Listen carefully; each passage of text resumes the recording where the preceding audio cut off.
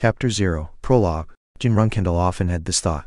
Am I destined for failure? This young man full of potential had yet to reach his 30s. He didn't always have this belief in mind while he was growing up. There was a time when he had ambitious goals and grand dreams like anyone else. For example, one such instance was the day he first held a sword as the youngest child of the Runcandel clan. During his childhood, Jin believed that his future held great success, honor, and fame, just like his father and siblings. However, Jin had no talent. For generations, members of the Runcandel clan became one-star knights by the age of 13. In the long history of the family, that exceeded 1,000 years, there was not a single child that had failed to become a one-star knight before turning 14. An average Runcandel would become a 3-star knight by the age of 16, and would later travel the world after becoming a 5-star knight before turning 20. But Jin was 25 by the time he became a one-star knight. Even a clown with absolutely no talent at all could accomplish this feat, as long as he put in a sufficient amount of effort. Because they had seen Jin's noteworthy efforts, his siblings banished him without killing him. But it wasn't that I had no talent. It wasn't that at all.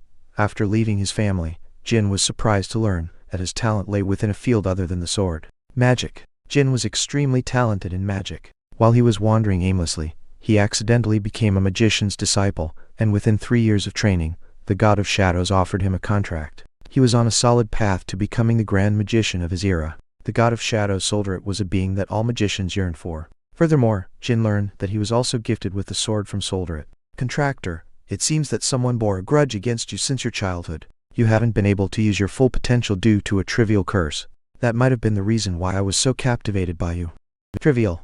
That was how Solderit described the curse that had been suppressing Jin's talents.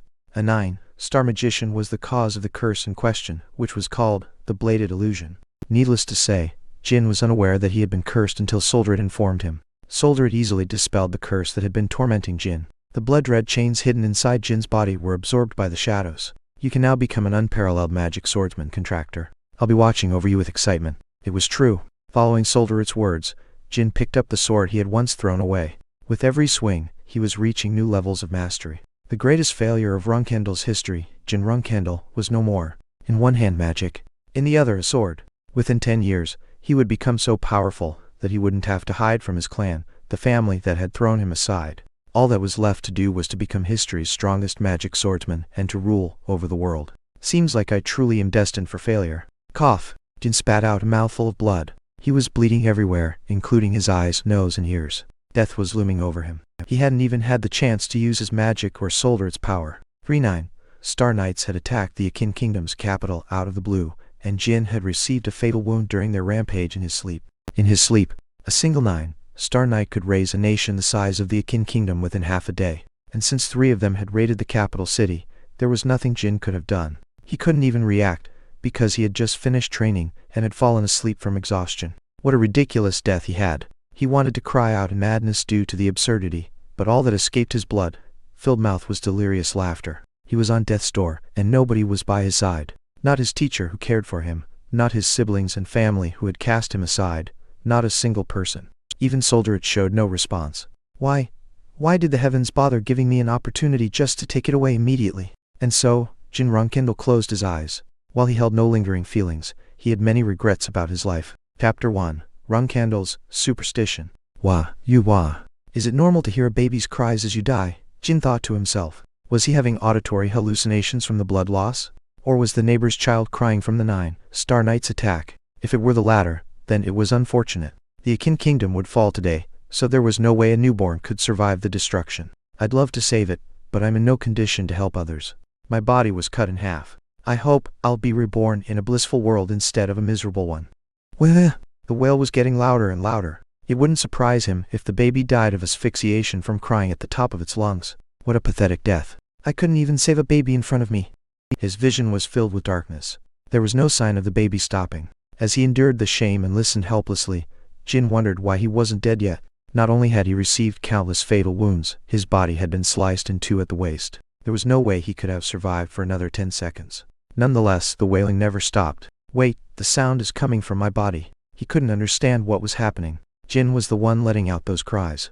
Today was September 9th, 1780. The youngest son of the clan of Swordmasters, Jin Runcandel, was born.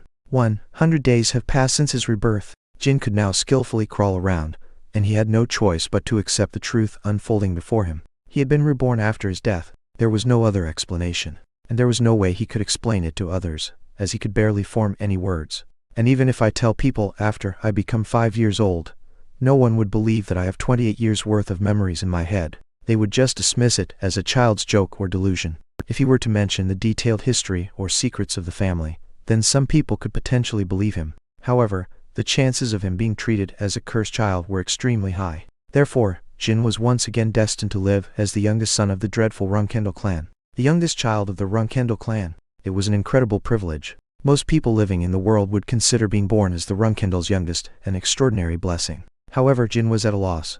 I would have preferred being reborn in an ordinary family. In that scenario, it wouldn't have taken him 100 days to accept the truth about his situation. He was reborn in the same family, as the same child, on the same day as his past life. In other words, he was most likely gifted with the same talents as his previous life. Swordsmanship and magic. However, the Runcandels hated magic. The Zipful clan, the clan of magicians, was the Runcandel's greatest enemy. The youngest child of the Runcandel again. I wonder if the curse that Soldred dispelled is still on me. How should I run away from this family and learn magic this time? There was no way he could learn magic without leaving the Runcandel house. If the curse that Soldred had dispelled was affecting him again, then he wouldn't be able to learn swordsmanship either. As he pondered deeply, Jin's eyes slowly began to shut. His body couldn't obey his mind and resist its natural needs. And so, he fell into a deep sleep. 1 year has passed since his rebirth. Time was trickling slowly, one day at a time. Jin was sick of coming up with plans for the future now. His body could never resist the temptation of a snooze, and he was bored to death of living as an inarticulate baby. I want to grow up faster. This is so frustrating. I can't do anything as I am right now. All he could do was drink milk from a bottle and fall asleep when the time came. And whenever he relieved himself in his diapers, Gilly, his nanny, would come replace them. It was an extremely shameful experience for Jin, who had the mind of an adult man. That was all his daily schedule had entailed during the entire year. Step. A certain woman entered Jin's room. She was the mistress of the house, Rosa Runcandel. She had ebony hair and a sharp gaze decorating her straight, pointy nose. Despite her alluring charm, she appeared quite shrewd and overpowering, which earned her the nickname Black Panther from others. Are the preparations over, Gilly? Of course, ma'am. Today's the day the young master selects, so I've paid special attention to everything. Good. Then let's go immediately. Jin realized that today was his birthday from their conversation. Children of the Runcandel family go through a certain ritual called selection on their first birthday. It was a ritual where the adults laid around dozens of items on the floor, and made the baby crawl towards one of them and grab the item. There was a superstition that when the child selected an item, the item would be a representation of the child's future and destiny. Strangely enough, the Runcandels were obsessed with this superstition. Rosa picked up Jin and moved to the castle's central hall. At the hall's center stood a man, arms crossed. He was Jin's father, the strongest knight of the present era, Siron Runcandel. Father. It was Jin's first time seeing his father after his rebirth. Having reached the demigod realm, Siron was very rarely present at the castle. He was always away fighting wars or training in some remote location. And my siblings, his 12 siblings, were also present. While they had treated Jin like a weakling and a useless insect in his past life, they hadn't committed such acts as of yet. They were all waiting for Jin with wide smiles on their faces. As he remembered the suffering he had gone through because of them, his chest began to feel stuffy. Rosa, put Jin down. His mother followed his father's instructions. As his limbs reached the cold marble floor, a slight shiver shook his body. 2 meters away from him lay the items for the selection ritual. He could see a book, 2 coins, a single grain of rice, along with over 20 different types of swords impaling the hall floor. Jin just had to choose one item among all these. This is crazy. I couldn't remember the ritual from my past life because I was too young back then, but now that I see it in person, it's insane. Do they actually plan on making a baby crawl through countless swords and grab one by the blade? In his past life, Jin had selected a sword. Since the book, coins and grain of rice were hidden amongst the countless swords, it was no surprise that all the Runcandel children had selected the weapons. Now choose one of them, son. The members of the Runcandel family watched Jin crawl with great anticipation. They were all curious to see which sword the youngest child would select. Whether it would be twin swords, a greatsword, a longsword, or a completely different one. As the tense gazes focused on Jin, he began to crawl towards the sword he had selected previously. The people around the world probably had no idea that the renowned Runcandels made their children go through such a ridiculous ritual every time. Ugh! Jin was frustrated that he couldn't advance faster. Crawling was taking so long and so much energy. The sword I subconsciously chose in the past was quite an inconvenience, but this time, I'll intentionally select the same sword. Badump. Badump. He could feel his tiny heart beating with power. The weapons were planted in a circle.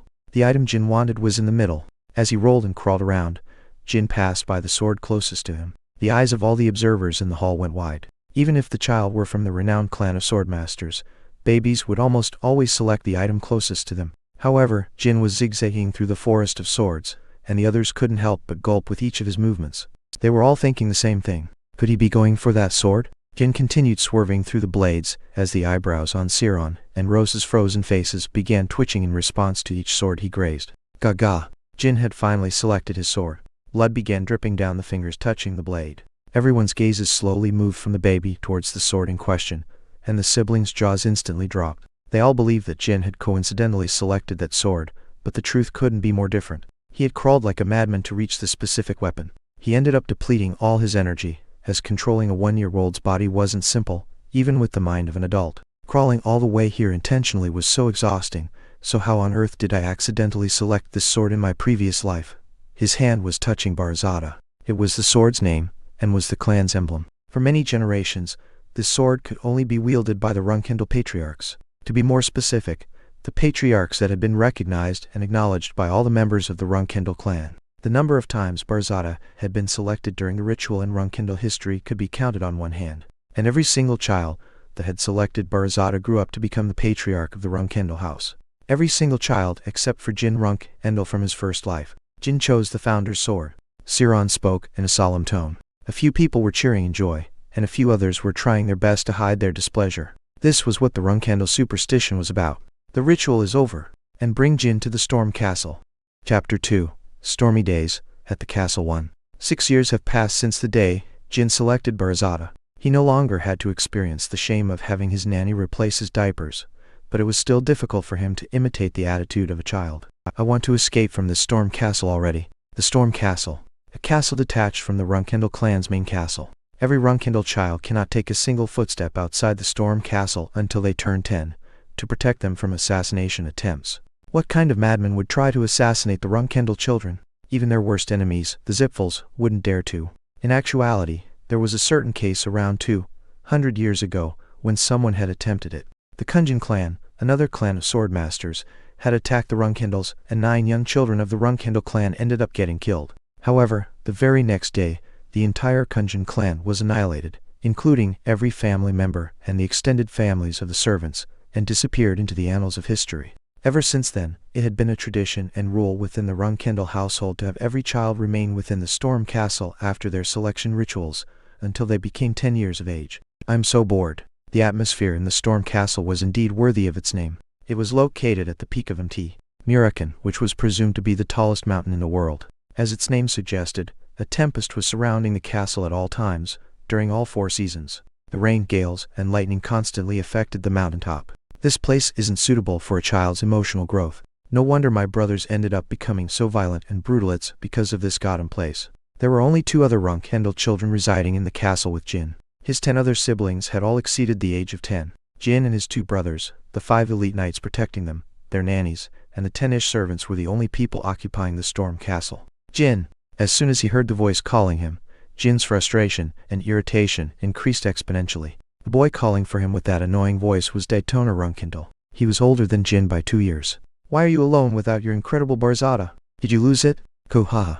And the other brother who was mocking him was Daytona Runcandel.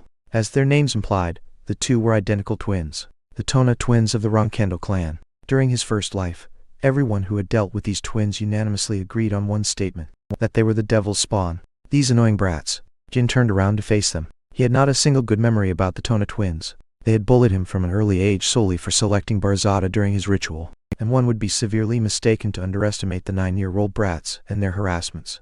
The first thing these brothers did when they left the Storm Castle at the age of 10 in his previous life was to assassinate someone. That was how messed up they were by nature.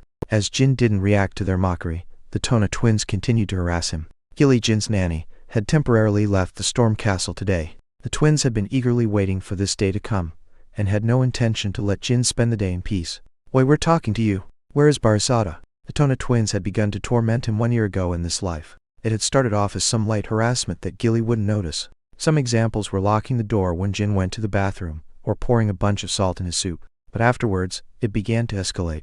They tied a dead bird on the door handle to Jin's room, and secretly released a venomous scorpion from the storm castle's garden onto Jin's bed. Nonetheless, Jin had endured the harassment in silence. The twins approached their younger brother with large strides. As he watched them indifferently, a smirk began to form on Jin's face. I'm not sure where I put it. Oh, maybe I stuffed it up your asshole? Snap. The twins froze and stared back and forth between each other and their youngest brother. That wasn't the reaction they had been expecting from him. Asshole. Despite being innate murderers, the Tona twins were still 9-year-old children. It was an aggressive term for the two of them. When they realized the offensive nature of the expression, the Tona's faces began boiling in rage. What did you lose your mind, Jin? Wake up already. Your nanny isn't here to protect you today. FFFD. Jin let out a small sneer and took a step towards his brothers. The Tona twins weren't the only ones waiting for his nanny's absence. Rather, Jin had been waiting for this day to come far more ardently than them. He couldn't wait to beat these little demons into submission. My past 7-year-old self could never even have thought of standing up against the Tona twins. But he was different now. Even if the two brothers before him were a decade older, Jin was confident he could kill at least one of them. Not having realized the urgency of their situation, the Tona twins boldly continued glaring at Jin. If you beg for forgiveness right now, we'll let you off by just breaking your nose. Otherwise, we'll make sure you're in a state far worse than the bird on your door yesterday. Approximately 5 steps for a 7-year-old. That was the distance between Jin and his brothers in the storm castle's hallway. Ugh! Suddenly, Daytona yelped as he crouched on the floor. The startled Daytona looked around to check their surroundings, only to realize that his twin brother's back was being squashed by Jin underfoot. Jin had instantaneously narrowed the distance between them and had planted his fist in Daytona's stomach. Ugh! Eventually, Daytona took a punch to the jaw and collapsed on the floor. It was their first time being hit in this manner. Moreover, their 7-year-old brother's fist felt like a chunk of ice, cold and hard. Why, what was that? The instant he got hit, Daytona caught sight of a dark aura surrounding Jin's fist. But he didn't have time to dwell on it. As he began to return to his senses, another punch came flying at him. Whack! Erg! His painful cry couldn't escape from his mouth, as if his throat were blocked by something. All he could do was rack his brains and figure out where everything had gone wrong as throbbing tears ran down his face. No one else was in the hallway. They had chosen this location specifically to harass Jin, but the Tona twins could never have imagined that their decision would come back to bite them. About that pitiful bird you two trampled to death, I gave it a proper burial. Thud, thud, thwack. Jin continued straddling the two unconscious twins and swung his fists as he spoke in a monotonous voice. Am I going too far? They are technically still kids. A sudden hesitation came over him, but ended up disappearing as quickly as it had come. The previous versions of the 9-year-old Tona brothers were far worse than the current him. They even made him swallow horse shit. If Jin were to hold back today, the twins would most likely try to commit similar acts again. Phew! Twitch! After a long beating, the bodies of the two unconscious twins began convulsing. Their youngest brother finally stood up and looked down on them indifferently. You two better do your best not to catch my attention from now on. As long as you want to live, that is. Young master, having sensed the unusual atmosphere in the castle, a knight in charge of their protection came running down the hallway. He was a top-class guardian knight, and normally wouldn't have been shocked by a fistfight between kids, even if they were from the Runcandel clan. However, even he couldn't help but stare in disbelief at Jin, who was looking down indifferently towards the unconscious twins lying on the ground. The 7-year-old young master pummeled his older brothers. He couldn't believe it. Normally, there should have been a large difference in physique between a 7-year-old and a 9-year-old. Moreover, the Tona twins had been learning the Runcandel martial arts recently. On the other hand, Jin had yet to start learning martial arts. In fact, he hadn't begun to learn anything at all. At least, that's what the guardian knight had been told. Ugh! Young master Jin, what just? The knight asked him as Daytona let out a barely audible moan. They started fighting each other out of nowhere. Excuse me? They fought each other. The knight realized immediately that Jin was lying, but he couldn't pursue the matter anymore. He could see Jin smirking, as if everything had gone according to his plan. While the guardian knight's duty was to protect the children, he was still an outsider to this family. He was not in a position where he could argue with the young masters of the Storm Castle. I already knew that the children of the Runcandel clan were violent and brutal, but this just confirms my beliefs. I should just report to the patriarch and stay out of this. The knight courteously bowed to Jin. He may be a 7-year-old, but he was still a bona fide Runcandel by blood. I understand. Then I shall take the Tona young masters to the doctor. No need. There's somewhere else my brothers need to go. Somewhere else? Where is that? The grave. The grave? Carry them for me. As the light in Jin's eyes changed, the knight had no choice but to pick up the unconscious boys on his shoulders. Let's go. He awkwardly followed the young boy before him. Jin was headed towards the small mound in the storm castle's backyard, where a heavy rainstorm was crashing down. It was the bird's grave. the bird the Tona twins had killed. The small mound hadn't been destroyed by the downpour yet. Put them down. But young master, the storm, the fierce rainstorm, was about to swallow up the knight and Jin, not to mention the two unconscious boys. Jin didn't reply and merely stared at him dead in the eye. The knight soon realized that it was a command. He could see it from Jin's attitude. It was the attitude of a Runcandel who was giving a serious order. He could never have imagined that a 7-year-old could have such an imposing and kingly aura. The knight had no right to refuse. Even if the command would harm another Runcandel, he still couldn't refuse it. In the first place, the Tona twins weren't awake to order him to refuse right now. All he could do was follow the command of the Runcandel before him. It wasn't up to him to consider the consequences of these orders, it was up to the patriarch and the elders. Even if the Tona twins were to die of hypothermia, the Runcandel clan wouldn't put the blame on the knight. Familial disputes and quarrels were common within the clan. I shall comply, young master. He put the twins down in front of the grave. The two boys were still motionless, except for a few occasional twitches. The Tona twins were rescued 2 hours later by Gilly, who was returning from her outing. The two of them had acute pneumonia for a few days, and didn't dare to look Jin in the eyes until the day they left the Storm Castle. The continent's eastern region, the unprotected area, also known as the Black Sea. Siron had been meditating in this monster-infested land for a few days now. He was merely sitting on the ground, but the nearby monsters wouldn't dare approach him, even the ones the size of buildings. Soon, a man covered in the blood of countless monsters walked towards Siron. Greetings to the Patriarch. This is Khan. It was the guardian knight who had obeyed Jin's orders and left the Tona twins out in the rainstorm 10 days ago. Is something the matter? Siron asked as he carefully opened his eyes. I have come to report about a dispute between the young masters at the Storm Castle. There's no way you disturb my training just because of a dispute between children. Speak freely. Khan explained the details of the incident, and a smile grew on Siron's face. So, did the twins die? They did get acute pneumonia, but their lives aren't in danger. Then they must have learned an important lesson. I see. You may return. Understood. Khan had desperately struggled against countless monsters for 3 whole days just to make the short report, but he didn't hold any resentment against the Patriarch or the young master. He silently returned to the direction of the Storm Castle. I should go see the youngest for myself. And so, Siron made an appearance at the Storm Castle 1 month later. Chapter 3. Stormy Days at the Castle 2. When Siron left the Black Sea, the Runcandels living outside the Storm Castle became busy. They had to welcome back the Patriarch, who was returning from his outing for the first time in 5 years. Every Runcandel flag bearer must gather at the Storm Castle, except for those working on imperial requests. The Black Panther Rosa Runcandel's command spread around the world like a pulse. The flag bearers of the clan working in the Vermont Empire, Akin Kingdom, Zhan Kingdom, Kirano Dukedom, etc., all promptly gathered at the Storm Castle. What is going on? Our youngest brother's selection ritual ended years ago, so why is father coming to the Storm Castle? Siron's third son, Jin Runcandel, had returned from the continent's northern region, where he had been mowing down monsters. Did the guardian knight station at the Storm Castle mention anything? Siron's fourth son, Vigo Runcandel. He had to suspend his assassination task commissioned by a big shot of the Kirano Dukedom in order to return. His client would most definitely be displeased, but he had no other choice. Unfortunately for him, the Runcandel clan wouldn't compensate its agents for discontinuing their ongoing missions in order to answer their summons. Nothing at all. Seems like it's a confidential matter. Well, I'm not surprised. Even father is personally coming. Siron's third daughter, Mary Runcandel. She had been dueling and defeating powerful warriors in the southern region. And so, 7 of Siron's children assembled at the Storm Castle, along with a total of more than 200 knights and aides who had been assisting them. With this many members, they could destroy an average city in a mere 30 minutes, and an average country in a single day. When the news that Siron had begun to move spread around the world, various rumors began to spread within the ruling class. Why is Siron making a move? Didn't he say he wouldn't leave the Black Sea for another 10 years?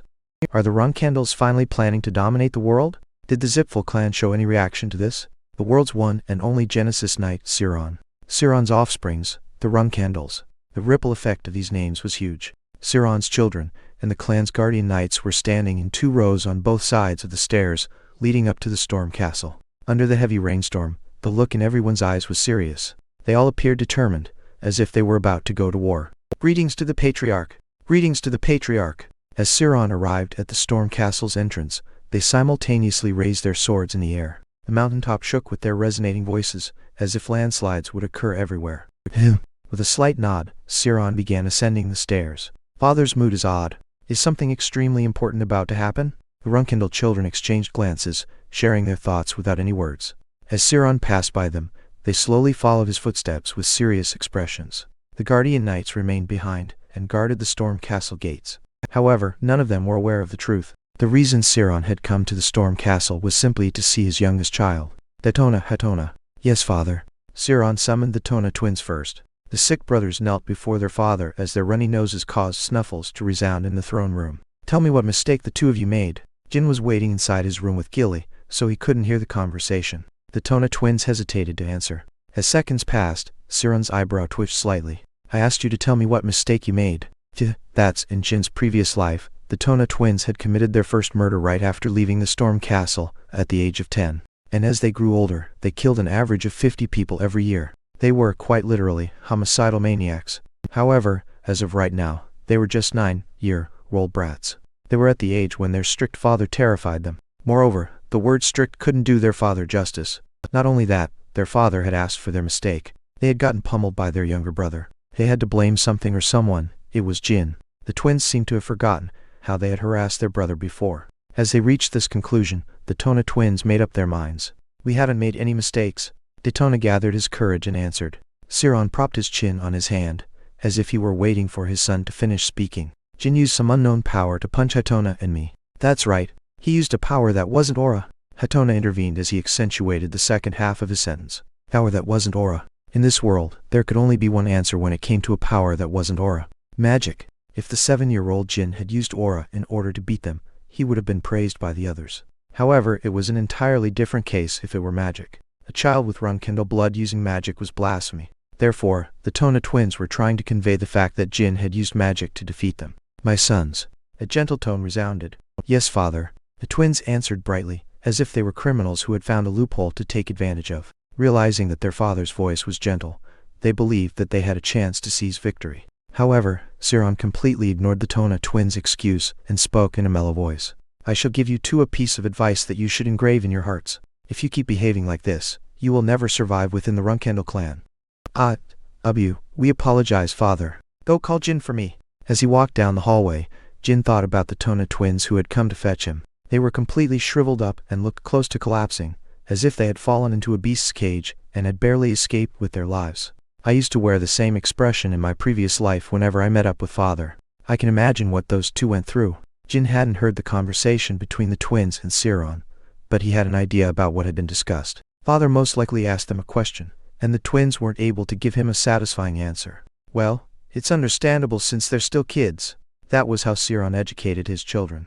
No, it couldn't even qualify as education. Despite having 13 children, Siron never raised a single child himself. The people who raised the children within the Runcandel clan were the nannies. All Siron and Rosa did was observe their children. They observed how their children grew up, and tried to determine which one of them was most worthy of leading the clan after their father. Furthermore, they would slowly get involved with their children only after they grew into adults and showed results exceeding the Runcandel standard. Therefore, Siron's arrival at the Storm Castle had become a huge deal. The other siblings waiting in the lobby were dying to know what was occurring inside the throne room. Step. Jin could finally see the throne. His father was seated, waiting for him to arrive. He carefully walked toward Siron as the events in his past life flashed through his head. My father. The strongest person I've ever seen, yet also the cruelest I've known. His mother, Rosa Runcandel, somewhat had a humane aspect to her. When Jin was kicked out of the clan, the news that she refused to eat anything for 2 days had spread around the world. Nonetheless, she ended up erasing the existence known as Jin from her heart entirely after a few days.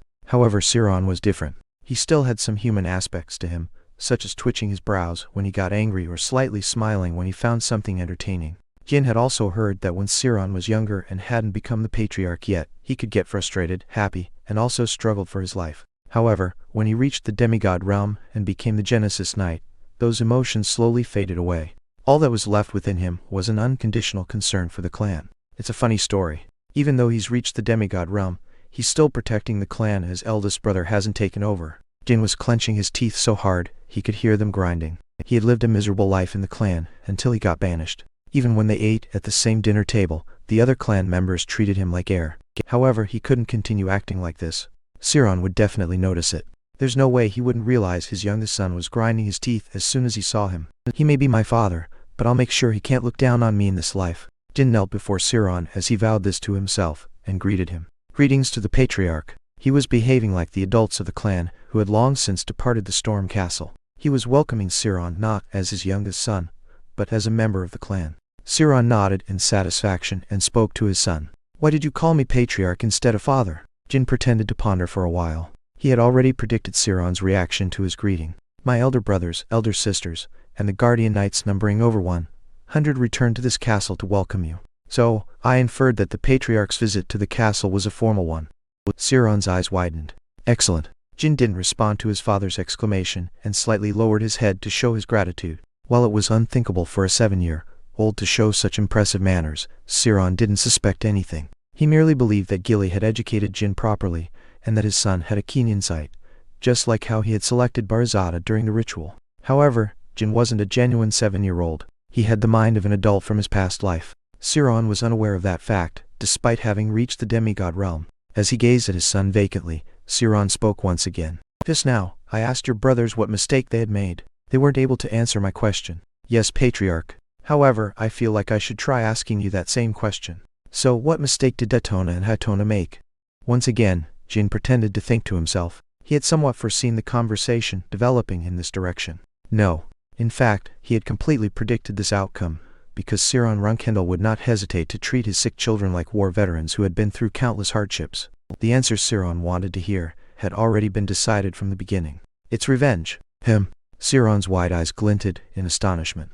As he sat quietly for a few seconds, Jin explained his previous answer. "My brothers should have tried to get revenge on me. A Runcandel must always repay one's dues to another, whether it be a favor or a grudge." Silence ensued. Jin was certain that this lack of reaction from his father was synonymous to satisfaction. However, he now had to show a childish attitude to eliminate any suspicions Siron could have. He raised his head ever so slightly with a worried gaze and asked his father, "Was my answer incorrect?" "No. On the contrary, it was extremely satisfactory." "Thank you, Patriarch."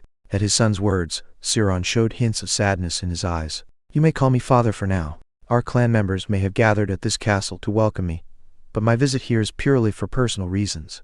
"Yes, father." Siron faintly smiled as he looked down at his son. In the blink of an eye, all signs of contentment disappeared from his face. As his aloof and indifferent expression returned, Siron asked his son another question. "What is this special power you used to defeat your brothers?"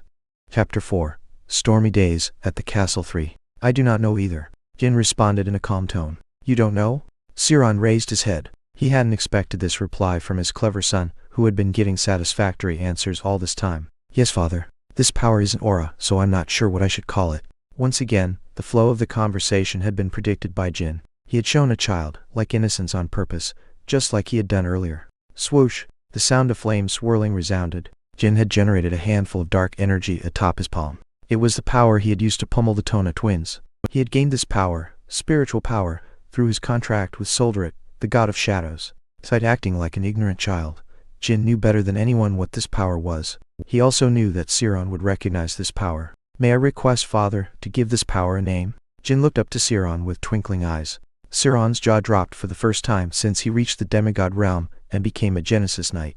"Lord Solderit." He finally managed to shut his mouth. As he stared at his son's palm, Siron gulped. Could it be that this child was the reincarnation of the clan's founder and first patriarch? Such questions went through his mind as Siron thought to himself. Solderit, the god of shadows, a being that all the magicians of the world yearn for. However, Siron and Jin were both aware of a different truth. Originally, Solderit didn't specialize in magic, but was something akin to a god of sorts. Moreover, 1,000 years ago, he had made a contract with the clan's founder and had protected the Runcandels for years. I thought that he had abandoned the clan ever since the founder passed away, but it seems that he has taken an interest in my youngest child. Could this be a sign that the Runcandels could once again rise and prosper in the future? No, it was also possible that the god who had once abandoned them had returned on a whim, and would soon leave again. Siron began to calculate the possibilities as he watched the shadows dance upon Jin's palm. "I'm certain that he hasn't made a contract with the god yet. If he had gained this power through the contract, there's no way he wouldn't know what power this is." Jin could easily guess the thoughts passing through his father's mind. He started getting somewhat nervous as everything had gone according to his plan. It was far too easy. He believed that Siron would show some suspicions at some moment, but that moment never came. Maybe it was because of his young age and childish appearance. 7 years of age was an excellent period to lie and trick people. "My son." Siron had finished sorting out his thoughts. "Yes, father. That is the power of a god named Solderit. Therefore, I cannot name it. Lord Solderit is one of the secrets our clan has kept hidden for a long time." Solderit, it is the being who brought about shadows in this world. You may be a clever child, but you're still too young to understand this. Is he? When Jin paused, Siron nodded to urge him to continue. Is God Solderit stronger than father? Haha. Siron let out an awkward laugh signifying his defeat. He had never laughed like this ever since becoming a demigod. Having devoted his time and energy to his training for countless years now, his emotions and spirit had been stirred for the first time in a long time. I wonder your father has never attempted to challenge gods, so I cannot say. Truly a prideful reply, not knowing the answer for never having battled gods. Nonetheless, Jin shuddered as he listened to his father's reply. The person in question was Jin Runcandel, the strongest man on the continent. Even the clanmaster of the Zipfel clan, Kiliarch Zipfel, could not hold a candle to this man. Smirk. Siron showed a toothy grin. I've truly made the correct decision to come and meet you today. Your naive question has become a great topic of interest for me. Thank you, my son. Come closer. Could he win against a god? Siron had called this question a topic of interest. Once Jin walked up to him, his father lightly patted his head. The handful of shadow was still swirling on Jin's palm right now. How do you want to use this power? I want to use it for the clan, father. I want to use it for myself. There was no need for him to answer honestly. The only things the clan had given Jin in his past life was scorn and contempt. He had never felt the warmth called family again after turning 7 years old. Therefore, Jin had absolutely no intention of using his life to serve the clan, unless he somehow became the patriarch of the family. However, in order to do that, he would have to defeat his monstrously powerful siblings. Hua-ha-ha! Siron suddenly burst into laughter. The echoes resounded throughout the entire storm castle and shook the ground. The siblings waiting outside the throne room all jolted in surprise. They had never heard their father laugh so vigorously in recent years. After a while, the laughter subsided and Siron turned expressionless as usual. He bent down and brought his face up close to Jin's. What an amusing lie. You can be more honest with your father, you know. Jin hadn't expected this situation. Nevertheless, he suppressed his shock and slowly spoke. For me, him, I want to use it for myself. Right. After having pummeled your brothers and leaving them out in the storm, there's no way you'd use your power for the clan. I'll be watching over you from here on out. Siron walked past Jin and left the room. After his father's footsteps disappeared into the distance, Jin finally noticed the cold sweat running down his face and back. A mixture of disbelief and relief painted across his face. Phew! He let out a large breath of air and wiped his sweat with his sleeve. He had never faced his father in such a bold manner during his past 28 years of life. I did it. I made it. As the adrenaline rush subsided, he could finally hear his heart beating like crazy. Through today's conversation with his father, Jin had obtained Siron's approval to use Solderit's power freely, and his father's expectations of him were high. In my first life, I ended up dying without getting the chance to properly use Solderit's power, and I never would have thought that father would hold expectations for me back then. Even after getting banished from the clan, Jin did not have the liberty of using Solderit's power freely. The clan wouldn't allow a banished Runcandel to gain power and potentially use it against them. Therefore, Jin had to hide in the Akin Kingdom and train in secrecy. The Akin Kingdom was affiliated to the Lutero Magic Federation, which was under the Zipfel clan's influence. It was the perfect place for Jin to hide, as he was technically a magician back then. The Runcandel clan's long-time secret, the founder's contract with Solderit. Jin was already aware of this undisclosed information before his rebirth. Siron had called it a secret the clan had kept hidden for a long time, but Jin was more knowledgeable about the details of the founder's relation with Solderit than his father. Solderit had told Jin about his history with the Runcandel clan personally after their contract was made. At that time, Solderit and Jin would chat amicably like two close friends, but he never told me why he left the Runcandels and became a god of magic instead of the god of swords. He didn't get involved during my death either. Moreover, ever since his rebirth, Solderit hadn't spoken to him once. Jin speculated that his rebirth was a phenomenon that had transpired due to Solderit's power and authority. But that was merely a hypothesis. When Jin was 1 year old, he realized that the power he had obtained through the contract was still available to him. It became usable immediately after I selected Burzada. On his selection day, during the night after the ritual was over, a 9-star magician's curse, the bladed illusion, was cast on Jin. It was the same curse as his past life. The incident was repeating itself. Contractor, it seems that someone bore a grudge against you since your childhood. You haven't been able to use your full potential due to a trivial curse. That might have been the reason why I was so captivated by you. Those were Solderit's words right after they had made their contract. As Jin remembered that conversation, he watched the curse's chains slowly crawl into his cradle. While he was fully conscious, he couldn't resist or block the curse with the body of a 1-year-old. He began blaming his newborn body for his powerlessness. He could neither resist the curse slithering towards him, nor call out for help. Suddenly, Solderit's power manifested itself. The chains never managed to reach Jin, and disappeared into his shadow. Curses of this level could not affect Solderit's contractor. Using his past life's magic teacher's expression, it was an extremely cheat-like effect. Just you wait. I don't know who cast this curse on me, but once I've grown up, I will find you, and I will kill you. The power to control shadows, his knowledge of magic he gained in his past life, and despite having unlocked and practiced it belatedly, his skills and talent with the sword, Jin had retained all these qualities through the reincarnation. He would not face the same fate as last time. The clan would not banish him for not having any talents this time. An entirely different future was awaiting him. Young master. Yes, Nanny Gilly? As he turned around, Gilly was waiting for him at the entrance. The patriarch has announced his departure. You must come to see him off. Okay. But, are you all right? Gilly asked in concern. She had seen the Tona twins returning to their rooms with ashen, white faces, and expressions of terror, therefore she couldn't hide her worries for Jin. I'm okay. Are my elder brothers and sisters leaving as well? Yes. They only came here to greet the patriarch. Ah, but Lady Mary has left behind a gift for you, young master. I'll open the gift later. I should go see father off first. There were over 200 guardian knights who had turned up at the Storm Castle, accompanying their respective Runcandel flag bearers. As Siron was preparing to leave again, the others had no reason to stay. Once they would leave, Jin could ignore the Tona twins and spend his days quietly at the Storm Castle here on out. Spend his days quietly gaining strength without anyone noticing. In fact, all hail! All hail! The knights raised their swords to the sky as Siron exited the gates. Jin and the Tona twins stood next to them and bowed their heads as well. The next time I see father will be at the main house instead of the Storm Castle. Siron returned to the direction of the Black Sea. The people who were expecting Siron to lead them to a bloody battle against the Zipful clan all hid their disappointment deep in their hearts.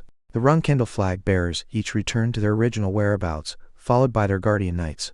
Siron never returned to the Storm Castle again until Jin turned 10 and left. However, the guardian knight called Khan would occasionally leave for the Black Sea in order to inform the patriarch about Jin's recent actions. Elder sister Mary isn't in her right mind. I'm still only 7 years old, hahaha. To think she'd give me such an amazing present. Jin shouted out in his mind as he opened the gift in his room. Gilly's eyes also turned wide as she checked the item left behind by Jin's third sister, Mary. Before their eyes was the heart of a beast summoned by a magician from the Zipful clan. Mary had personally killed the summoned beast in the continent's southern region. A phoenix heart, a rare and precious gift Jin never received in his previous life. Mary was wishing for his well-being and wanted her youngest brother to grow up strong and healthy. Jin could now decoct the heart and consume it. Chapter 5. Stormy Days at the Castle 4. Jin's third sister, Mary Runcandel, currently aged 19, she is known around the world as Stormwind Mary. In the Runcandel clan's thousand-year-old history, not a single child failed to become a 1-star knight before reaching 14. By 16, most would be 3-star knights, and the average would become a 5-star before the age of 20. Mary's case was the complete opposite of the past Jin. She exceeded the Runcandel clan's norm. While Jin became a 1-star knight at 25 years old, she achieved the same feat at 12, and was already a 5-star knight at 16. Moreover, she was currently a 6-star knight. Despite not being 20 yet, she reached a stage that most people around the world could only dream of attaining. By exceeding the Runcandel norm, the word genius that applied to all Runcandels could no longer do justice to her and her achievements. Regardless of her talents, Mary was one of the few people who had shown goodwill and compassion towards Jin in his previous life. She may have a screw or two loose in her head, but she's given me an incredible gift. I was just starting to get frustrated by my slow growth speed. 1 month has passed since Siron left the Storm Castle. During that time, the smell of the phoenix heart being decocted in the kitchen had spread throughout the entire castle. Moreover, several corridors and halls near the kitchen were scorching due to the special heat released by the phoenix heart. Despite all this havoc, Mary had returned to the southern region, as if the heart was insignificant to her. Normally speaking, a phoenix heart was a rarity similar to an elixir that even kings and queens couldn't eat often. The meat was tender and softer than veal, it had a richer fragrance than truffles, and its effects were far more potent than herbal tonics. Young master, within a couple of hours, you'll finally be able to eat the heart. Good job waiting patiently until now. Jin nodded excitedly as his eyes glimmered.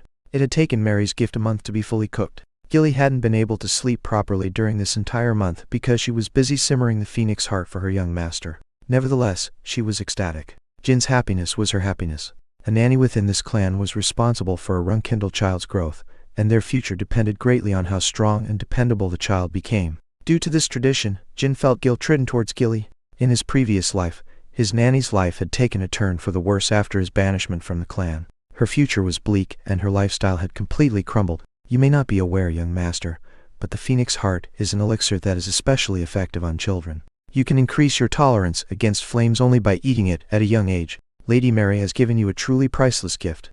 Really? Jin was far more knowledgeable about the heart than Gilly, but he pretended to be interested by her explanation. He had studied about the Phoenix Heart endlessly during the years when he was training his magic. However, I didn't do research on it back then because I wanted to eat one, but because I wanted to learn the traits of a phoenix as a magician. Summoning a phoenix was every magician's dream. Yin had died right before becoming a six-star magician, the stage at which one can finally summon the bird in question. Of course, I hid your eyes when I first saw the puddle of blood inside the box, but once I realized it was the priceless product that even the Vermont imperial family couldn't easily obtain. As Gilly continued her lengthy commentary, Jin began to think about phoenixes. He couldn't wait until he could finally summon one during this life. Learning magic as a Runcandel was strictly prohibited, but Jin had no intentions of giving up on it. As long as he didn't get caught, everything would work out. Moreover, if he gained unparalleled power or influence, or if he had a good enough justification, then it wouldn't matter even if he did get discovered. Martial arts and magic, a lifestyle and path that encompassed both of those aspects. The magic swordsman. In order to become a magic swordsman, Jin was prepared to shoulder any hardships. If it were me, I would never have let my enemies steal and eat my phoenix's heart. Phoenixes were immortal beings that would be reborn even after death. Even if one were killed by an enemy and had its heart stolen, it would revive 100 years later in nature. Nevertheless, 100 years was a long period of time. The phoenix's original summoner would have died by then. You mustn't forget to thank Lady Mary the next time you see her, young master. Yeah, I won't. The phoenix heart was ready. A strong and rich fragrance began to spread throughout the castle. I must go prepare your meal, so come down in a little while, young master. Gilly exited the room, humming and skipping in joy as the door remained ajar. Once she left his field of vision, a deep sigh escaped Jin's mouth. Stop loitering around me. It's annoying. Okay. Sure. The Tona twins had been dawdling outside the room since a while ago. Once Gilly had left, they stood by the entrance, close to the door, and shot glances towards their youngest brother. Jin let out a light snicker when he noticed the twins drooling from the smell. Geez, look at these cute little brats. When he gestured them to get closer with his finger, the Tona twins dashed inside the room. Why are you here? Jin asked them coldly despite knowing full well that they were here for the Phoenix Heart. Tona twins were squirming awkwardly, as if they desperately needed to head to the bathroom. They wanted to ask Jin to share some of the Phoenix Heart, but were too afraid to do so. The beating from last month and their father's scolding had traumatized them. Jin found this situation quite entertaining. In his previous life, the Tona twins would always steal something from him or beat him up if he bumped into them in the hallways. He could never have imagined that they'd be the ones being cautious of him now. They were probably ordered by Emma to convince me to share some Phoenix Heart with them. Emma Niltro. Just like Gilly, she was a nanny living in the Storm Castle. She was in charge of the Tona twins' growth. However, unlike Gilly, who had died a gruesome death during Jin's first life, Emma had been living lavishly thanks to the well-off Tona twins. Despite becoming crazed murderers, Daytona and Haytona never forgot about Emma and took good care of her. But that was all part of her plan. If Gilly was the type to raise children with love and affection, Emma was the type to raise them using the carrot and stick approach. She never taught the Tona twins concepts such as selflessness or morality. Truth be told, both of those concepts weren't very useful in the Runcandel clan, as one's enemies could take advantage of them. But Jin still believed that Emma's teachings were distorted. She was the biggest influence upon the Tona twins' upbringing, and was the cause of their twisted characters. You see, the Phoenix, that isn't there, a bit too much to eat, on your own? What was that? I can't hear you. The Phoenix Heart soup. Could you share a bowl with us? Otherwise we'll get scolded by Emma. Do us a favor, brother. Seems like they're more afraid of Emma than me. Jin snickered as he thought to himself. I don't want to. Please, we're begging you. The Tona twins were on the verge of crying, but Jin had not a speck of sympathy for them within his heart. Jin already knew that the Tonas were used to the carrot and stick approach, so he planned on making them do some physically exhausting work in return for the Phoenix Heart soup. If you're willing to go that far, then I won't refuse.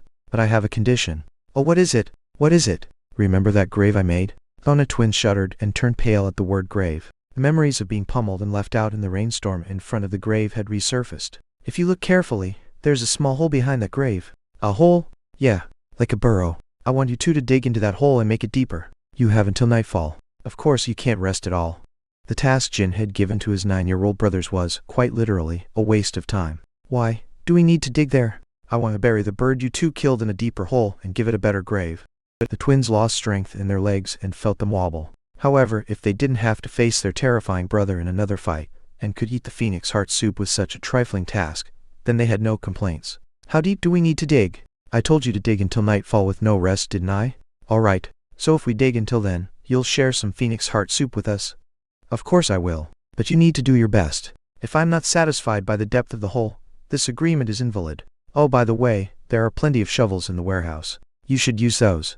Sure, and this is pretty obvious, but you can't order someone else to dig for you, all right? The twins nodded vigorously and immediately departed to begin their work. While the Tona twins were shoveling in the backyard, Jin was eating the phoenix heart soup at the dinner table. Is it that tasty, young master? Gilly asked as she watched Jin gleefully slurping down the meal. She thought that Jin was joyful because of the delicious soup. Yeah, it's so tasty. There's more than enough to last you for 3 days, so don't hesitate to ask if you want another serving. With each spoonful going down his throat, Jin could feel his bones and skin becoming sturdy. If he ate the soup for 3 days, his affinity and resistance against fire would increase substantially. However, Jin wasn't smiling from ear to ear because of the phoenix heart. Within a few days, I'll have access to the secret tomes, the spot where the Tona twins were digging behind the bird's grave. Despite being only 9 years old, the twins' physical abilities were still far above the world's average as they were of the Runcandel bloodline. The Runcandels had special bodies, as if they had been blessed by the heavens. So if the twins continued digging until nightfall using their blessed bodies, the hole would reach the underground wall. They won't be able to tell if it's a wall or just a hard boulder, though. Below the storm castle was a secret underground area where some of the Runcandel clan's wrongdoings were hidden. The secret tomes of other clans. The Runcandels had subdued and destroyed other clans throughout their history. During these wars, they would steal their enemies' secret books, scrolls, and records. It goes without saying that Jin wouldn't be able to easily infiltrate the underground area just because the Tona twins dug until the wall. He would have to deal with the 2 protective installations that repelled outsiders first. But Jin already knew how to disable them. He had technically lived in the Runcandel clan for 25 years during his previous life, despite being treated worse than bugs.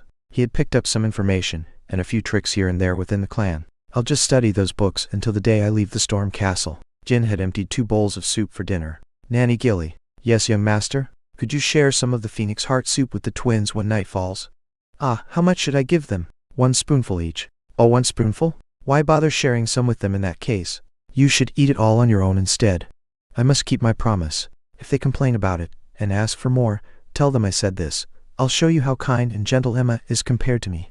Gilly smiled awkwardly as she bowed to him. Young Master Jin, has the ruthlessness of the clan already started to affect him? He's still too young to be acting like this. As her wry smile turned into a bitter expression, Jin cuddled into Gilly's embrace. Elder Sister Mary gave me the heart for my sake, and Gilly carefully prepared the soup for an entire month with dozens of sleepless nights. I don't want to share such a precious meal with those idiots. Young Master Sir RT. Despite being drenched from the rain, the twins continued shoveling the earth. They reached the underground wall around midnight, which was when they finally stopped digging. 1 spoon? 1 spoonful only. That's just unfair. We dug the ground for the entire day. The Tona twins belatedly realized that they hadn't decided upon a proper amount during their agreement with Jin, and were enraged by their so-called reward. However, they couldn't voice out their frustrations for too long as Jin glared at them, as if to tell them to savor the spoonful gratefully. You brats, if one could earn a spoonful of phoenix heart soup with 1 day of shoveling, most people around the world would come running to me. Jin truly believed that the twins should be extremely grateful to receive a spoonful of the soup from him. Chapter 6. Stormy Days at the Castle 5. The next morning, Jin went to the hole the Tona twins had dug. It appeared that the twins hadn't resorted to petty tricks. They had dug the hole quite seriously. Inside the deep hole, Jin could see a goldish stone wall on the side at the bottom. Currently, there were 7 guardian knights, 2 nannies, and a dozen servants at the castle. Of course, the Tona twins were here as well. Nobody would come here looking for Jin or suspect him of scheming something. Telling them that I wanted to come here to pray for the dead bird was a pretty good excuse. Recently, the members of the Runcandel clan residing at the Storm Castle were wary of Jin. The youngest child of the patriarch did not behave like a young child, and was eerily mature. In fact, some were more than just wary. Many were afraid of the 7-year-old boy. The servants gossiped about him, saying that he was a perfect copy of his cold-hearted father, and the guardian knights obeyed him as if he were their superior. But when Jin said that he would go pray for the bird, they were all relieved. They thought that despite being Siron Runcandel's son, a child is still a child. I pray that you'll find happiness in your next life. Jin hadn't lied when he said he would pray for the bird. He truly did pity it. Once he finished moving the bird's grave to the bottom of the deep hole the twins had dug, Jin approached the stone wall on the side. There were scratches made by the shovels on its surface. The wall itself wasn't very solid. There weren't any metal bars or wires inside to increase its durability, so Jin could easily destroy it with a punch wrapped in shadows. However, breaking it like that would definitely create a loud explosion. The constant rain outside would somewhat muffle the sound, but the 7 star knights in the castle would most likely catch the noise. Haha. Jin suddenly laughed as he couldn't hold himself back. He then spread out his arms and placed his hands against the wall. Immediately, the stone wall began to vibrate ever so slightly. Room! It was the 1-star earth magic spell, Earth Resonance. Earth Resonance was a spell that magicians often used while camping outside or exploring the wild, but its lethality was nigh zero. I've been dying to use magic. The practicality and pleasure of using magic. He hadn't felt this liberating sensation for the past 7 years. Because he had retained his memories and knowledge from his past life, being unable to use magic since he was born was like a punishment to Jin. Magic, a magician's strength. When he first realized he had been reborn, Jin wondered how he should start learning magic and store mana again. However, his worries were unfounded. Just like how Soldred's power was still available to him, the mana he had amassed during his previous life was also accessible in this new life. The only issue is that there's a limit to the amount of mana I can use right now because of my immature body. But it's better than nothing. In his past life, Jin was about to reach the 6-star realm in magic after training for 3 years. Currently, the amount of mana Jin could utilize was equivalent to that of a 1-star magician, but it would increase over time as he grew up. Every time he aged by another year, he could feel more mana generating within him. Moreover, it was a natural occurrence. Jin hadn't been training to increase his mana or anything. Therefore, he came to the conclusion that the mana he had accumulated in his past life was slowly returning to him over the years. The mana of a 1-star magician at 7 years old. I'm certain that no one else in history managed to achieve this feat. At this pace, I'll reach 6-star before I turn 20 at the latest. His second life was incomparably preferable and advantageous compared to his first one. He was ecstatic and overjoyed right now. At the young age of 7, Jin could utilize both spiritual power and mana, along with the knowledge and expertise in 3-star swordsmanship and 5-star magic. Furthermore, he could now study the secret tomes of countless martial clans around the world that the Runcandel clan plundered from. His motivation was at its peak currently, and it would not die down for a long while. I truly am a magician down to the core. I never thought I'd be so delighted to use a simple spell like Earth Resonance. The times he could use magic within the Runcandel clan was extremely limited. One could even say that until this moment, Jin had no other opportunities to use magic. There were almost no instances when Jin was on his own without anyone accompanying him. Gilly would always be with him, and in the rare cases when she wasn't present, the guardian knights and servants would be by his side. And if by some miracle, none of them were next to Jin, the Tona twins would come bother him. Therefore, Jin never had the chance to use magic. There were also no moments when he would have no other choice but to resort to magic. Even though Jin could now push the twins around like his servants, he could not afford to use magic and get busted by them. If word spread to his parents or older siblings that Jin had used magic, his pleasant new life would immediately come to a close at that exact moment. I should seal away my magic for a while after today. Can't afford to get caught. But one day, I'll find a way to use as much magic as I want. Just you wait. As he licked his lips in anticipation, Jin once again focused on his hands placed against the wall. The sensation of having mana flow through his hands and fingers, and spread throughout the wall sent shivers down his spine. And so, 10 minutes passed by quietly. Earth Resonance's vibrations silently created dozens of cracks and fissures on the wall. Dirt and dust fell down heavily, as if the stone wall would soon collapse. As a matter of fact, the center of the wall where Jin's hands were located crumbled into fine particles. A small hole appeared, where Jin could barely squeeze his body through. The child stared into the sight beyond the wall for a short instant. There was an old, long hallway, as if he were in some ancient ruins along with a large steel gate in the distance. It would be a mistake to think that the Runcandel clan's secret underground room could be so easily broken into. The Storm Castle was a fortress that even the Zipfel clan's elite troops wouldn't be able to easily conquer. Jin was just lucky as he was a member of the Runcandel clan who was residing within the said castle. So this is the secret underground sector that only the Runcandel flag bearers can enter. Interesting layout. Flag bearers.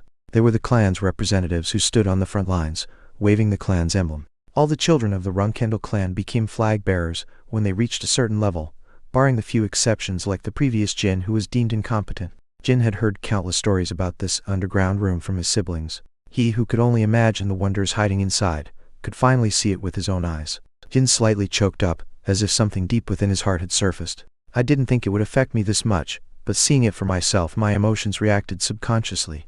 Phew, after exhaling and calming down, Jin squeezed himself into the hole. Back in the pit the twins had dug, he could hear the constant downpour crashing onto the ground, but as soon as he entered the underground corridor, the noise completely disappeared. With a solemn heart, Jin removed his shoes. He couldn't leave behind traces of mud in the corridor. The path was dimly lit by a few torches on the walls, where oil dripped down. Jin was about to create a flame with magic to illuminate the place, but decided to grab one of the torches instead. Walking down a worn-down corridor barefoot with a torch in hand, he felt like he had become a monk. Mother used to tell me that before reaching that door, the Runcandel children need to prove that they're part of the bloodline. Jin remembered hearing that when he was around 16. Back then, Rosa still believed that her youngest child would one day become a respectable member of the clan. She could not accept the fact that her child was untalented and held distorted expectations towards him. Rosa had secretly broken the clan rules in order to give Jin confidential information, despite the fact that he wasn't a genius like his siblings. She wanted to believe that Jin would one day become a 6-star knight and receive the qualifications of a flag bearer. Rosa Runcandel the Black Panther was one of the strongest people in the clan in the world. However, the reason why she couldn't have an objective view and judgment towards Jin was simply because she was a mother. His mother. Even so, she ended up facing and accepting the reality later on. Jin stopped reminiscing about the past and paused his walk towards the metal door. He was at the center of the corridor. There were still around 50 steps left until he reached the gate. Runcandels and magic PFFT. Jin couldn't help but chuckle when he noticed the magic circle on the floor. It was a large magic circle, but even apprentice magicians could easily analyze it. The magic circle of blood and barrier. It was a popular magic circle one could often find at the entrances to kingdoms, or inside a businessman's warehouse, or at a famous mercenary group's headquarters. Despite its impressive and grand name, it was a basic circle. It was no different to a simple security device. All it could do was determine whether someone would pose a threat through one's blood. Those magic-hating clan members actually laid down a magic circle in front of the clan's secret chamber? Not only that, it's such a flimsy circle. Jin bit down on the inside of his cheek. A trail of blood seeped out of his mouth and ran down his chin. Before it could drop on the floor, Jin caught the blood with his hand. Drip, drip. All he needed was a few drops in order to activate the magic circle of blood and barrier. As he shook off the blood on his hands onto the circle, a blue aura began to fill the air from all 4 directions. Proof that we're part of the bloodline? What a joke. Jin was curious to know which of his ancestors was stupid enough to place this magic circle here. This magic circle wasn't elaborate enough to be able to verify someone's bloodline and lineage. In fact, Jin wasn't sure if such magic existed in the first place. There were only 3 things this magic circle could determine. It could detect whether the blood was that of a monster, a human, or a plague-stricken human. In other words, as long as they're able to reach this underground corridor, any healthy human is able to activate this magic circle safely. The magic circle was completely useless, except for how it added an air of mystery to this ancient, hidden chamber. They believe in that weird superstition called the selection ritual. They also believe that this magic circle is able to recognize a pure-blooded Runcandel. This clan is quite peculiar. Very peculiar. Clang! Clang! Kriak! With the circle's activation, Jin could hear gears and metallic parts grinding and moving beneath the floor. The circle was stopping the trap's operation, the traps that would have attacked Jin if he didn't activate the magic circle. He silently stood still and waited for the noise to subside. There are quite a lot of traps. I don't know the specifics, but the traps here are more elaborate than those found in a royal palace. The magic circle soon began to dim down and lost its luster. The traps had all been disabled. Jin resumed his march and headed towards the door. He had safely dealt with one of the security systems of the Storm Castle's secret chamber. The remaining one was to safely open the door, but that was even easier to do than activating the magic circle. Runcandel's descendant has come to solace Murakan. Priyak. The gate began to slide open as soon as Jin uttered the password. It was another type of barrier magic similar to the magic circle just now, but was on a completely different level. It was a spell cast by a great dragon, who has since fallen into a deep slumber. The password deactivates the spell, but without the correct words, the door will never budge open. That was the potency of this barrier magic. One would have to be at least a 9-star knight in order to break the door open. I heard the password from my second brother before my rebirth, though he was being sarcastic, saying that it would never be of use to me. The Storm Castle's location, MT. Murakan Summit. The name Murakan did not signify the mountain in the first place. It was the name of the black dragon, who once reigned over this region. Murakan was defeated 1,000 years ago by the first Runcandel Patriarch, and went into a deep slumber after handing over the Storm Castle.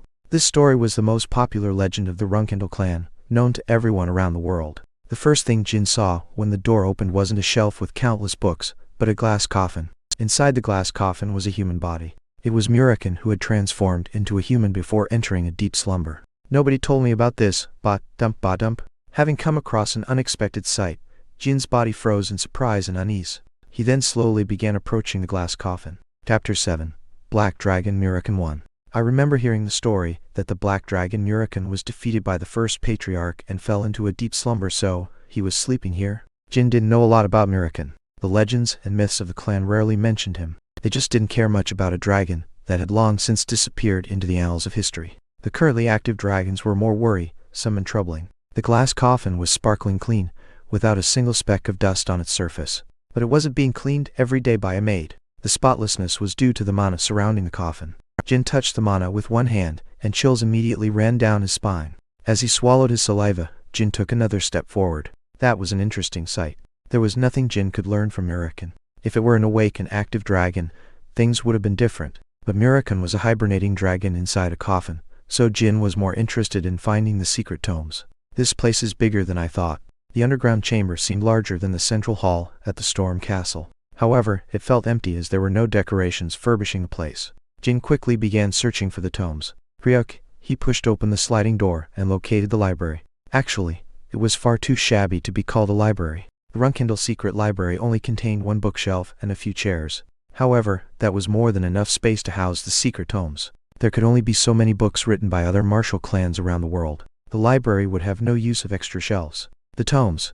On the 1.50-meter wide shelf were dusty books arranged neatly. These books had once been written and used by martial clans around the world, and tried to protect them with their lives on the line. These were the essence of the martial clans that only the flag bearers could read. Jin calmed down his trembling heart, and began checking the names on each of the books on the shelf. The hand-dan combat techniques of the Mare clan and Typhon clan, spear techniques of the Euron clan and Shaggle clan, swordsmanship from the Attila clan, etc. There are so many of them. Jin also found a few books from the Kunjin clan, the clan of swordsmen, that had attacked the Storm Castle around 200 years ago. Jin's hands were trembling ever so slightly as he checked the tomes one by one. His excitement was overflowing. In his first life, he had always wished to become a flag bearer and come down here to read the secret tomes. Now that he was finally here, the memories of his hardships and despair flashed through his mind. Of course, he hadn't come down to the underground chamber as a flag bearer this time. Despite having the Runcandel family name, he was no different to a thief who had infiltrated the library. However, Jin didn't care about those small details. Using whatever methods at hand was part of the Runcandel's virtue. Moreover, he was planning on officially coming to this underground chamber in a few years after becoming a true flag bearer. Which one should I start with? What a first world problem. He was spoiled for choice. Jin wondered whether his older brothers felt this way when they were secretly reading porn books when their nannies were away. Jin chuckled as he scanned the books before him. He didn't have a lot of time to remain down here. 2 hours. The free time he had obtained through the excuse of wanting to pray for the bird was a mere 2 hours. After this amount of time, Gilly would most probably come to the castle's backyard in order to look for him. It was as if Jin had a mountain of food before him, but could only eat for a few minutes. But I'll have another opportunity. I can come back here another day if I tell them I want to pray for the bird again, or that I want to meditate. SSSD. He pulled out a book from the shelf. Jin's first secret tome was the Kunjin clan's book of swordsmanship. Third brother once told me that there is a lot to learn from this tome. Let's start with this. There were a total of 3 volumes of the Kunjin clan's secret tomes. Jin also picked out the remaining 2 volumes and sat on a chair. Originally, the Kunjin clan's secret tomes numbered over 10, but when the Runcandels destroyed the clan 200 years ago, most of them were lost during the conflict. The Runcandel clan had destroyed them intentionally. However, the 3 volumes in his hands were left untouched. These tomes summarize the essence of the Kunjin swordsmanship's greatest techniques. Flutter, flutter. The sound of pages turning accelerated. Despite being a secret tome, the first few pages of Volume 1 only talked about the base and foundation of the swordsmanship, as well as the behavior of the Kunjin knights. The flutter of pages stopped once Jin arrived at the middle of the book. His gaze deepened as his mind tried to absorb the words on the page. The book that had only been describing the bases suddenly broached upon a difficult subject that Jin couldn't comprehend at all. I see. No wonder they're called secret tomes. It's not as easy as I thought. Despite being written in the continent's common language, Jin couldn't understand most of its contents due to his lacking skills and knowledge in swordsmanship. Before his sudden death in the Akin Kingdom, the 28-year-old Jin had attained the 3-star realm in swordsmanship. Not only was he slower to reach that stage than slightly skilled people in general, he could be considered defective compared to the average Runcandel. However, it had only taken him half a year to reach that stage after his contract with Solderit, which could be considered an incredible feat. Nonetheless, the Kunjin book was far too difficult for him to understand with his 3-star skills and knowledge in swordsmanship. Be that as it may, Jin had expected this outcome. He took out a notebook and pencil he had brought with him. Jin then began to copy the contents of the tome into his notebook. It was a transcription. In roughly 2 hours, he could copy around 10 pages of the book. Back in his days as a magician, he had transcribed so many books that the fingerprints on his fingers holding the pencil had begun to fade away. 10 pages per day. There were 3 years left until Jin would have to leave the Storm Castle. If he transcribed 10 pages every day during those 3 years, he could easily copy all the books here. And as I continue studying these, I'll slowly begin to understand the content over time. I'm sure there will be some tomes I won't have to transcribe. SRT, SRT. The sound of a pencil scratching paper resonated in the silent, underground room. Jin took exactly 1 hour to copy 10 pages. He then retraced his steps and left the library. He plugged the hole in the wall with earth magic and the dirt around him. And so 2 months went by. During that time, Jin had fully transcribed the 3 volumes from the Kunjin clan, as well as 2 tomes about the Mayor clan's hand-to-hand combat techniques. As the days went by, Jin felt more and more energetic and enthusiastic. He had never felt happier to get out of bed in the mornings before. What excuse should I use to go down there today? Praying? Meditating? No, I used those yesterday, and the day before that already. There was a rumor going around the castle, where the servants believed that the spirit of the dead bird had possessed Jin. He continuously went to its grave for 2 months in order to pray and meditate, so their confusion was understandable. Moreover, having heard this odd rumor, the Tona twins began to fear Jin to a far greater extent. Should I come up with an excuse that will let me go there every day without raising suspicion? After pondering for a while, Jin couldn't think of anything. How could he possibly convince everyone to let him go to the grave every day? Therefore, Jin began to change his train of thought. There's no need to convince them. If I tell them I'll go there every day, who would dare stand against me? This is the Storm Castle, not the clan's main residence. The guardian knights living here already served Jin as a true Runcandel instead of treating him like a child, and the servants had no right to disprove his decisions from the start. The Tona twins were terrified of Jin, so he had no reason to worry about them. The only problem was Gilly. A nanny's role was different to that of a knight or a servant. They were people who supervised and guided the children they were in charge of. Nanny Gilly. Yes, young master. I want to go there again. Again. Gilly's gaze was filled with concern. Ha! She let out a deep sigh and patted Jin on the head. Young master. It's unfortunate, but the bird has already passed away. It's been 2 months now. This nanny of yours is so concerned about you that she can't sleep properly at night. I've forgotten about the bird already. Honestly, I'm only going there every day because I like it there. Why, you like it there? Young master, you mustn't enjoy being near a grave. Misfortune will befall upon you. What kind of misfortune? Graves are the home of the deceased. Nothing good will happen by staying close to one. You must steer clear from those places to be blessed with good fortune, young master. Apparently, the nannies of the Runcandel clan had a tendency to believe in superstitions as well. Jin was sighing and shaking his head in his mind. No, I'll keep liking graves from now on. Young master, nanny, think about it. I'm the youngest child of the Runcandel clan. Once Jin took on a serious tone, Gilly's eyes widened. What are you suddenly talking about? How many graves do you think I'll have to make as I live in this world as a Runcandel? To tell the truth, I'm trying my best to understand what death is these days. So I'm going to that grave every day in order to get used to it. Gilly let out a mumble and stood there wordlessly. She stared blankly at her young master, as if her thoughts had come to a sudden stop. Her 7-year-old young master, who was born as a predator amongst the Runcandels, was trying to face the concept of fate and destiny already. Needless to say, that was all her own misunderstanding. Jin was just tricking his nanny, who was younger than him in his first life, to do his bidding. To be frank, no actual 7-year-old would talk about such topics, even if they were geniuses born in the dreadful Runcandel clan. Nevertheless, Gilly and the others at the Storm Castle had no reason to doubt Jin's words and actions. No one would imagine that he had retained the memories from his first life. Something has definitely changed about the young master ever since he met the Patriarch. The Patriarch must have told him something crucial. Gilly fixed her expression and bowed down. In that case, I will not stop you. I believe that the young master will one day become a remarkable knight who will lead the clan. And having listened to your honest opinion, I must say that I am extremely proud of you, young master. Thanks, Gilly. Until I leave the Storm Castle, I'll be spending time at the grave for 1 to 2 hours every day. Yes, young master. And while I'm over there, I don't want to be disturbed in any way. Do you understand? I shall inform the knights about that.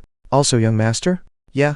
If I were to say something as your nanny and as an adult, it's not always a good thing to think too deeply about such topics at a young age. Please enjoy yourself doing fun activities from time to time.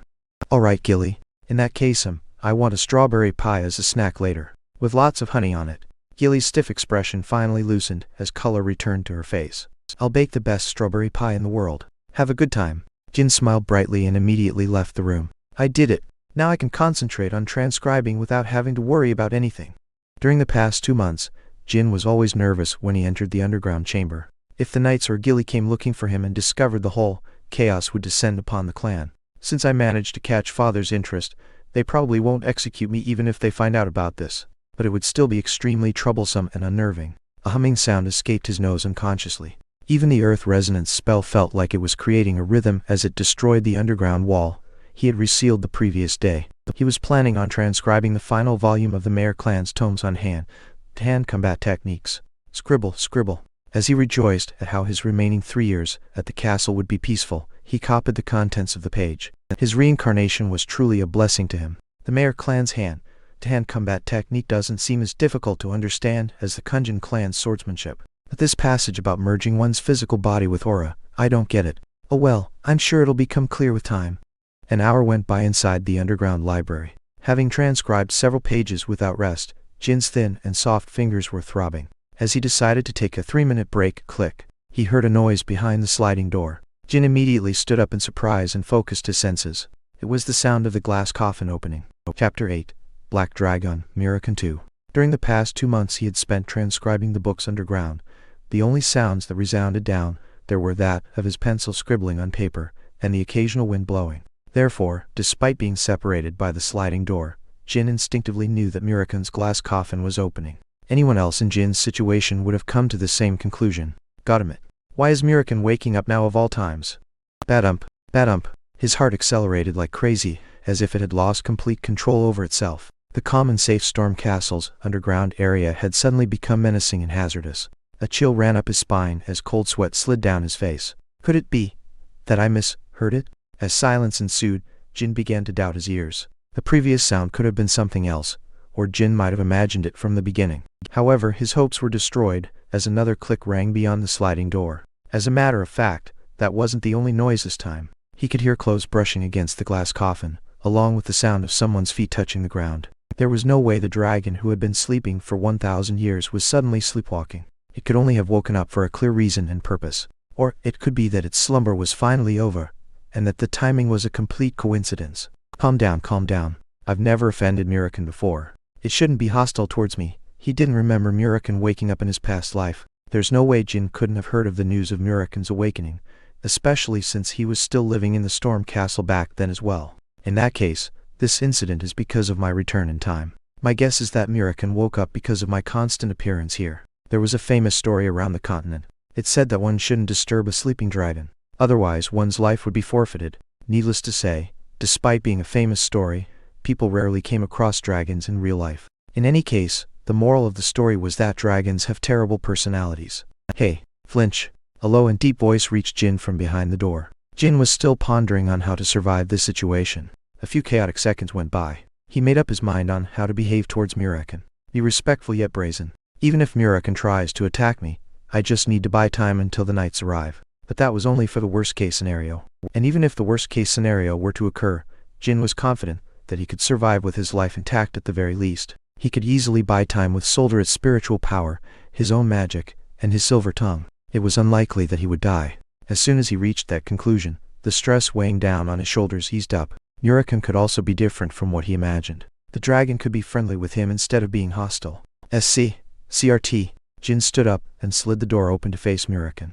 The black-haired handsome young man he saw every day in the coffin was now standing straight before him. The dragon's human body was toned, and one would never believe that he had been asleep for over 1,000 years. Art Runcandel's descendant greets the clan's guardian. Jin deliberately stuttered and spoke nervously. He believed that he should act like a child who was afraid of the 1,000-year-old dragon. Moreover, the Runcandels used to call Mirakan their guardian, so Jin decided to emphasize that word. Ha! Mirakan snorted. Guardian? Guardian? Did you just say guardian? Huh? Woo!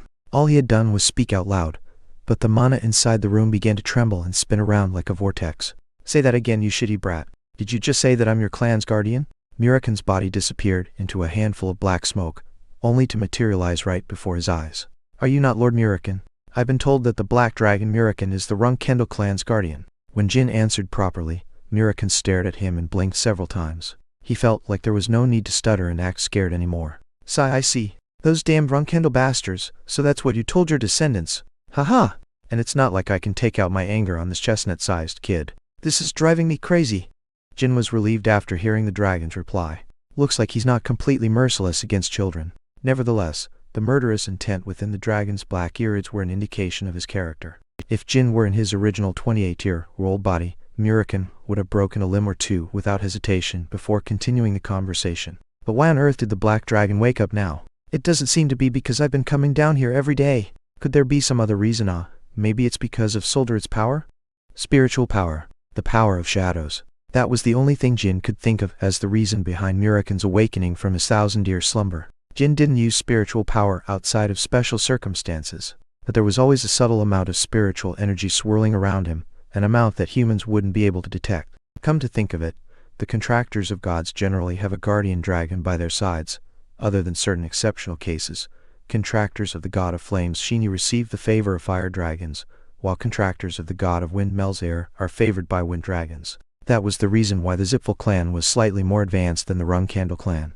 Officially speaking, the Zipfel clan has more than 100 dragons under their command. Who knows how many more they have behind the scenes? While this was just Jin's hypothesis, depending on the outcome, this encounter between Jin and Mirakin may be a once-in-a-lifetime opportunity. The only problem is that my theory may be wrong. Moreover, I've never heard of a dragon whose attribute is similar to shadows. The current patriarch of the Zipfel clan is Keleric Zipfel, the contractor of the god of flames Shinyu. They say that he is very close with the fire dragon Kadun.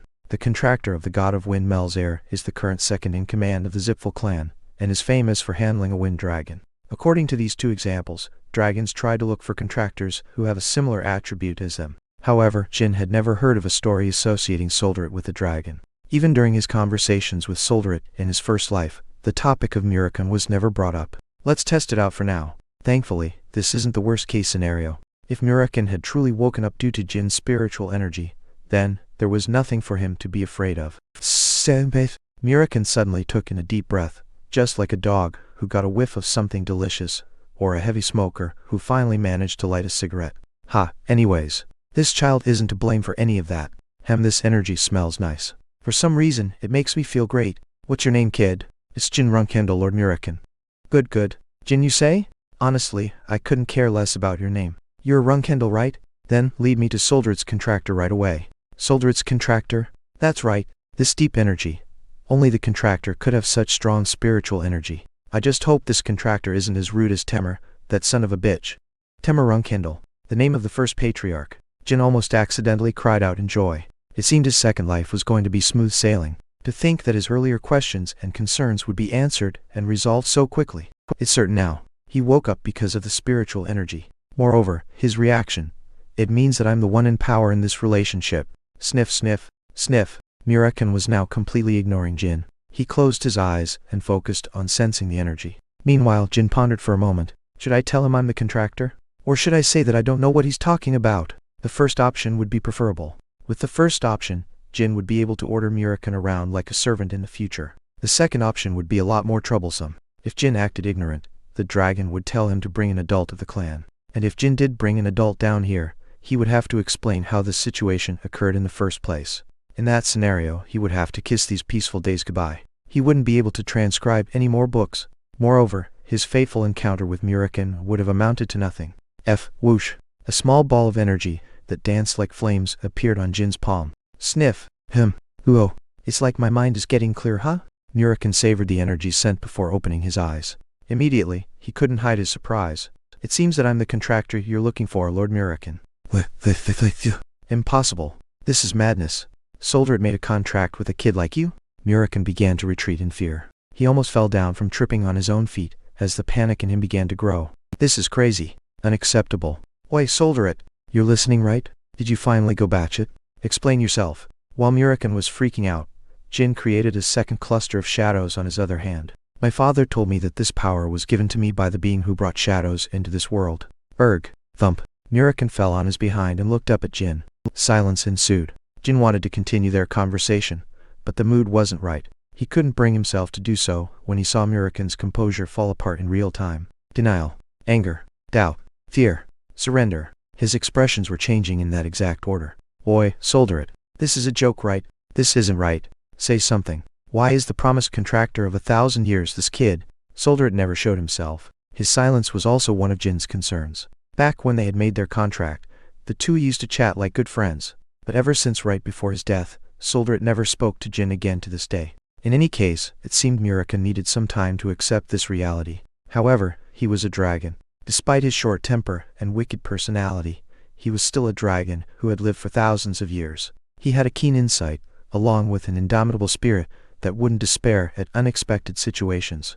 Murica soon ended up accepting this absurd situation. That was the most he could do right now. Sigh, kid.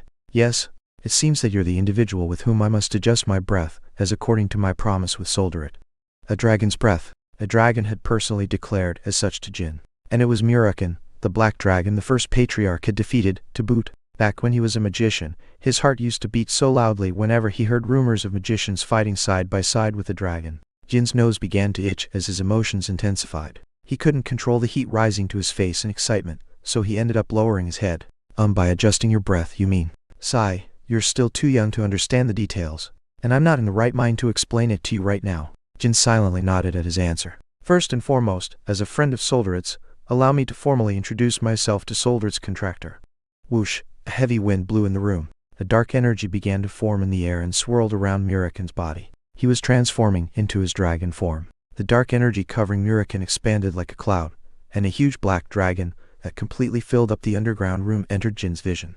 I am Murican, Soldier it's proxy as well as his friend, the last descendant of the first being to be created from shadows. Following the 1,000-year promise, I shall be your lifelong partner from today onwards. State your name. A grandiose voice shook the room. The hot, tempered attitude from earlier was nowhere to be found. I am Jin Runcandel, 13th and final child of the Runcandels. Jin answered as he barely repressed his trembling heart. Chapter 9. Until I turn 10-1. Fun. Every day is so fun. It's been about 6 months since the encounter with Murican. Jin turned 8 years old and transcribed a total of 50 secret tomes. Today is the day the Tona twins leave the Storm Castle. Now no one will be bothering me for the next 2 years. Jin thought as he stared out the window, watching the servants pack the twins' luggage in the carriage. Ever since the day he pummeled them in the hallway and left them out by the bird's grave, the Tona twins never bothered him again. The servants delightfully call that incident the revenge of the bird, as they weren't very fond of the twins either. Jin wasn't the only one who was harassed by them in the past. But ever since that day, Jin's older brothers were obedient and would listen to his every word. He could order them around and treat them like servants, which was quite practical. However, the existence of their nanny Emma was disturbing. She would outright monitor Jin while pretending to be friendly with him. Within another few months, that shrewd woman would have tried to follow me when I'd go meditate at the grave. I can't have her discover that I've been going underground, so it's perfect that she's leaving now. To this day, Jin viciously ignored Emma and cut her off whenever she tried to approach him. Her true intentions were as clear as day. On the outside, she wanted him to get along with the Tona twins. But deep down, she was hoping for Jin to fall from grace and be trampled on by the twins. Emma's disturbing gaze will finally be no more. If something like this happens again in the future, I'll have to take action and deal with her. Until this day, Emma hadn't bared her fangs or backstabbed Jin openly. Despite that, Jin decided to give Emma a farewell gift that would haunt her for the rest of her life. Young master, you must go bid farewell to your brothers now. All right, Gilly, let's go. The two of them descended to the Storm Castle's courtyard. Under the constant downpour, the knights who had come to escort the Tona twins to the main house were standing in silence. 1-7, Star Guardian Knight, and 5-6, Star Guardian Knights. They were all part of the Runcandel's main house. The twins were at the center, wearing relieved smiles as they would finally be distanced from their devilish brother. Elder brothers. Ah, yeah, Jin. Hey. As Jin spoke to them with a large grin, his brothers tensed up. Why are you so surprised? I'm just here to see you off. Thanks, Jin. I guess I won't be seeing you for another 2 years. That's too bad, isn't it? Despite not agreeing with him, the Tona twins furiously nodded their heads. After patting them on the shoulders, Jin then turned to Emma. Stay safe too, Nanny Emma. Thank you very much, young master. Could you bend down for a bit? Emma lowered herself to match Jin's eye level. He then approached her ear and whispered, Emma, I hope you act with a bit more caution at the main house. As soon as her brain processed the meaning behind his words, Emma's face paled into a deathly white hue. When she realized that this 8-year-old child had fully noticed her actions and hidden intentions, a jolting chill ran down her spine. Her throat squeezed up and she couldn't respond to him. Nevertheless, Emma somehow forced her body to move and bowed to Jin, while trying to conceal her trembling. We must depart now. Young Master Jin, I shall await with impatience to see your dignified appearance in 2 years. Very well. The knights raised their swords to salute Jin before departing. They then got on the carriage waiting at the bottom of Mt. Murakun and headed to the Runcandel main house, the Garden of Swords. Jin would also head there in another 2 years. Blasted kid. Explain yourself already. An explanation that I can understand. The Storm Castle's underground area. Murakun expressed his frustrations to Jin as he grabbed the basket Jin had brought. The 8-year-old boy lightly brushed off his words and moved to the shelf. How can this be? Why is there only one strawberry pie in the basket? Are you looking down on the great Murakun? Murakun was angry, because of a strawberry pie. Ah geez, be thankful you at least have one pie. I had to save some of my share. Do you truly believe a dragon would feel full from a single measly pie? Well, I didn't believe dragons could become furious because of strawberry pies, but now I do. The strawberry pie was the first gourmet food Murakun had eaten in 1,000 years. It was also the only food that could satiate his stomach, tongue, and mind in this underground chamber since he was still trapped down here. Don't you feel full even without food thanks to my spiritual energy? Enough with that nonsense of yours. You heartless brat, don't you know that dragons are very picky gourmets? And not only am I unable to leave this stuffy place, because of your circumstances, now you won't give me extra strawberry pies? Murakun hadn't left the underground chamber ever since his awakening. It was all for Jin. He needed to hide his connection with Murakun until he was strong enough, and Murakun also believed that was the correct choice. The underground chamber was only accessible to the flag bearers. If the clan learned that Jin had been sneaking down here in order to copy the secret tomes, Siron would most probably ask Murakun to take responsibility as well, even if he were the clan's guardian deity who had awoken from 1,000-year slumber. In other words, Jin and Murakun were accomplices of the same crime. Ha! You and that gourmet tongue of yours. You're the one who said you didn't like any of the food I brought other than the pie. Do you think it's so easy to airlift strawberries to this storm castle? Jin also wanted to give a piece of his mind about this topic. Not only was there a constant downpour at the castle regardless of seasons, it was also located at the peak of Mt. Murakun. It wasn't a simple task to supply the castle with fresh strawberries. Moreover, this gourmet black dragon said that all the other food at the storm castle was trash and only asked for Gilly's strawberry pie. Gotta admit, is this an era where people can't even eat strawberry pies properly? There are only 2 years left of this era you speak of, so finish eating that already. Let's begin training. It also seems to be an era where rude kids mess around with powerful black dragons. Munch. In the end, Murakun yielded. It wasn't as if a non-existing strawberry pie would appear out of thin air just because he got mad at the kid. Delicious, damn, this is crazy delicious. Did you say your nanny cooked it? You must definitely introduce me to her when I get out of here. Yeah, you already said that dozens of times. Jin replied as he shook his head in exasperation. During the past 6 months, Jin's vision of dragons was completely destroyed by the slob before him. The legendary dragons he had imagined during his days as a magician. The wise, majestic, mysterious yet powerful beings, but the dragon before him was childish, extremely whimsical, and a complete slob. He would always be lying down, scratching his groins, as he complained about something. Scratch, scratch. Having devoured the strawberry pie in an instant, Murakun was once again scratching an odd place. The only thing that my imagination was correct about is how powerful dragons are, maybe. Ever since the day after their first encounter, Murakun began to teach Jin how to manipulate spiritual power, along with several types of martial arts. Despite having never fought him in person, Jin could sense how strong Murakun was through his teachings and guidance. However, most of Murakun's strength was currently sealed because Jin's spiritual energy was still too weak. Spiritual energy was a necessity to Murakun's strength and survival, just like how the sun was necessary to plants, and how aquatic life forms needed the sea to survive. In other words, Jin was like the sun to Murakun, an irreplaceable existence. However, it was a sun that needed to grow stronger. In order for Murakun's full strength to return, Jin had to grow older and become more powerful. Do that transcription thing for 30 minutes, then come to the hallway. Alright. After finishing the transcription, Jin left and entered the hallway to face Murakun. What did you copy today? The Attila clan's book of swordsmanship. Oh, Attila. Their swordsmanship was pretty decent. Reminds me of how I sunk my teeth into their patriarch and killed him about 1,500 years ago. Did you understand some of it? About 30% of the content. I didn't quite get the rest of it. Don't be discouraged. It's still incredible that you understood 30% of it at your age. Having comprehended about 30% of the Attila clan's secret book at the tender age of 8 was an enormous feat. However, Jin was craving for more. The enormous feat was according to the Runcandel standards. But with this being his second life, Jin wanted to achieve far more than just that.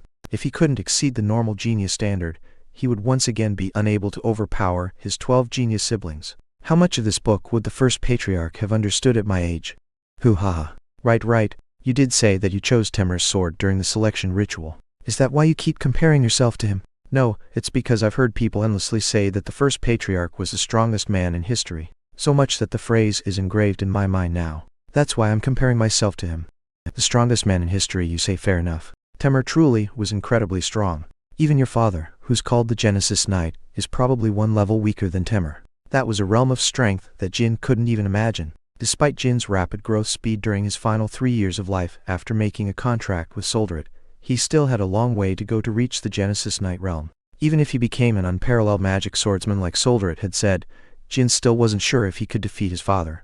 I'm sure. Alright, I guess it would be best to make it clear. Make what clear? The difference between you and Temir. Jin nodded as he focused on Murakan's next words. At the age of 8, Temir would not have been able to understand a single sentence in that book. A short pause followed before Murakan continued speaking. But one's talents cannot always be measured by one's knowledge and understanding of swordsmanship. From what I've seen, you are quite gifted. In fact, you're like a genius that's born once every hundreds of years. However, you still can't compare to Temir. That's somewhat disheartening. I'm sure that your Genesis Knight father is far more gifted than you are. Then, will I never be able to overpower my father because of the disparity in our talents?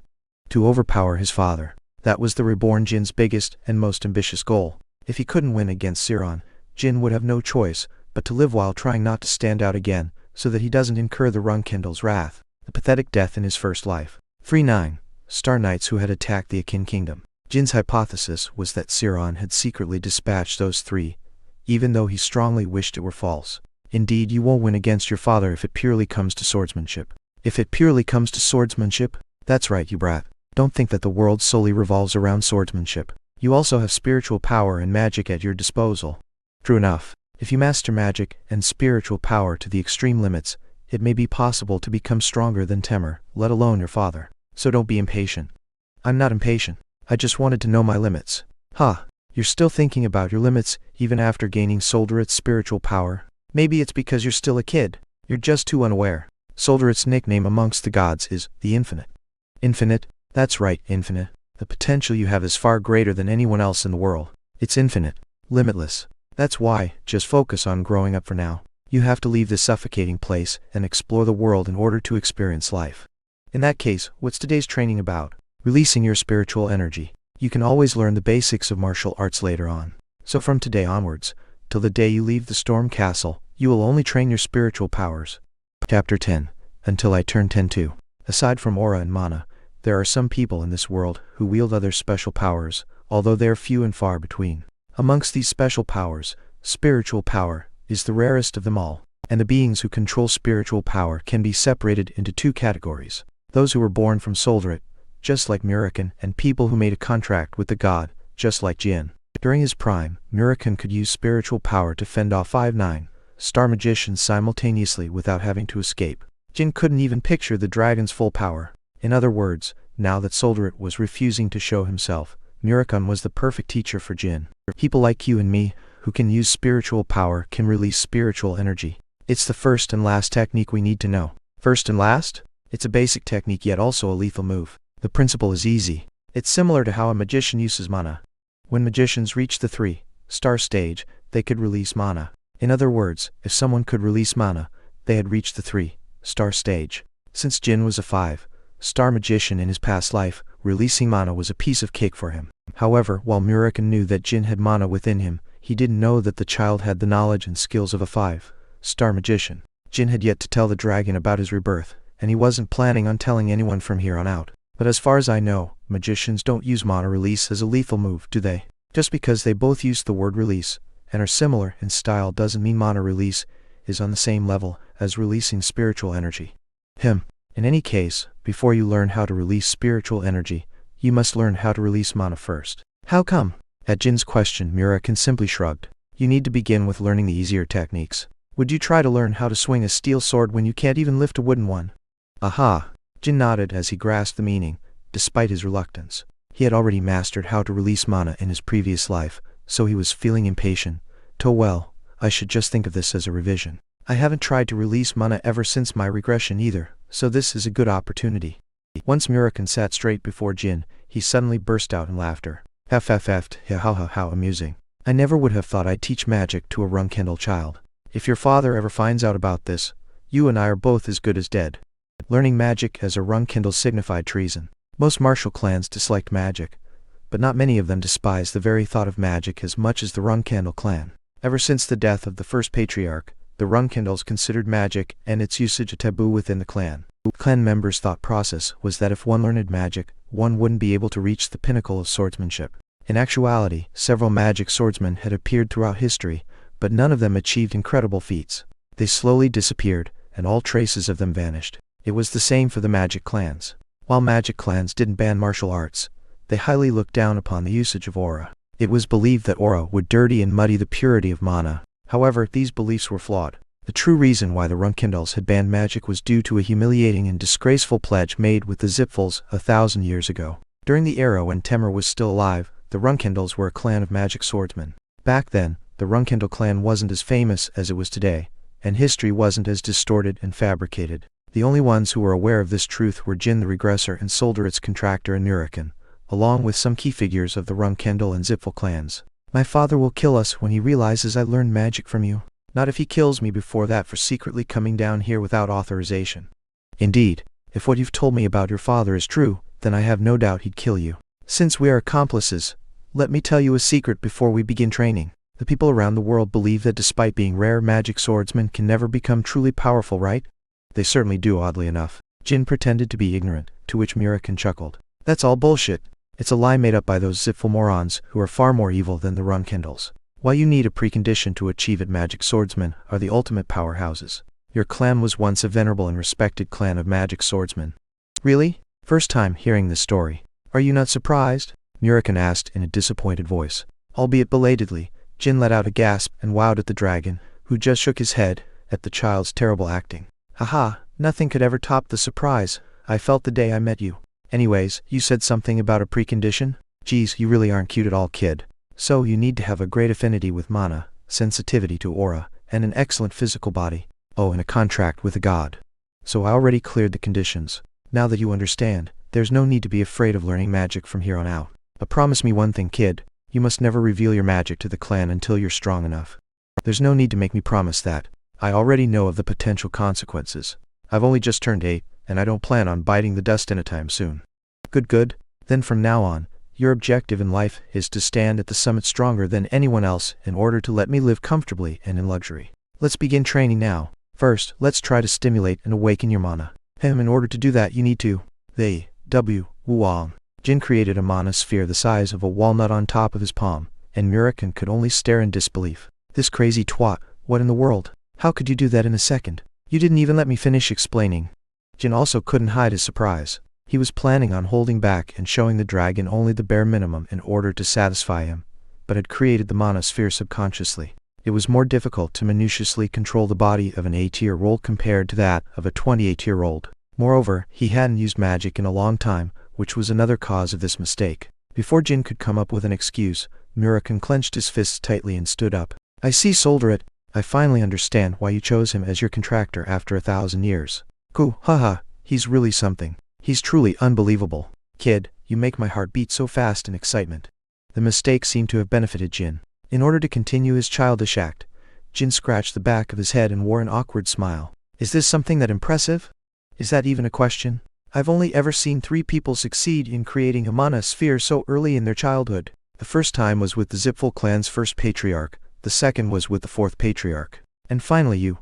Murakan began to recount the story of how the 1st and 4th Zipfel patriarchs had achieved this feat at the tender ages of 5 and 7, respectively. However, Jin wasn't very inspired by the story, because he was the same as them. Jin, along with those 2 patriarchs, were all magic geniuses in its truest meaning. Before his regression, Jin had become a 5-star magician within 3 years, and since he had managed to make a contract with Solderit, Jin was potentially even more talented than those 2 acclaimed magicians. If I were born in the Zipfel clan during my first life, I would have reached the 8-star stage, at the very least, by 28 years old. Maybe even the 9-star stage. Murakan finally ended his maniacal laughter. Kid, honestly, I thought it would take you at least a few years in order to learn how to release spiritual energy. But at this rate, you might be able to succeed before you leave the storm castle. Let's move on to the next phase immediately. The next lesson was on mana transfer. It was a basic technique, which required one to extinguish the mana on one hand, and move it to the other with pinpoint accuracy. Learning this technique was a piece of cake for Jin once again, but he had to control himself and hold back this time. Now that Murakami held high expectations towards Jin, there was no need to increase it even further. Otherwise, Murakami's overwhelming yet unbearable expectations would become a burden to Jin, and could come back to bite him later on in life. Additionally, even though his earlier mistake benefited Jin this time, the fact that he made the mistake was important and alarming. In order to gain the skills and techniques to control mana as proficient as his previous life, he had to train repeatedly, even for the basic techniques. Jin listened to Murakami's explanation, and attempted to transfer the mana on his right hand to his left. He should fail on purpose for a while before succeeding. 10 minutes should be enough. 10 minutes later, Jin successfully transferred the mana on his right hand to his left accurately. Murakami then grinned widely. Droplets of sweat began forming on Jin's forehead. It was actually more difficult for him to purposefully perform an easy technique a lot slower, just like how lifting a heavy object slowly was more taxing compared to lifting it quickly. Good. Excellent work. If you manage to complete this procedure within 5 seconds, you should be able to release mana. In other words, you'll have become a 3-star magician. How long do you think it will take me to achieve that? Jin asked as he wiped his sweat away. 2 years. Hearing the answer, Jin decided that achieving it in 1 year would be convincing enough. Having finished the calculations in his mind, Jin nodded to the dragon. Good. Then practice mana transfer for a bit more and then head back up for today. And just in case, don't practice within the castle when I'm not with you. Alright. After training for another hour, it was time for Jin to return to the surface. As he packed up his notebooks and the basket, Murakami lied back down on the floor, scratching his groins. Oh, also, kid, when you come by tomorrow, make sure to fill that basket to the brim with strawberry pies. Otherwise, I'll make sure you know of the consequences. Murakami warned Jin as he began walking away. The strawberry pie you ate earlier was the last of it. Do you have any idea how many strawberries you ate during the past 6 months? Got 'em it, then bring me another type of pie your nanny bakes. Then, what about a rat pie? You wretched brat, come here and have a taste of my fist. Hey hey. Hey. Swoosh. Jin dashed out the hole connected to the underground corridor. Something other than rats. Please. I'm begging you. When Jin returned the next day, his basket was full of apple pies instead. Murakami was satisfied and stroked the child's head. A year went by. Today was September 9th, 1789. Jin's 9th birthday. Spending their birthdays at the storm castle, which was stormy and wet all year round, wasn't good for children's mental and emotional growth. As a dozen servants and Gilly, along with 5 knights, placed candles on the cake, the fierce gale outside was smashing into the castle windows. Happy birthday, young Master Jin. Happy birthday. Thank you, everyone. As the 9-year-old blew on the candle flames, everyone gathered around him and clapped. Clang clang clang clang. Since the knights were wearing gauntlets, their powerful clapping noises overpowered everyone else's. The birthday party was bleak and desolate, as if they were mere commoners who couldn't afford a lavishing meal. Despite this, Jin was still overjoyed and felt blessed. In his previous life, he hadn't even received greetings from the people living in the castle for his birthday, other than his nanny. As Gilly sliced the cake and gave everyone a piece, the lone knight who was guarding the storm castle's main entrance suddenly barged in the room. Young Master Jin. It was the guardian knight called Khan. Khan. There weren't many situations in which Khan would dare to run within the castle hallways. Jin's intuition told him that someone from the clan's main house had come to visit. The eldest lady has come to visit. Elder sister Luna, Jin exclaimed as he stood up. Jin's eldest sister, Luna Runcandel, firstborn of Jin Runcandel's 13 children. It was a well-established fact that she was the strongest out of all the siblings. At her current age of 28, she became a 9-star knight, which proved the previous assumption. However, despite her strength and fame, she never participated in the Runcandel's War of Succession, a hideous and unsightly competition for the throne in Jin's first life, and always moved on her own. She's not the type of person to come congratulate her younger sibling on his birthday. Why is she here? Jin ran to the window and looked outside. Luna was taking large strides as she walked up the stairs leading to the storm castle. On her back was her emblematic sword, the enormous axe, Sword Crantle. Chapter 11. Until I turned 10-3. Luna and Jin had an age gap of 19 years. Which was no surprise, as they were respectively Siron and Rose's first and last children. With such a large age gap, there are many cases where the older sibling dotes on the younger one, but that wasn't the case for Jin in his first life. And so, with Luna's sudden visit, Jin was more panicked than joyful. This is somewhat concerning. Has my eldest sister ever shown interest in our other siblings as well? Sight rummaging through his memories, Jin couldn't remember a similar event in the past. The nickname the public used to call Luna was the White Whale. She was aloof, distant, and hard to get in touch with, just like the white whale in the myths. And since there was only a single white whale in the world, the nickname also reflected her antisocial tendencies. Greetings to the eldest lady. Greetings to the eldest lady. The knights who were gathered for Jin's birthday all ran outside and shouted in unison. Even though she had yet to enter the castle, the servants in the dining room also began to bow in advance. Let's head downstairs to welcome my sister Nanny. Gilly was dumbfounded and staring into nothingness. Having the opportunity to meet the clan's eldest child was rare, yet extremely nerve-wracking. Ah yes, young master. Jin and Luna came face to face in the central hall. It was the child's first time seeing his eldest sister, ever since the selection ritual. Dazzling silver hair, porcelain-like skin, and deep eyes that appeared to pierce through everything in their vision. Luna's deep gaze contained an inexplicable sense of danger and menace. Those were the eyes of someone who had slain myriads of powerful warriors around the world as she slowly approached the realm of a sword emperor. As they made eye contact, Jin's heart began beating furiously. So this is the gaze of someone who's close to being the world's strongest. However, Jin hadn't the leisure to admire her forever. He couldn't put aside the possibility that she had come all this way as she had somehow sensed Muraken's awakening. If that were the case, Jin had to come up with a solution to his pinch. As he racked his brain, Luna appeased the knights around them by speaking out first. You've grown a lot. A cold and dry voice. It wasn't the tone suitable to address a sibling she hadn't seen in 8 years. However, Jin sensed a faint amount of goodwill within that dry voice. Nonetheless, it was far too early for him to let down his guard. Thank you for coming all this way.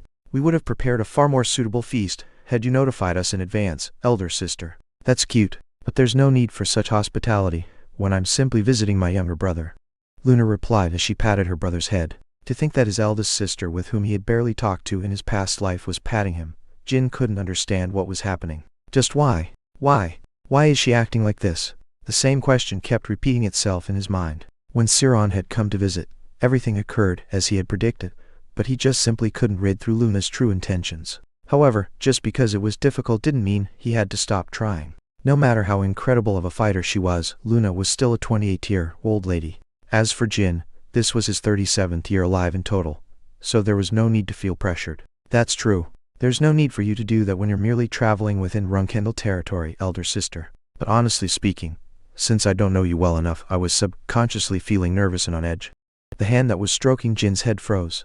Gilly was bewildered by Jin's honest statement and made a dry cough. Even the knights around them were staring in disbelief. Silence ensued. The surrounding people were sweating buckets as they watched the siblings stare at each other. You were nervous? Yes, sister. Should I interpret that as you being uncomfortable around me? I'm not uncomfortable. It's just that since this is basically my first time meeting you. Another round of silence.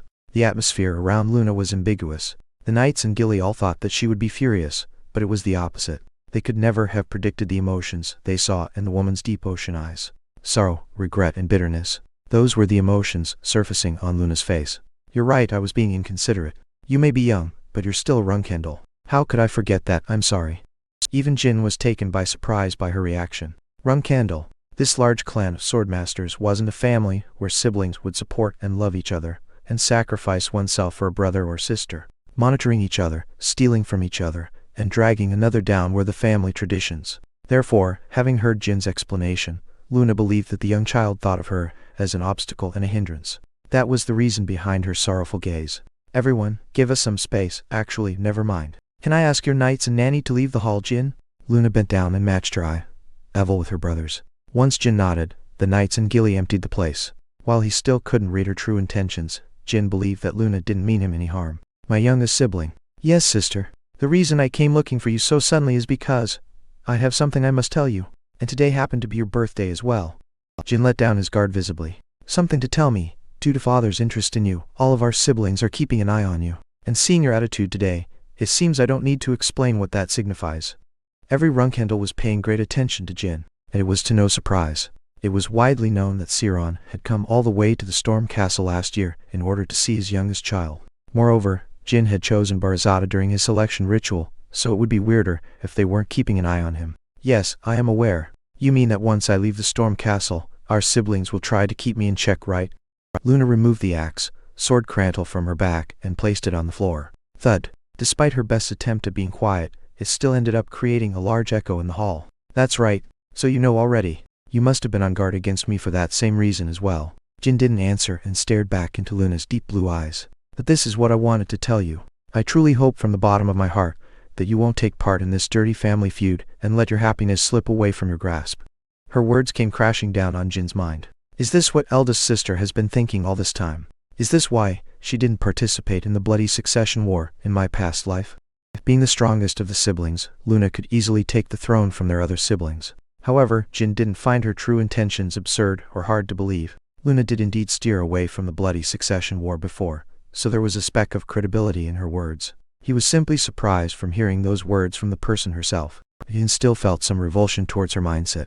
If you don't want to see me be sacrificed by our other siblings during the succession war, then why didn't you say anything back in my first life? Was it because he held no value at all back then, that she didn't bother warning him? Or was it because their other siblings didn't even consider Jin a dangerous opponent in the succession war? Such questions popped up in his mind, but they were not relevant in the situation at hand. Elder sister Luna. What is it? I am very grateful for those words, but I do not intend on dropping out of the conflict. A polite yet resolute tone. I'm being genuine here. I'm not saying this because I fear you could surpass me, Jin. I am also aware of that, elder sister. I can see your pure intentions, and I am very grateful for that. I never expected a sibling of mine to be worried about me, but I don't plan on changing my mind. Then could I ask the reason behind your decision? You may not know about this, but Jin took in a deep breath before continuing his story. There has already been an assassination attempt against me. I've never talked about it to anyone else, not even Gilly. And due to that incident, my fight has already begun. Technically speaking, it wasn't an assassination attempt but rather a curse. However, the bladed illusion curse was no different to a death sentence for a child living in the Runcandel clan. Who dared to rumble? At her shout, aura began to pour out of Luna's body, expanding in the empty hall. A rumbling shook the closed space as the aura swirled around in a whirlpool. A sibling of ours dared to attempt to kill you inside the storm castle? Who was it? Was it the Tona twins? That I cannot tell you. Sight his dry response, Jin's heart and chest felt warm and content from seeing Luna get enraged for his sake. But rather than being unwilling to tell you, I am incapable of answering that question, as there are many things I'm unaware of as well. There was no need to continue this conversation. Luna could only accept the fact that her youngest brother was already far too involved in the family feud to break free now. As Luna tried to sort out her mixed feelings, Jin carefully approached her and hugged her around the neck. But I am extremely happy to have learned that not all of my siblings despise me and are after my life, elder sister. Jin, my brother. This saddens me so deeply. Who could have thought that the famous white whale was such a sweet and tender sister? Jin no longer thought of her as a terrifying nine-star knight, but instead considered her a mere human being who was suffering within this messed up family. Please don't be so dejected. After their conversation inside the hall, Luna stayed at the castle for another 2 hours before leaving. Jin's bleak and desolate birthday was brightened by his sister's presence. I never knew there was such a kind side to my eldest sister, Jin thought to himself as he touched the pendant around his neck. It was Luna's birthday present for him. She told me to break the gem on the pendant when I'm in a critical situation I can't deal with. If he broke the deep blue gem on the pendant, Luna would be sent to Jin's location just once. She had obtained this artifact after killing a demon a while ago. Oh kid, that thing around your neck, isn't that demonic beast King Orgul's pendant? It is. Damn, you got yourself a priceless birthday present. Dozens of monarchs and rulers lost their lives trying to obtain that pendant 1,000 years ago. Demonic beast King Orgul? Who's that? An incredible demon from back in the days. I could recognize that at a glance. I imagine you received it from the person with the powerful aura I sensed earlier. Damn, you basically have an extra life now. Congrats, kid. Murakan was aware of the pendant's effects. I can see that it's an amazing artifact. But Murakan, did you say powerful aura? You felt that from down here? Of course I did, brat. I may have lost a lot of my strength, but I'm still a dragon. Who was it? I first thought it was your father, but seeing how they noticed me and still left without making a fuss, I imagine it was someone else.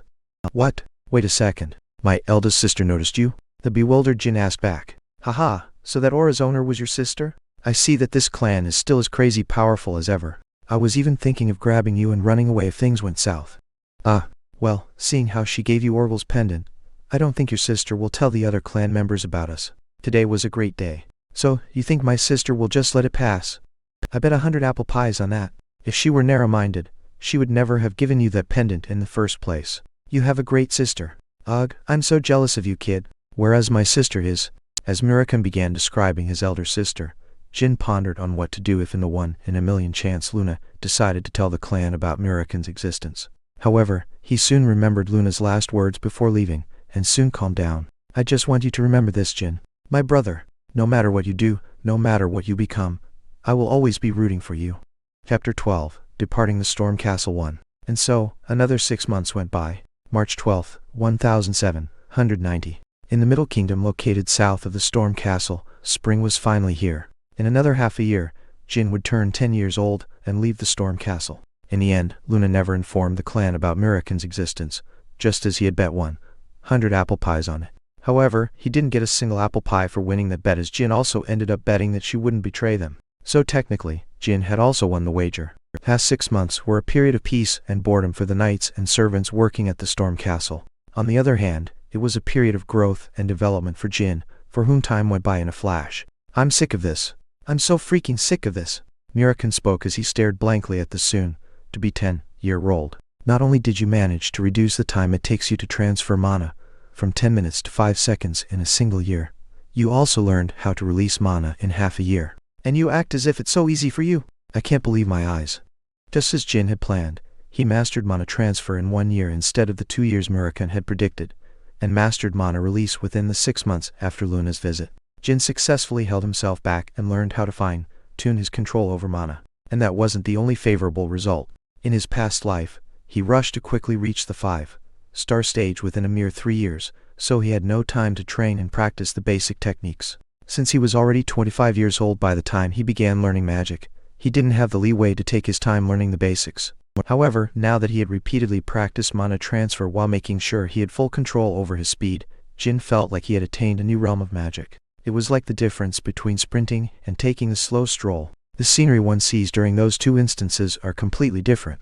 I've always behaved the same way ever since I met you, so no need to overreact now. In addition, after Luna's visit, Jin began to train mana release. Just like mana transfer, it was an easy task for the regressor, but he still practiced seriously for 6 months. And through this training, he realized that his past life's basics were sloppy. Be grateful that you're currently living in the Storm Castle, kid. If this were the Vermont Empire's academy, the others would have alienated you for your talent. Jin had heard the exact same words dozens of times from his past life's master. I wonder what master is doing right now. I suppose he's just a shitty brat whose nose keeps dripping or something. The boy recalled his master's face. The magician who had informed Jin about his talent in magic and taught him everything was, in fact, 2 years younger than him. Despite that, he was a 7-star magician back then. Actually, he was almost at the 8-star stage. Geez, there are far too many geniuses in this world. I can't let myself be pushed around by them. I need to devote myself to my studies and training. Jin shrugged with a smirk forming on his face. Then, will you teach me how to release spiritual energy starting today? That's right. Tell me when you're done transcribing those books. Mirakan, do you care that little about me? I already finished transcribing all the books a week ago. Except for the ones Jin didn't need, he had fully copied the contents of all the secret tomes that were only available to the clan's flag bearers. He still couldn't understand every notion and idea explored in the books, but Jin would slowly realize their meanings in the future as his swordsmanship got better. All that was left for him to do before leaving the Storm Castle was to learn how to release spiritual energy. When Mirakan first mentioned this technique, he never imagined Jin would be skilled enough to start learning it before leaving the castle. The dragon had only told Jin about the technique in order to motivate him to train harder, but it seemed that Mirakan had underestimated the child. He would be at Jin's mercy until they left the castle. Oh right, that's true. It's not that I don't care about you. It just slipped my mind. Well then, let's begin now. With a serious tone, Mirakan sat down with his back straight, and Jin followed suit. I'm warning you in advance, but releasing spiritual energy isn't a technique you can quickly master. It'll take longer than it did for mana transfer and release. I know, so don't be impatient. Just like I said before, it's both a basic and lethal technique. Let me show you. Swoosh! Even before he finished talking, a dark energy materialized like smoke and burst out of Mirakan. It was spiritual energy. If Jin's spiritual energy was like a light fog that blurred one's vision, Mirakan's spiritual energy was like the deep abyss that could swallow light and extinguish it. It was Jin's second time ever seeing the dragon's power, the first being the day Mirakan woke up. It's a lot denser and heavier than my energy. Swoosh! Jin observed the dancing energy that swirled around. It felt as if the energy was waving at him, telling him to approach it. Jin caught himself about to reach out to the dark smoke. The energy's color is different, but overall, it looks similar to mana release, right? Yeah, but it does feel a lot more mysterious. For magicians, mana release is the act of connecting the mana inside their body with the mana in the environment. What's the intention behind that technique, Jin? It's for mana recovery and strengthening. That's right. By releasing mana, the body is open to accepting the outside mana. Then, you can use the outside mana in order to recover your own, or to strengthen the magic spell you're about to cast. Releasing spiritual energy is more or less the same, but there are a few differences. What are they? Releasing spiritual energy isn't connecting your energy to the energy in your surroundings. It's connecting the natural energy around you to your inner energy. So it's the other way around? It was somewhat difficult to understand this notion. The aura and magic inside humans behave like rivers. The water in rivers always flows towards the open sea. Rivers are never bigger than seas or oceans. They're offshoots of the sea that branch out into the land. However, it was the opposite for spiritual energy. Shadows. Murakan spoke out as he waved his hand to disperse the smoke covering half of his appearance. Spiritual power is derived from shadows. In that case, where do shadows come from? It was a simple and short question. Yet, it was full of divine subtlety. I imagine that they come from Solderit. It's not I imagine. All shadows in this world unambiguously originate from Solderit. He's the master of all shadows around the world, and you are his one and only contractor. Murakan voiced powerfully as he continued. In other words, you can also become the master of all shadows around the world. The countless offshoots around the world called shadows would gather to a singular point. To the sea. To Jin Runcandel. That was the theory behind spiritual energy release. Murakan's spiritual energy began to swirl in countless tiny vortices, no bigger than plums. They then suddenly fused and created a bright and colorful pattern. Pay close attention to what's about to happen. Jin focused all his senses and observed his surroundings. It felt like time had slowed to the speed of a crawl as he tried to see what change the energy release would bring. What on earth? Jin could only gasp in shock when he noticed a big change. Near the glass coffin behind Murakan were several candlesticks and torches. The shadows of these light sources in the underground chamber extended like long streams of water and began flowing towards Murakan's energy whirlpool. Jin turned back to observe the other objects in the room, and the same phenomenon was affecting the bookshelf's shadow. Soon, a sudden dizziness struck the child. A powerful sense of dissociation encroached upon him. He could feel the damp sweat in his tightly clenched fist. An urge to take several steps backwards rose in him. Is this an illusion? As soon as such thoughts came to mind, Jin shook his head to clear his mind. However, the phenomenon occurring before him was no illusion. The shadows of the objects and their surroundings were indeed gathering toward Murakan. It looked like a supernatural spectacle. The overwhelmingly menacing aura around Murakan made Jin's hair stand on end. It was as if not a single existence in this world could ever kill the being before Jin. And Jin instinctively realized that he couldn't let this threatening aura crush his spirit. According to Murakan, the ones who should be trembling in fear were the shadows. Because one day Jin would be the one wielding that dark and terrifying power. Murakan smirked at the sight of fear dissipating from the child's eyes. Good. That should be the attitude of the promised contractor of 1,000 years. Swoosh. The shadow vortex soon halted its movement, and the rivers of shadows returned to their respective positions. Having gone through an intense experience about the extent of this power, the usual peaceful and calm scenery around him somewhat felt pleasing, unlike before. It was like the night had passed, or maybe like a festival had finally ended. The last stream of shadow reached its original object, and the oppressive atmosphere had completely vanished. Jin was sweating buckets, but wore a refreshing smile as he pulled his drenched shirt away from his chest. How was it? Incredible. Is that all? You do realize that was the great Murakan's killer blow, right? It was like you had complete control over day and night inside this room. Murakan nodded, seemingly satisfied by Jin's spontaneous comment. Day and night. I haven't heard that expression in a long while. People love associating users of spiritual power with those kinds of words and expressions since ancient times. Things like ruler of the night or creator of darkness and daylight. They're pretty childish, honestly. Yeah, that's so embarrassing. I know, right? And ruler of the night is a nickname that holds so many misconceptions and prejudices. For your information, people used to call me that around 2,000 years ago. Actually, it's technically not wrong to call me that. Wahaha! Is this dragon seriously saying such cheap jokes in front of a child? Jin swallowed his comeback and giggled. I am. In any case, do you understand what spiritual energy release is? Technically, it's just like a different version of mana release, so I assume you understand the principle behind it. I've got a good grasp over it. Just give me 1 hour. I think I'll be able to do it. Get off your high horse, kid. Like I said earlier, releasing spiritual energy isn't something you can master in a short period of time. I know that. I didn't mean I could master the technique with your level of proficiency in an hour, but I think I could at least manage a small energy release. You know, like how the simplest of swords is performed by a novice and a swordmaster can be completely different. Exactly. That's why I said that spiritual energy release is both a basic and lethal move. Then, what level of mastery was the technique you showed me just now? Around intermediate level. maybe a bit above intermediate.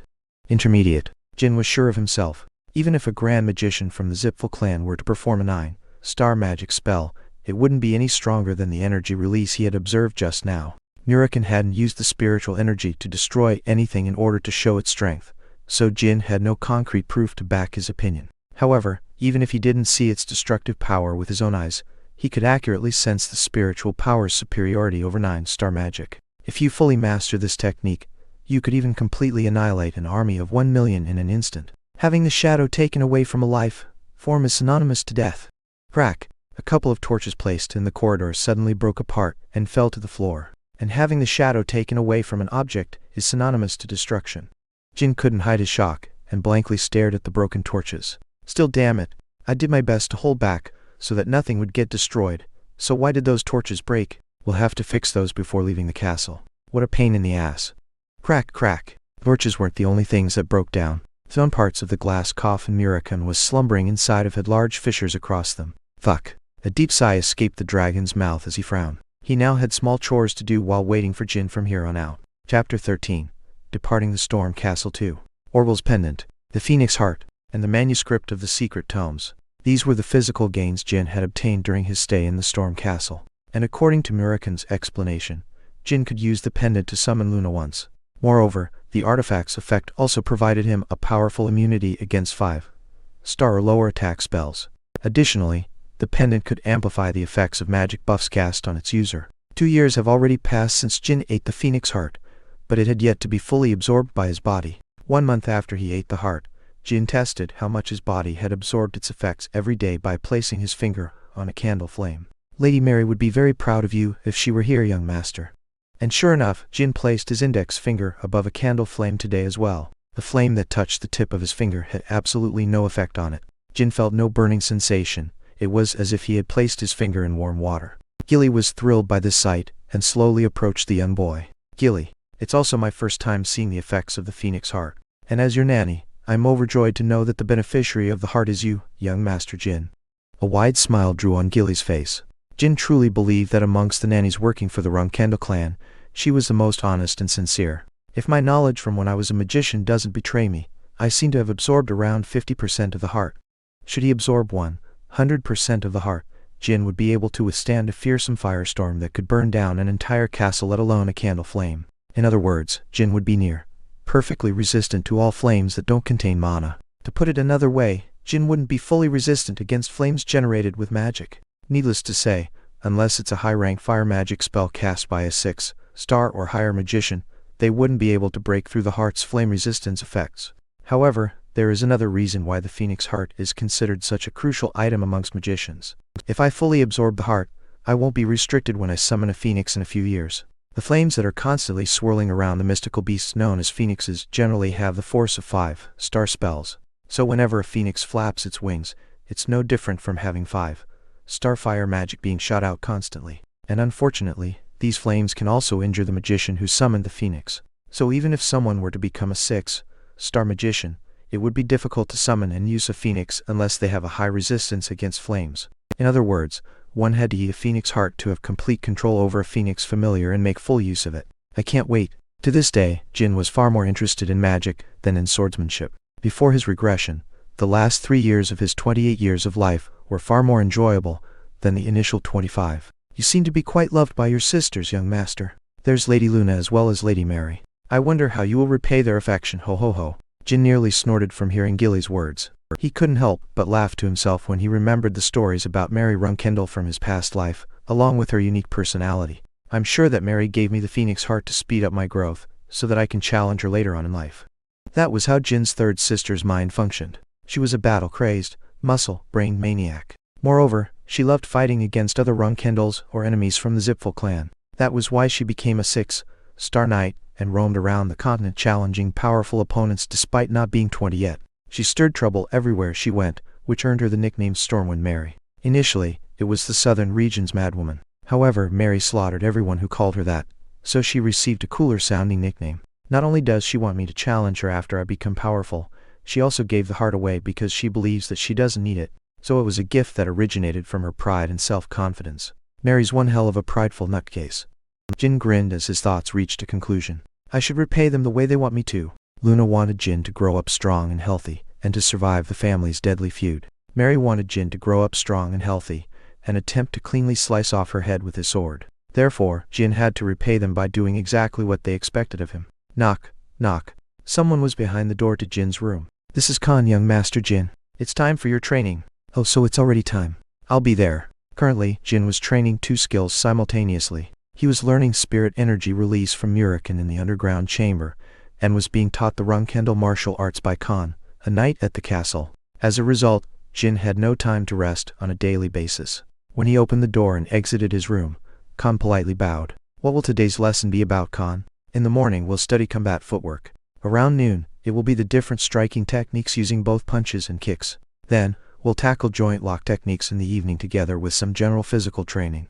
It was a busy schedule, but Jin nodded in satisfaction. He was emanating an aura of dignity and majesty like a ruler who had received a report from a subordinate. Khan tensed up as he observed Jin's behavior. As a guardian knight of the Runcandel clan, and the young master's martial arts instructor, he should have been extremely proud of the child's growth. However, Khan was on edge and nervous whenever he trained the young boy.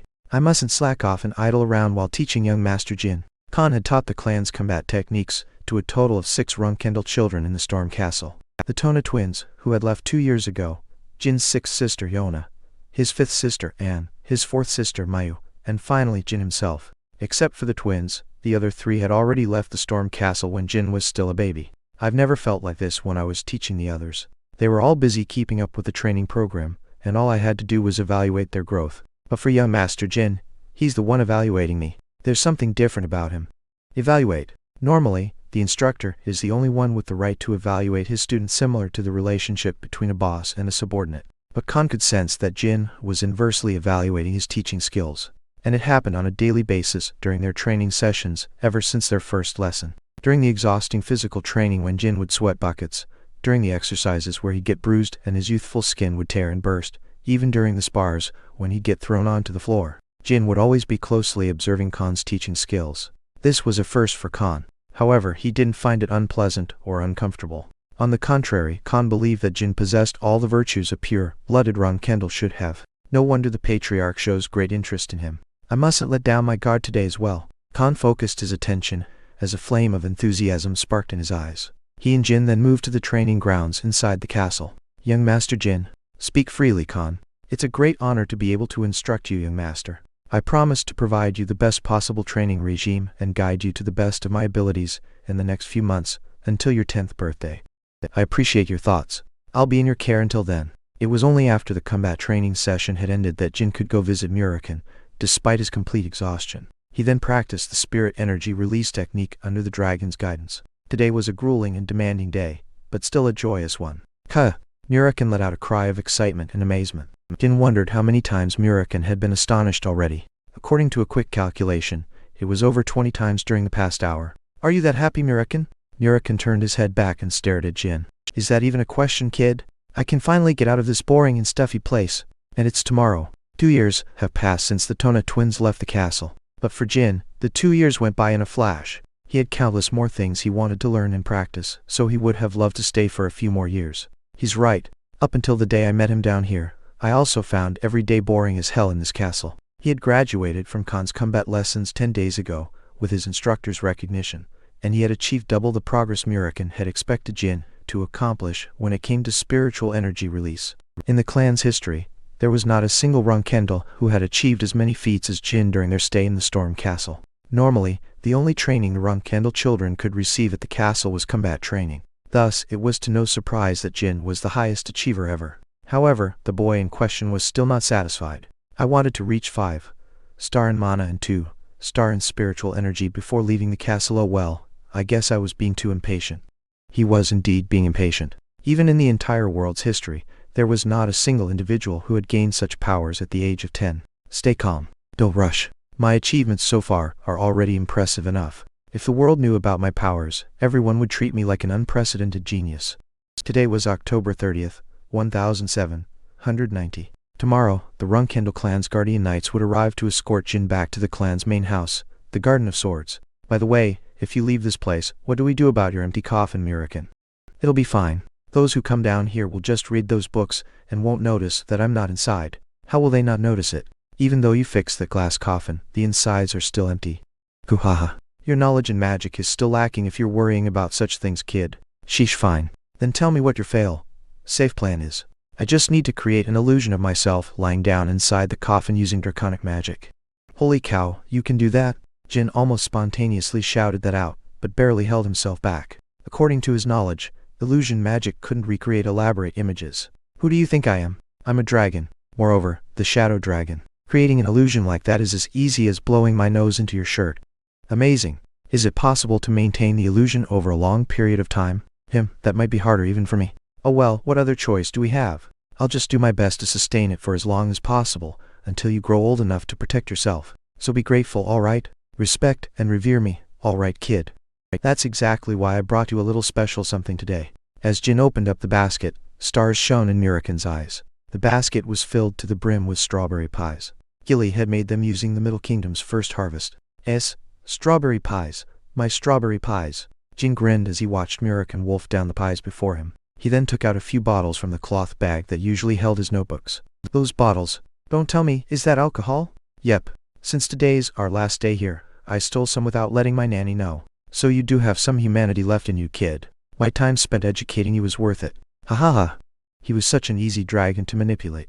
The next day, around lunchtime, 2 knights from the Runcandel main house came to the castle. There were fewer escorts compared to the time the Tona twins left the castle, but both escorts were 7-star knights this time around. Young master, you must steel yourself now. From here on out, your every desire won't be fulfilled. It will be difficult for me to bake you strawberry pies all the time too.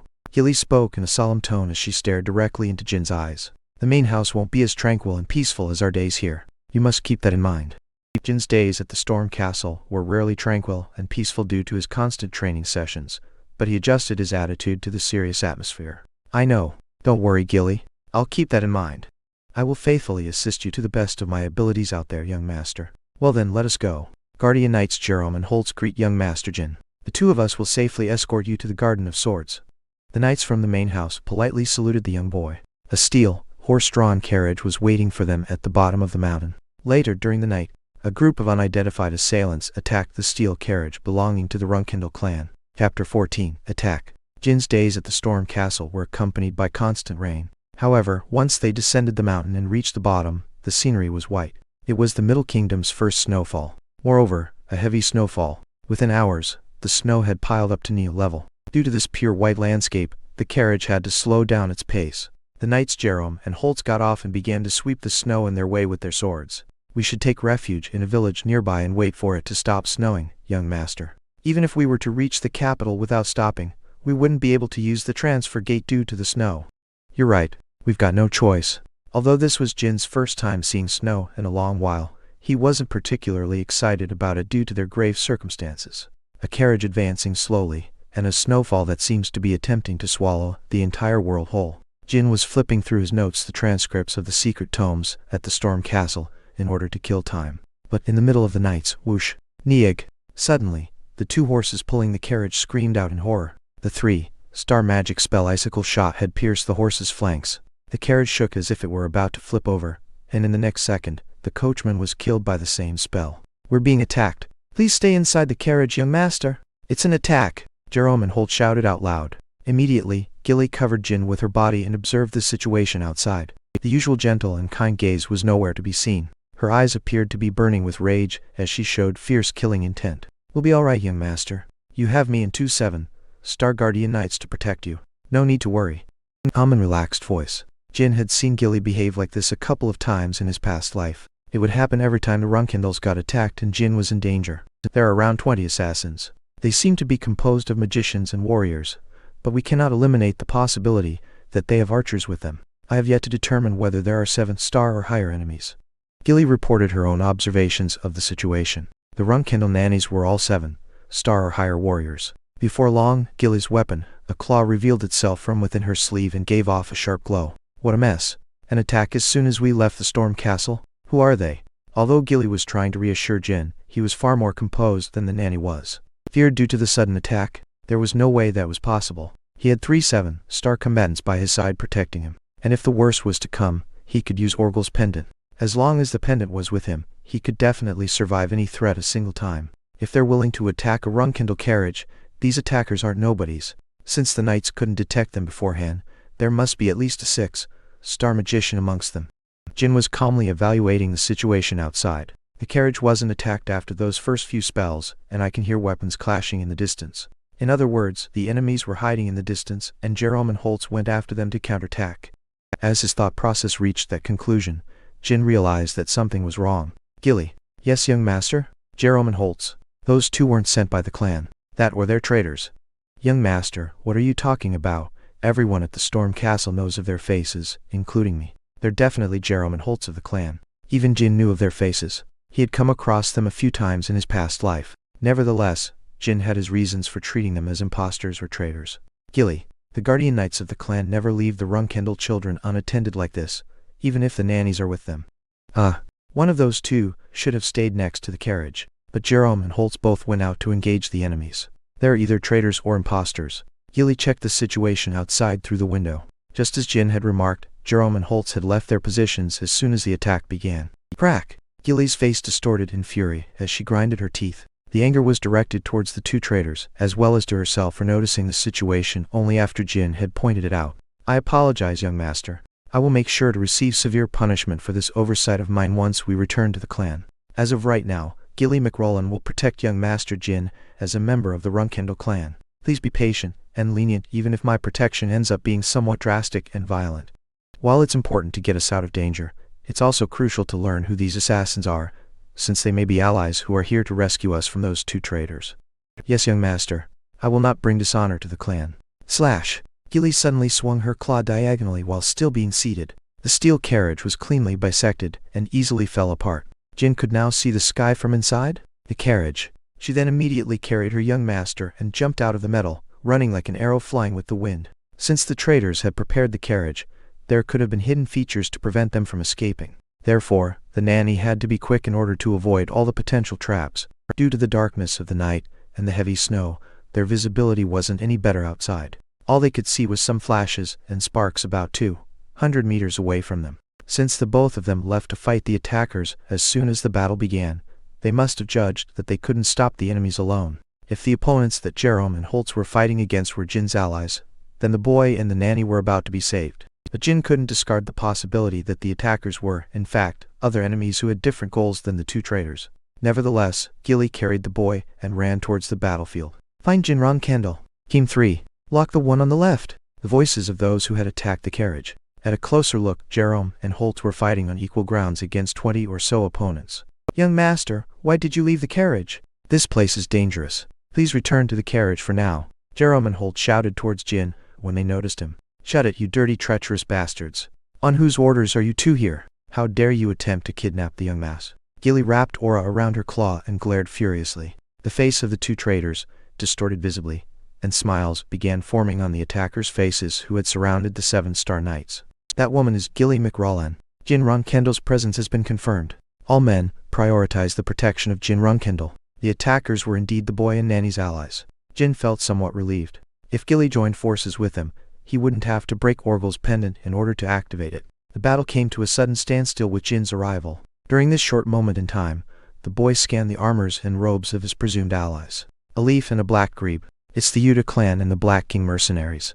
The Yuta clan was a clan of magicians in the Middle Kingdom, whereas the Black King was a group of mercenaries that could be considered one of the strongest mercenary groups out there. Since there was only a single black grebe on their crest, it seemed that it wasn't their most elite troops. Nonetheless, each mercenary was in the 5-star realm, and the Yuta magicians seemed to be masters of their craft. So they aren't traitors but imposters. The horses and coachmen were killed with the icicle shots, due to a failed preemptive attack. Having surveyed his allies and observed their strength and numbers, Jin came to a sound conclusion. If Jerome and Holtz were truly 7-star knights, they could have easily decimated the 25-star attackers, particularly in the darkness and heavy snow fall where everyone's vision is restricted. However, despite the battle having lasted for a long while, there were no visible casualties amongst the assailants. In other words, Jerome and Holtz weren't true 7-star knights from the Runcandel clan. I am Mirka, Vice Captain of the Black King Mercenaries 3rd Corps. Having received a commission from the Runcandel clan, we joined forces with the Yuta clan of the Middle Kingdom in order to rescue Jin Runcandel. Suddenly, The fake Jerome let out a small chuckle. The odd laughter lasted for a long time. Due to the strange sense of incongruity, the Yuta magicians and Black King mercenaries readied their weapons as a chill ran down their spines. Gilly stood before Jin and spoke. "Who are you two?" She had also realized that the two knights were not the Runcandel knights she knew of. Just like Jin, she was aware of the might and strength that true 7-star knights held. Heck, what a stupid question, Gilly McRollan. We have nothing to say to a mutt who licks the boots of the Runcandels. The fake Holtz also let out a sickening chuckle and repositioned himself. They didn't seem to be willing to give more information. "What should I do, young master?" Jin answered Gilly's questions without an ounce of hesitation. "Kill one of them and cut the arms of the other before you bring him to me. Your wish is my command. You may be powerful, Gilly McRollan, but you shouldn't underestimate us. Merca of the Black King mercenaries. I shall leave the young master in your care for 30 seconds. Gilly ignored the fake Jerome's retort and addressed Merca. The vice captain immediately ran before Jin with his men and formed a line of defense. I haven't seen a 7-star knight's battle in a long while. As Jin thought to himself, Gilly had already shot towards the two impostors. As she flashed across the snow-filled landscape, the air tore as a sonic boom blasted. She was a speeding arrow. The mercenaries and magicians couldn't believe that one could reach such speeds by running on this thick layer of soft snow. Rip! The three-pronged claw tore through the fake Jerome's neck. The impostor couldn't even react to the nanny's speed. He only noticed his incoming death when his head touched the snow. The fake Holtz, who was next to Jerome, turned around in order to find Gilly's figure, who had shot past them. However, he couldn't follow her movements with his untrained eyes. As he tried to retaliate by swinging the sword in his hand, thump! The sound of his right arm and sword falling into the snow reached his ears. Oh! Slash! Swoosh! The fake Holt somehow managed to avoid Gilly's follow-up dance of fury a couple of times. However, that was his limit. Without his right arm, his unbalanced body couldn't properly follow his mind's orders. Before long, Gilly's claw cleanly cut off her enemy's left arm. 7 seconds. Barely 7 seconds had passed since her involvement in the battle. Gilly used the remaining 23 seconds to stop the blood pouring out of the victim's wounds. She cut off the dead Jerome, a long hair to tie up Holtz's armless stumps. The mercenaries and magicians couldn't help but watch the phenomenon occurring before them in astonishment. Such a powerful woman is merely a nanny? She's in a whole different realm compared to us. On the other hand, Jin was wearing a satisfied smile. I have carried out your command, young master. Gilly dragged the fake Holtz behind her and walked towards the boy. As snow kept entering his mouth, the armless victim couldn't even scream in pain properly. Thud! Upon her arrival, she grabbed the impostor's head and anchored it firmly before Jin's feet. It seems like the one who was underestimating their opponent wasn't Gilly, but you too. If you were attempting to assassinate the Runcandel's youngest child, you should have sent 3 or 4 8-star knights instead. As Jin spoke in a cold tone, the fake Holt spat out. Hoo, this is merely a warning. The era of the Runcandels is, coming to an end. That's actually something I look forward to. Jin's statement sparked surprise and confusion amongst the mercenaries and magicians. Because the era of the Runcandels will end, and the era of Jin Runcandel is about to begin. Glory to the Zipfuls. Oh, so you're a follower of the Zipfuls. I guess there's no need to take you back to the clan and torture information out of you anymore. Smash! Jin covered his fist in aura, and slammed it down next to the impostor's head. He had learned how to wield aura through his martial arts classes with Khan. Release him. Men, kill him. No, I didn't mean it like that. Try your best to survive and return to your base in that state, Mr. Imposter. It'll teach your comrades a lesson. Well, this was a waste of time. Gilly, throw away this little piece of junk somewhere. Understood, young master. Gilly picked up the armless man and threw him away in the distant snowfield. Jin thought to himself as he watched the fake Holtz coughing in the snow. Geez, what naive lunatics. Did they think the Zipfuls would be thankful to them for doing something like this? Chapter 15. Truth Revealed. A tense mood filled the air. Sweat could be seen dripping down people's necks. Having dealt with the impostors, the Black King mercenaries ended up becoming Jin's new escorts. However, the escorts couldn't help but hold their breaths around their client. Now that the Yuta magicians had returned on their own, the mercenaries were the only ones left to take care of the terrifying kid. What kind of a 10-year-old boy acts like this? The vice captain of the Black King mercenaries' Third Corps asked himself a question that all his men were also thinking. The Black King mercenaries. They are veteran warriors who can turn the tables on the battlefield. Bloodshed, broken bones, burnt skin. Nothing can stop these battle-scarred soldiers. The sight of prisoners being mercilessly tortured and murdered is a daily occurrence to these men. Watching Jin order Gilly to kill the fake Jerome and Holtz in a bloody manner was nothing new to them. Nevertheless, these vicious mercenaries were wary of Jin due to his age. Where else would they ever find a 10-year-old behaving this way towards their assassin? Even though he was a Runcandel, he was merely a kid who had just left the Storm Castle and entered the world. In fact, their senses were warning them to be extremely careful with Jin when they saw him give Gilly orders. His speech and behavior weren't those of a child, not to mention his method of disposal of the surviving assassin. The mercenaries could only see Jin as a Runcandel overlord who just happened to be somewhat short in height. We mustn't make the slightest mistake until we successfully escort him to the transfer gate. Any frivolous or superficial behavior is absolutely prohibited. Do you understand? Yes, Vice Captain Merca. The Black King mercenaries, known for their rough and boorish behavior, were acting like dignified gentlemen. They were all standing stiff and nervous, as if they were wearing tight, uncomfortable clothes. However, they weren't acting like this solely due to their fear of the child known as Jin Runcandel. There was also a hint of admiration and fascination in their eyes towards this dangerous boy. Young master. While Jin was kicking the snow away as he walked, Gilly called out to him. She was wearing a calm expression and tone, but the boy caught the slight melancholic look that lasted for an instant.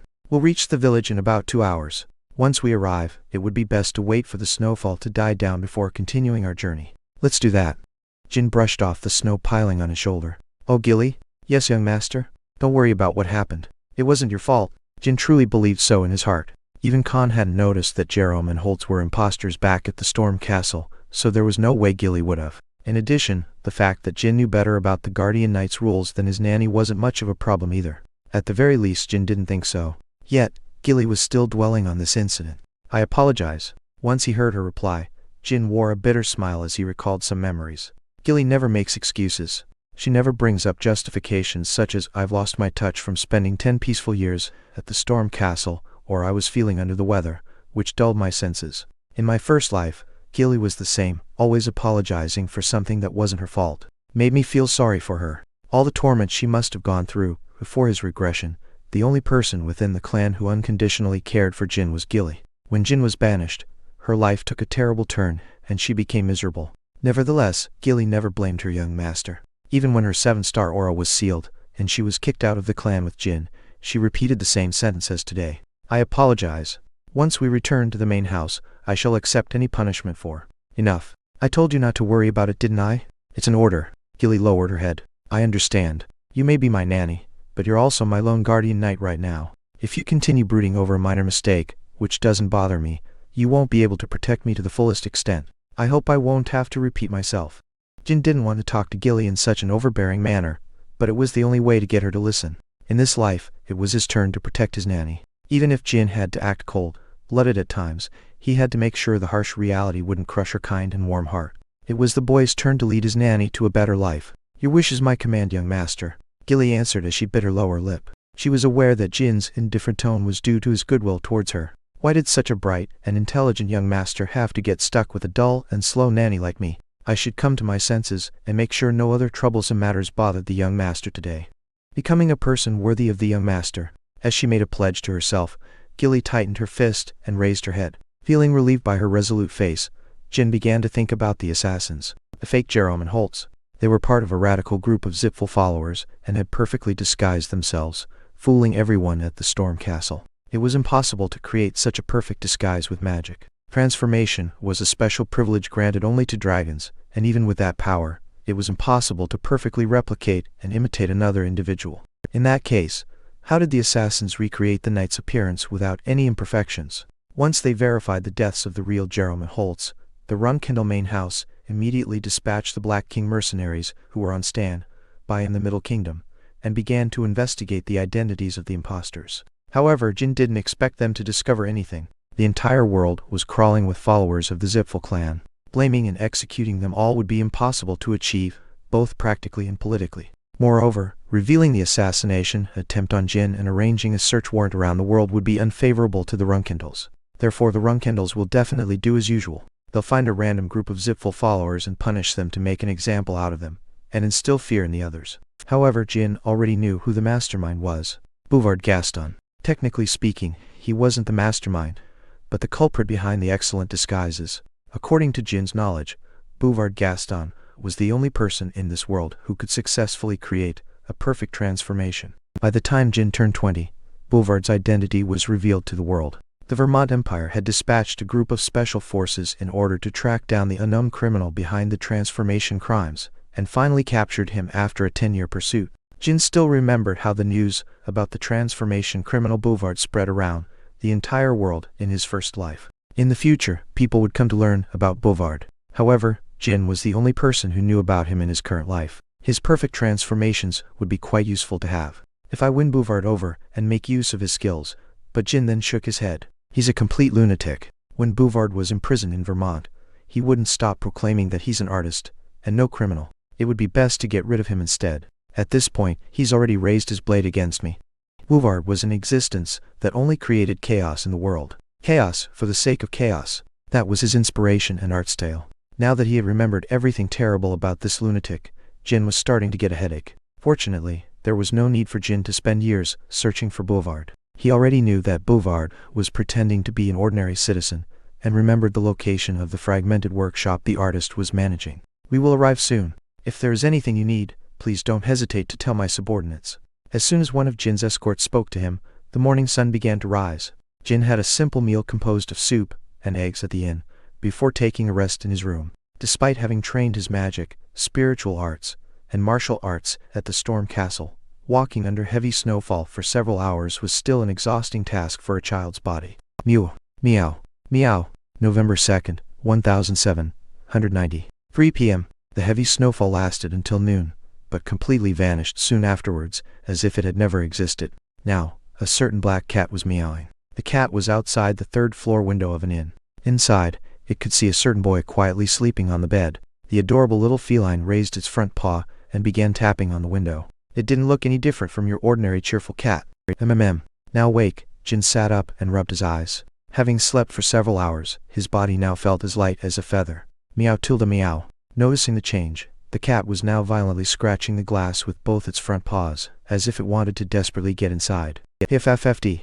Seeing the cat's behavior, a short snicker escaped the boy's mouth. Who would ever imagine that this ultra-adorable cat was actually the great black dragon Murican? Damn, so cute. Should I tease him a bit? Jin's playfulness had activated. He feigned ignorance and grabbed the cup of warm water next to his bed, when suddenly hiss. Murican began to get impatient and irritated. Jin realized that if he continued, it would soon be a bother to pacify the angry cat. He then stopped his taunt and opened the window. I get it. I was just joking around.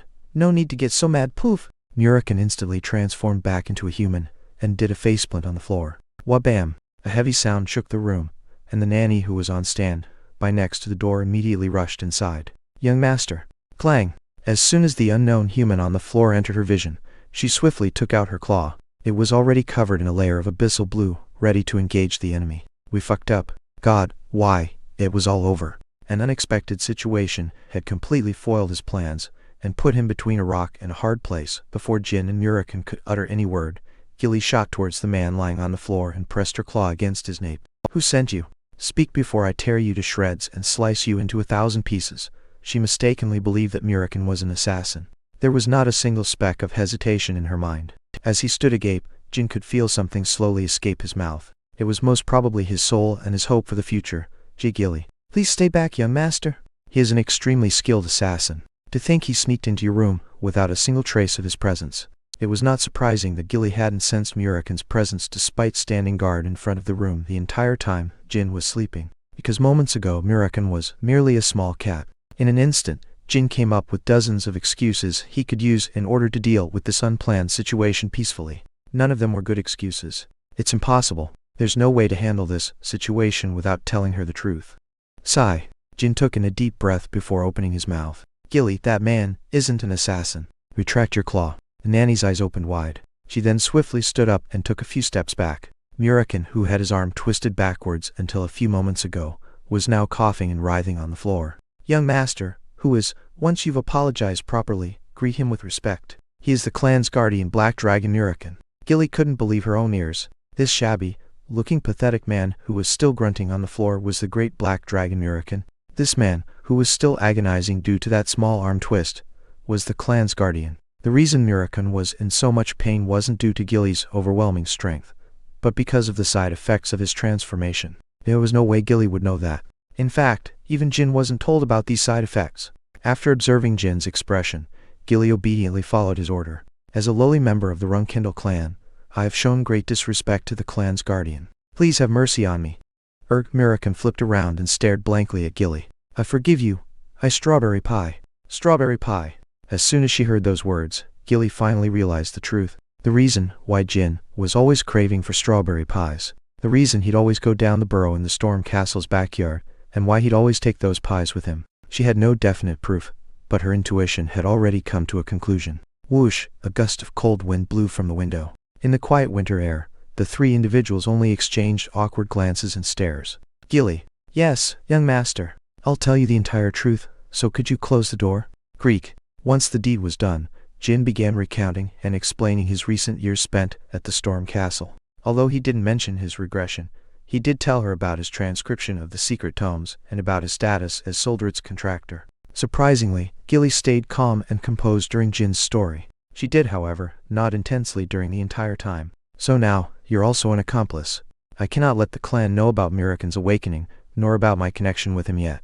I'll be in your care from now on, Strawberry Pie. It was at this moment the informal group of 3 Runcandels composed of a nanny, a child, and a dragon was formed. Chapter 16, Garden of Swords 1. I mean, why didn't you tell me about the side effects of the transformation before? 1 hour had passed since the creation of the informal group of 3 Runcandels. Outside the inn, the Black King mercenaries were busy preparing to depart. Meanwhile, the 3 members of the new group were sitting in a circle in Jin's room, having a friendly conversation. Kid, try sleeping for 1,000 years yourself. When you finally wake up, your mind doesn't function properly, alright? Anyways, I totally forgot to tell you about it. Not only that, it's been so long that it's hard to maintain a transformation.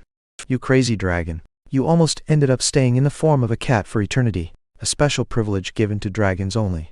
Transformation. While it's a privilege, it's by no means an ability that can be called a blessing. In fact, there are a few crucial and fatal restrictions to this ability. Firstly, a dragon in a transformed state is extremely weak. If one transforms into a cat, they only have the fighting prowess of a cat. The same would happen if one transforms into a lion, fish, bird, or any other animal. Secondly, if the transformation exceeds a time limit, the dragon becomes incapable of returning to its original form on its own. Once they reach that point, the dragon begins to lose its ego and consciousness as the mighty beast, and will end up gaining the mind of the animal they transformed into.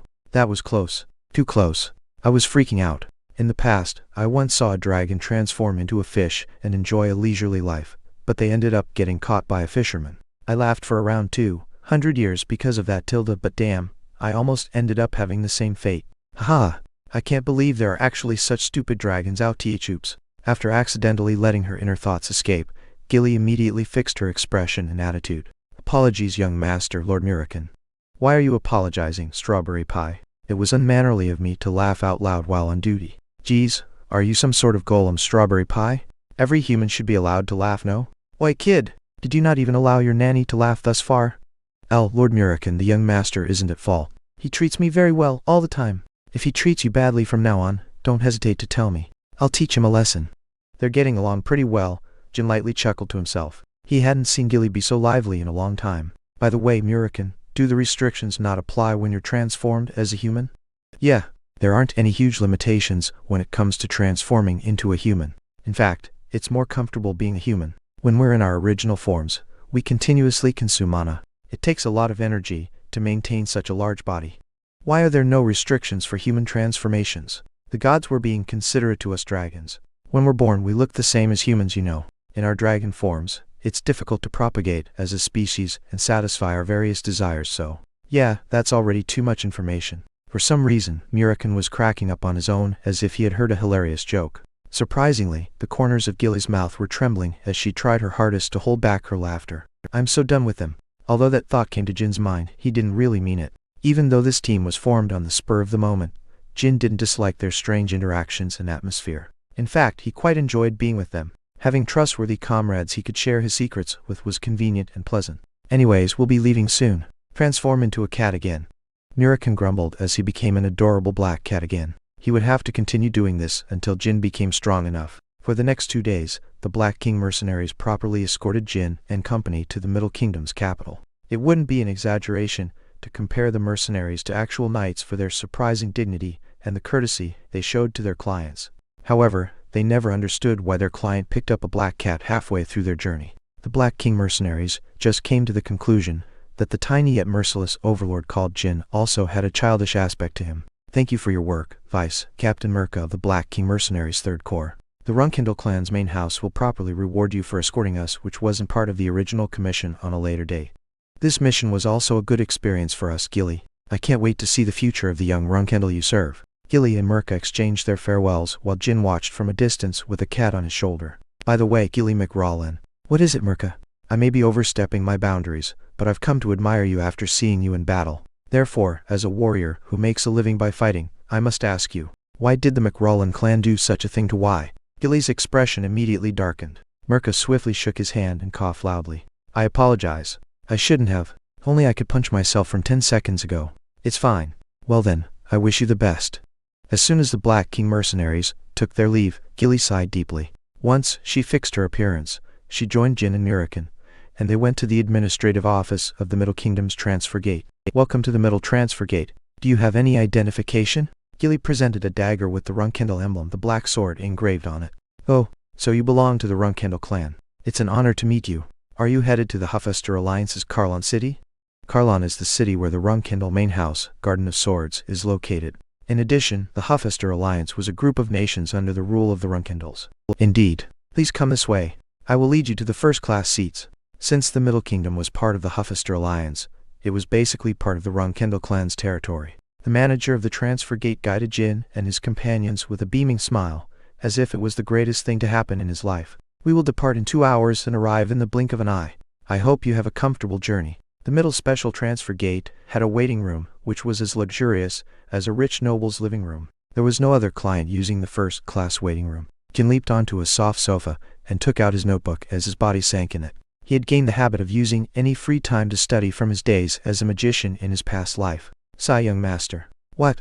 "If I were to be fully honest, I'm quite worried. We could somehow find a way to explain your contract with the god and Lord Mirakan's true identity if the clan were to find out, but my magic is the problem, right?" "Yes, that is the one thing the Runcandels will never tolerate and approve of. Don't worry, I'll make sure to keep it a secret." Suddenly, the door to the first-class waiting room was swung open.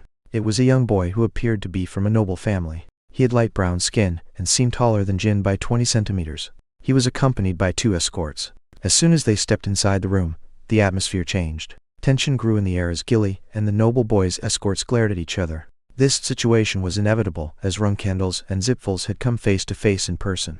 Members of the Zipfel clan? Who exactly are these assholes? Jin calmly observed the Zipfel boy's face and pondered. His face seemed somewhat familiar, but Jin couldn't quite remember who that was. He hadn't seen many Zipfels from close-up in his past life. No wonder I didn't want to come to Hufester. My instincts were warning me that I'd come across these cocksuckers. The Zipfel boy, who was still by the entrance and distant from Jin's position, muttered audibly. His escorts were now also quietly observing Jin once they were done scrutinizing Gilly. It was just a childish provocation. The veins on Gilly's neck began popping out, but since Jin remained silent and was observing the situation, she didn't step forward. Meowtilda Mirakan was walking in circles between the opposing groups, meowing as if he found the situation entertaining.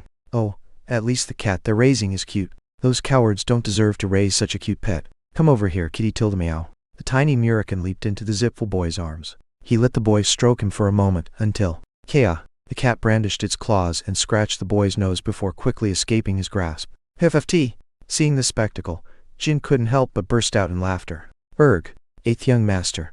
As the escorts attempted to draw their swords on their waists, the boy raised his hands to stop them. I'm fine. It's just a light scratch. No need to overreact because of a cat.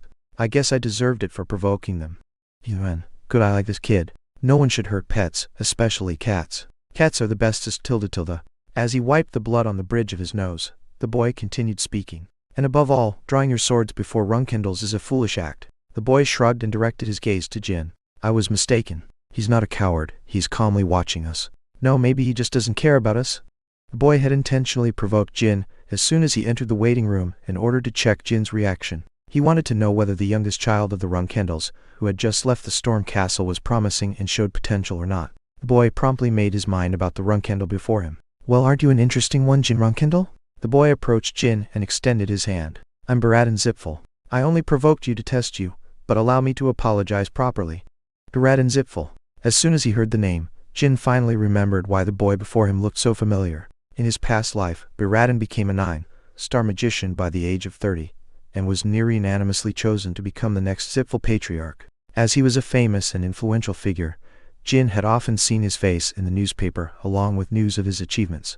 Having equally great skills and personality, he was highly popular and idolized by young magicians around the world. Jin, who had just become a 5-star magician, also looked up to Baratin and considered him a goal he could never catch up to. Is that so? I was also quietly observing you to see what kind of a person you are, so it's a relief to see you're not a complete moron. Oh, why did you make such a judgment? Even if it was just a joke, had you allowed your subordinates to draw their swords, you would have had to travel around Hufester without any attendants. You would have also lost a couple fingers. Haha, what an entertaining joke. Do I sound like I'm joking? As Baratin received Jin's cold gaze up front, he flinched and pursed his lips. Well, fine. You're a confident one. But let me give you some advice as someone who's in similar circumstances as you. Next time you meet a rude Ziffel who does something offensive, don't recklessly cut off their fingers. It would stir trouble in both our clans, don't you think? Baratin was warning Jin not to carelessly start a war between the two clans. It was actual serious advice coming from a member of the enemy clan. Now that's what a real joke sounds like, Baratin Ziffel. Why do you say so? If the Ziffels and Runcandels fought to the death for every trivial issue we faced, the world wouldn't be able to withstand the bloody battles. I'm telling you to keep in mind the potential disasters and chaos the innocent civilians would face because of us. My father, Jin Runcandel, and your father, Kil-Eric Ziffel. Jin smirked before continuing his words. Do you really think they would mobilize their entire clans due to a trivial quarrel between kids? Baratin's eyes opened wide, as if he had nothing to say to Jin's words. Even if I were to cut off your fingers today, the Runcandels and Ziffels wouldn't go to war. We'd just have to pay a few thousand gold bars or something. Baratin stared dumbfounded and blinked several times before nodding his head. That was surprisingly enlightening and informative. I shall definitely repay this debt to you in the future. Forget about the future. Repay it now. How? Just wait silently until the transfer gate activates. Don't disturb my quiet time. Chapter 17. Garden of Swords 2. Baratin Ziffel returned the favor, just as Jin demanded. He didn't utter a single word until the transfer gate activated. He did glance at Jin from time to time to check what the Runcandel boy was doing. Jin Runcandel, I'm certain he'll shake the world and spread his name within a few years. Ugh, I'm so curious. I want to talk with him a bit more, but he doesn't want me to. Baratin's eyes were gleaming with curiosity as he kept glancing at the 10-year-old. They had only shared a short conversation, but their encounter was a refreshing and exciting one. Hence, there was a certain amount of goodwill within Baratin's curious gaze. If he weren't a Runcandel, we could have been good friends. Oh well, let's be satisfied with the fact that I discovered a worthy enemy. In fact, he might become my lifelong rival. Baratin quietly chuckled as he let his imagination fly to the skies. In the meantime, Jin also thought to himself, whether he was a celebrity amongst magicians before my regression or not, he's somewhat of a pain in the ass. As a matter of fact, whenever Baratin stared at Jin, and they made eye contact, the Ziffel boy would turn his head away with a blush. Is this a BL ship? Or is he a reverse trap? Yarohen. Well ho tilde. Fujoshi senses are tingling. That red face and that gaze. He's definitely some sort of lunatic. Sigh, should I really cut off a couple of fingers to set his head straight? There was no way Jin could concentrate when such a disturbing gaze was directed towards him. In the end, he just closed his notebook and put it away. As they waited for the transfer gate to activate, Jin just petted the cat Murekin. Thank you for your patience. You shall be teleported in a few moments. There may be side effects from the teleportation, such as headaches or nausea, so please be seated as we were. Blue Mana began to dye the special waiting room. It then softly covered the members inside. I had fun.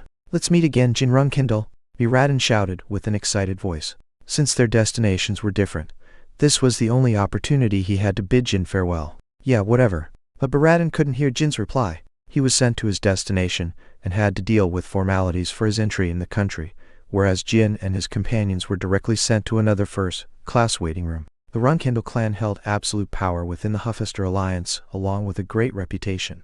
On the other hand, the Ziffels were absolutely detested, which led to some discrimination in their treatments. Most places in the world loved one clan and hated the other, and vice versa. There weren't many nations which were free from the two clans' influence. Blarg, erg pat pat.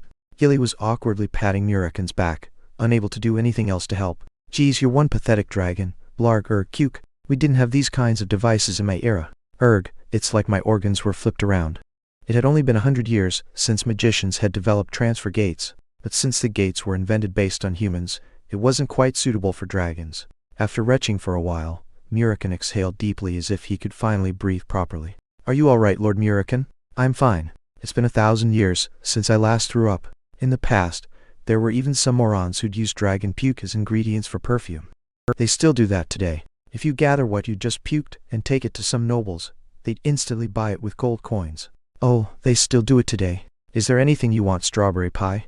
I could go sell this and... Enough talking. Just throw it in the incinerator over there. Our clansmen are probably waiting outside right now. Once they exited the waiting room, they were welcomed by the quiet scenery of the Huffester Alliance's transfer gate. Generally speaking, there would be countless people in the area, but since the Runcandel youngest child was coming today, the administration had set up severe regulations. Clang clang. A group of knights approached Jin and his crew. They were Runcandel Guardian Knights. We have been expecting you, young master. Pleased to meet you. I am Petro, the second butler of the house. The middle-aged man at the center of the knights spoke up. Jin and the others got on the steel carriage prepared in advance and headed to the Garden of Swords. Garden of Swords, the place that symbolized and represented the Runcandels. As the name suggested, the wide and vast garden had more swords planted in the ground than flowers or trees. The thousands of swords belonged to deceased Runcandels and clansmen, but not just any clansman. One didn't obtain the right to have their swords planted in the garden just because they were a member of the clan. It was a special right only granted to clansmen who had contributed to the clan's growth and prosperity. Once they entered the Garden of Swords, the steel carriage began to slow down. Jin watched the countless swords pass by outside the window and mulled over the past. It was once my greatest wish in life to have my sword planted in this garden. Why was he so naive and foolish back then? Had he accepted the reality of his situation earlier, Jin would have left the clan sooner than he did in his first life. The clan would never allow the clan's disgrace, who became a one-star knight at the age of 25, to plant his sword in the garden. Why was I so naive and foolish? Jin asked himself a second time. He already knew the answer to his question. The boy only asked himself again to remind himself of his past mistakes, and to steel himself now that he had returned to the clan's main house. I was weak. A weak person can only survive and thrive by being smart and cunning. But that wasn't the case for me either. Jin smirked and closed his eyes. His gift with the sword he regained after contracting Solderit, his gift with magic he'd always had, the tricks he learned over 38 years of life, and his maturity, the recklessness and guts one can only obtain by dying once, the knowledge about the future only a regressor can acquire. Finally, Gilly and Murakan, powerful allies he could share his secrets with. Moreover, one of them was the legendary Black Dragon. Right. This time, I'll survive and thrive in this shitty hellhole. This was only the beginning. Jin believed that he would be nervous on his way to the Garden of Swords, but it was the opposite. In fact, the sight of the swords planted in the garden made him gain confidence and mental fortitude. All hail! All hail! The carriage came to a stop at the center of the garden. The Guardian Knights who were on duty raised their blades and gave a sword salute. Standing before them were Jin's 12 siblings and his parents. The Runcandel clan masters and all the potential successors to the throne were gathered in one place. Having every single direct descendant of the Runcandel bloodline together was an extremely rare occasion. Creak! The butler Petro opened the carriage door. Jin gently descended with Gilly and Murakan in his arms. As soon as she got down, Gilly bowed deeply before Siron, and Jin lowered his head. It's been a long time, my child. Jin's mother, Rosa Runcandel, was the first to speak. Yes, mother. Step. Jin slowly walked towards his parents. As he tread forwards, Jin could feel the gazes of his siblings, who were standing in line on both sides. Murakan was the cause of this.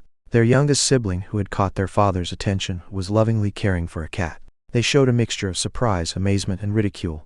As Siron frowned, he asked Jin, "Did you pick it up?" Again it was about Murakan. Jin had expected his father to ask this question first before any greeting, and he also knew what to answer in order to satisfy this nitpicky man, who happened to be the world's strongest. "I acquired it, father." "You didn't pick it up, but acquired it." The corners of Siron's mouth rose to shape a light grin. A bold and confident answer. "I like it." "That's right. It's only proper for a Runcandel to have such an attitude when they obtain something." Some of his siblings' expressions turned grim, probably because they had been severely punished by their father before when they picked up a cute pet. Or maybe some of them just didn't like Jin. The 10-year-old turned his head to observe each of his siblings. "Among them he's the one who cursed me." Who could it be? Ever since the day he saw the curse with his own 2 eyes inside his cradle 9 years ago, Jin asked himself this question on a daily basis. And why did they curse him? Why curse their 1-year-old sibling who hadn't done anything? Why did they attempt to curse him, a curse that would give him a fate far worse than death as a Runcandel? Is it just because I chose Barzada on my selection ritual? Or are they trying to get rid of every competitor for the throne, and I just happen to be an easy target? Jin wanted to question all his siblings immediately, but this wasn't the right moment. None of his 12 siblings were weaker than the current Jin. Even the Tona twins, the idiots he used to boss around at the Storm Castle, had trained their swordsmanship for 2 years, so they were most likely stronger than Jin. Moreover, today is a joyous day where the entire family has finally reunited, isn't it? The days filled with bloodshed were about to begin. As he smiled with somewhat malicious intent, Jin put Mirakan down. Meow. The cat leaped into Rosa's arms.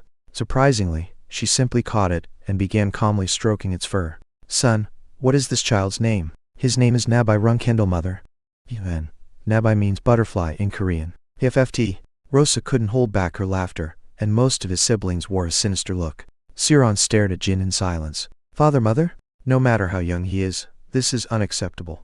How dare he give the Runcandel family name to such a lowly beast? I also agree with fourth brother's opinion. Gilly, you wench, how on earth did you educate the youngest? How could you let him call a mere cat such a name? There was a hurl of complaints, but as soon as Siron opened his mouth, everyone immediately shut up.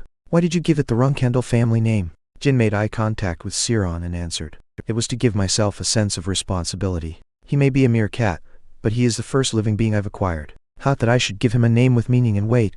The gaze of the silent siblings were dyed with shock, and Siron calmly nodded. How amusing. But son, do you truly realize how much weight the Runcandel name actually bears? It was a tricky question, but Jin nodded without hesitation. I am aware of the weight it has. It signifies that if someone were to attempt to hurt Nabai, I would have to make them pay the price personally. The death stares directed by the Tona twins promptly changed into shock. They believed that they wouldn't have to be afraid of Jin anymore, but seeing his current attitude, their trauma from the Storm Castle resurfaced. You seem to be gifted at making enemies, son. Your siblings are glaring at you so intensely, don't you think? This was a warning, not towards Jin, who had caused a ruckus as soon as he arrived at the main house, but towards the others. A warning to them for daring to show killing intent in front of the patriarch. The siblings immediately adjusted their expressions and stances. It appears so, but I believe I'm also gifted at killing my enemy's father. Hugh, haha, then you all should be mindful of that when dealing with your strong-willed little brother. Siron's children, with the exception of Jin, all lowered their heads in response to their father's statement. Soon afterwards, every Runcandel gathered today entered the mansion, and the banquet celebrating Jin's arrival began. During the entire meal, most of the siblings stared at their ludicrous youngest brother with complex feelings. Chapter 18. What even is the eye of the mind? 1. It is the beginning of summer, 1794. 4 years have passed since Jin returned to the main house. We will end the training with this. Good work today, young master. Hugh, is it already time, Garen? Garen, Altamiro. This young 7-star knight teaches the basics and foundations of swordsmanship at the Garden of Swords. His pupils include Runcandel children when they first arrive at the main house, and clansmen who are training to become guardian knights. Every Runcandel has to learn the basics under Garen. Aha, surely you jest. Please take a look at the guardian cadets around you, young master. They are all on death's door. Jin took a look around him. There were young boys and girls around his age. Just as Garen stated, they were all sweating profusely, panting and wheezing to catch their breaths. I guess he's right. I would have been in the same state as them. 2 years ago, when Garen was assigned this job, his training regimen quickly gained the reputation of being harsh and intense. Guardian cadets are young elite trainees who stood out amongst other trainees and were selected to become future guardian knights. Competition to become a guardian cadet is high, and trainees have to undergo difficult training in order to gain that rank. However, despite their expertise and experience, many guardian cadets dropped out due to being unable to endure Garen's severe training. Jin did the same in his past life. He couldn't continue Garen's training regimen, and instead received individual lessons from his siblings. It may appear like preferential treatment, but for Runcandels, there is no greater disgrace. Even though other children are able to withstand Garen's lessons, a Runcandel child dropping out and being taught by his siblings is unacceptable. Not to mention that Jin couldn't endure his siblings' lessons either, and ended up being neglected by everyone. Having recalled the past, Jin shook his head to stop thinking about it. Moreover, you will have to attend Lady Luna's training session in the afternoon. Jin nodded to Garen's point. These days, Jin trains under Garen as well as his eldest sister, Luna White Whale Runcandel. However, unlike his first life, it wasn't a disgraceful individual lesson. Having noticed Jin's terrifying growth speed, Luna volunteered to teach him herself. Thus, it was an achievement instead of a disgrace. However, it brought Jin both the admiration from the guardian cadets and the jealousy from his other siblings. That's true. Then I should go get lunch now. Will you partake with the other cadets today as well? Dame Rosa appears to be dejected for being unable to eat with you every time. I'd rather eat with these cadets with whom I train every day, not my siblings who seem displeased about my very existence. I understand, young master. Servants began to bring their meals to the training ground. There was an enormous pot with rice, vegetables and meat. It was a simple and crude meal, but the ingredients were top class. The guardian cadets stood in line, waiting for the food to be distributed. Jin didn't follow them since Bellup was in charge of getting his food. Thanks. Not at all, young master. As if. Sit down, let's eat. Bellup Schmitz, a 13-year-old commoner boy, 1 year younger than Jin. He was destined to fall behind in Garen's training and lose his qualifications as a guardian cadet, getting kicked out of the Garden of Swords. At least, that was before Jin's regression. Is it good? It's delicious. I am always grateful to the clan for allowing me to eat such good meat, as well as to the 13th young master for sharing his portion of meat with me. Enough. Sigh, how do you give the same answer every single time without a single mistake? Did you memorize the phrase by heart or something? Bellup coughed and blushed in embarrassment. You need to learn how to speak simply and concisely, Bellup. The others are ignoring you because you keep giving a speech every time you open your mouth, you know? Is that so? Shoulders straight. Have some more pride. You're a Runcandel Guardian Cadet. But my grades are the lowest and I have yet to become a 1-star knight. Geez, do you think anyone can become a Runcandel Cadet? You've already achieved a lot by reaching where you are currently. He's quite timid and has little to no self-confidence. He's as innocent and naive as one can be. That's why Jin was still confused. I can see why the clan kicked him out, but I still can't figure out how such an innocent boy grew up to become the Vermont Empire's notorious Imperial Guard. Before his regression, Bellup's life ended up having an amazing reversal after getting kicked out of the Runcandel clan. After barely passing the exam to become a Guardian Cadet, Bellup Schmitz always stayed amongst the worst of the cadets, before having to leave. But afterwards, he caught the eye of another clan of swordsmen, the Heron clan. The Heron clan is the Empire's greatest clan of swordsmen, and one of the biggest noble families. Bellup's talent with the sword bloomed belatedly in the Heron clan. He then became an Imperial Guard, and received the nickname Vermont's Loyal Hound. Vermont's Loyal Hound. Jin had no idea what Bellup experienced at the Heron clan for him to change so much. When Bellup received that nickname, he was no longer the naive and gentle Bellup Jin now knows. He followed the Emperor's orders, led the Imperial Guards to battle, and slaughtered countless people without mercy. But 1 year before Jin's death, Bellup ended his unfortunate life filled with bloodshed himself, leaving behind a will with a message of repentance. I was shocked to hear he became the Imperial Guard, and felt vexed when the news of his suicide reached me. Jin glanced at his surroundings. After making sure no one else was looking in their direction, he quickly passed his remaining pieces of meat to Bellup. Hey, young master? Shush. I'm not feeling hungry. Jin pretended to eat until lunchtime ended as he vacantly watched Bellup. Bellup Schmitz, this time, I'll take care of you so that you don't fall behind and get kicked out. It wasn't just because Jin wanted to keep this diamond in the rough within the clan. He also felt somewhat empathetic towards this boy. Both had discovered their true talents belatedly, and had miserable deaths. If he has the potential to become an Imperial Guard, it would also be beneficial to keep him by my side. I'll have to keep Guardian Knights around me and command them in the future anyways. Instead of becoming a murder puppet of the Vermont Empire, it was favorable for both Bellup and Jin to raise him as a Runcandel Guardian Knight. Once lunch ended, Jin stood up and Garen approached him. I shall see you tomorrow, young master. Oh, tomorrow we'll be having spars during training. All right. Good work today, Garen. Thank you, young master. Once Jin returned to his room, there stood Gilly with a change of clothes in her arms and a hot bath behind her. Good work during training, young master. The eldest lady's lesson will begin in 3 hours. All right. Thanks, Strawberry Pea. Catching himself saying something unexpected, Jin suddenly stopped dead in his tracks. Geez, Mirakin calls you Strawberry Pie so often that even I'm getting confused now. Oh, you're here, kid? Jin turned his head, and saw Mirakin lazily flipping through an erotic drawing magazine on the sofa. You crazy dragon. What on earth are you reading in broad daylight? This? A limited edition erotic magazine. I had a hard time getting this. Haha, don't hesitate to tell me if you want one too. 14 is the age when you begin to get horn. Also, didn't I tell you to stay in cat form as much as possible at home? What if someone sees you? I won't get caught, don't worry. I also have the right to be free, no? Just come over and look at this. Should I kidnap the guy who drew this? Seeing him snicker and return to his erotic magazine, Jin suddenly gained the urge to punch the dragon in the face. However, punching a dragon who had lived for thousands of years was unreasonable. Jin gave a deep sigh and sat beside Mirakin. I guess it's not bad. How much did you buy it for? About 100 gold coins, I think. Is it so? 100 gold coins, you say? 100 gold coins. Where on earth did you find that money? I borrowed from Strawberry Pie. Gosh, the Runcandel nanny's salary is no joke. Jin turned his gaze to Gilly, who only gave a dry cough. Sigh, just tell me if you need money from now on. Don't bother, Gilly. Really? Then 1,000 gold coins please, Tilda. I'll give you 1,000 gold coins, if you write a report, which explains why you need that money. And please prepare a simple meal for me, Gilly. Murakami closed and put away the magazine at the speed of light and began writing a report. He even started mumbling to himself. This disturbing sight of extreme tenacity made Jin speechless. "Did you not have lunch outside already?" "I did, but I'm at the age where I'm growing." "What would you like to have?" "Just a simple sandwich. Strawberry pie. I'd like a strawberry pie."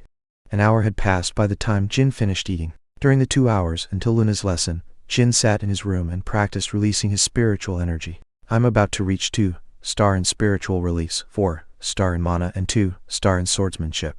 These were the results of 4 years of training after leaving the Storm Castle. His growth speed in spiritual release was far beyond what Murakami was expecting. However, the growth of his mana was far too slow according to Jin's standards. But it wasn't exactly a surprise, since he couldn't use magic within the Garden of Swords. Still, reaching the 4-star stage at the age of 14 was an incredible achievement that was comparable to the geniuses at the Zipfel clan. His swordsmanship would also reach 3-star by the age of 16, which was 1 year earlier than the Runcandel average. Jin's growth was progressing favorably. Feeling himself getting stronger by the day was the best feeling there could ever be. There was Gurren's intense training regimen, Jin's notebook, which he studied every day, and his spiritual energy he would strengthen whenever he had time. All these activities were far more enjoyable than resting for the 14-year-old boy. However, Luna's training was pure drudgery, even for the workaholic Jin. Even our other siblings who envy me for receiving her guidance would immediately change their minds if they were in my shoes.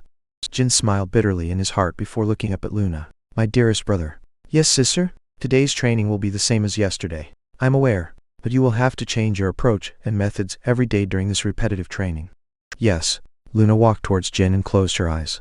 Jin copied her and also closed his. Then, the same line he had heard over and over during the past month resounded. "Brother, the eye of the mind, deuce the eye of the mind." To observe this was the drudgery in question. Luna's lessons weren't methodical, intuitive, and physically painful like Gurren's lessons. It was always about the eye of the mind. She would just repeat that. "This is driving me crazy." Jin had often heard the 8-star and above knights mention the mind's blade realm, but normally speaking, one would start training the mind's blade after reaching the 7-star stage, and it wouldn't be through silent lessons like this, but by trying to scatter aura in all directions naturally. "Why doesn't eldest sister do or say anything else? She always stands still, telling me to open the eye of the mind." He had never heard of a training like this. For people who wield blades to advance in life, gaining the mind's eye is the most important thing of all. Never open your physical eyes during our training. Nevertheless, Jin obeyed his eldest sister's guidance and kept his eyes closed because he knew her personality. Moreover, she was widely known as the strongest among the 13 Runcandel children.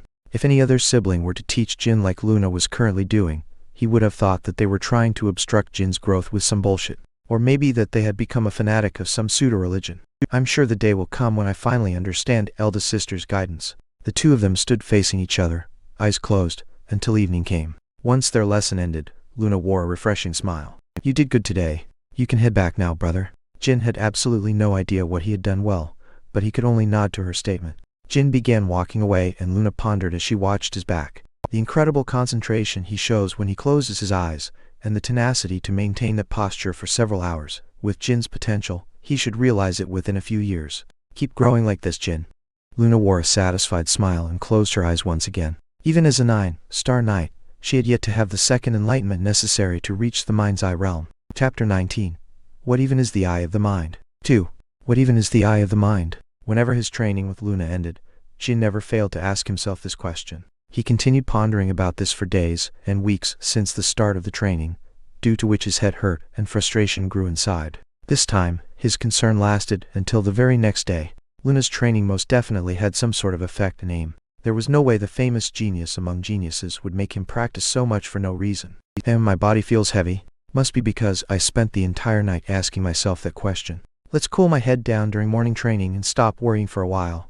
Did eldest sister Luna also do the same training as what she was ordering Jin to do when she was 14 years old? As he proceeded to Gurren's training ground, Jin thought about his first sister's past. As they were 19 years apart, he hadn't seen her growth and development, but he had heard that during her puberty, she was quite the problem child.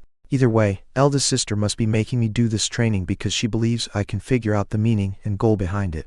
7 a.m. The Guardian cadets were gathering at the training ground. They would be sparring today, so there was a bizarre mood between everyone. The results of the spars were quite important to their overall scores and assessments, and having higher scores would grant them greater salaries and the possibility of becoming a Guardian Knight with special treatment. It was to no surprise the cadets were all on edge. What a heavy and competitive atmosphere. Their gazes show that they wouldn't hesitate to beat any opponent half dead. As for Bellup's eye, Jin turned his attention to the corner, where Bellup was crouching down. As one would expect, the cowardly boy was looking at his surroundings with nervous eyes. He reminded Jin of a small prey having barely escaped its predator and hiding in a small hole. What on earth is wrong with him? Actually, how on earth did he pass the exam to become a guardian cadet?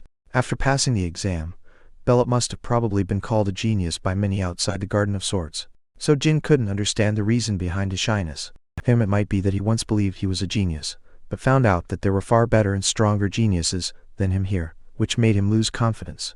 Or was he just born this way? As his thoughts reached that point, Jin shook his head. I'm already busy enough thinking about the meaning behind eldest sister's training.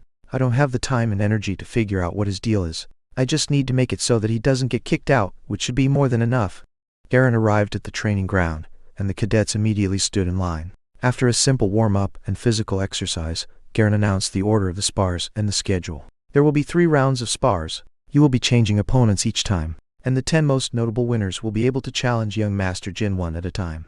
Yes, instructor. There was not a single cadet in Garen's class who could defeat Jin. Therefore, whenever there was a sparring session, Jin would be fighting several duels more than the others. Garen, when will I be able to move up to the intermediate training class? Starting from the intermediate training class, the instructor was a veteran knight of the clan instead of a guest instructor like Garen. Moreover, during the lessons, the students were allowed to use aura and real swords, which was still prohibited in the beginner class. Jin now wanted to move up to the next stage, but Amrosa stated that if young Master Jin wins against 10 opponents today, you will be allowed to join the intermediate class at the start of next year. That true? While the stories so far had belittled them, they were still guardian cadets of the Runcandel clan. They were the top 10 cadets who won their other spars to boot. Facing all 10 of them consecutively wouldn't be so easy for Jin. Runcandel cadets were on a whole other level compared to the cadets of other nations' swordsmanship academies and mercenary trainees. Eddington, Mark, you're up first. Get ready. 2 boys with resolute expressions faced each other in the center of the training ground. Once Garen's signal arrived, the spar began. Jin observed their movements without much concern. Everyone's doing pretty well. Their movements were flexible and agile, yet powerful. Despite looking nervous, they were calmly calculating their actions and scanning their opponents. They weren't Runcandel cadets for nothing. Swoosh, swoosh. Although they were wielding wooden swords, each swing was slicing the wind. Even with the lack of sharp edges, a clean blow would completely smash an ordinary human's head. Erg! Crack! The boy called Eddington's wooden sword landed on his opponent's flank. As the sound of a rib breaking resounded, Mark crouched on the spot and trembled in pain. The Runcandel's medical team, which was waiting on one side of the training ground, laid the injured boy on a stretcher. Winner Eddington, take a break over there and stay on standby. Next up are Phils and Sierra. And so, 9 matches followed. The 10th was between Bellup and a girl called Mesa Milcano. Jin paid close attention to Bellup's spar. Bellup seems to be focused on defense as usual. On the other side, Mesa was ruthlessly attacking him. As one of the top cadets of the beginner training class, her strength was evident. But Jin was used to the sight. It wasn't his first time watching one of Bellup's spars. Fight me, Bellup Schmitz! Stop running and fight me like a man! Mesa was hurling provocations, while wildly swinging her wooden sword. Suddenly, Jin noticed that Bellup's movements were better than expected.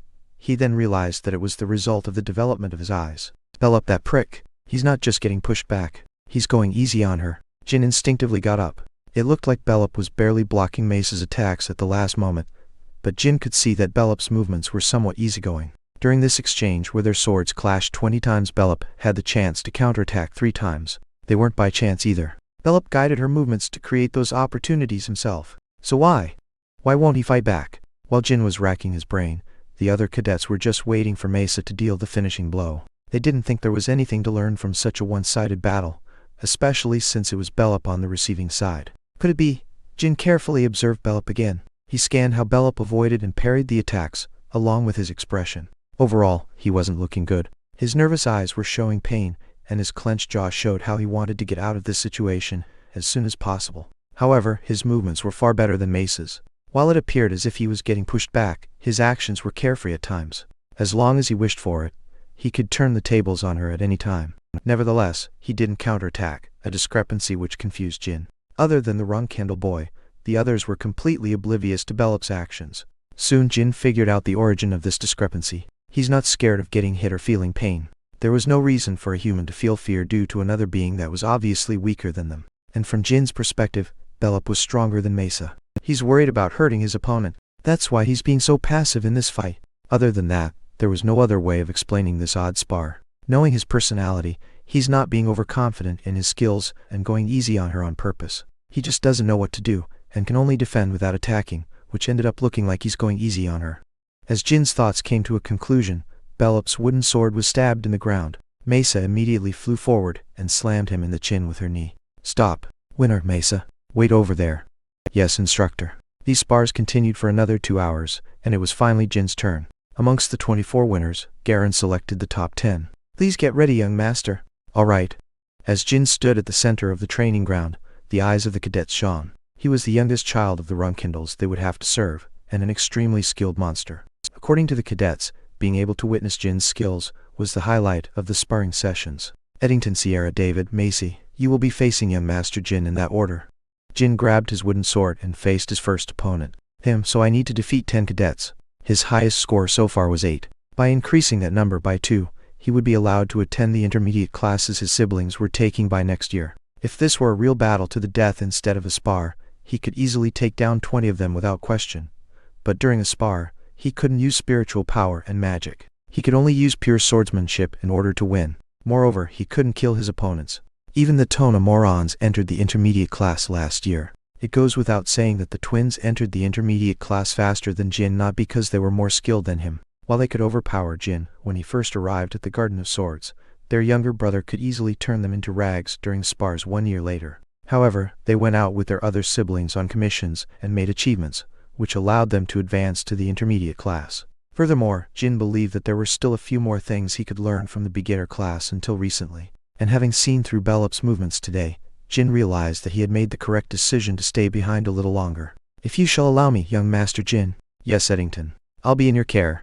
Swoosh. Eddington darted towards Jin and wielded his wooden sword. A surprise attack. He had calculated that if he didn't seize control of the duel from the start, he would never win against Jin. However, that was a bad move. As he watched the wooden sword fly towards his chest, Jin pushed himself forward instead of dodging. But at the last moment, he sidestepped, trampled on Eddington's foot, and swung his sword towards his opponent's neck. Be that as it may, Eddington hadn't become a Runcandel Guardian cadet through pure luck. He twisted his body out of reflex and avoided Jin's attack. But it wasn't a perfect evasion. Jin's sword hit Eddington's ear instead of his neck before hitting the air behind. I missed, but it wasn't bad.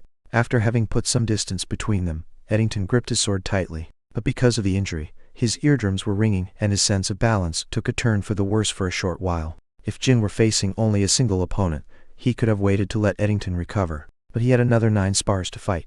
Jin suddenly appeared before Eddington and ended the first duel. Since he had lost his sense of balance, Jin could easily defeat Eddington without hurting him too badly. It's my loss, young master. Good game, Eddington Wes. Go have the medical team check your ear. Yes, thank you very much. Next up, Sierra. Begin the spar immediately. With Garen's shout, the second duel was initiated. I'll be in your care, young Master Jin. Likewise, Sierra Camaro. The second fight didn't end as quickly as it did with Eddington. The 10 winners Garen had chosen were ordered from the weakest to the strongest. Chapter 20. What even is the eye of the mind? 3. Sierra Camaro lasted about 1 minute longer than Eddington, but still didn't manage to injure or wear out Jin. After her was David Mackay, but Jin's spar against him ended in a similar way as his 2 previous ones. However, David was somewhat more tenacious than Sierra, and Jin had to exert more strength than before, due to which his opponent ended up with a broken rib. A simple fracture can easily be dealt with by the Runcandel medical team. As long as the injuries aren't fatal, such as amputated limbs or damaged vital organs, the medical team can fully heal the victim in an instant. That was enlightening, young master. Thank you for your guidance. Jin flinched when he saw David lose consciousness and fall over, all the while keeping a smile on his face and a thumbs up. Just, how many more of these muscle-brained lunatics are there in this crazy clan? Even if Jin was David's superior, no sane person would smile and show gratitude to the man who just destroyed one of their ribs. Moreover, it wasn't a forced statement. David was truly grateful from the bottom of his heart. Jin hid his discomfort and lightly nodded back. Well, come to think of it, I used to behave the same way while learning and training magic under my master before my regression. I shouldn't be judging David right now. Jin's master, who was 2 years younger than him, wasn't your ordinary teacher. They once scorched Jin with lightning for hours on end to teach him lightning magic, and also sent him flying in the air for an entire day to teach him wind magic, and they were laughing the entire time. Each time something like this happened during his training, Jin would be thanking his master with a smile on his face like the current David. The desire to become stronger can sometimes turn humans into muscle-brained maniacs. I really wasn't thinking straight back then, was I? Swoosh, swoosh. Jin lightly swung his wooden sword around, waiting for his next opponent. I am Mesa Mulcano, young master. I am aware of your name. You're the second daughter of the Mulcano family. It's an honor to have you remember me. I won't be as easy to deal with as the other cadets you faced before me. Today, I will definitely defeat you, young master. I look forward to it. Mesa positioned herself and prepared for battle. She then calmly began circling Jin without showing any openings. No wonder she was the strongest of Garen's beginner class cadets. She wasn't behaving the same way as when she was mercilessly attacking Bellop. Mesa was looking down on Bellop and attacking without considering the consequences. However, Jin was a completely different opponent compared to Bellop, so she completely changed her attitude and approach to the duel. Mesa Mulcano. I remember that in my first life, she passed all the exams and qualifications required to graduate as a cadet, and was quickly deployed to the main house as a guardian knight. I never interacted with her personally though, so I don't quite remember the details of her life. She was the perfect example of an elite. Even though she hadn't seen through Bellop's true strength, Mesa was still an extremely gifted fighter. Jin had sparred against Mesa a total of 7 times until now. He had lost the first 2 times, and won the remaining 5. And each time, the difference in their skills and strength was getting wider and wider. And through his duels against talented individuals like Mesa, Jin realized how impressive his gift with the sword was, a gift he never got to use and experience to the full extent in his first life due to the bladed illusion curse. I still need to face 6 more opponents after Mesa. But holding back my strength and energy while facing Mesa is a bad idea. I need to defeat her in a direct confrontation in order to plant fear in my next opponent's heads. His spars against Eddington, Sierra and David were merely appetizers. The duels against the real elites of the beginner training class started with Mesa, and for the 14-year-old Jin, defeating them all head-on in succession would be demanding and strenuous. Therefore, Jin was planning on planting a misconception in the other cadets' minds during his duel against Mesa, that they would never be able to win against Jin in a head-on battle, having a frontal clash, while still looking relaxed and calm the entire time. Those are the 2 key points I need to keep in mind during this spar. This time Jin was the first to make a move. His attacks consisted of the most basic of stabs and slashes. Not a single irregular or odd movement was added. Mesa easily parried and avoided his attacks, but as the offensive continued, her thoughts got complicated and heavy. Why is the young master only using such basic attacks? While they were your standard attacks, each move was heavy and sharp. Mesa's hands and wrists were going numb from parrying all of them. However, that wasn't the reason why her mind was boggled. When will he start going all out? He had the opportunity to send my sword flying just now, but he didn't. He's definitely doing this on purpose. But why? While Mesa racked her brain, Jin continued swinging his wooden sword with a composed expression. Even when Mesa twisted her body in order to escape his sequence of basic attacks, he still adhered to the fundamentals. Is he looking down on me? Ugh! Mesa ground her teeth and stomped on the ground in order to stabilize her stance. Fine, allow me to entertain you, young master. Once Mesa fixed her posture and gripped her wooden sword tightly, her worries vanished. She also began using only the most basic of attacks in order to face Jin. Soon, all the fancy techniques and complex movements completely disappeared from their duel. They were each taking turns attacking and defending. It had become an extremely simple fight, a simple battle of brute strength. Mesa was quite confident and proud of her physical strength. She wasn't being conceited, as she had learned the basics of aura manipulation back at the Mulcano castle before coming to the Runcandel clan. Bang! RRT! Boom! Explosive sounds echoed throughout the training ground as the 2 fighters' wooden swords hit each other. This battle of brute strength had already lasted for over 5 minutes. The other cadets could only watch the duel with wide eyes. Huff, huff. Someone was now out of breath. It was the sound of Mesa panting. I'm being pushed back in terms of physical strength. Even Mesa knew that she couldn't win against Jin in this spar, but she believed that her physical strength surpassed his, if not equal. Mesa couldn't accept that she would get pushed back by someone younger than her. She was still not aware of the gap between ordinary people and people of Runcandel descent who own blessed bodies. Huh!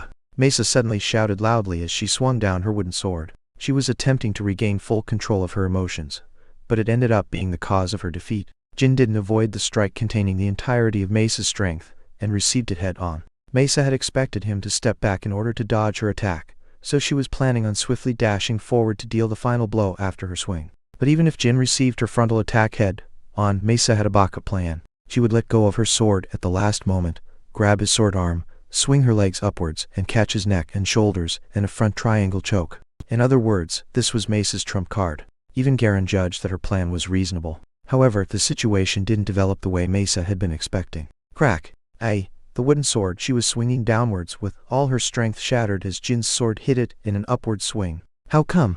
It's not like young Master Jin used aura just now. As Mesa asked herself the question subconsciously, Jin's wooden sword had already reached her neck, waiting a few millimeters away from her skin. Phew. Jin exhaled deeply and fixed his breath. It's my loss, young master. That was a great duel, Mesa Mokano. While he replied calmly, Jin's forehead was drenched in sweat.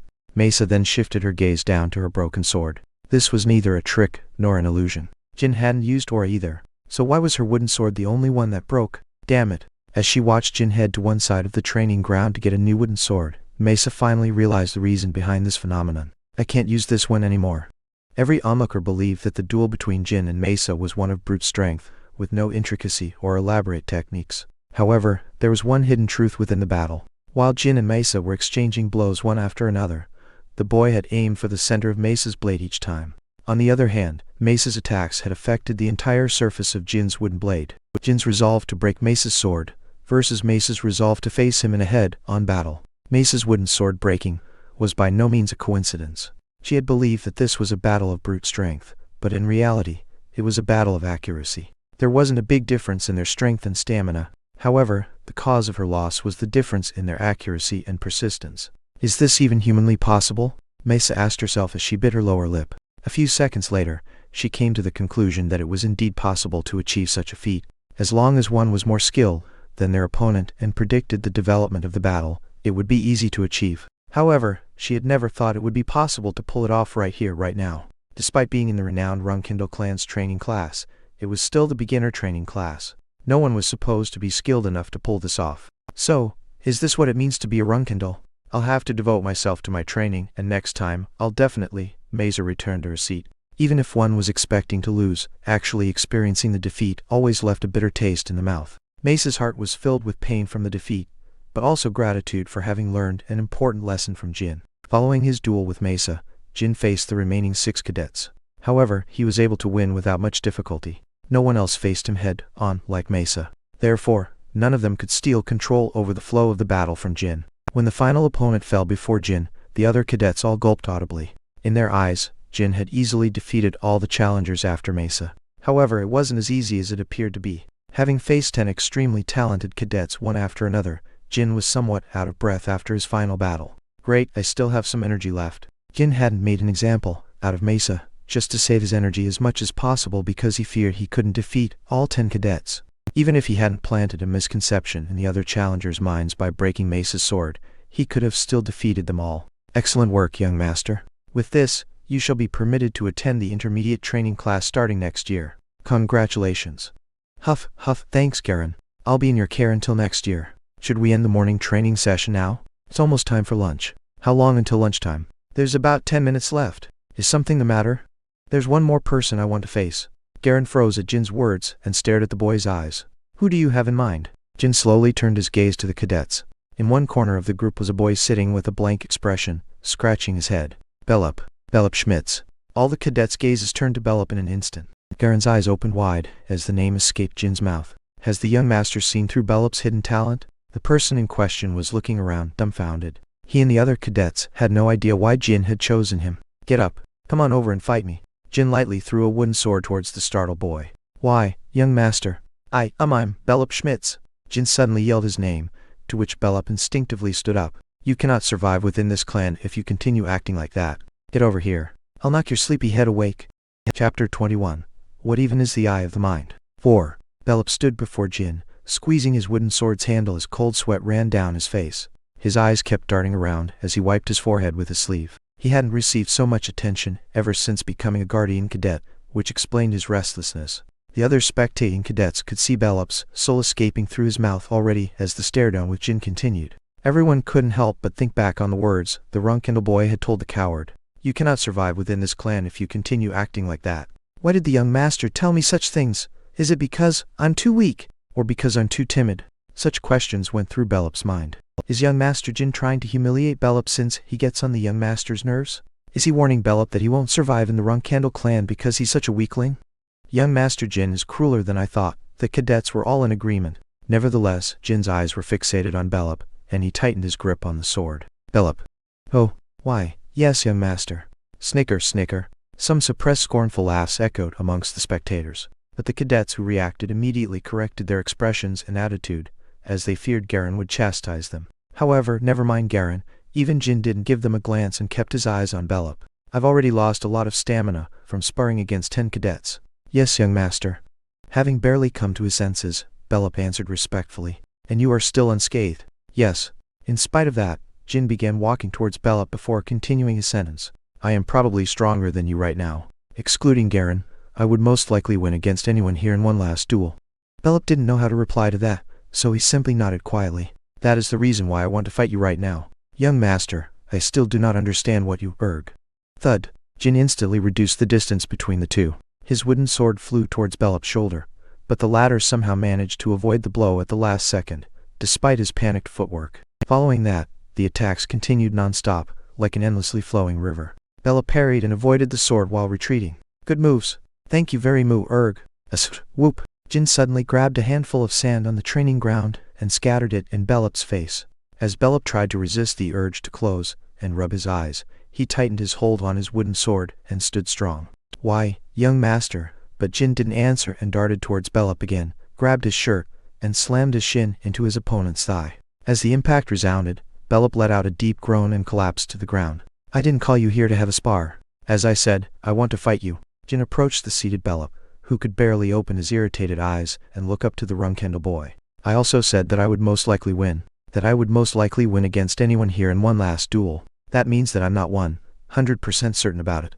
Wipe your face. Belop used his shirt to wipe off the sand on his face and eyes. Does that mean that the opponent you're not certain of winning against is me, young master?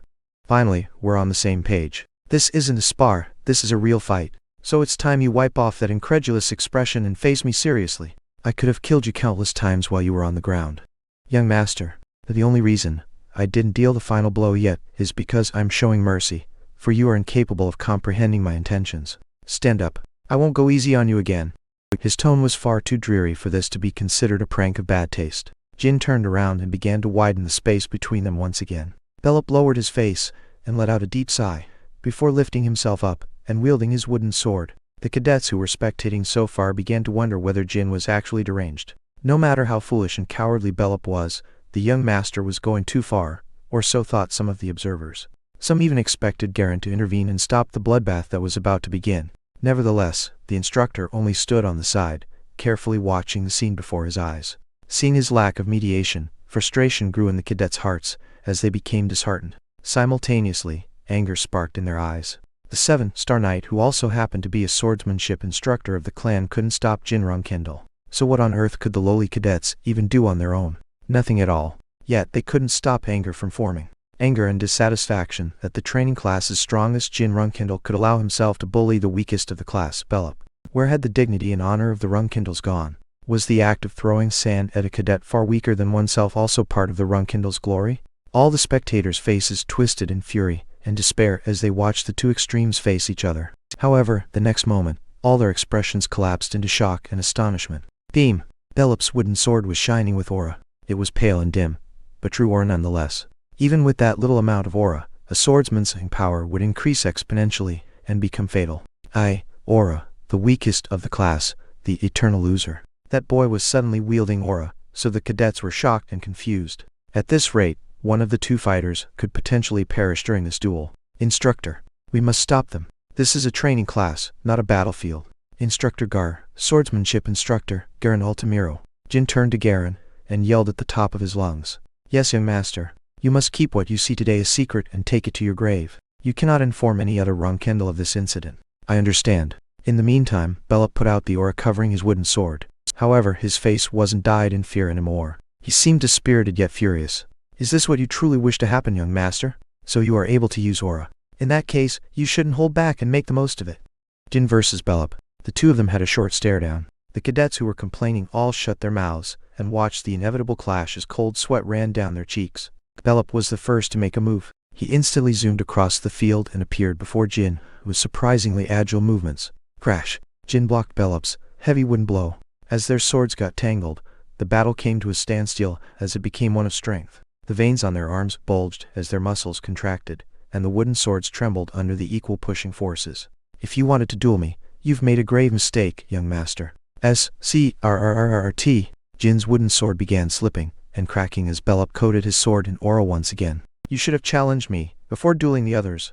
Snap! Jin's sword broke under the pressure. Immediately, time slowed down for Belop and the other cadets during the short instant when Belop's shining wooden sword dug into Jin's shoulder. The wooden sword had completely cut through the shoulder and was about to reach Jin's heart.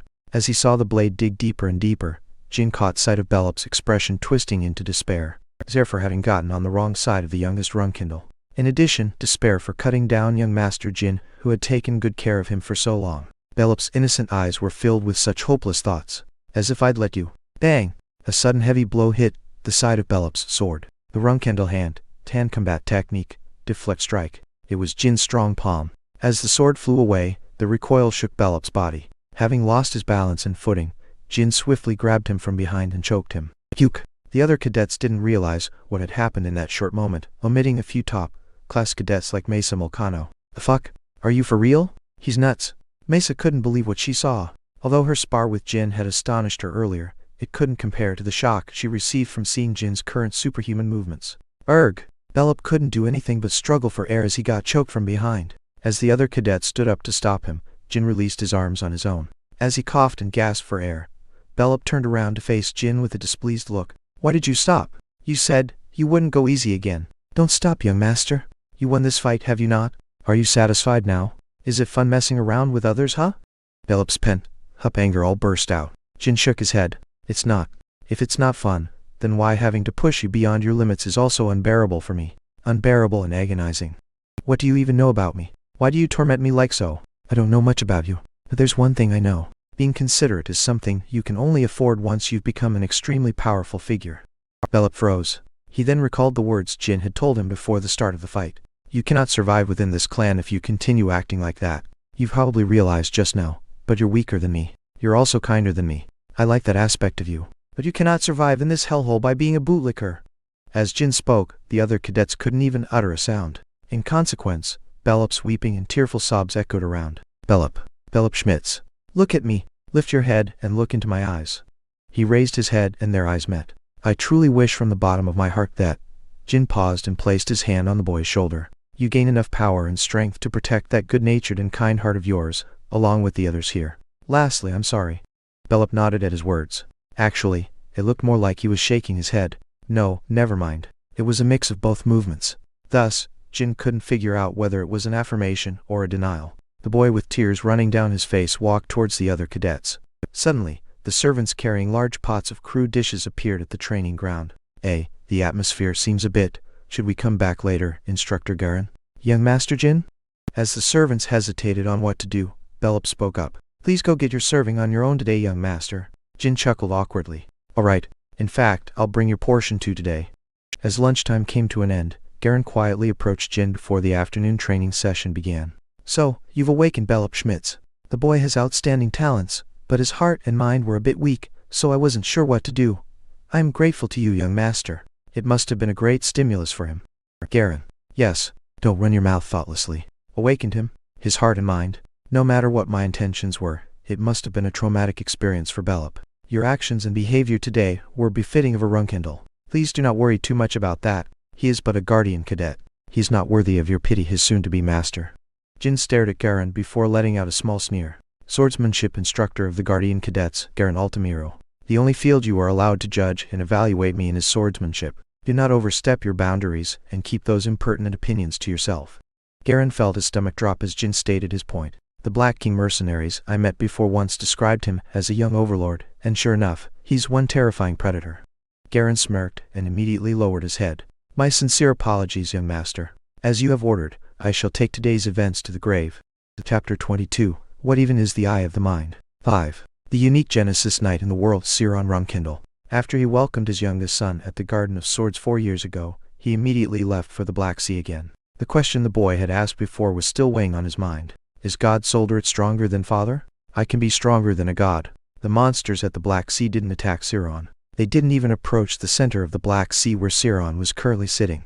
It was their method of conserving the natural ecosystem. To eat and be eaten. Jin quite liked the simplicity of this system, which was why he came to the Black Sea so often. A few days ago, a knight came looking for him at the Black Sea. The knight in question had fought and killed countless monsters and bathed in their blood in order to see Siron. This is Khan, Patriarch. Siron didn't turn around to face him, and simply opened his eyes. He was sitting cross-legged, but his body was levitating above the ground by a hand span. Speak freely, Khan. Khan approached him while wiping off the blood on his armor. He then gave his report with a stiff face, and Siron waited for Khan to finish speaking with a composed look. However, halfway through the report, the corners of Siron's lips rose to form a grin. That is all. The floating body slowly began its descent onto the ground. So that's what the youngest did? Indeed, Patriarch. The content of Khan's report was the details of the uproar at the beginner training class caused by Jin's recent actions. Although Garen had said that he wouldn't disclose the details of the incident to other Runcandels, he couldn't keep it a secret from the Runcandel Patriarch. Therefore, he informed Khan, Siron's right-hand man, about the incident. He didn't tell other individuals, however. Garen wasn't afraid of the current Jin, but he did fear the future Jin. Hoo-ha-ha. Siron suddenly threw his head back and laughed out loud. So those are the principles the youngest believes in. He'll use overwhelming force to dominate others, while also embracing and caring for the weaker humans at times. Khan didn't answer, and simply lowered his head. Smirk. A wide grin formed on Siron's face. In recent years, he was laughing so much, far more than he had ever laughed after reaching the demigod realm. Then we'll need to check whether those principles of his hold any value or worth.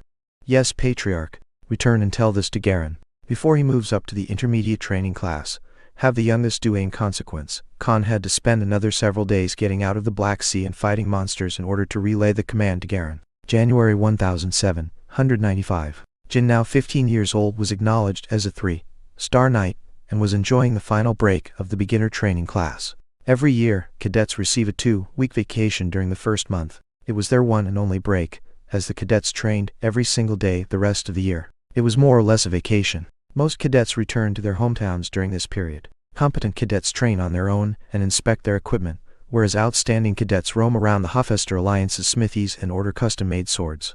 Why do they order swords, you ask? The reason is that they're aware of how they're the most likely candidates to advance to the next class. The results and nominees are announced only after the end of the 2-week break, but most of the time, it's quite easy to predict who will advance to the intermediate class. Starting from the intermediate training class, the cadets no longer use wooden swords. They will have to use personal swords tailor-made for them. The excelling cadets of the beginner class, such as Mesa Mulcano, all temporarily left the Garden of Swords in order to acquire their weapons. Even though the results weren't revealed yet, these cadets all knew they would definitely be chosen. Jin, my brother. Yes, eldest sister. Needless to say, the top ranker of the beginner class this year was Jin. If Jin were a cadet like Mesa and the others, he would have been roaming around the smithies and forges in Hofester. However, he was a Runcandel. He was the youngest son of the distinguished clan of Swordmasters, which had far too many invaluable and top-notch swords. Therefore, he only had to grab a random sword in the clan's armory. He didn't need a tailor-made weapon. Amongst the thousands of swords sitting in the armory, a couple of them should fit in his hands perfectly, at the very least. It was quite troublesome finding a sword that suited you, you know. However, Jin couldn't choose his sword himself. Luna said that she wanted to gift him his sword, and spent an entire month going through the armory. In any case, Luna was far better at spotting good swords compared to the current Jin, so he had nothing to lose by accepting her suggestion. I look forward to it, eldest sister. Bang! Luna removed the enormous axe sword on her back and laid it on the floor. It was a different sword compared to her beloved Crantel. Jin couldn't help but make a confused face. The axe sword Luna had laid seemed even bigger than himself. On the other hand, Luna's eyes were glittering with impatience. This sword was once called the Bale Slaughterer. It's the weapon I enjoyed using back in my teens. What is an axe sword, you ask? Just as its name implies, it's a sword with an axe blade attached to the tip. It's massive, heavy, and bulky. The history of axe swords is not very long. It's a weapon that Luna Runcandel personally invented at the age of 15. Until then, no one had used a weapon like this. In other words, the name Bale's Slaughter originated from Luna's own chaotic, wild, and unstable period of adolescence. So, do you like it? Luna spoke with innocent eyes full of hopes and expectations. Chills ran up Jin's spine as he coughed awkwardly. I don't quite think this one is suitable. Luna's joyful and hopeful mood immediately crashed down on her. She wore a sullen smile as a glum atmosphere formed around her. Haha, I was just joking. Just joking. It didn't seem like a joke though. Jin barely stopped himself from saying that out loud, and just chuckled awkwardly. For a few more seconds, Luna held on to the pipe dream that Jin would take the axe sword. However, she soon gave up, and sighed deeply before taking out another sword. It can't be helped. What about this one, then? The sword Luna showed next was inside a neat, black scabbard without a single ornament or decoration. It appeared ordinary, But when Jin received the sword from Luna, his eyes began to tremble. Since you chose Barzada during the selection ritual, it's only fitting that you get this blade. It also suits your swordsmanship style. As he grabbed the handle and pulled, a snow-white blade entered his sight. Bradamante! Jin admired the pure, undyed sword as he shouted the weapon's name in his mind. He gazed at the multicolored reflection that shone like a stellar diamond, as if he had fallen head over heels for it. Bradamante. It is the brother of Barzada, the blade once used by the first patriarch Jin Runcandel. Excluding Barzada, there were very few swords that outperformed Bradamante in the Runcandel armory. Before forging Barzada, the legendary blacksmith Picon Minch created Bradamante as a prototype, which is now known as one of the finest swords around the world. You seem to like it. Of course, eldest sister. It's one of the greatest weapons, even amongst the swords we have in the clan. Thank you very much. Jin's tone was composed, but he was so happy he wanted to jump around and enjoy right now. If it weren't for Luna, it would have been practically impossible for me to take Bradamante from the armory. The clan wouldn't have allowed it. Still, to think she'd give me Bradamante, it's the sword Murakan told me to obtain in the future. Since Bradamante was an excellent sword, many of Jin's siblings were aiming for it. But there was a reason why this sword was special to Jin. Spiritual energy. When Barzada and Bradamante absorb spiritual energy, they reveal their true worth. But this was a feature only accessible by those who control shadows. Even though many of our siblings yearn for Bradamante, how can I ever repay you for this, eldest sister? Repay? It seems you're still uncomfortable when around me. How saddening. That's not what I meant, sister. In order to soothe my sorrow, I'll have to bully you. Close your eyes right now, brother. Let's begin our lesson. Yes, Luna grinned mischievously, as she rubbed Jin's head and messed up his hair. Today again, I will be telling you to observe using the eye of the mind. I am aware. But unlike before, I will tell you something else you need to know about the eye of the mind. What is it, sister? Luna crouched down and held Jin's hands. Know that within our family, where siblings are busy trampling over each other, there is at least one person who loves you unconditionally without expecting something in return. So don't sadden your sister any more than this. I'm sorry, sister. Before you were born, I was spending my days in loneliness inside this family. But one victim is more than enough. There is no need for you to go through that too. Jin decided not to question Luna's goodwill and love from here on out. It was true that this kind-hearted sister had turned a blind eye to Jin and his misery in his first life. But Jin was willing to turn the page and forget her past disregard towards him. I don't even know everything about her from that life. Maybe she was going through difficult times. I shouldn't judge with incomplete information. It's too soon. What? Your control over spiritual energy is still imperfect. In order to awaken Bradamante, you need to reach at least 3-star spiritual release in order to attempt awakening the sword. 3-star. I think I'll reach that soon enough. I should be able to use the sword soon. Thump. Murakan closed the erotic magazine in his hands with force and stared at Jin. Listen carefully, kid. Barzada and Bradamante. Those two spirit swords are dangerous weapons that mustn't be awakened carelessly. 3-star is the bare minimum requirement. But use Bradamante as an ordinary sword until you reach 5-star, understood? But I don't have a lot of patience. I guess I'll have to reach 5-star within the next year. Yeah, right. Even if you're the best spirit controller in his teens, and you eat spiritual energy every meal instead of real food, that's still impossible. Enough with the nonsense. Even a street dog would stop on its path to laugh at you right now. How immature. Jin couldn't believe the individual in front of him was really a dragon who has existed for over 3,000 years. Jin frowned visibly and snatched away the magazine in Murakan's hands. What was that? Huh? Something about a street dog? Say that again. I didn't hear you. Give my magazine back. Give it back, you brat. Do you know how hard it was to? Young master. The bickering duo paused and turned to Gilly, who was running towards them. She seemed to be in a hurry. What's the matter, Gilly? Instructor Garen is asking for you, young master. Why would Garen want to see me during the break? If he has something to say, tell him to come find me personally. That's, as her eyes shook in worry, Gilly approached Jin and spoke quietly. He says he needs to give a rundown of the operation to you using the map, young master. Operation? Yes, Instructor Garen has assigned you your first mission. And apparently, you'll need to depart as soon as the break ends. Jin put down the magazine in his hand.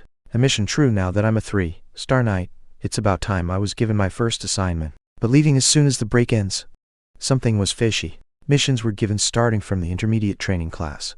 As missions usually concerned assassination, combat, monster subjugation, etc., the beginner class wasn't involved with them. Moreover, the advancement to the intermediate class happened 1 month after the break for Runcandel cadets, so it was odd to be assigned a mission right after the break. Well, I guess I could technically be considered a member of the intermediate class since my advancement was confirmed a few months ago.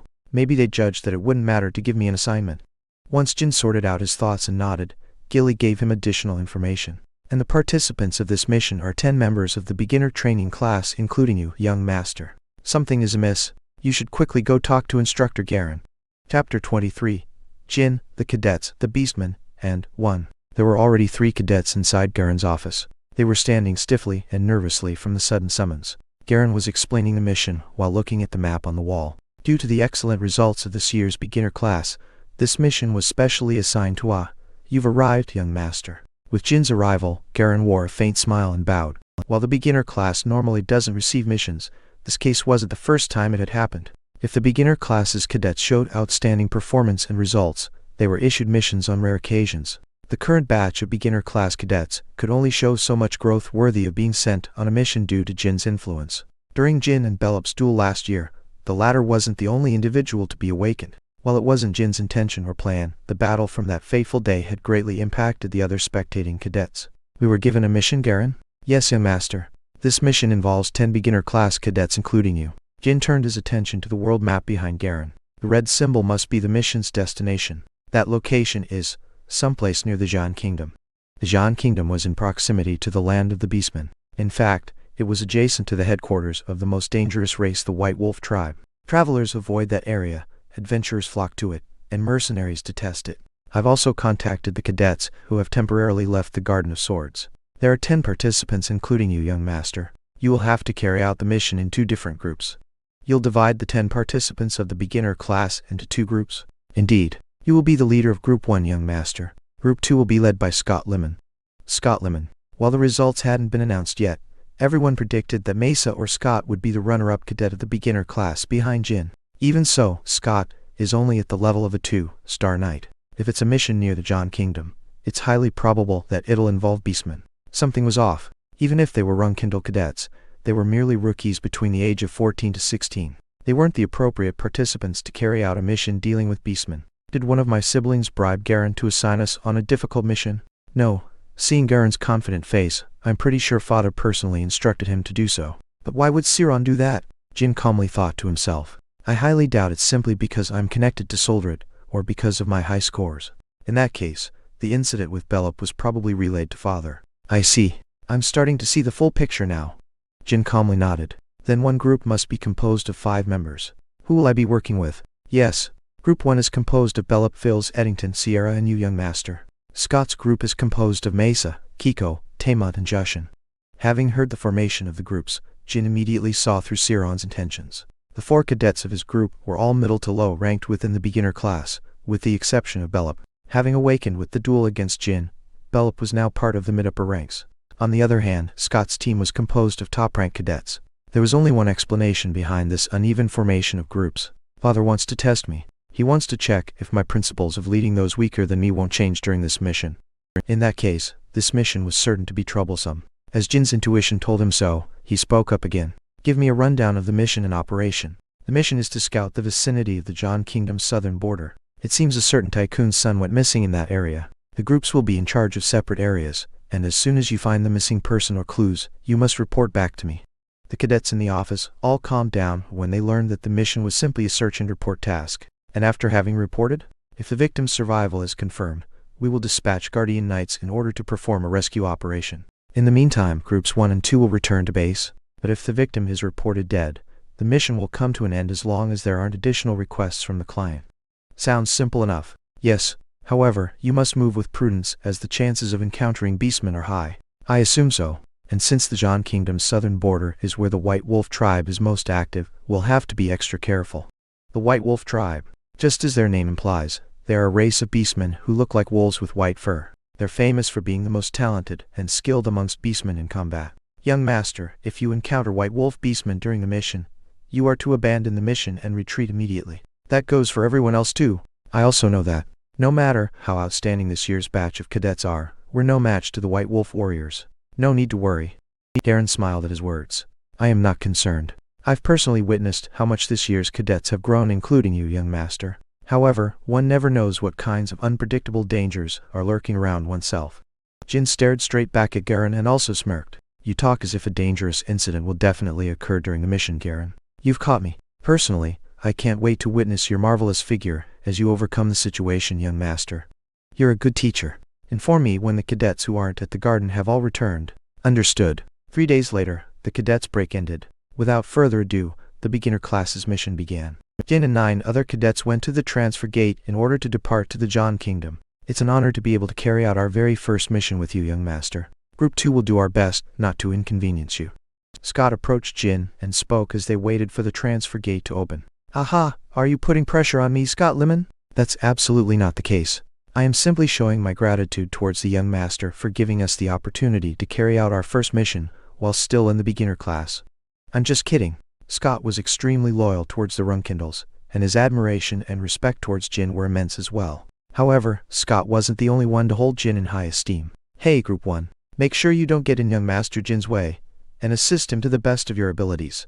As Mesa sharply declared, the cadets of Group 1 all nodded in sync. Moreover, if we successfully carry out this mission, you may be given a chance to advance to the intermediate class despite your low scores.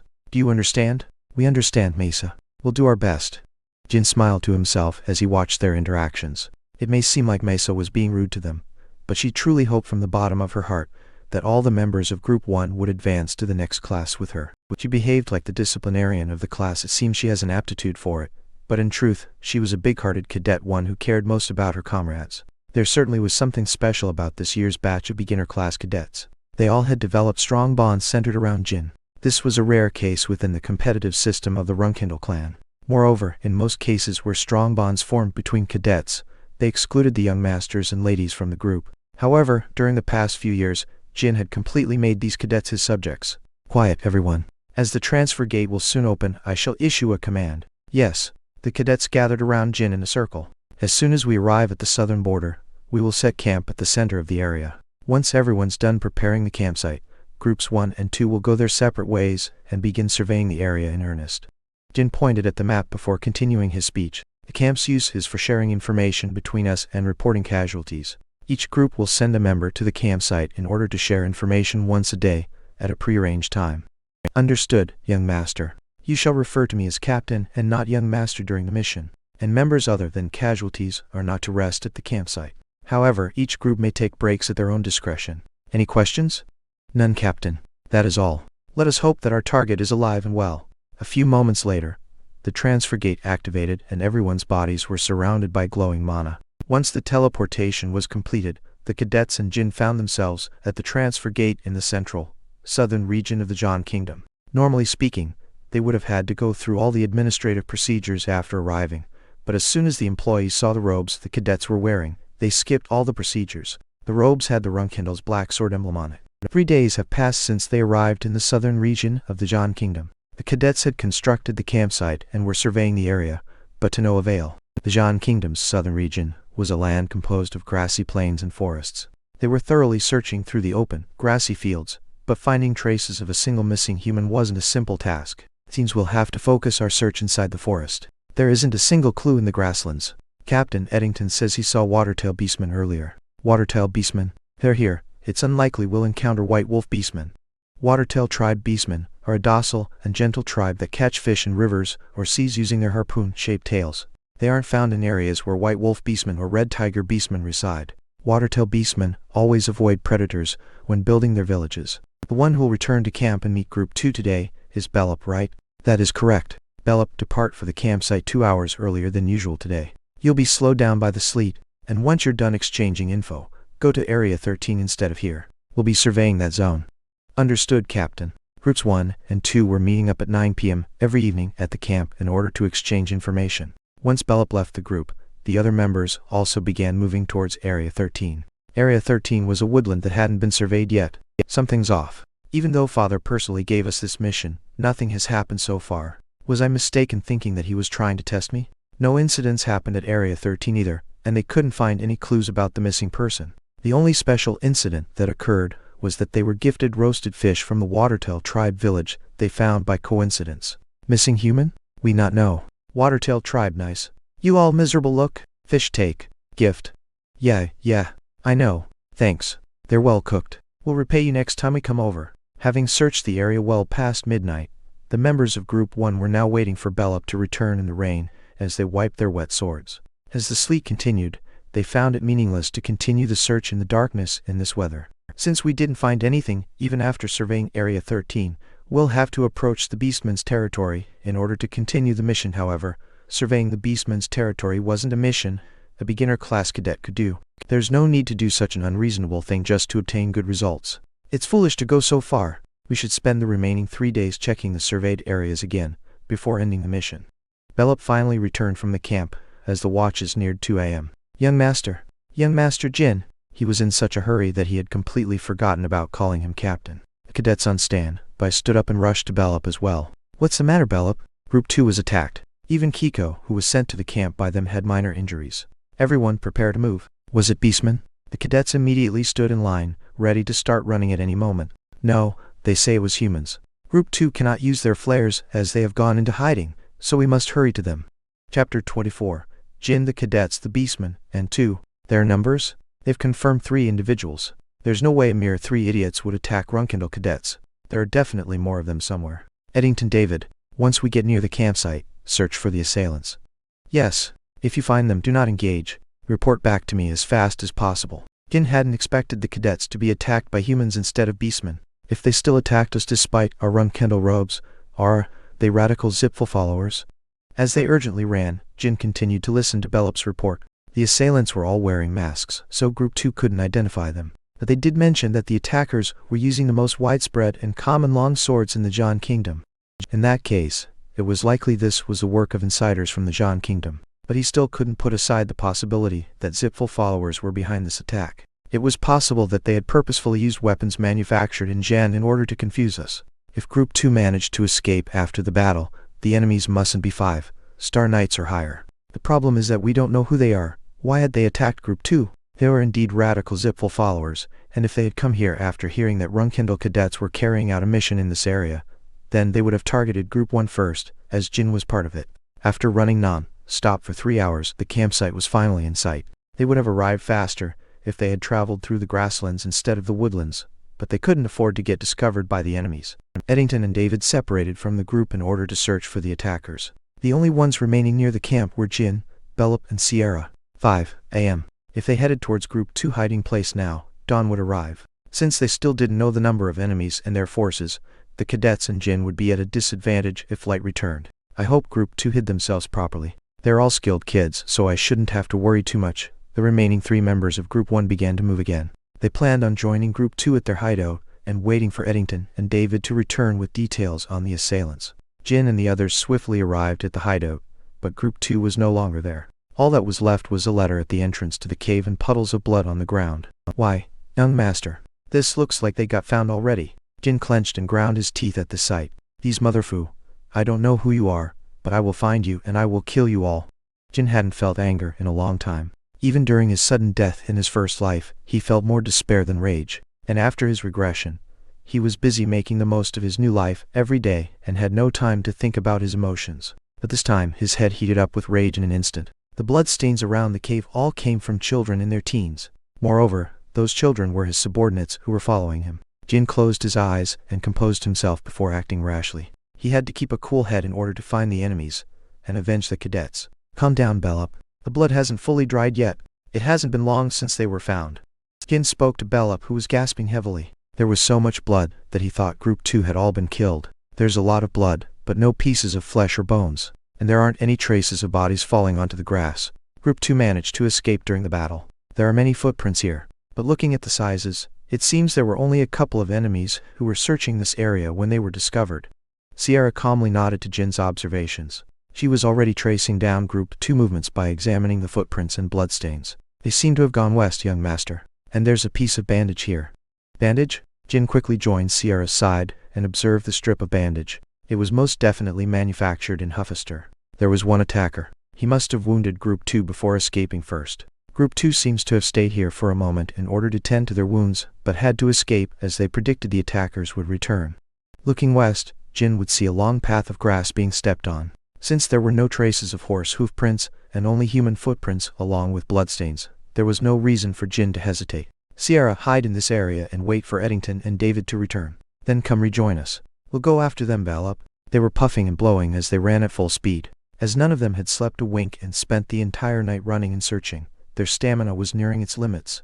Belop was exhausted just from keeping up with Jin, but the latter wasn't too worried right now. As long as there were 5 or less 4-star warriors to face, Jin could easily deal with them all. In fact, the one thing that concerned him was how he'd use mana and spiritual power without the cadets noticing. But he didn't drown himself in those worries. He cared more about saving the cadets than keeping his secret hidden. Metallic sounds. The cadets are fighting people. Jin and Belop's rushed pursuit was fruitful. After around 30 minutes of chase, they could hear noises in the distance. Belop also noticed the sounds. They both stopped on their tracks to find the source. Jin stopped his breath and scanned his surroundings, checking if any enemies had followed them as well. We will move under cover from now on, Belop. But Group 2 is fighting the enemies right now, young master. We're in a forest right now. Instead of announcing our arrival to everyone, it's better to sneak behind the attackers and strike them in surprise. If there aren't many enemies, we can end this within a few seconds. As the two covertly traveled between the trees and approached the source of the noises, they could finally check on the cadets of Group 2. They were in the middle of combat in the center of the forest. None of them had received fatal wounds such as amputations, but everyone had minor injuries such as small cuts around their bodies. Scott, Kiko, Jushin, where's Mesa? He could only see 3 cadets. Yuan and Prun. Just as for Taemon, the masked enemies numbered 2. Seeing their movements, Jin came to the conclusion that they were indeed 4-star warriors. We'll strike them from behind simultaneously at my signal. I'll take the left, you take the right. Wait, no. Do you have a dagger with you? Belop took out a dagger stored in his chest strap. Close your eyes. Why was Jin telling him to close his eyes in a situation like this? Belop wasn't the type of person to ask himself such questions. If the young master ordered him to close his eyes, he would close his eyes.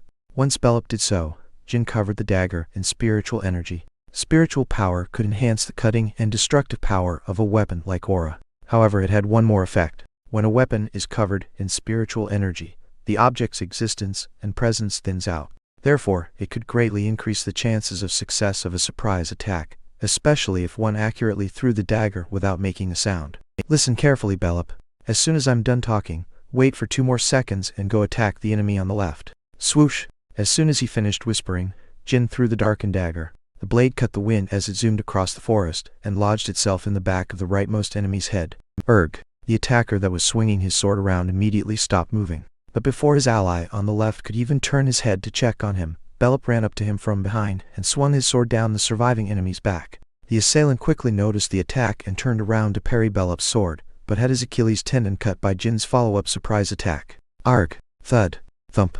Jin didn't reap the attacker's life immediately, and strike the back of his head and his temple with the pommel of his sword. And as the enemy fell to the ground half unconscious, Jin pressed his knee onto his nape and completely suppressed him. Young master. The Group 2 cadets ran up to Jin. Their faces were painted with relief and hope for their survival, but was soon followed by the despair of having ruined the young master's very first mission. Is everyone alright? Do you know who sent this bastard? Jin slammed his fist down on the attacker's calf as he kept groaning and wheezing. He also put more strength in his knee to dunk the assailant's head in the mud. We're okay. But Mesa was captured by them. We have failed you, young master. Sigh. Jin exhaled deeply and grabbed the surviving assailant by the hair and removed his mask. It was the face of a 30-something-year-old man he had never seen before. The ones who have failed are him and his boss. You guys take care of your injuries for now. Scott seems to have been wounded the most. Spare me? You want me to spare you? Jin couldn't help but let out a sarcastic chuckle at the assailant's words. Doesn't seem to be a Zipful follower since he cares for his life. Spare me aren't the first words a bold and reckless person would say after daring to attack Runcandel cadets. You should have said that before attacking my subordinates. You have 2 choices right now. Either you tell us your affiliation and why you attacked us along with where your headquarters are, and we'll kill you and only you painlessly. Smack, smack. Jin spoke as he slapped the assailant's cheeks from side to side. Or you keep your mouth shut, and the Runcandel clan will kill anyone and everyone related to you in the most painful manner that exists. Choose wisely. The attacker's eyes trembled as he listened to Jin's cold voice. You don't have a lot of time to think. Make a choice already. Will you really kill only me if I talk? I know that the revenge of the Runcandels is never this merciful. That's usually the case. But I am someone who keeps my promises. My name is Jin Runcandel. If you talk, your family and friends won't be put in harm's way. I put my honor and the clan's honor on the line. The attacker turned his gaze to observe the cadets. They simply stood quietly and nodded. I will talk. A wise choice. I am from a revolutionary group called Kinzilo. Kinzilo.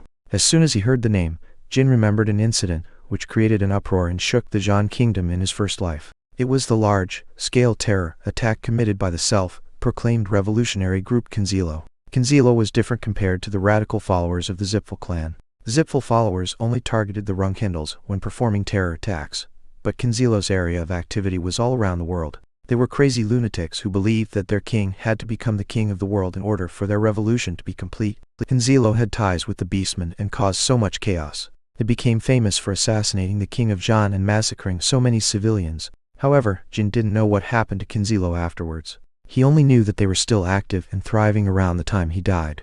A revolutionary group, I see now. You planned on attacking Runcandel cadets, causing disorder in the Jian kingdom, right? I'm only a low-rank member, so I don't know that much. I also don't know the location of our headquarters, but the branch I was part of is located at the entrance of the Beastmen's territory. There are around 20 members in that branch. I see. I'll ask one last question. Why did you capture Mesa? The attacker shook his head and sighed. For propaganda. Apparently, the superiors ordered us to capture the female cadets alive if possible in order to use them for propaganda and publicity for the revolution. What a foul story. CRT. Jin pulled Bradamante out of its scabbard, and the attacker closed his eyes. Thud. With this, I have kept my promise. A head fell to the ground, and Jin swung his sword one last time to remove the blood on his blade. The situation is dire. We don't have time to ask for reinforcements from the clan. I'll have to go on my own. Chapter 25. Jin, the cadets, the Beastmen, and 3. Jin couldn't have predicted that they were dealing with the terrorist group from his past life, a group he had only heard about from rumors. Moreover, they weren't satisfied with just attacking the Runcandel cadets. They also planned on kidnapping the girls. How long has it been since Mesa was captured? It hasn't been an hour yet. Then they must still be on their way to the Beastmen's territory's entrance. Jin approached the dead body with the dagger in the head and pulled it out. He then received 2 more daggers from the cadets and stored them in his boots and inside his robe. We will also prepare to pursue them, young master. No, I'll go rescue Mesa on my own. You stay here and finish treating your wounds. Once you're done, reunite with Group 1 and request for assistance from the clan. Yes. The cadets all showed surprised expressions. The attackers we faced were all about 4-star warriors. How could we send you alone when there are 20 of them? You mustn't, young master. Please take us with you. Rescuing Mesa is important, but your safety is our utmost priority, young master. In fact, it's far too dangerous for you to pursue them. Let's return and ask for reinforcements from the clan together. The cadets all raised their voices in disapproval. According to the now dead assailant, there were a total of 20 members in their branch. The cadets were right. Chasing them to rescue Mesa was foolhardy, especially if he were to go alone. And he might have been lying when he said there were 20 of them. We'll die including you, young master. The promise you made with him would be voided. Please make a careful judgment. Mesa is a comrade we all care about, but deaths happen regularly on missions. And if we immediately ask for reinforcements from the clan, she could be safely rescued, Scott. Yes, young master. As you say, deaths happen regularly on missions. But how can a legitimate Runcandel child sit by and not do anything when a cadet was captured? Jin calmly looked around, making eye contact with each cadet. I am stronger than you all think I am, so stand up straight and follow my orders. Any other objections will be considered insubordination. The cadets all erased their distressed expressions. They couldn't say anything else due to Jin's powerful tone and gaze. I wait with impatience for all of you to grow stronger, so that we can fight side by side in the future. I will get going now. Oh, and Bellup. Yes. Since everyone from Group 2 has been wounded, you are the strongest person after me now. Do you understand? You mustn't hesitate anymore. I shall bear that in mind. Now that all was said, Jin sprinted away as time was of the utmost importance. All the cadets bowed in his direction until he was out of view. Currently, Jin has reached 3-star spiritual release, 3-star swordsmanship and 4-star mana. Nobody would believe it if someone said these were the abilities and strengths of a 15-year-old boy. However, it was still reckless to face 24-star warriors simultaneously with these abilities. Furthermore, if the low-ranked lackeys were 4-star warriors, it was likely that the superiors were 5-star or stronger. However, Jin was confident enough to go face them all alone, as the enemies weren't aware of his spiritual power and magic. Moreover, although his swordsmanship was 3-star only, he had gained the knowledge of the secret tomes of countless martial clans. His chances of winning were not that low. I won't have to fight against 20 opponents at the same time. They've all scattered around, looking for the cadets, so I just need to deal with one small group at a time while searching for Mesa. Jin judged that there was enough distance between him and the cadets as he came to a halt. As he calmed his breath, Jin created a ball of mana on his right palm. Planned on using mana to search for the enemies. Seismic Sense. Seismic Sense was a 3-star earth magic spell. As its name implies, it is a spell that senses the state of the ground, and is often used to detect earthquakes or other natural disasters. In other words, it wasn't the appropriate spell to use to track down enemies. However, depending on its application and links, magic has an infinite amount of possibilities and usages. Be that as it may, ordinary magicians require cooperation with another when trying to make use of the application and link tricks. Whoosh! As the ball of mana on Jin's right hand gradually permeated the ground, Jin created a second ball of mana on his left hand. This one was partially transparent, as it was of the wind attribute. Multicasting. This was a skill that most magicians around the world could only dream of mastering. Without an aptitude for it, even 7-star magicians are unable to use this crucial skill. Jin could use multicasting since his past life, as soon as he became his magic teacher's pupil. Wind Pursuit. As he finished casting the second spell, wind began to gather around the transparent mana. After the wind blew around Jin for a few seconds, it detected the slight reaction from seismic sense and began flowing in that direction. The wind was following the information given to it by seismic sense. I'm lucky they're moving in the grasslands. If they were in the woods, it would have been hard to track them, even with these two spells. If the members of Kinzilo had gone through the forest, the trees and life forms in there would have disturbed the detection, making it nigh impossible to find them. Jin cancelled his magic. Multicasting consumed an extreme amount of mana, and if there was a magician amongst the enemies, they could find out that they were being pursued. They haven't gone very far. After running for around an hour, Jin could finally see physical traces of the terrorists around him, such as footprints or flattened grass. As he was about to start running again, Jin flinched and immediately stopped all movements. When he checked the footprints again, the number of pairs had gone down. Whish! An arrow came flying at him through the high grass. Jin effortlessly avoided it and aimed his sword in the direction it had come from. There was a ditch. The attackers had expected the cadets to follow them, and had dug a hole in advance. As I thought, a Runcandel cadet. Your movements are good. I can see why Chaff had such a hard time earlier. The kid dodged the arrow. Clark. Give me a gold coin. 3 men wearing masks came out of the burrow and giggled amongst themselves. It seemed they had made a bet when they saw Jin, whether he would be able to avoid the surprise attack or not. The man they called Clark took out a gold coin and tossed it. You made money thanks to that fucking brat. Good for you. The winner of the bet caught the coin and smirked as he took out his sword. Jin was still silently observing his opponents. They were composed of 1 magician and 2 warriors. Their aura and mana aren't that strong. They must all be around the 4-star stage. While Jin carefully judged his enemy's strengths, the people in question thought the boy was frozen in fear. Don't worry too much, kid. I don't have a habit of torturing people to death on purpose. We'll end this ASAP. But why is he alone? Where are all the other brats? They must have all been killed by Chaff and Greg. Kekek. About this Chaff and Greg, does one have a scar on his left cheek, and is the other bald? When Jin spoke up for the first time, 2 of the men burst out in laughter. Biwahaha, scar on his cheek, bald. It's gonna be hilarious when we tell them about this, ha ha ha. However, one of them was laughing. The magician. How do you know about Chaff and Greg's appearances? Isn't it obvious? I took off their masks to check after killing them. They were fighting against my subordinates, you know. The glee in their eyes immediately disappeared. Jin was still holding his sword casually with an indifferent expression. Stop bluffing. Those 2 are 4-star knights. They're not people some Runcandel beginner class cadets can defeat. Do you guys actually call assholes who gang up on kids knights in Kinzilo? Your group seems vastly different compared to the Runcandel clan. Clark Mills, check our surroundings. There were just children on this mission. This brat isn't a cadet. There must be a guardian knight somewhere. The men didn't seem to think that Jin could have killed Chaff and Greg. Even if he was a pure-blooded Runcandel, they couldn't imagine that a child who had yet to fully develop had killed 2 4-star knights.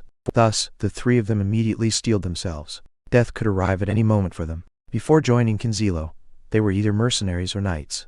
And during those days, they had heard plenty about the strength of Runcandel guardian knights. Jin let out a chuckle. Even though you guys fear the Runcandels, you didn't think twice about attacking our cadets? There are no guardian knights here. I came alone. Bullshit. If I had a guardian knight with me, you guys wouldn't have been able to chat leisurely like this. And if I had one with me, where could they be hiding in these plains? Also, there's no way our knights would need to hide in front of 3 baboons like you. The nervous men controlled their breaths as they observed their surroundings. Jin's words weren't wrong. There was nowhere to hide in this open area. And so the men returned to their threatening and arrogant attitude. They were embarrassed and felt humiliated for being afraid of a kid like Jin, a brat who seemed 20 years younger than them. You really came alone. I thought you were an arrogant kid who trusted his clan's knights, but you're just an ignorant brat who doesn't know when to fear for his life. You think so? It would have been better for you guys. Before letting Jin finish, Clark dashed to him and swung his sword at the boy's neck. If I were merely an arrogant kid who trusted his clan's knights. D-erg. Clark suddenly fell flat on his face with a groan, even though he was just about to kill Jin. One of his legs had been cleanly sliced off without warning. Good thing I bought time. The cause of Clark's amputation was a spell called Wind Blade. It was one of the hardest spells to use amongst the 4-star wind magic spells. Jin had secretly prepared the spell while chatting with him. Clark, what kind of Runcandel uses magic? The magician began to cast a spell to counterattack while Mills sprinted towards Jin in a fury as he wielded his sword. You bastard. Clang! Jin took a stance as he parried Mills' downward swing. The aura-covered attack felt heavy to Jin due to his immature body. Nevertheless, a single 4-star knight was no problem for him. As Jin pivoted and aimed for Mills' flank with his sword, the magician yelled, "Mills, fall back!" Whoosh! A huge flame had formed on the magician's palm. He then launched his spell, swinging his arm, and the flame streaked towards the boy like a rope. A 4-star fire spell, Flame Whip. It was the strongest spell the Kinzilo magician could cast right now. Jin didn't avoid the attack and received it with his body. The corner of the magician's lips rose as he saw his spell hit. Jin then used the fact that his body was hidden by the flames to stab Mills in the neck with Bradamante. A Celere RT, with a blade in his neck. Mills couldn't even cry out in pain and fell into death's embrace. The magician stepped back in shock as he couldn't believe his eyes. The final member, Clark, was still on the floor, crying in pain as he held his stump of a leg. Jin grabbed the flame whip clinging to his robe with his hand and extinguished it. Sparks scattered around as the mana in the spell disappeared in the wind like ashes. As he had fully absorbed the Phoenix Heart, all fire spells of 6-star or lower rank couldn't inflict damage on Jin anymore. Blasted. The magician began casting a new spell when he realized Jin had high resistance against fire magic. Icicle Shot. The same spell that had attacked Jin's carriage on his way to the Garden of Swords. Don't approach me. The icicle shot flew towards Jin, but this time, it broke apart and fell to the ground before even reaching him. Beast King Orgul's Pendant. The artifact's mana had protected Jin. Penetrating the pendant's mana with spells of 5-star or lower was going to be difficult for the magician. Ach! How? You, whack! Bradamante drew a parabola as it hit the magician in the waist. When Jin twisted the blade inside the man's body, the trembling magician bit the dust. I have a nice sister, that's how. After finishing off Clark, who was going into shock, Jin began running across the grasslands again. Obviously, he made sure to disguise Clark's injury as a sword cut instead of a magic attack before leaving. Chapter 26. Jin, the cadets, the beastmen, and 4. They weren't lying in ambush for long. The ones who captured Mesa aren't far from here. Jin's entire body was soaking in sweat as he ran across the plains. Since yesterday morning to now, he had been awake for over 24 hours searching for clues and pursuing the enemies. And since he had also engaged them in combat, his stamina was starting to reach its limits. In fact, the use of multicasting and Wind Blade were the decisive factors behind his stamina's depletion. There were still 15 enemies left. In the worst-case scenario, he would have to face them all simultaneously, but if he is lucky, he would face them in small groups of 2 or 3. Having a child's body is such a pain. I'm still too young. If I had my past life's combat abilities, I could have easily decimated those morons from earlier without having to strategize everything. During his chase, Jin realized that the attackers from Kinzilo were all shabby and unskilled. They were all ex-mercenaries or knights, but it bugged Jin how they didn't even bother erasing their tracks while moving. It's probably because they're underestimating us. Jin was on point. Kinzilo was looking down on the Runcandel cadets. While the cadets were part of the Runcandel clan, they were all rookies who had yet to experience a real battlefield in their lives. Kinzilo's lack of caution was also evident in how they only left behind 2 members to finish off Group 2 after they captured Mesa. They had also placed just 1 magician and 2 warriors in that ditch to deal with potential survivors and pursuers. Keep underestimating us.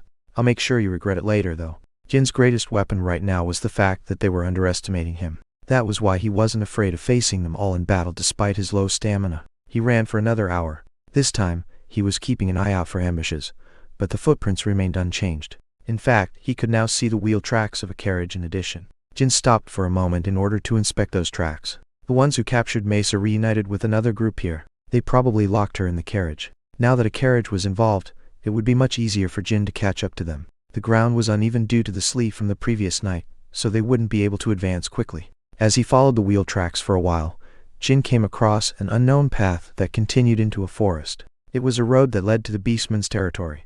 After recollecting himself and his breath, Jin entered the forest. The wheel tracks continued along the unique path into the depth of the trees. Well then, how should I plan it out? Jin was in the middle of the cadet rescue operation. An unexpected situation had arisen during their mission, so his current operation had changed from scouting to rescuing. The search mission for the tycoon's missing son wasn't the priority anymore. In that case, what was the most important aspect of a rescue mission? The answer was obvious: the protection and safety of the target. Killing all my enemies isn't the priority. I need to make sure Mesa doesn't get hurt. Currently, 3 hours have passed since Mesa's kidnapping. 3 hours. Too much time had passed. The dishonorable and immoral kidnappers could have started using Mesa as a plaything during this time span. However, Jin still believed that Mesa was safe. If they were humiliating Mesa, Jin would have caught up to them already. The only information about Kanzilo Jin had was from the newspapers in his past life. They were a criminal armed group of radicals who followed a strict hierarchy on the inside. That was how Jin viewed Kanzilo. A strict hierarchy. That was the aspect Jin was focusing on. It was highly likely that Kanzilo's members enjoyed their spoils of war in an order of privilege amongst them, and hence Jin believed Mesa was still safe. I should reach their branch headquarters soon if I continue along this path. And it hasn't been long since Mesa and her kidnappers arrived there. About 30 minutes ago? 1 hour? It was probably something between that. The kidnappers were most likely handing Mesa over to their superiors right now. Therefore, this was the last chance he could rescue Mesa safely. Every minute, every second was crucial now. Thus, he had to attack them head-on in order to save time. However, if he did such a frontal assault at their branch headquarters, several problems would arise. If all the surviving members of the group were gathered there, Jin would have to face dozens of enemies on his own. And even if he could kill them all, they would probably use Mesa as a hostage. After thinking for a few seconds, Jin nodded to himself. First, I need to create confusion and chaos amongst them, so that they wouldn't even think of using Mesa. Fortunately, we're inside a forest right now. 2 balls of crimson mana formed on Jin's hands. They were the same spell the enemy magician had used earlier.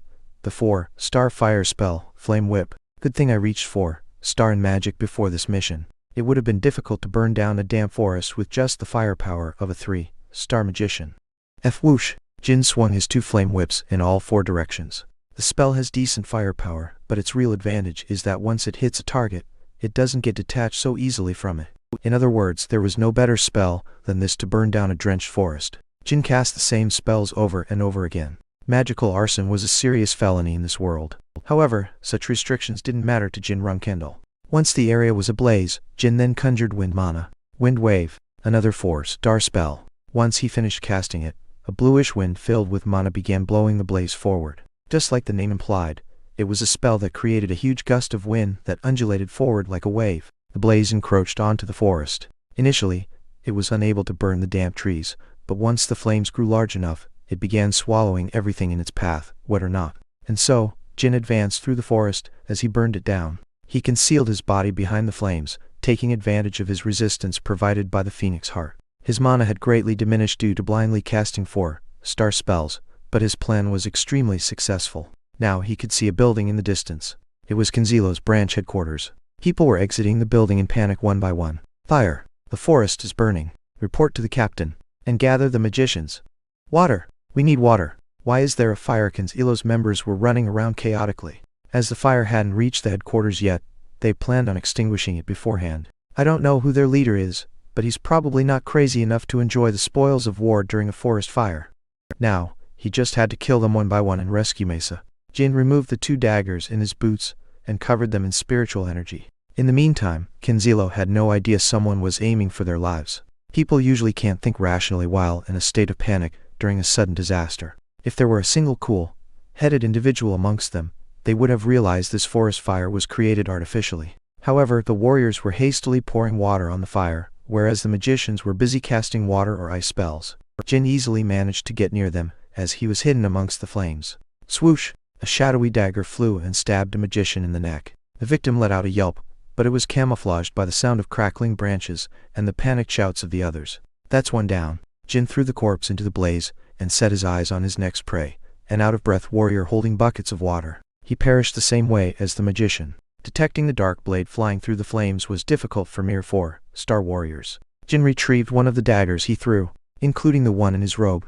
He still had 2 remaining. It would be so satisfying if I killed them all like this.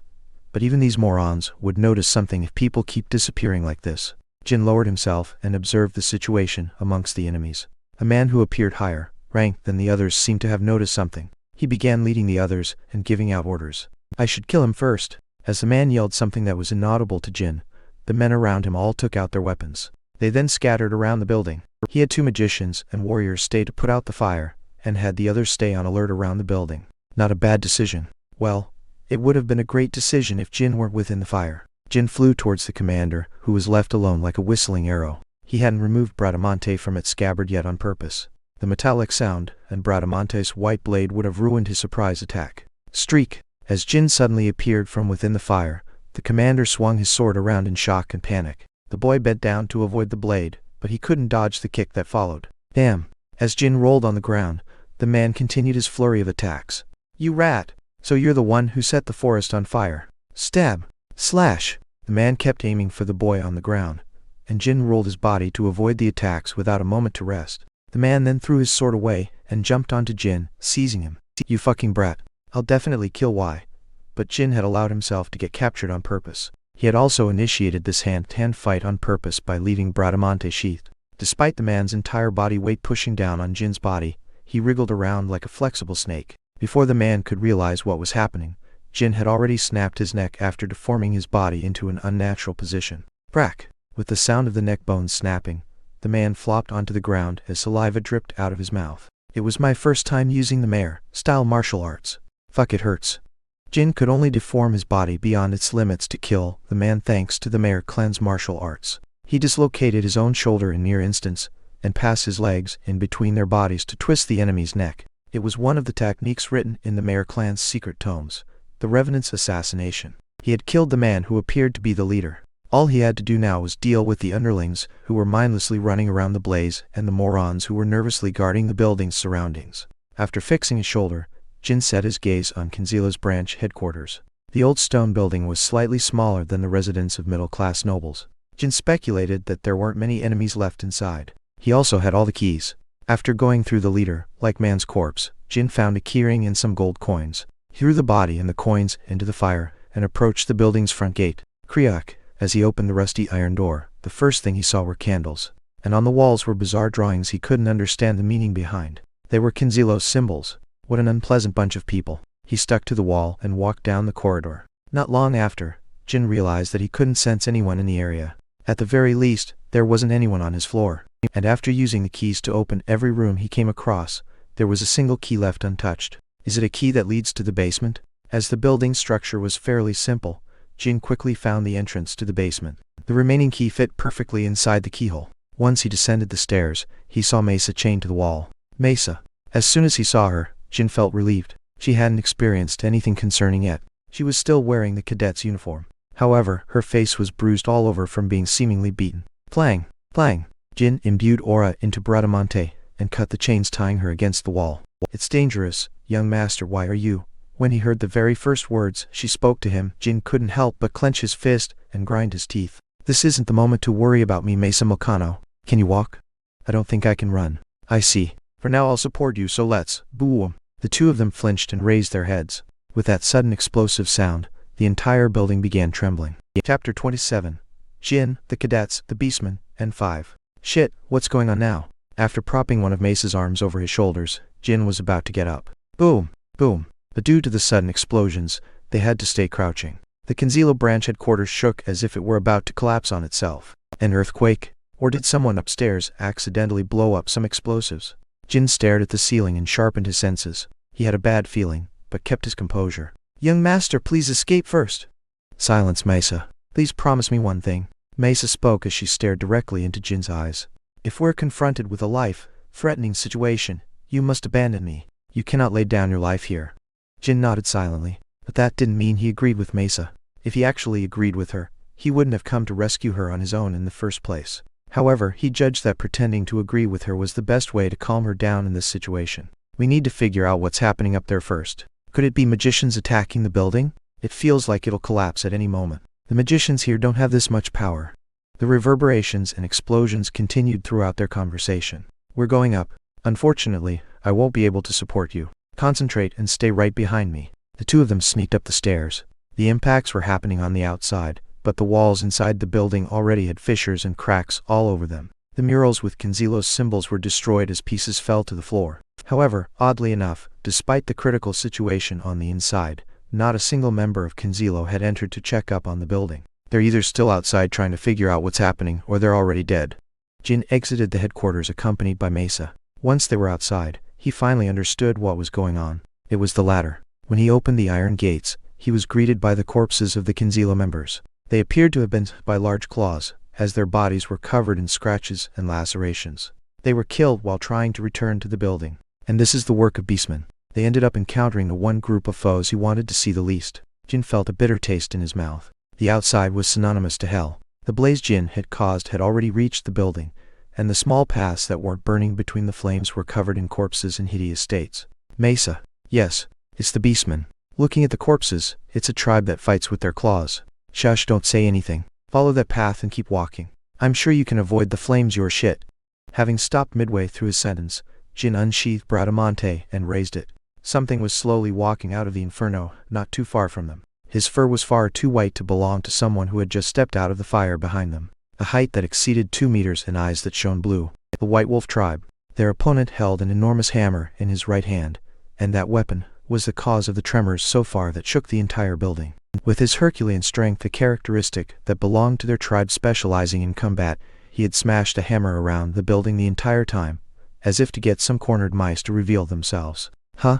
I was wondering who subdued these pieces of shit, but it's just a kid. Their opponent stopped on his tracks and began swinging his hammer. Meanwhile, Mesa was struck with fear, not because of her impending death, but because of the young masters. Young master, it's the White Wolf tribe. I will buy you some time. Please keep your promise. Ha! Jin exhaled deeply. He then turned around and karate chopped Mesa in the back of the neck. Her trembling body flopped as she fell unconscious before she could say anything else. The beastmen shrugged and grinned, as if they found the situation amusing. Geez, what a tearful scene. Such a shame I'm the only one here to see it. Is this, that thing you humans talk about? That thing, am I right? Love. Are you two lovers? Him? He spoke like some crude backstreet gangster, but the White Wolf tribe couldn't be compared to such weaklings. When compared to a knight, White Wolf beastmen were at least 6-star, and that was for your average adult beastman. In other words, they were a race born and raised solely for combat. Therefore, if Jin faced him in battle right now, his chances of survival were close to 0. I am Jin Runcandel, legitimate son of Jin Runcandel. Reveal your name, beastman. Runcandel. The smile on the beastman's face vanished. In these situations, there are only 2 reasons why an individual's smile disappears after hearing the Runcandel name. Either they fear the Runcandels. Looks like among the prey I've killed so far in life, today's prey takes the win as the most pricey one. Come to think of it, your robes do have the black sword on it. My name is Quasito Truca, warrior of the Truca tribe. Or they loathe the Runcandels, and the White Wolf beastman's case is the latter. Back in the day, it was the Runcandel clan's first patriarch who killed Javier, a White Wolf beastman the tribe worshipped as a god. Today I will offer you to Javier at the altar to soothe his grudge and sorrows. Jin Runcandel, make a choice. Will you have an honorable duel with me, or will you attempt to run away like a coward before being torn to thousands of pieces? Jin imbued aura into his sword. I shall have an honorable duel. Jin made that decision after taking the White Wolf beastman's characteristics into account. Generally, they considered humans as mere prey or toys they could mess around with. They never showed honor or dignity, and cruelly killed their prey. However, there are specific situations in which they put their honor on the line to battle the enemy. It happens when they consider their enemy to be strong enough, or when they're a Runcandel. In these cases, they attempt to have an honorable duel with their opponent. They will put aside all underhanded methods and face their adversary with respect. Since those who die through this duel don't experience unfairness or corruption, they can be offered to Javier at the altar. Quasito Truca, I would like to make a suggestion before the duel begins. Speak, little Runcandel. During the duel, you cannot harm the unconscious human behind me. Quasito nodded in agreement. All right, but if I win, that lass is mine to kill as well. Understood. Jin moved to the empty area in front of the building. By doing that, he walked past Quasito. Nevertheless, the beastman didn't attack the boy who had shown his back to him. It was due to the White Wolf tribe's laws about honor and duels. This seems like a good place. That way, you can keep your promise during the duel. Good idea. It seems you're knowledgeable about our laws. But keep this in mind, little Runcandel. If you take advantage of our laws to double-cross me, you'll tear me to pieces whether or not that corrupts me. I don't plan on doing that. Kuhaha! It seems there are some honorable humans even among the Runcandels. Jin smiled as he listened to the beastman's words. This Quasito seemed to have met a Runcandel for the first time ever. If he had encountered one of Jin's siblings instead of himself, there was no way he would have survived and talked for so long like this. Jin and Quasito faced each other with around 10 steps between them. Let's begin. Quasito lifted his hammer and took a stance. He planned on making the first move. Swoosh! Quasito darted forward as he wielded his hammer. He was unbelievably fast that no one would think his speed came from someone with over 200 kilograms of pure muscle mass. Jin avoided the blow by stepping backwards with skilled footwork and thrusted Bradamante towards the beastman's chest. However, a white wolf beastman wasn't about to get injured from Jin's swordsmanship. Quasito adeptly changed his attack patterns as he overwhelmed the boy. Jin could only helplessly get pushed around by the giant enemy. Clang! During these few seconds of exchange, their weapons only made contact once. But that single blow was enough to make Jin feel like his wrists were about to fall off. No, it wasn't just his wrists. His entire body was stinging and in pain, from his head to the tip of his toes. Jin judged that he could only parry 10 blows from this beast at most, before his body collapsed. I'll only get one chance.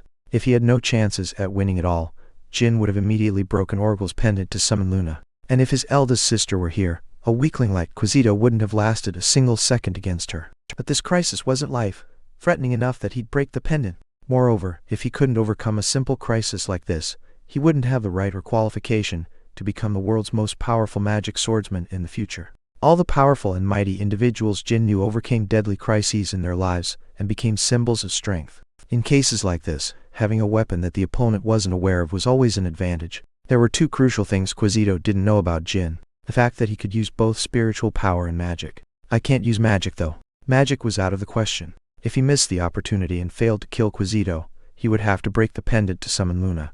If Luna noticed the traces of magic and Quasito blabbed about it, Jin's life would take a turn for the worse. Furthermore, 4-star magic spells wouldn't be strong enough to pierce through the white wolf beastman's thick coat. In other words, he only had one choice: spiritual power. And Jin had already made up his mind on how to use it to overpower his opponent. I'll awaken the sword. Awakening Bradamante, the exclusive function that was only available to a contractor that controlled spiritual energy. The function Murakin told Jin not to dream of using until he reached 5-star in spiritual release. The day Jin received the sword from Luna, he actually attempted to awaken Bradamante that evening. When he awakened the sword, Jin felt a surge of power overflowing within and coiling around him. However, Murakin intervened and pummeled him, so Jin couldn't complete the awakening. Are you trying to kill yourself, Jin Runcandel? You're the unique contractor. If something happens to you. That was the first time Jin saw Murakin get genuinely angry and furiously yell like that. In order to make up for that, Jin had to buy countless types of erotic magazines for the perverted dragon. And now, Jin was waiting for an opportunity to experience that surge of power again. Slam! Jin groaned loudly as he blocked a heavy blow from Quasito's hammer. Despite Bradamante's perfect shielding, the boy's body was nearing its breaking point. That's a good sword, little Runcandel. It doesn't have a single nick even after receiving my hammer's attacks. Thanks for the compliment. But it doesn't match well with your symbol, the black sword. It's too white and dazzling. Clang! Another blow came at him. This time, Jin was sent flying all the way to the Kenzilo building's wall. Slam! Feeling the hard stone wall in his back, Jin felt like his skull and spine would shatter. But he somehow managed to hold onto his consciousness and stay awake. Ha! Cough! Ha! As he panted while coughing up blood, Jin could see two Quasitos approaching him, his vision doubling due to the concussion. It's over now. I'll offer that sword along with you to Javier. That was a good duel. Quasito raised his hammer up high. If that boulder-esque weapon fell on Jin, he would perish without a doubt. Farewell. The moment he was about to deal the finishing blow, Quasito felt his vision suddenly go dark. It was only for an instant, but for some reason, he felt like several hours had gone by. Quasito couldn't swing the hammer. Time had stopped momentarily for him. When he regained consciousness and looked down, his now clear eyes saw a black blade impaling his body. A black blade that seemed to have been dyed by the shadows within the darkness.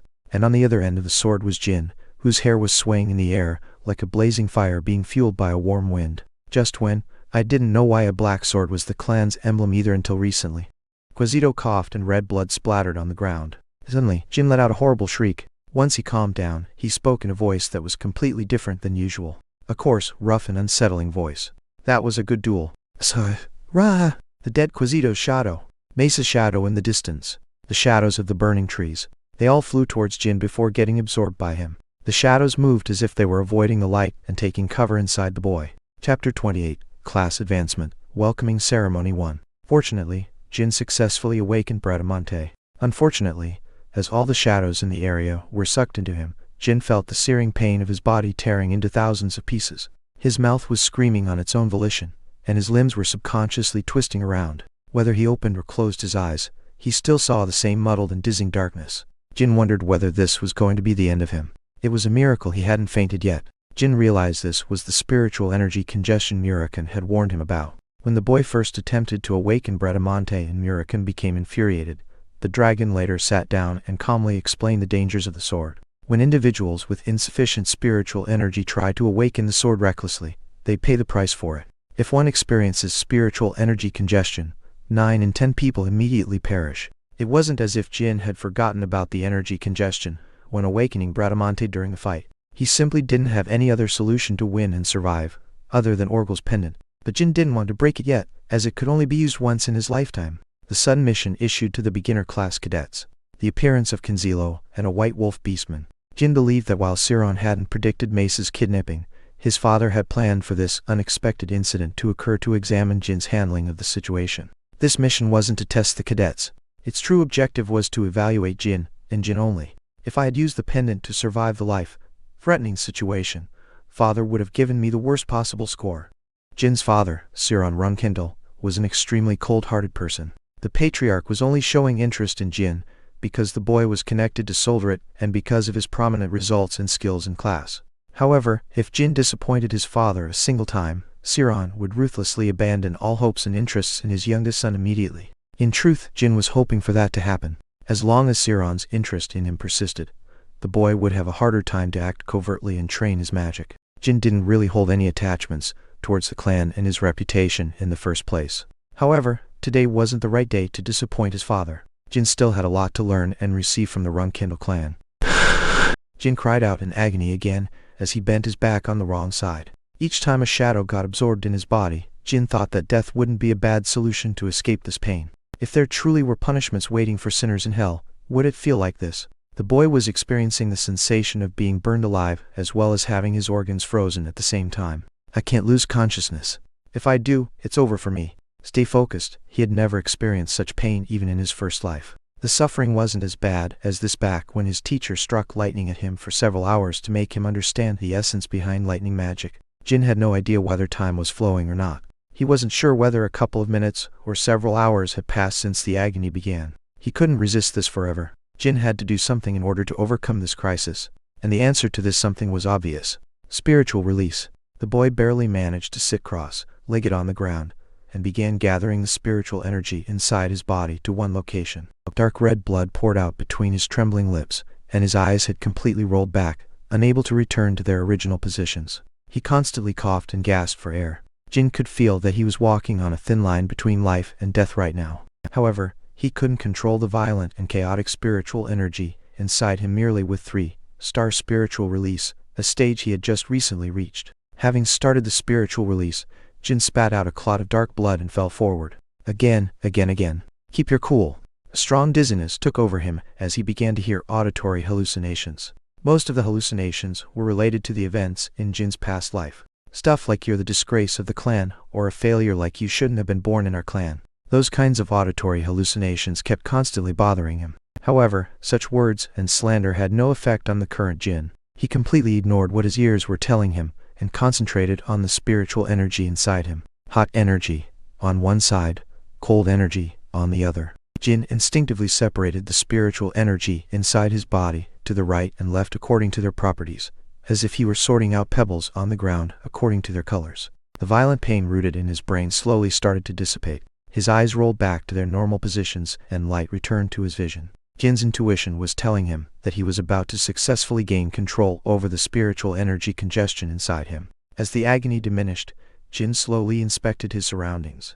The shadows Jin had absorbed had returned to their original positions. However, unlike what Murikan had shown him in the Storm Castle's underground chamber, the objects that had their shadows stolen from them didn't get damaged or broken. The more the pain disappeared, the better Jin could think with a clear mind. Soon enough, Jin fully separated the two types of spiritual energy remaining inside him. His surroundings regained their original colors. The blaze died down under the influence of the spiritual energy, and the burnt forest smelled of ashes. Phew! As he exhaled deeply, the disciplined spiritual energy came to a standstill. The energy no longer harmed Jin in any way. Did it work? The pain disappeared unnaturally quickly. That it's making me nervous now.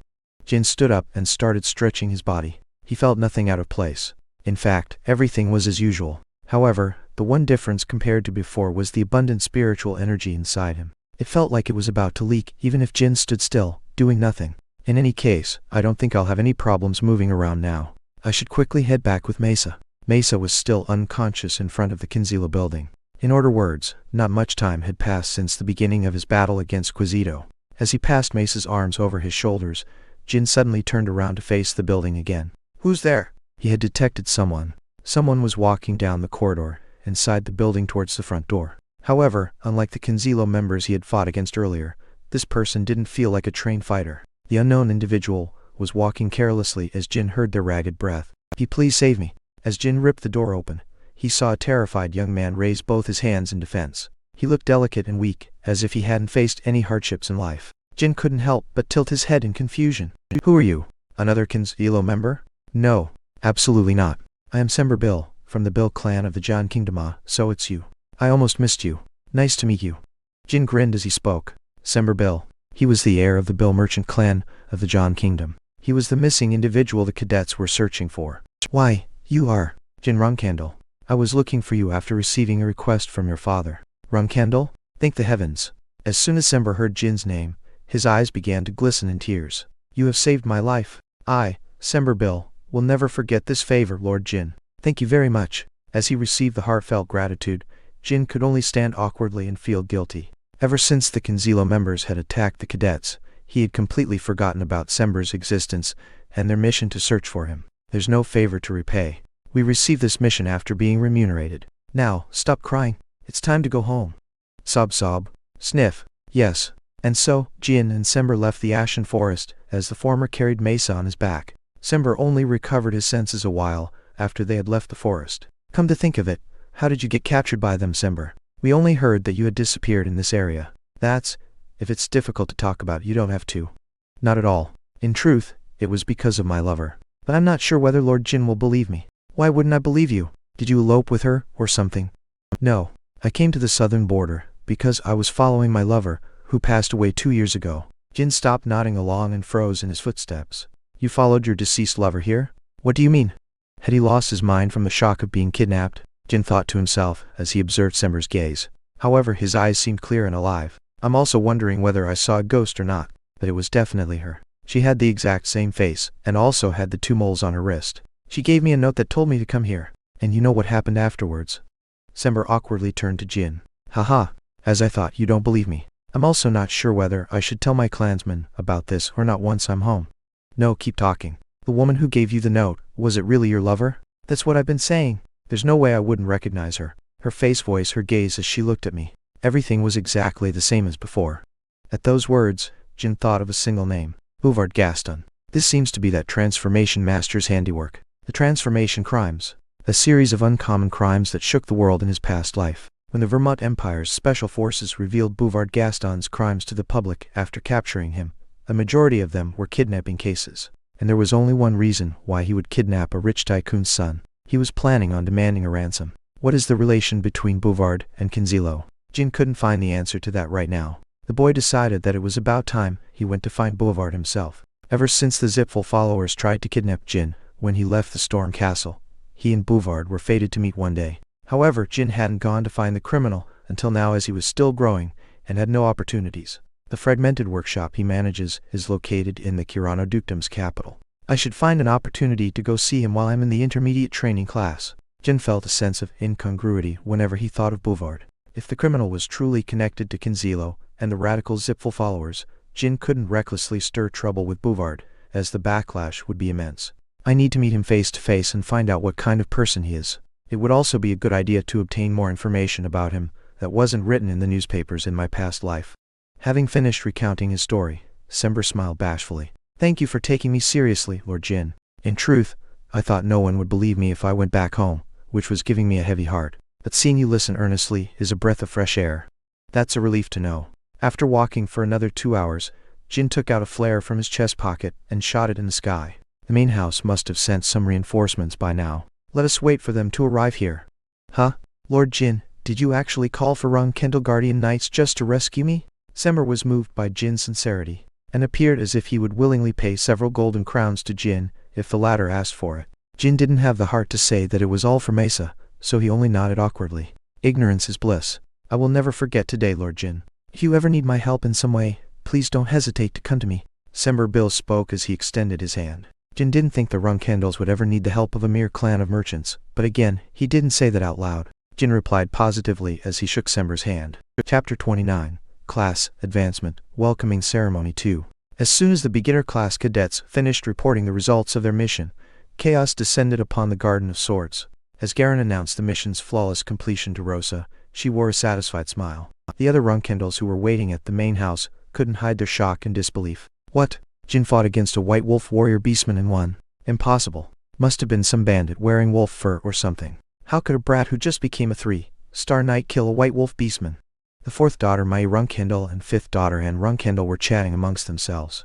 They were respectively 10 and 9 years older than Jin, and were both currently 7-star knights. A powerful White Wolf warrior beastman would be a difficult opponent even for knights who recently reached the 7-star stage. It was to no surprise that Miu and Anne couldn't believe Jin's achievement. Even if the youngest faced a beastman that was extremely weak compared to their tribe's average, a 3-star still can't defeat a White Wolf beastman. Yeah. But are you telling me Mother seriously believed what the report said? The two disgruntled ladies shook their heads. Meanwhile, two young men were as white as a sheet. Needless to say, they were Daytona and Haytona. Ever since the beginning of their ill-fated relationship with Jin back at the Storm Castle, the twins couldn't see Jin as a little brother. To them Jin was a monster. Do you think that Jin actually killed the beastman? Haytona spoke as he grabbed his twin's shoulder. His hand was visibly shaking in fear. No matter how strong that monster is, a White Wolf beastman is impossible for him. I thought so. A relieved smile grew on Haytona's face. But Daytona turned to his brother and stared at him in the eyes. But it's not important whether he actually killed a White Wolf beastman or not, Haytona. What's more urgent is that we're done for if he advances to the intermediate class. Despair rooted itself in the Tona twins' eyes as they visibly lost their will to live. In truth, the twins were hoping deep down that Jin would fail his mission miserably. They were expecting for his advancement to be postponed due to his failure, and in the meantime, the twins would train harder than ever to grow stronger. And once Jin finally advanced to the intermediate class, they wouldn't have to quiver in fear of their little brother. However, it was all over for them. Not only did Jin successfully rescue the missing individual, he also defeated a White Wolf beastman. In fact, Jin was considered a hero amongst the cadets in the beginner class. Fuck. Sure, he could have been stronger than us back at the Storm Castle, since we were all so young. But really? Even now? We shouldn't have messed with him back when he first joined the beginner training class. Daytona sighed deeply as he recalled past events. Back when the Tona twins were in their second year of the beginner class, there was a period of time when they fervently bullied Jin. As they had started learning proper swordsmanship 2 years earlier than Jin, the twins were stronger than their brother for a short while. Those first few months were full of delight and exhilaration. They could use the spars as a pretext to beat up their brother who used to boss the twins around back at the Storm Castle. It wouldn't be wrong to say that those months were the best days of their lives. However, their happiness didn't last long.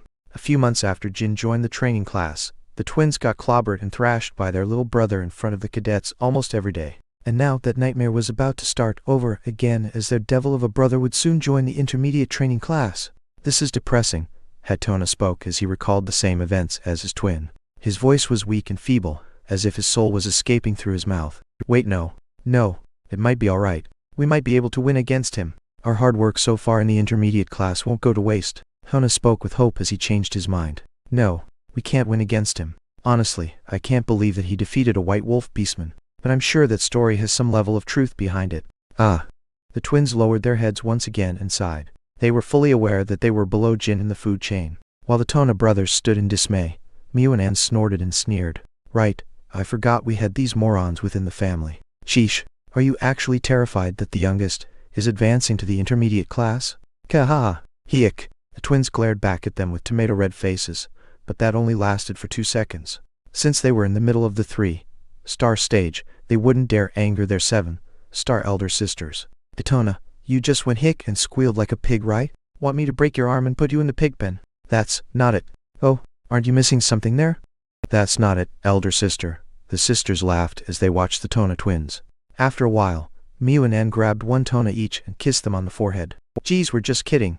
Our little brothers are just so cute, Tilda, I know, right? They're so sweet that sometimes I want to bite them and crush them into little pieces, you know. The brothers trembled as they watched their sisters express their excessive love for them. Then, Miu suddenly smacked her lips and grinned. I am so. Our dear little brothers are scared of Jin? As if we'd fear the youngest elder sister. Haha, there's no way that's. Shush. You can be honest, you know. Keep in mind that I absolutely detest liars. We're scared of him. This time, Anne wore an evil grin as she nodded. Miu and Anne were a great sister duo that got along very well, just like the twins. Then do you want us to help you out? How? When there's a will, there's a way. And he's just about to get in the intermediate class, right? The Runcandel's intermediate training class. It was on a completely different scale compared to the beginner class. The weaker cadets were at the 3-star stage, while the stronger ones were around the 5-star stage. There were far more members compared to the beginner class. The intermediate class was no different to a wild savanna or jungle, a place where the law of the survival of the fittest applied. In this setting, 3-star knights are herbivores, 4 stars are strong herbivores, and 5-star knights are savage predators. It was a completely different environment and atmosphere compared to the current beginner class, where the cadets considered each other as comrades and helped each other out. As the spectrum of cadets was quite wide from 3-star to 5-star, there were several cadets who had remained within the intermediate class for over 10 years. Mew and Anne were using these senior intermediate cadets as slaves and pushing them around. I'll tell our slaves in the intermediate class about you too. Use them to trample on the youngest. They may be untalented pieces of crap who couldn't even graduate from the intermediate class, but they're still 5-star knights. They should be somewhat useful. Do you understand? Oh, Uo. The Tona twins' eyes glittered. Are you handing over your faction within the intermediate class to us elder sisters? For real? As there were 13 siblings, there were obviously factions within the Runcandel clan. Even the Tona twins had somewhat created their own faction within the intermediate class. In fact, one could consider the current beginner class cadets to be part of Jin's faction. Haha, we're just lending them to you, you foolish boys. I don't like how the youngest is growing rapidly either. He makes me uncomfortable. If you use our slaves and fail to trample on Jin, then you two better prepare yourselves, my adorable brothers.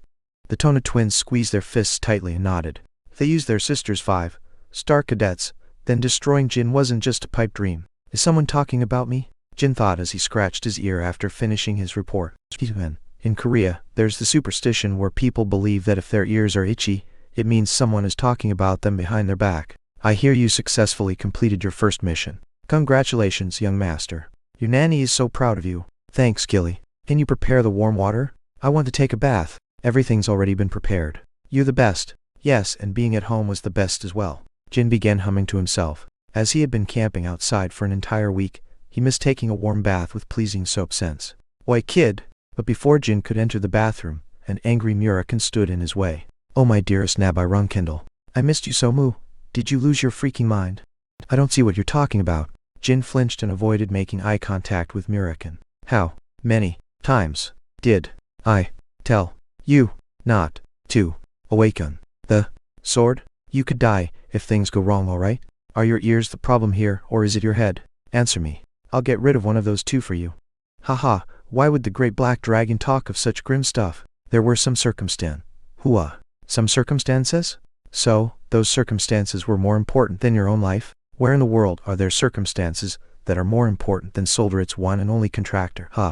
Lord Murakin, please calm down for now. The young master only just came back from stay out of this strawberry pie.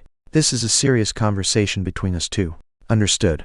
Wait, Murakin. You see, I didn't do it intentionally. My cadet was kidnapped right in front of me, so how could I let them be? And I almost ended up becoming minced meat under the hands of the White Wolf Beastman. The pendant. Is Orville's pendant around your neck just for decoration? You could have summoned your sister using that. That would have been a waste. You never know who I'll fight against in the future, so how could I use it now?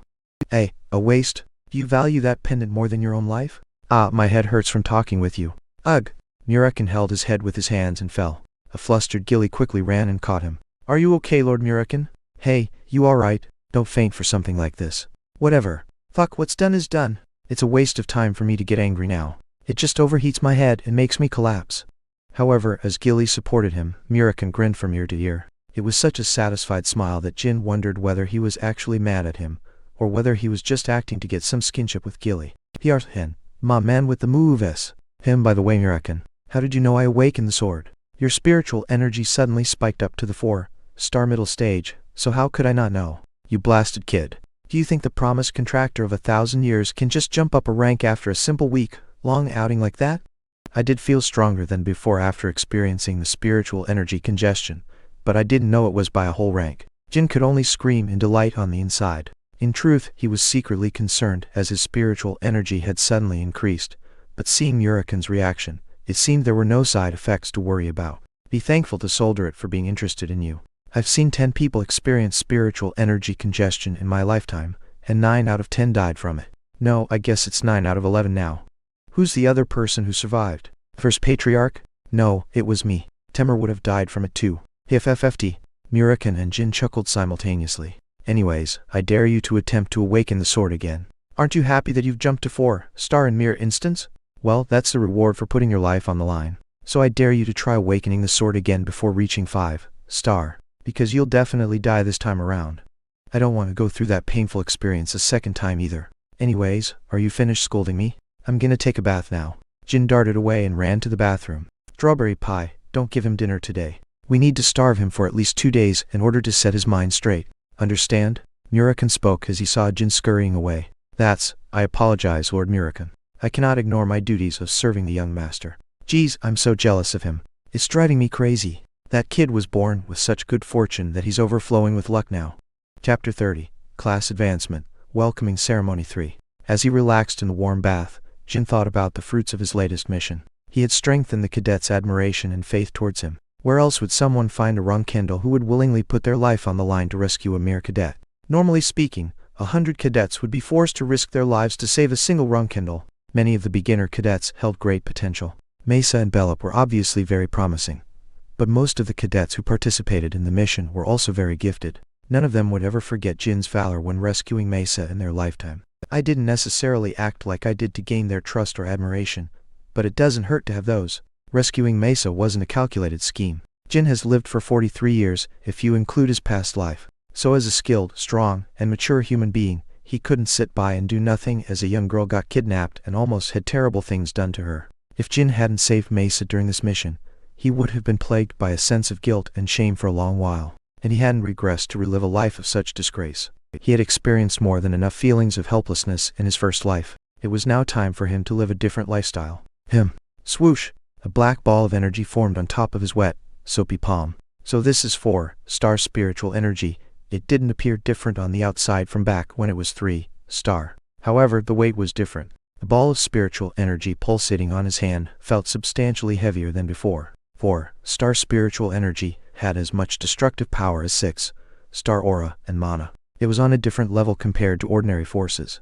In fact, due to his spiritual energy, the current Jin was stronger than he ever was in his past life in terms of pure destructive power. But since my swordsmanship is still 3-star, I can't make full use of the spiritual energy. Spiritual power is most effective when used with a sword. Moreover, its effect is maximized when used with Bradamante or Barzata, swords that were specially crafted to channel spiritual energy. Solderit is the god of shadows, as well as the god of swords. Therefore, it was to no surprise that spiritual power and magic weren't a good match. Although magicians yearn for Solderit, they are only interested in the superior strength of spiritual power. Just because they're not a good match doesn't mean they're useless with one another. It was all a question of efficiency. And now, Jin had the freedom of choice to select the most efficient methods at all times, as he could also combine magic with swordsmanship if he wanted. I should reach 6-star swordsmanship in the next 5 years. 6-star swordsmanship.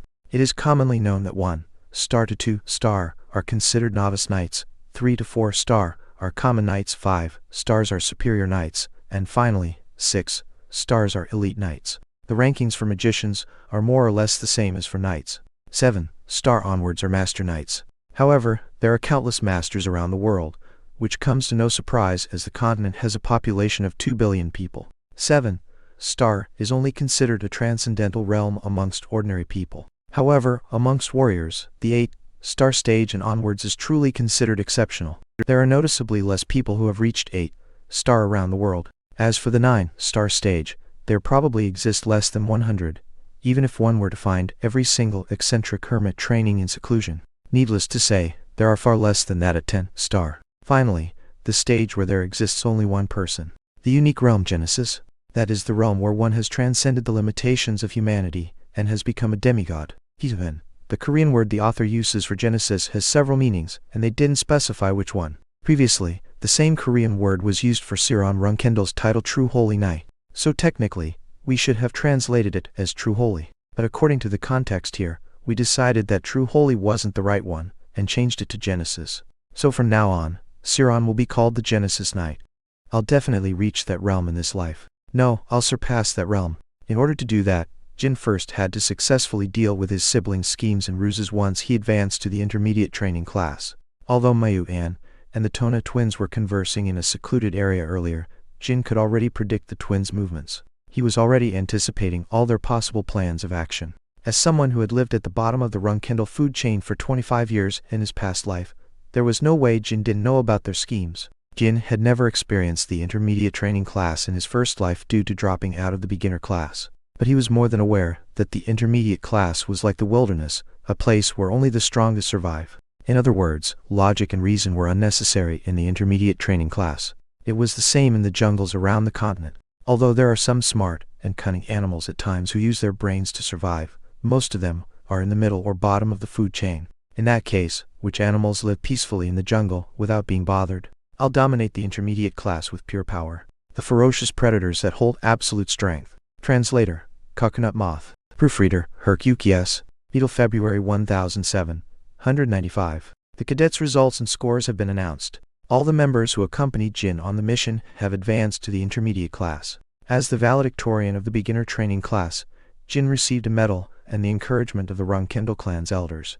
All the cadets that advanced have now moved to their new dormitories. Jin also received an offer from the second butler, Petro, to change rooms. Rosa had prepared a large room at the center of the mansion for her youngest son. The room was previously used by Joshua Runcandel in his youth, Jin's eldest brother. After Joshua stopped using the room, no one was allowed to use it ever since. Petro, tell my mother that I'm fine where I am right now. I'd like to continue using this room. Young Master Jin, the room young Master Joshua used to use, is the best in the Garden of Swords and holds great significance. It is the room that was only bestowed to the clan's eldest son. I know that much. But tell mother that I just prefer here so that she doesn't get upset. Understood? Petro had gained a good understanding of Jin's personality over the past few years. The 13th young master he knew had never changed his mind after making a decision. That's why it was such a pity. The room symbolizing the eldest son had been offered to him, so why was he refusing it? Jin's other siblings could only suck their thumbs while secretly wishing they'd received the room for themselves. Young master, please reconsider one more time. I'm thankful for your concern, but I already said I didn't need it. And if you think it's a pity, use the room for yourself. Young master. Haha, in the end it's just a room. You may take your leave. I don't really enjoy using such big and burdensome rooms. Petro lowered his head in response, as if he had gotten a wind of Jin's intention. The butler couldn't believe that the 13th young master, a 15-year-old boy, had such deep insight. He noticed that the madam offered the room to him as a test instead of a reward. Petro then returned to Rosa and informed her of Jin's decision. Jin refused? Yes, madam. Rosa listened as she rested her chin on one hand and hummed softly. She was content with Jin's refusal of receiving Joshua's room. Jin, I sometimes can't distinguish if our youngest son has no desires or has too many of them. The room Jin had refused was none other than the great Runcandel clan's eldest son's room. It remained empty ever since Joshua moved out of it. In other words, it implied that the room was only bestowed to the child who would be responsible for the clan in the future. As soon as they took a step inside the room, they'd get the full backing from the clan. And Jin had immediately realized that this beautiful offer was sweet bait connected to a terrifying fishing line. As soon as he moved into that room, Jin would have been targeted by all his siblings. Mother is annoyingly insistent. Clack. Jin left his room with Bradamante on his hip. He was going out to check on the cadets he trained with starting tomorrow at the intermediate training class. Good morning, young master. Scott, gather all the cadets who advanced to the intermediate class. Yes. A total of 9 cadets gathered in Scott's room, including Mesa and Bellup. Although they pretended to be fine, you could see the stress and unease in their eyes. We'll be in the intermediate class starting tomorrow. Have you all resolved yourselves? Yes. As you may know, the intermediate class is divided into several forces under the name of factions. The cadets all nodded in unison. They knew better than anyone else that they were the only people in Jin's faction. Cadets also knew they'd be the targets of harassment, threats, and coercion due to that. It was a natural occurrence. While the other cadets couldn't torment a pure-blooded Runcandel, they could still target his faction. There's no need to be afraid. Called you all here to say that.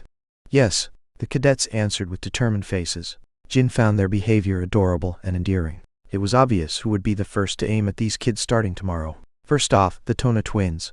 Although the twins were probably still afraid of Jin right now, he was certain that they were scheming something. And someone else who will help the Tona twins to keep me in check. It's highly likely to be elder sisters Miyu or Anne. It could also be elder brother Vigo. Whoever the Tona twins' backer was, Jin was planning on outsmarting them. I'll see you all tomorrow. Oh, and during hours outside of training sessions, make sure you move around in groups of 3 minimum. You are forbidden from acting individually until I completely conquer the intermediate class. Understood. Starting from the intermediate training class, the cadets aren't taught by a guest instructor from outside the clan like Garen Altamiro. It's an elder of the Runcandel clan who is in charge of the cadets. The elders of the clan, who used to be 8-star or higher knights, in their youth take turns teaching the class. They also used to be flag bearers of the clan who failed to become the patriarch. Currently, there are around 150 cadets in the intermediate class. The elder who has been in charge of instructing them the past few years is Jin Runcandel. He who was once famed for being an 8-star knight was Siron's younger brother. Attention! Attention! The cadets repeated Zed's command as they stood at the training ground. This year, we have 10 new cadets amongst us, while 27 dropped out. Zed spoke with a displeased look as he stood on the platform. He was dissatisfied by how there were more dropouts than newcomers. Newbies, learn from your seniors how an intermediate cadet's lifestyle is. My role is only to teach swordsmanship and evaluate everyone. As long as there are no deaths, just deal with all your internal problems between yourselves. Understood, I asked the seniors. What is it that I always emphasize? The Runcandels have no need for weaklings. The Runcandels have no need for weaklings. The intermediate cadets suddenly yelled in unison and continued chanting the motto as they stared at the newcomers. Moreover, there was obvious malice in their gazes. Jin's cadets were pressured by their stares and shouts that they had a hard time keeping their heads up. Anyone around the world would also feel oppressed by a sudden ceremony where their seniors preyed on them with a morbid warning. Amongst the group of people shouting the motto were the Tona twins. Standing around them were several 4- and 5-star knights who were all part of Mayu and Anne's factions. How noisy. Anyways, the Tona twins are over there. There are a few people around them with deep frowns.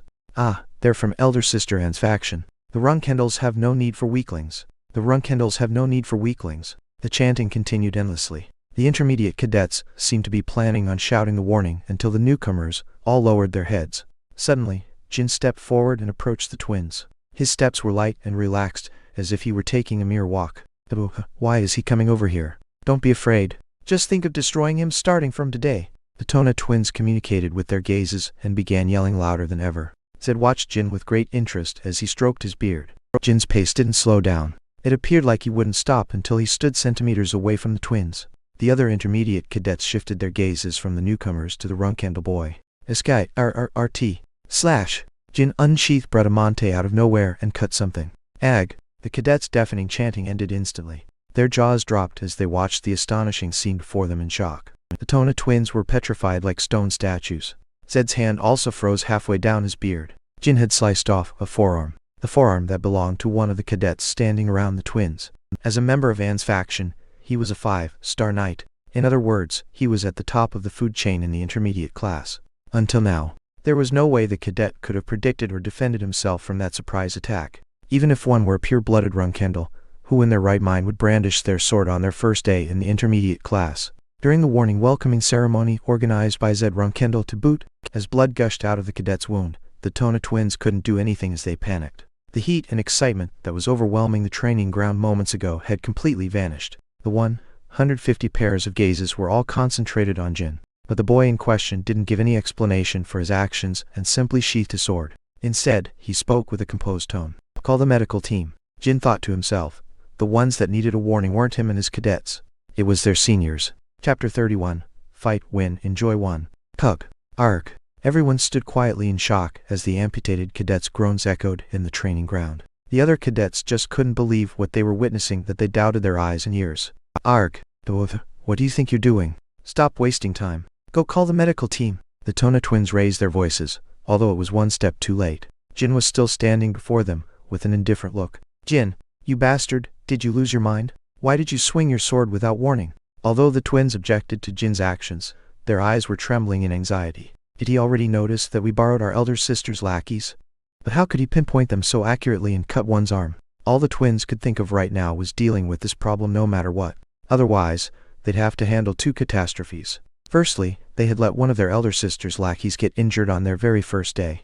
At this rate, their sisters would reprimand them to death. Secondly, if they didn't avenge the cadet immediately and acted against Jin, their dignity would hit rock bottom. The news that the Tona twins had been humiliated by their youngest brother in front of all the other intermediate cadets would instantly spread within the clan. Shivers ran down their spine as they stared at the composed Jin in the eyes, but they couldn't allow themselves to shrink back in fear. How would they explain themselves to their sisters? We're terribly sorry. We were terrified of the youngest even though we had your lackeys with us. As if they could say something like that. Eskai, RRT. In the end, the Tona twins unsheathed their swords simultaneously. I'll kill you. That's it. Stop trying to crawl your way up the ranks. You Jin completely ignored the Tona twins and turned to the cadet holding his bloody arm. The cadet raised his head and stared at Jin. "What is your name?" "Kajin Romolo." "Do you know why I cut your arm?" I do not." "Why did you do such a thing?" "Hey Jin, are you ignoring us? Unsheath your weapon again, bastard. It's time we brought this conflict to an end." "Elder brothers." Jin slightly tilted his head to make eye contact with the twins. "I am talking with Kajin right now." What was that?" "Please be quiet. If you wish to battle me, I will indulge on a later date." "How dare you? After attacking our cadet, your cadet?" Hitona almost instinctively blocked his own mouth with his hand. "Was this individual a part of your clique?" "I only hit him as he was directing killing intent towards me." Silence descended upon the training ground once again. The Tona twins could only stare in astonishment with their mouths and eyes wide open. They were planning on confronting Jin, but got wrapped up in his pace. With the exchange just now, Kajin Romolo was established as part of the Tona twins faction. In other words, Jin's actions just now weren't a simple rebellious outbreak, but rather a part of a long-lasting tradition within the Runcandel clan. It was a part of their battle for dominance. The Runcandel's familial conflict was always a source of inspiration for traveling bards and minstrels. It was also great gossip material for drunk customers in bars. In general, there were no stories more exhilarating than the story of siblings having a bloody battle to trample on each other. The medical team has arrived. As a yell resounded from behind the rank of cadets, the crowd split in half to create a passage. The medical team behaved as usual, unlike the Tona twins or the other cadets. They had gotten used to seeing blood and wounds on a daily basis in the clan. Due to the medical team's natural movements as they settled around Kajin, the twins also had to get out of their way. Although they were pure-blooded Runcandels, they still couldn't disturb an emergency medical operation. "Listen carefully, Kajin. That also goes for all the cadets here." Jin suddenly cried out as he lifted his head. "I am Jin Runcandel. From now on, I do not mind if any of you behave like I just did towards Kajin. You can surprise attack me with your swords, or strike me from behind when I've let my guard down." The dumbfounded cadet stared at Jin with mouths agape. "But keep this in mind. If I sense anyone directing even the slightest amount of murderous intent towards me, I will not hesitate to cut you down as well, just like what I did moments ago." After saying what he had to say, Jin casually returned to his original position. The cadets in the area could only gulp as Jin passed by them. He had caused such chaos, even as Zed Runcandel watched him with wide eyes from the stage. However, Jin didn't even bother apologizing to Zed. The boy knew that, according to the Zed he knew, his uncle would praise him instead of punishing him. He loves familial conflict and bold people more than anyone else in this clan. More than father, in fact. The medical team left the training ground with Kajin on a stretcher. The cadets all watched with impatience to see how Zed would penalize Jin. They all expected the boy to be reproached by the instructor. Tona twins especially hoped that their uncle would severely punish their brother, Jin Runcandel, the patriarch's 13th child. Yes, elder. Jin didn't call him uncle on purpose. His father and uncle were similar. It seemed that the elders of the clan all preferred to be shown respect according to their ranks. "You've done something quite dreadful. You dare do such a thing in my presence?" Color returned to the Tona twins' faces as they stood frozen. Zed Runcandel, their awe-inspiring uncle. Zed's thunderous roars could make anyone shrink back in fear, even their monstrous younger brother. "That is correct. How insolent. Why did you do so?" "I didn't challenge my brothers just now. I was challenging you, elder." Not only had he cut Kajin, Jin also made an offensive remark. At this point, even the Tona twins could only hold their breath in shock, despite their wish to see Jin getting demolished. Did he actually lose his mind? Goodness, how can he act like this? The twins were having the same thoughts as the other cadets. "You? Challenging me? What a very, very interesting story. What made you do that?" A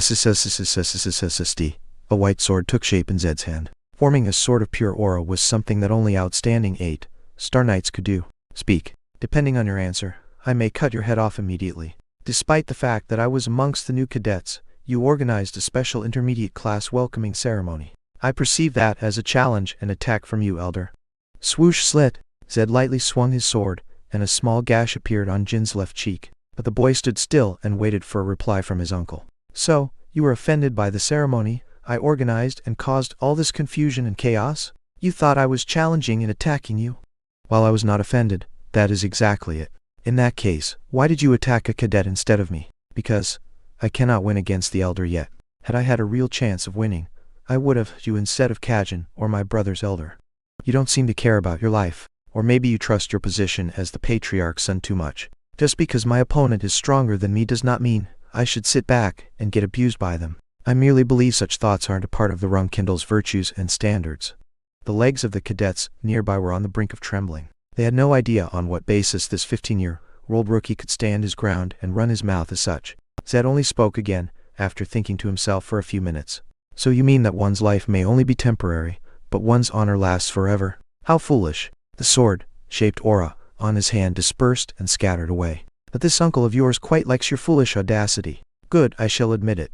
You are worthy of surviving amongst the Runcandels. Ha! Zed suddenly burst out in laughter. Remember this day, cadets. Today, you have witnessed the very essence of the Runcandels. This rookie's attitude is the core of our identities as swordmasters. Yes, every day is a battle. You are dismissed. Daytona and Hytona will stay behind. The rest of you may return. Training starts tomorrow.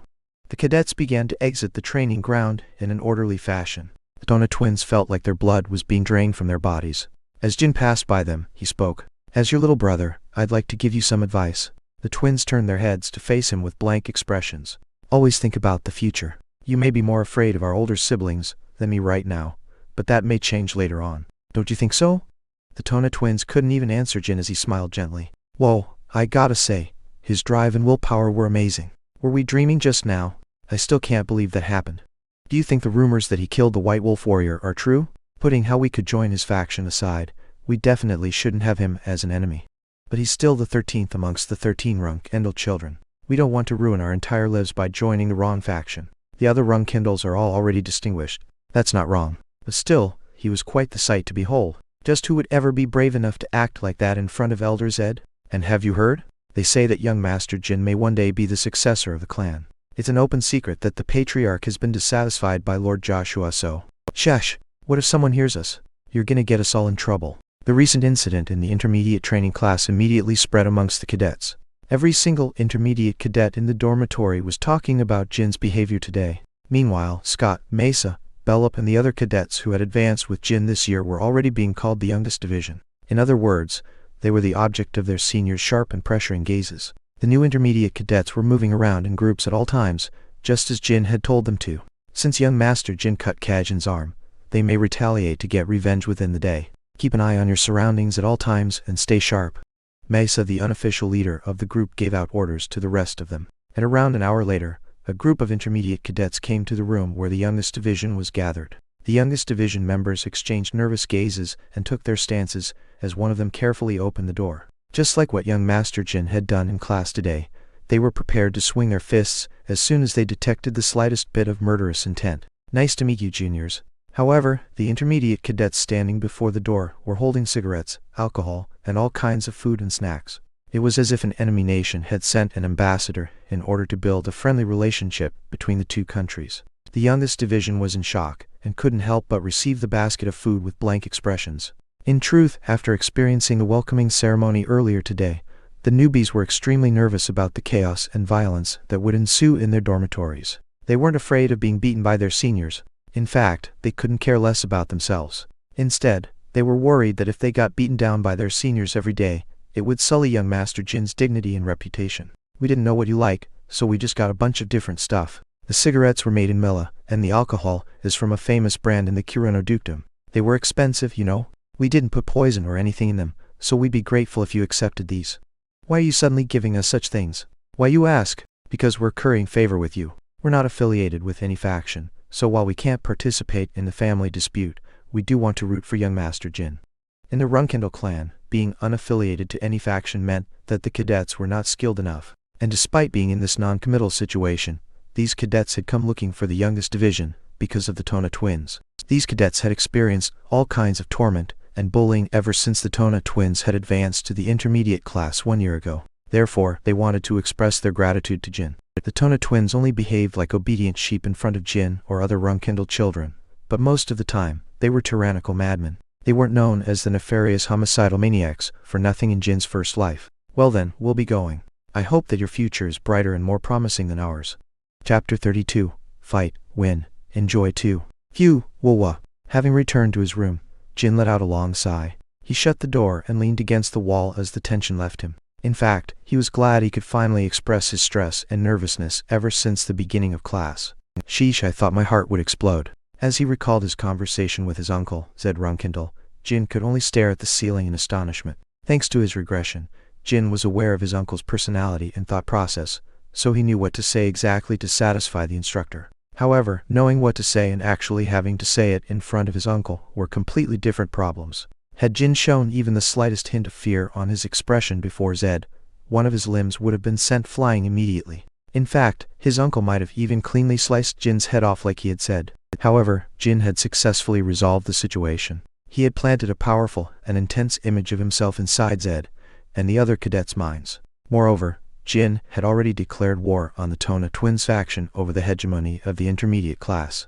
Although the benefits Jin received seemed far too little compared to how he had risked his life to confront Zed, the boy knew it was worth it. Jin knew better than anyone else that one could very easily lose their life in the Runcandel clan for the smallest of issues, and that one couldn't earn anything unless they used all their forces and strength. Fight, win, and enjoy the benefits. I'm sure that even if everyone were a regressor, they wouldn't be able to act and behave like me. The three great virtues of the Runcandel clan he once hated in his first life. The current Jin was closer than anyone else to attaining these virtues. Gilly. Yes, young master. I've officially declared war on the Tona elder brothers, but it seems that elder sisters Anne and Miyu are secretly backing them. Gilly instantly froze. The hand that was wiping the teacup stopped dead in its tracks. She had been expecting Jin and the Tona twins to fight over the hegemony when the youngest boy advanced classes. It was an inevitable conflict, as long as they were all standing inside the same enclosure, called the intermediate class. However, Gilly hadn't expected the Tona twins to have a backer. Soon, her gaze darkened and deepened. Ladies Anne and Miyu, are you certain? Yeah. Today, I cut down a cadet who was alongside elder brothers, and after looking into it, he was a part of elder sisters Anne and Miyu's faction. In fact, there's no way the Tona elder brothers would already have a 5-star knight in their faction.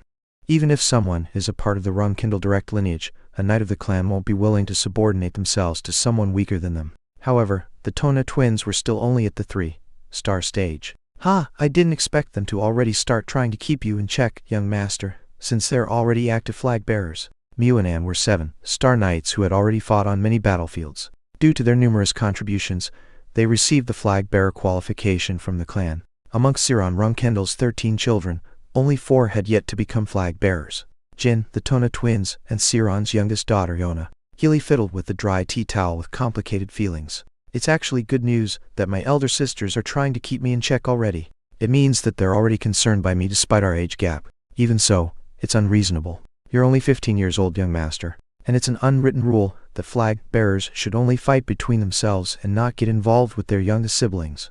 Gilly bursted out in fury. It's fine. I just have to change things so that my elder sisters don't just feel concerned by me, but also fear me. Poof! The sunbathing cat lying next to the window suddenly turned around and transformed into a human. What's going on? What are you talking about? Let me in on it as well. Gilly explained the situation in simple terms to Murakin, who then sighed deeply. Such a pity I can't reveal my identity yet. I could easily beat up 2 7-star knights with the flick of a finger. Why do your siblings obsess with trampling on you even though you're the clan's only hope of defeating the Zipfuls in the future? The clan's only hope of defeating the Zipfuls in the future. Murakin's words were accurate. If Jin mastered Solderit's power and stayed within the clan, the Runcandels could trample on the Zipfuls and take over the world in the future. Currently, the Zipfuls had the upper hand. If the Runcandels and Zipfuls were to start an all-out war today, the clan of magicians would come out victorious in the end. But the Zipful clan hadn't declared war on the Runcandels yet for 2 reasons. The conflict would cause irreparable damage to the Zipfuls, and the existence of Jin Runcandel. However, there was one teensy-weensy, but ever so crucial, little tiny detail the Zipfuls weren't aware of. The god they were desperately yearning for Solderit was currently contracted to Jin. Are your siblings acting like this because they don't know you're Solderit's contractor? No, they just try to keep anyone who shows potential in check. In fact, if they knew I was Solderit's contractor, they would have been 10 times more motivated to trample me down. It would have been a miracle if I survived till the age of 15. Even so, the clan is still as fucked up as it was 1,000 years ago. In fact, things might have been better back then. Your first patriarch was rude and insolent, but he still had compassion and heart. Then, what do you plan on doing from now on, young master? I've got no reason to hesitate. I've already dealt my sisters a heavy blow. Not only did I cut down their strongest intermediate class subordinate on my first day, I also shifted his official affiliation to the Tona faction instead of my sisters. Jin explained the incident at the training ground to the other 2 in detail. Officially speaking, Kajin was not a member of Anne and Miyu's faction anymore, as the Tona twins had called him our cadet. I'm sure my elder brothers will get beaten to death by our sisters. They'll definitely come to the training ground tomorrow with bruised and swollen faces. It'll be hard for them to try to oppress me with their intermediate class subordinates now. If a king bestowed his strongest army to a general, and the general returned after getting the entire army decimated. The king wouldn't give them a second chance. That was the situation between Miyuan and the Tona twins. And since they're already flag bearers, my elder sisters can't personally come to the intermediate class to beat me to death. In that case, there's just one last method they can use to attempt to oppress me. Gilly gasped as she realized what Jin was talking about. Through missions. That's right. They'll most likely manipulate the missions I receive with their authority as flag bearers. I'm sure they'll specifically choose to assign me disgustingly difficult missions and earnestly wait for me to die on duty or to return with a severe injury. I will try to discuss it with the ladies' nannies. I cannot let such a thing happen to you, young master. Kind and naive Gilly didn't know how to think in a cunning and sly manner. You mustn't, Gilly. If they find out, elder sisters will accuse me of trying to abuse my power, and will take disciplinary action against me. And the supervision of missions is part of the flag bearer's jurisdiction, so if we have no real explanation, we cannot stop them from manipulating my schedule of missions. Shit. God fucking damn it. Apologies, young master. That came out on the spur of the moment. It's fine, strawberry pie. Nurakan replied in Jin's stead. The boy also smiled gently and continued his words. But there's one thing my elder sisters aren't aware of. Most of the difficult missions are one-man tasks, but if I'm assigned one-man missions I won't have to hold back and hide my true abilities, don't you think? Unlike group missions, Jin would be able to use magic and spiritual power when carrying out solo missions. He could use magic, spiritual power, and the combat techniques written in the secret tomes of the various martial clans as long as there was no one around or he killed all the witnesses. So solo missions are actually a great opportunity for me. If my elder sisters send me on solo missions, I'd be infinitely grateful. It's suffocating having to limit myself with just swordsmanship. I'll just go on the missions, use my hidden abilities to wipe out my enemies and gain some achievements. Achievements on missions. That was the absolute criterion the instructors used to evaluate the cadets in the intermediate class. There were cases where a cadet had excellent swordsmanship, but fell behind on missions, and vice versa. Needless to say, the more important criterion was the missions. Moreover, solo missions with high difficulties were the best missions to carry out in order to gain the most points. Solo missions usually consisted of assassinations and espionage, so they were the most dangerous tasks. That's a great plan, kid. If you were to use all your hidden abilities, you should be able to rival the weaker advanced class cadets, young master. Murakan and Gilly were well aware of Jin's true combat capabilities. Since Jin's swordsmanship was developing at a quick pace, he would probably reach the 4-star stage before being sent on his first mission. And if one of the missions appears to be too difficult for you, I could accompany you to help out. Even if it's a solo mission, they should allow you to take a meerkat along, no? They would, but I need you to do something else for me. What is it? I'll tell you later. Since we've discussed the most important stuff, I should head over to Elder Sister Luna's training session now. Behave yourself while I'm gone and don't cause any problems.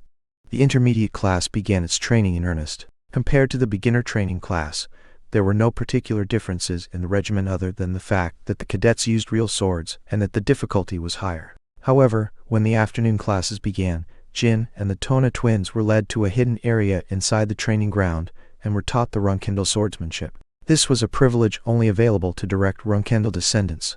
Our clan's swordsmanship is, in simple terms, overpowering. It's destructive and unwavering. The clan's personality and virtues are perfectly embodied in our swordsmanship. The three boys sitting cross-legged on the floor nodded in sync. The Tona twins' faces were bruised and swollen just as Jin had predicted. They had been pummeled and beaten by their sisters all night long. However, Zed didn't even bother asking why the twins were in such pitiable states. He didn't care. He already knew that the Tona twins didn't have great potential since before Jin joined the intermediate class. I never thought the day would ever come when I'd feel pity for the Tona twins.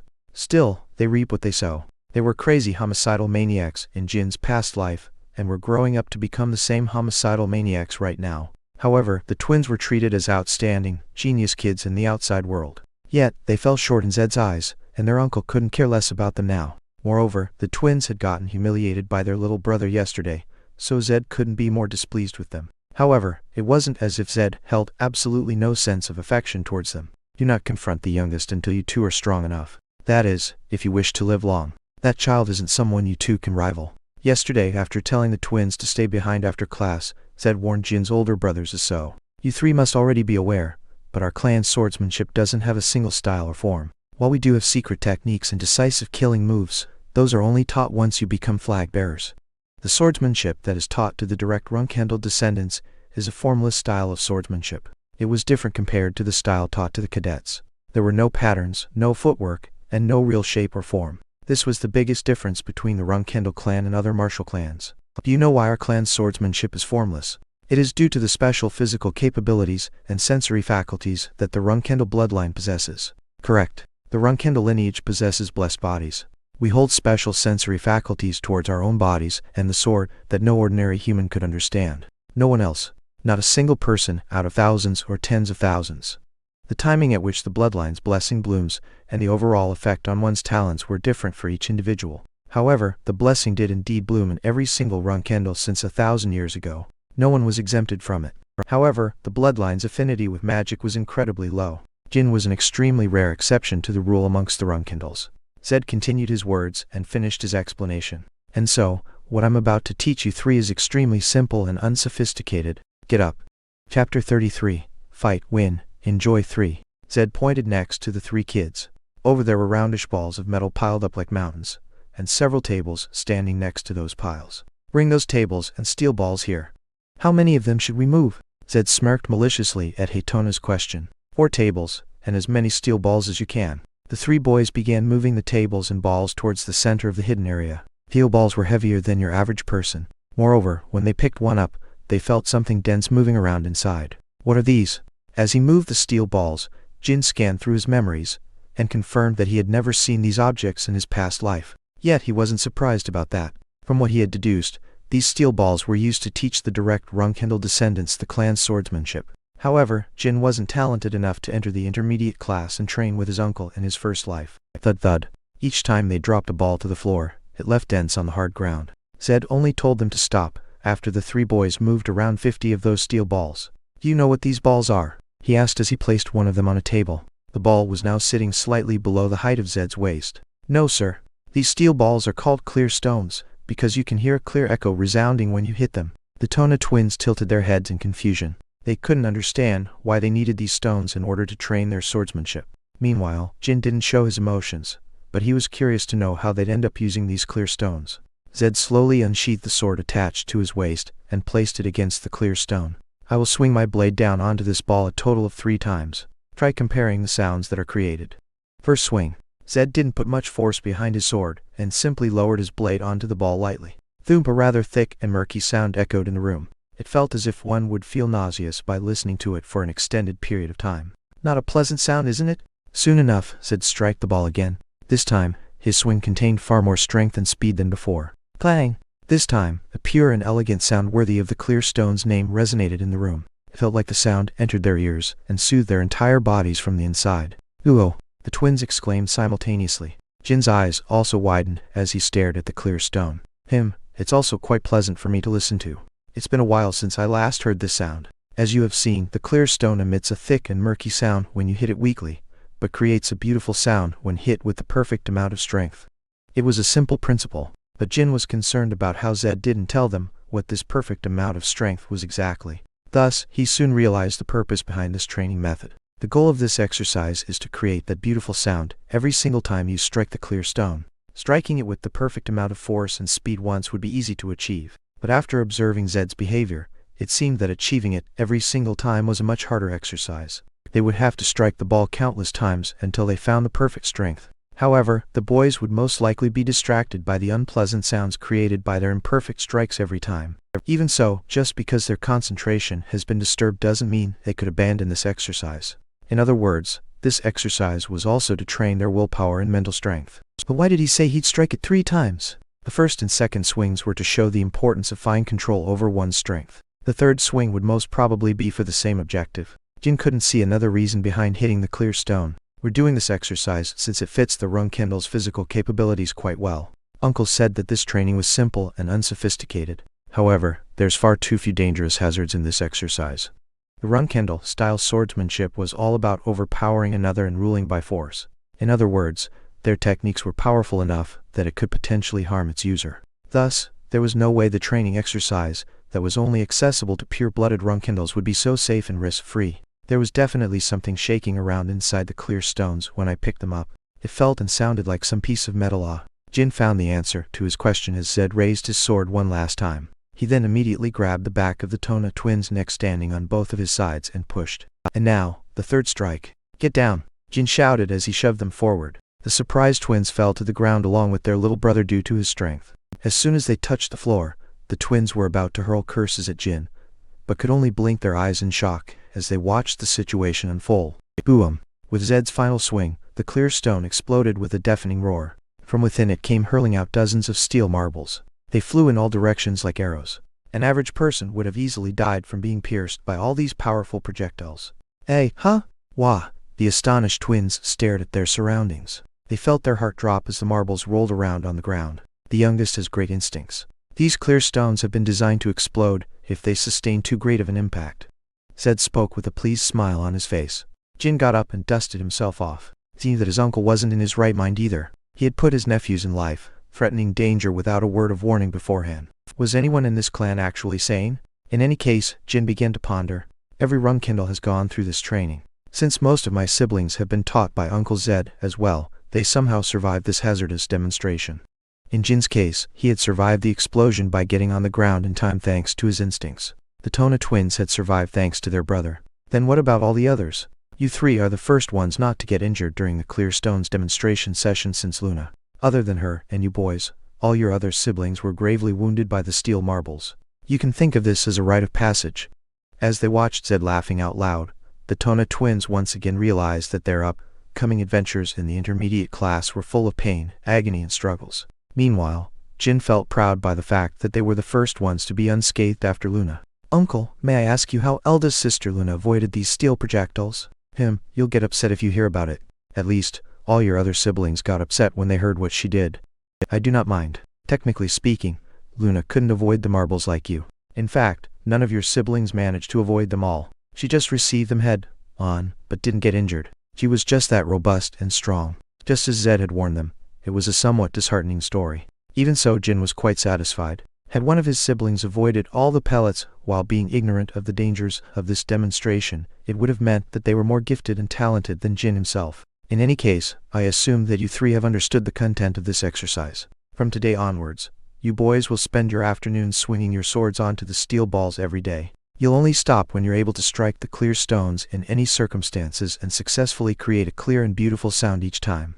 Luna's room. The woman in question was spending a peaceful and relaxing time inside, sipping on a cup of tea with her nanny. About time the youngest starts to show some results from our mind's eye training sessions. It'll hurt if he gets hit by the clear stones projectiles, but I'm sure he'll manage to do something about it. It's so gratifying to watch him grow up and get stronger.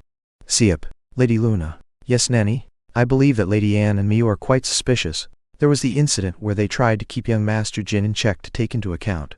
The two of them were conversing about the potential suspects behind the assassination attempt on Jin when he was merely a year old. There has already been an assassination attempt against me. I've never talked about it to anyone else, not even Gilly, and due to that incident, my fight has already begun.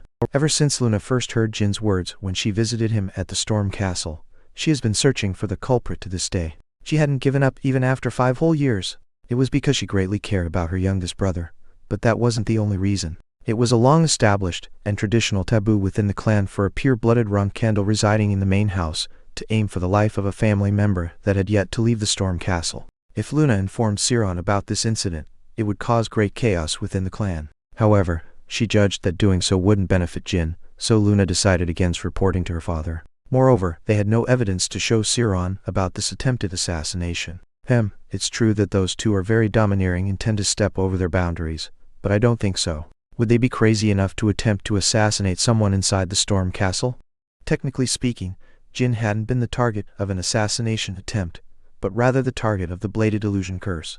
However, Luna wasn't aware of this truth yet. To be truthful, I believe that there's the possibility of young Master Jin having lied to you. He was only 10 years old back then, so isn't it highly likely? We haven't found out anything after all these years. I don't think Jin lied to me. Back then, he was wary of me. Not because he found it awkward to interact with me for the first time ever, but because he was on guard. His gaze, it was the gaze of someone whose life was being threatened. Then should we investigate Lady Miu and Anne for the time being? Yeah, I'll leave it in your care. I'm more concerned by the fact that we haven't discovered anything so far. Something's wrong. I have an ominous presentiment.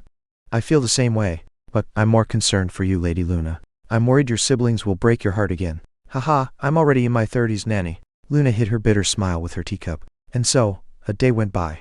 Jin and the Tona twins had yet to create a beautiful sound by striking the clear stones. Fortunately, there were still no incidents where someone accidentally burst the steel balls. Thwomp thud, the unpleasant noises have been echoing inside the hidden training room for 4 hours straight.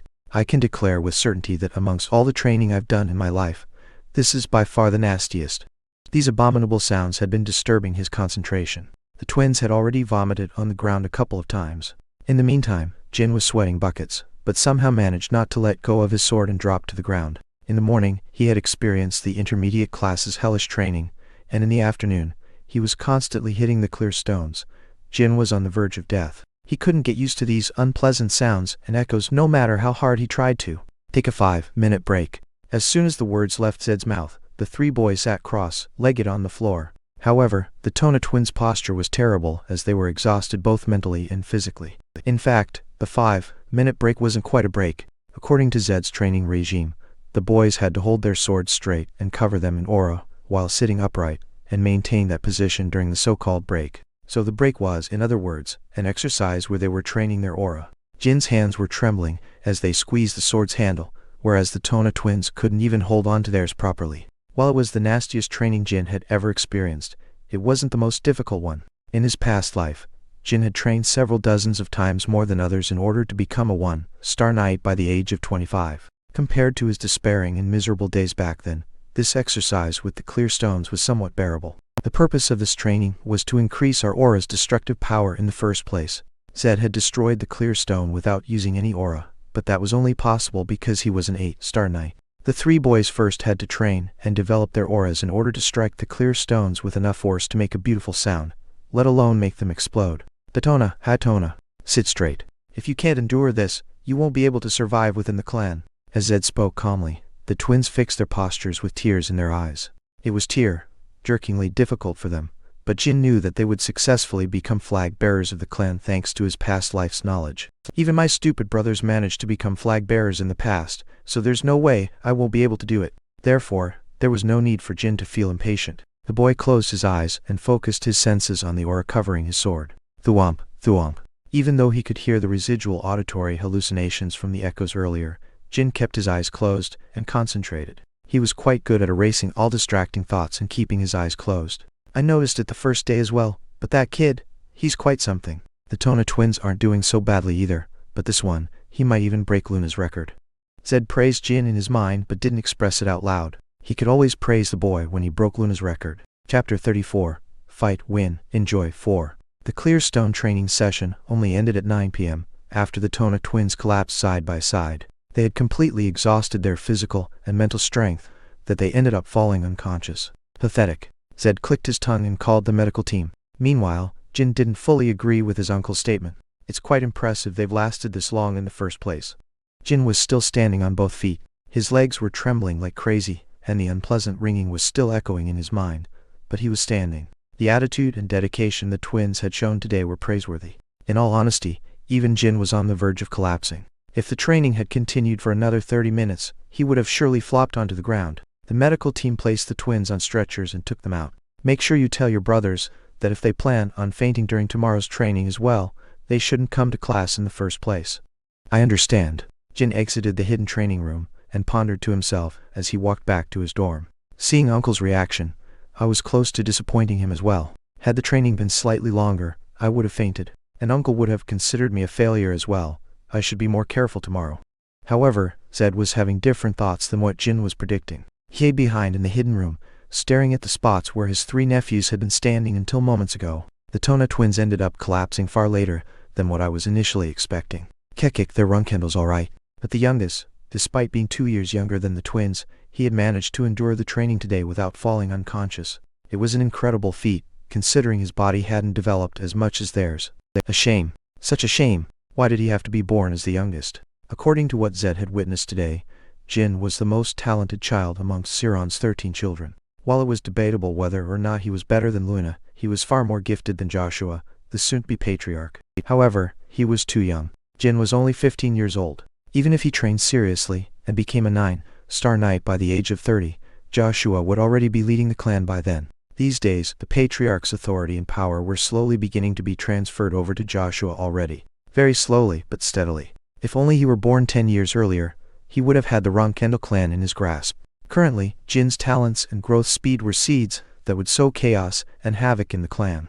If Jin were to become the strongest person in the clan in 10 or 15 years and aimed for the throne, how much damage would he cause to Joshua's rule? To the Runcandel clan? And what if the clan's enemies such as the Zipfuls took advantage of the inner conflict to attack the clan? As his thoughts reached that conclusion, Zed let out a deep sigh. Let's keep watch for now. Seeing how Luna cares for him, Jin might grow up to resemble her. He might become a shadow that protects the clan, just like that child. Countless variables that could affect Jin's future and growth existed. The boy could die during a mission, or could suddenly decide to leave the clan one day and become a wanderer. Children go through many different experiences and incidents as they grow up, so Zed couldn't predict Jin and the clan's future as of yet. March 1795. A month had gone by. Jin and the Tona twins were in open warfare for hegemony from day one. But since they were stuck in the clear stone training room the entire afternoon, there were no real fights between them. Ever since Kajin Romolo was cut down by Jin, the other cadets didn't dare lay a finger on the youngest division, even when the young master was away. They had also been ordered by Miu and Anne not to do so. Jin's two older sisters had decided not to interfere with the happenings within the intermediate training class, just as he had predicted. They had no more expectations for the Tona twins. The idiots had borrowed their best intermediate class cadet and had returned him defective, so they had no reason to support the twins anymore. It's so peaceful that it's concerning. Mesa spoke as she dusted the dirt off her clothes, which were in terrible condition as they had just finished their morning training session. The cadets around her were in the same condition as her. Do you think the young master is doing okay in the afternoons? We don't even know what they're being taught, Philip asked with a worried tone, but Mesa snorted. We aren't at the level where we can worry about the young master. But from time to time, I hear explosions inside the hidden training room along with people screaming. The medical team always seems to be in a hurry to head inside when that happens. The Tona young masters were even brought out on stretchers before the training session had ended 2 days ago. Stop worrying and focus on your own training. Don't you remember what the young master told us? We'll be assigned missions soon enough. Disgustingly difficult missions, according to the young master. Except for Mesa, Scott, Jushin, Taemont and Kiko, the other members of the youngest division didn't reach the average level of intermediate class cadets.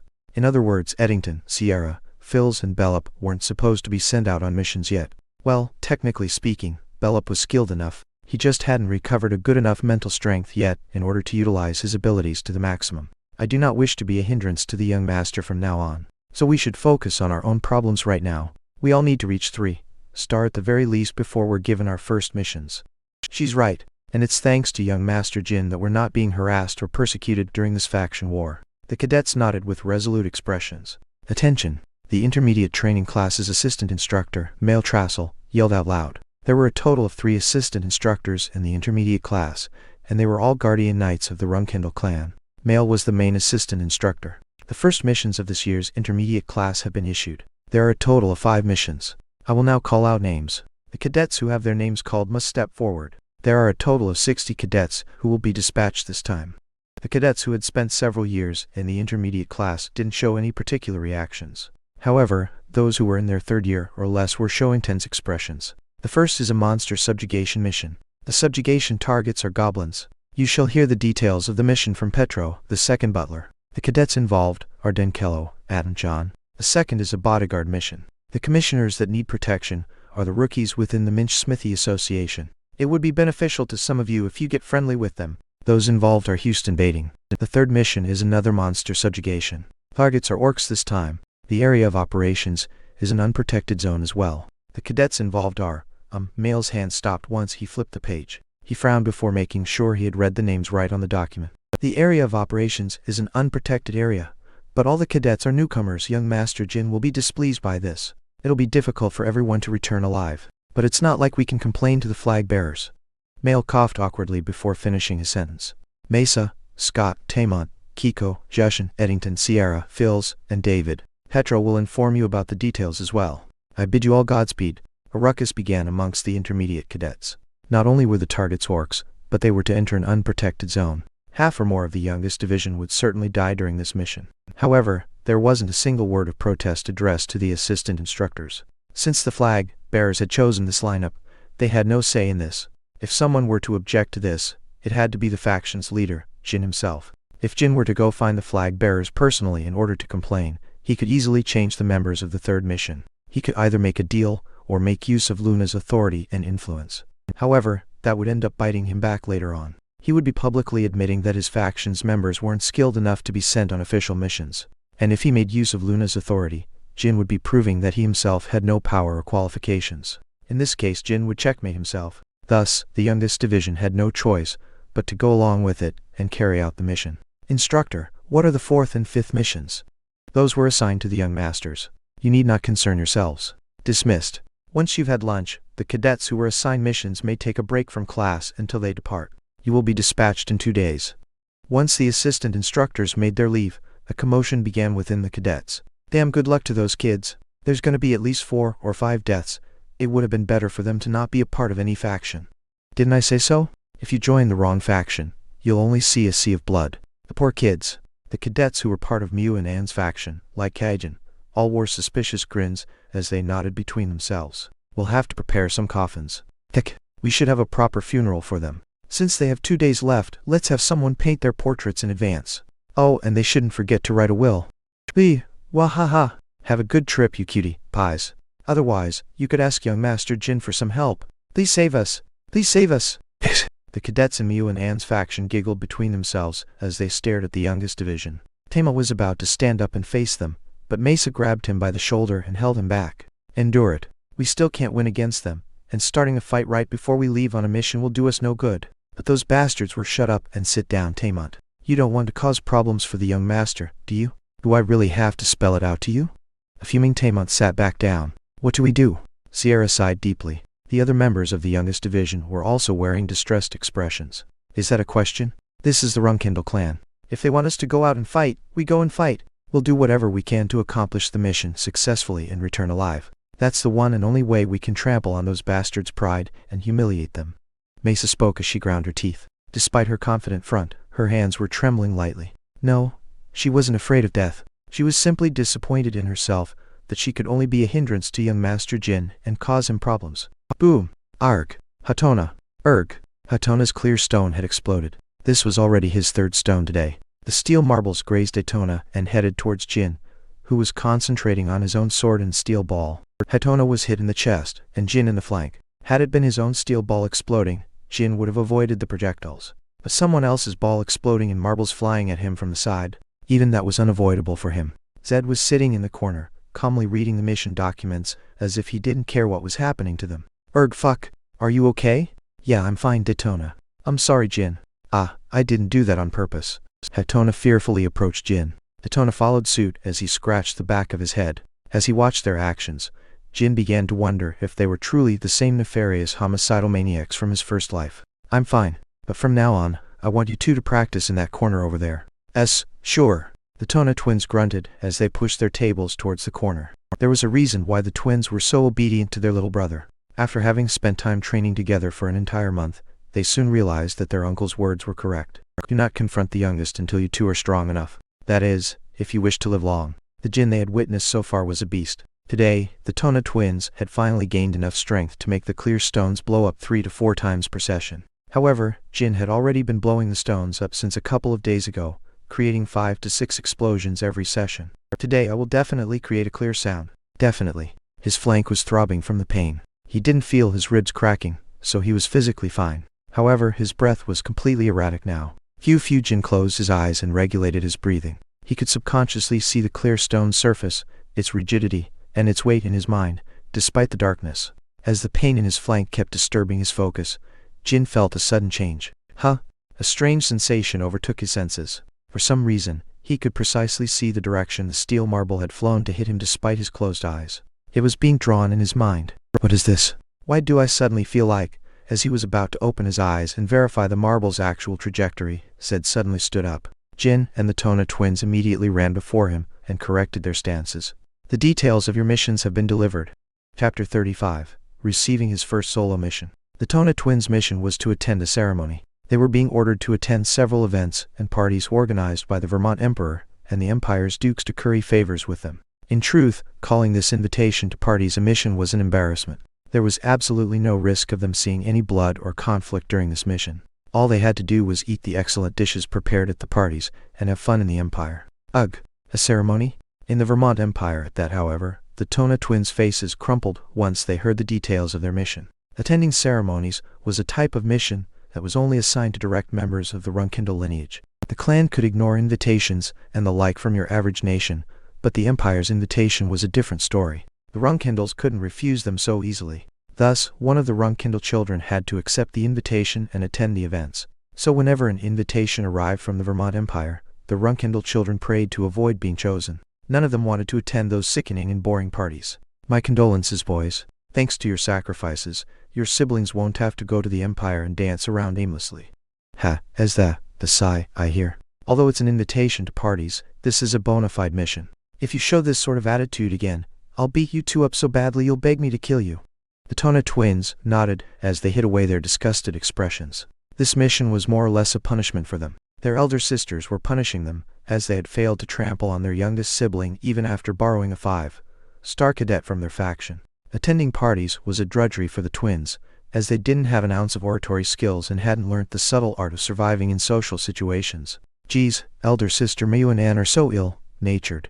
Jin laughed to himself. It's a mission someone has to accomplish, and when you arrive on site, you will see dozens of powerful people, whether it be in their combat prowess or their authority and influence. Make sure you observe them carefully. Understood, Uncle. And you, Jin? Yes, Uncle. The mission you've been assigned to Zed stopped halfway through the sentence. Tona twins paid close attention to his next words. They were curious to know how crazy of a mission their sisters had assigned to their youngest sibling. Hopefully, it was something that would break Jin physically and mentally. In fact, the best-case scenario would be that Jin wouldn't return at all from the mission. An assassination task. Your target is the master of the Hidden Palace, Teleris's plaything. Him you basically need to kill a loafer. The Master of the Hidden Palace. That is the title given to the owner of the Hidden Palace, an enormous tower standing in the middle of the West Sea. The 51st Master is Teleris, nicknamed the Abyssal Spider. The Hidden Palace is an independent force that is influenced by neither the Runcandels nor the Zipfuls. Uncle, by plaything you mean the Abyssal Spider's plaything? It's that woman's lover. Jin's assassination target was the Master's plaything. In other words, her paramour. Jin had to kill one of the countless young men Teleris was playing around with. Oh snap. The Tona twins unintentionally let out words of shock. They didn't believe that Jin would be able to kill the Master of the Hidden Palace's lover and return alive. Teleris's notoriety was known around the world, even to the country bumpkins living in some corner of the Middle Kingdom. She was especially known for being merciless to the people who laid a finger on her lovers. Your target is currently residing in the lawless zone of Mammoth, under the protection of members of the Hidden Palace. Mammoth? Holy smokes! The twins exclaimed out loud once again. Missions in the Mammoth lawless zone were generally assigned to Guardian Knights. It wasn't a mission that a mere intermediate class cadet like Jin was supposed to undertake. Killing the Master of the Hidden Palace's lover in Mammoth. You could easily summarize the mission with that sentence. The Tona twins already believed that Jin would never return alive from this mission. There is one question I'd like to ask, Uncle. What is it? Who is our client? As Jin asked in a confident tone, Zed's lips rose into a soft smirk. This kid, he should know who the Master of the Hidden Palace and where Mammoth is, but he's going to accept the mission immediately. If he claimed the mission was irrational, I would have been willing to go say a word to the flag bearers myself. Zed was somewhat hoping Jin would be shocked and vexed. Recently, the elder's greatest enjoyment was watching his youngest nephew grow. Even the unsympathetic Zed didn't appreciate sending a yet-to-be fully forged sword on a dangerous mission like this, where it would most certainly break. However, Jin didn't show an ounce of shock or vexation. Since the cadet in question was planning on accepting the mission, Zed had no reason to intervene. The Tzendler clan. Your target, the loafer, is called Alcaro Tzendler, the disgrace of the clan. I see now. They're worried that the child who left the clan will spill the clan's secrets to the Master of the Hidden Palace. Exactly. It seems the Tzendler clan tried to solve this issue on their own, but gave up and came to us instead. Looks like the child in question doesn't have a good reputation in the first place. Can you do it? Zed asked with great anticipation. He was deeply hoping the words "this mission should be assigned to Guardian Knights" instead would leave Jin's mouth. I will do it. Why are you so? No, never mind. It's good to be decisive. Zed coughed awkwardly before handing over the documents to his nephews. You will all depart in 2 days. You are excused from the afternoon training sessions until then. In the meantime, make sure to train on your own, but only to the extent that it doesn't hinder your mission. Yes, Uncle. Zed exited the hidden training room first. The Tona twins stood around Jin awkwardly for a while. While they felt ecstatic by the fact that their brother was about to die, they were also disgruntled by it, as if there was a bitter taste in their mouths. The twins didn't know that they had a strong bond of love and hatred with their little brother. What? No, good luck. Come back safely. Yeah, it's not like you're gonna die, right? If something goes wrong, just reveal that you're a Runcandel, then no one will be able to lay a finger on you. Haha, geez. Are you worried about me? I didn't know you two had such adorable sides to you. We are not worried. Before I return, Jin interrupted Daytona and unsheathed Bradamante, covering it in aura. The twins froze as their brother had suddenly pulled out his weapon. Swoosh! Before they could even ask what he was doing, Jin swung his sword, aiming it at the clear stone sitting behind them. Clang! A beautiful metallic sound resonated, bouncing off the arched ceiling and echoing in the room. Jin smiled in satisfaction. He had suddenly felt like he would definitely succeed if he struck the clear stone right now, and that feeling turned into reality within a few instants. 1 month had passed since they began training with the clear stones. Jin had no idea how inconceivable this record was. You two should make a choice, elder brothers, whether you prefer our elder sisters or me. The Tona twins gulped audibly before clumsily nodding. Jin then exited the room, leaving the two of them behind in silence. What do we do? I don't know. Elder sisters are out of their minds, while our younger brother is not in his right mind. Seriously, but I think that the youngest is scarier than elder sisters. I agree. The twins sighed in dejection. Having made his way outside, Jin wasn't concerned about his mission. Rather than the dangerous task, his mind was far more interested in another topic. What was that sensation earlier? The steel marble that had come flying out of the clear stone Tona had blown up. After getting hit by it, Jin suddenly pictured the marble's detailed trajectory in his mind for no reason. It also felt like if another marble came hurling at him from the same direction, he would be able to avoid it. I should ask elder sister Luna about this once I return from my mission. This sensation might be related to the training I had been doing with her. 2 days went by in a flash. Those who had been assigned a mission had finished their preparations yesterday. All that was left to do was to go to the Huffaster transfer gate and teleport to their respective destinations. Phew, young master. Before he got on the steel carriage, the members of the youngest division called out to him. They were all wearing somber expressions, as if they were a herd of cows being led to a slaughterhouse. No one could guess how many of them would die in their upcoming mission. However, that wasn't the only reason they were dejected. We heard you're going to the Mammoth Lawless Zone. Indeed. I need to go to the transfer gate separately since I was tasked with an assassination mission. I also need to go through all the administrative procedures properly. How annoying. We've come to bid you farewell before departing. The reason why the youngest division had come to salute him was quite obvious. This could be the final time they would see the young master. Not only was it likely that some of them would die during their mission in the unprotected area, young Master Jin himself was tasked with a mission in which he had an 80% chance of dying. Other than Jin, everyone else in the intermediate class thought he was headed to his death. No need to. Why, do you think we'll never see each other again? Jin said in a playful tone, to which Mesa sighed deeply. The other cadets couldn't even lift their heads up properly to face the young master. Well, it's true that life doesn't always go the way one expects it to. Some of us may die on our mission if we're ill-fortuned. We'll be okay. The mission you were assigned is. Geez, no need to worry about me, you brats. Focus on your own mission only, alright? Yes, get going then. We'll see each other when we're back. The youngest division hesitantly stood around before going down the corridor. Such endearing kids. Keep them safe, Mirakin. Meow Tilda, I've said this already, but make sure you don't get seen, alright? Meow Tilda, the black cat raised its front paw and waved it, as if he were saying worry more about herself, kid. I'll be lonely for a while since both of you are leaving, young Master Lord Mirakin. Think of it as a break, Gilly. Do you want some souvenirs from Mammoth? I know that you're stronger than intermediate class cadets, young master, but please be careful. Mammoth is a dangerous place. I think that you have to assassinate the master of the Hidden Palace's paramour. Please take good care of yourself. Yes. I'll see you soon. Jin didn't get on the steel carriage, but rather on horseback. He had already dyed his hair brown yesterday, and was currently dressed like an ordinary traveler. The boy had Bradamante with him, but he had covered the blade in a layer of metallic coating to conceal its normal color. With such a disguise, no one would ever think of him as a Runcandel. This was his second mission, but his first solo mission. As Gilly had stated, the current Jin was quite a force to be reckoned with if you took all his abilities into account. Even so, the mission was a dangerous one where he could lose his life. Nevertheless, Jin was fearless. In fact, he was excited about how he'd be able to use spiritual power and magic as much as possible. I've always wanted to visit Mammoth since my past life. Before his regression, Jin's magic teacher had mentioned that Mammoth was more of a romantic city than he had expected. Having spent 2 years in Mammoth, his master would tell fond stories about the city. Within those stories were countless details about the city and its populace. I remember Master saying that the pubs in the center of the city are locations where informers and spies often go. And if I want to buy high-class information, I need to head to the underground black market. To think that his master's boring stories would come in handy like this. Of course, there was a difference in time period, so some of the information may be inaccurate for now. But the system and order within the city was unlikely to have changed. With a feeling of gratitude towards his master in his heart, Jin pulled on the horse's reins and began his journey. A refreshing sense of liberty rushed through him as he departed the Garden of Swords on his own. Translator section. Jin's off on his first solo journey. Can't wait to see what happens. Also, the Moron twins are starting to grow on me. They're like cute little idiots, haha. I hope they get redeemed and become allies Jin can trust. Chapter 36. Mammoth Lawless Zone 1. The Mammoth Lawless Zone was a region where all kinds of criminals and offenders gathered. There were even rumors around the world that due to the evil energy these lawbreakers emitted, this criminal-infested land was so desolate that no plants could grow on it. But it was no rumor. Mammoth was, in actual fact, a barren wasteland where not a single strand of grass grew. The scorching sun that glared down on the area. The criminals that crawled around in the small city like disgusting insects. There was no gateway to enter the city. There was only a broken signpost surrounded by rubbish. And once you walked past that signpost, you were inside Mammoth. Here comes a newcomer, you sons of bitches!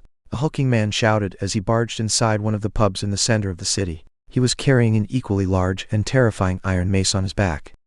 Wahaha! Newcomer my ass! I bet you're back 'cause you were put on the wanted list again. Freaking hell, are you a salmon or something? Stop coming back all the time. The people inside the pub cheered joyfully as they all recognized the hulking man, mocking someone until one loses their voice, pointing fingers, and throwing entire mugs of beer are Mammoth's traditional yet peculiar ways of greeting others. Crash! Smash! Blang! The thick mug smashed into the newcomer's head and chest. The glass fragments covered the floor along with a sea of beer. Nevertheless, the barman didn't even bother glancing at the mess, let alone clean it up. The hulking man that was hit by countless cups smiled delightfully and grabbed one of the glass shards on the floor. Crunch! Soon enough, a sight that one could normally only see in a circus occurred. The man chewed on the piece of glass and swallowed it. That's right, I'm a salmon. The great Thonk's true birthplace is right here in Mammoth. Drink up everyone, the drinks are on me today. Geez Thonk, what did you do this time that you had to run away and come back here? Come on, speak up. Let's hear the story. Hoo-ha-ha. The great Thonk had some fun with a hike, last bitch in the Ekin Kingdom. Ooh, who was it? No idea, just some girl from a noble family. And I killed the 5 guards who came to arrest me. Geez, do they seriously think they can capture me with ordinary guards? They kept sending them as well. Hoo-ha-ha, those fucking morons. Yep, that's why I smashed them up like mashed potatoes. About 50 of them? While I was destroying them, I subconsciously headed towards Mammoth, and found myself here before I realized it. To Thonk's massacre. Cheers. Cheers. Welcome back home. It's good to see you again. Gulp, gulp, gulp. The men were emptying their glasses. The rowdy craze calmed down as everyone was busy finishing their beers. But in the meantime, Kriuk, one boy entered the bar covered up in a tattered robe. It was Jin. Huh? Looks like there's a real newcomer this time. Thonk and the other men exchanged glances, asking each other if anyone knew who this was. But everyone shook their heads. Thud thud. A thick noise echoed every time Jin took a step with his old, ragged boots. He silently crossed the room and sat down next to Thonk. 1 glass of cold water, and some simple snacks. Jin took out 1 silver coin from his chest pocket and flicked it to the barman. Ha! The barman caught the coin and snorted as if he couldn't believe what was happening. Soon enough, the entire pub roared in laughter. Huh! Wow, I thought I was watching the protagonist of an action novel or something. Look at him. He's a natural at acting cool. So, who are you, Some 9-star knight. Can't you see? He's gotta be a legendary swordsman. FFFFT. The men spouting sarcastic comments all simultaneously changed their expressions. They swiftly stood up and surrounded Jin with menacing grins and chuckles. Hey mister? Newcomer. I, the great Thonk, am in a good mood today. So let's not get on each other's nerves, alright? If you get on your knees and suck on everyone's toes right now, I will forgive Kurg.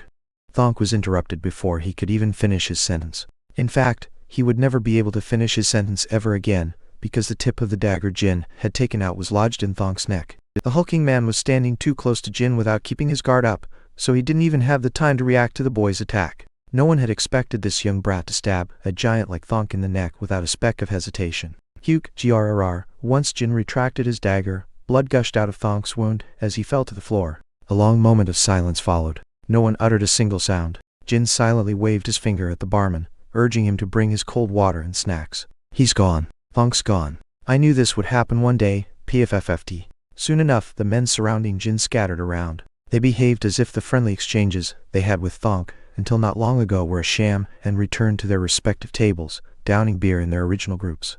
This was a common occurrence. No matter how friendly they acted with Thonk, there was no true friendship between them. Just as Master used to say, this place is filled with lunatics. The reason they had shown interest in Jin was because he appeared weak. They were curious to know why a boy, who seemed to have yet to grow any hair down there, had entered a den of criminals like it was nothing. However, their questions had found an answer. Jin killed Thonk with a dagger, and by doing so, gained the approval of the criminals inside the pub. This was how the residents of Mammoth truly welcomed a newcomer. I always seem to be in your debt. You've been a great help to me both in my past and present life. I hope the day comes when I get an opportunity to repay you, master. Clack. The barman placed a glass cup on Jin's table. A cup of cold water. I didn't put in any poison. Even I know that killing people with poison is a taboo here. You seem to know a great deal about Mammoth despite your youth. Are your parents or siblings familiar with this place? None of your business. Clang. This time, Jin flicked a gold coin to the barman, who just shrugged in response. What do you want? Drugs? There's one product that's been the craze in Mammoth recently. Or are you looking for someone? The latter. Is that enough to cover the fee? The barman rubbed the coin with a handkerchief and calmly weighed it with his hand. The substantial weight proved that it was a genuine gold coin. Depends on who you're looking for. Is there someone who goes by Hister in this area? No. That I'm certain of. Jin clicked his tongue as if he were disappointed. I see. Then just bring over my snacks. And if you could, recommend some inn to stay at tonight. Preferably a place without any bugs. A place without any bugs signified the safest inn in Mammoth. Then, I know just the place. There's an inn called the Moonlit well west of the city. The kings of Mammoth reside there, so no need to cause a fuss when you enter. Thanks. Jin emptied his plate of rough bread and dry bacon before leaving the pub. The atmosphere inside the Moonlit well was vastly different from the pub, since the most influential people of Mammoth resided in it. It was surprisingly clean and orderly, just like an ordinary inn outside of Mammoth.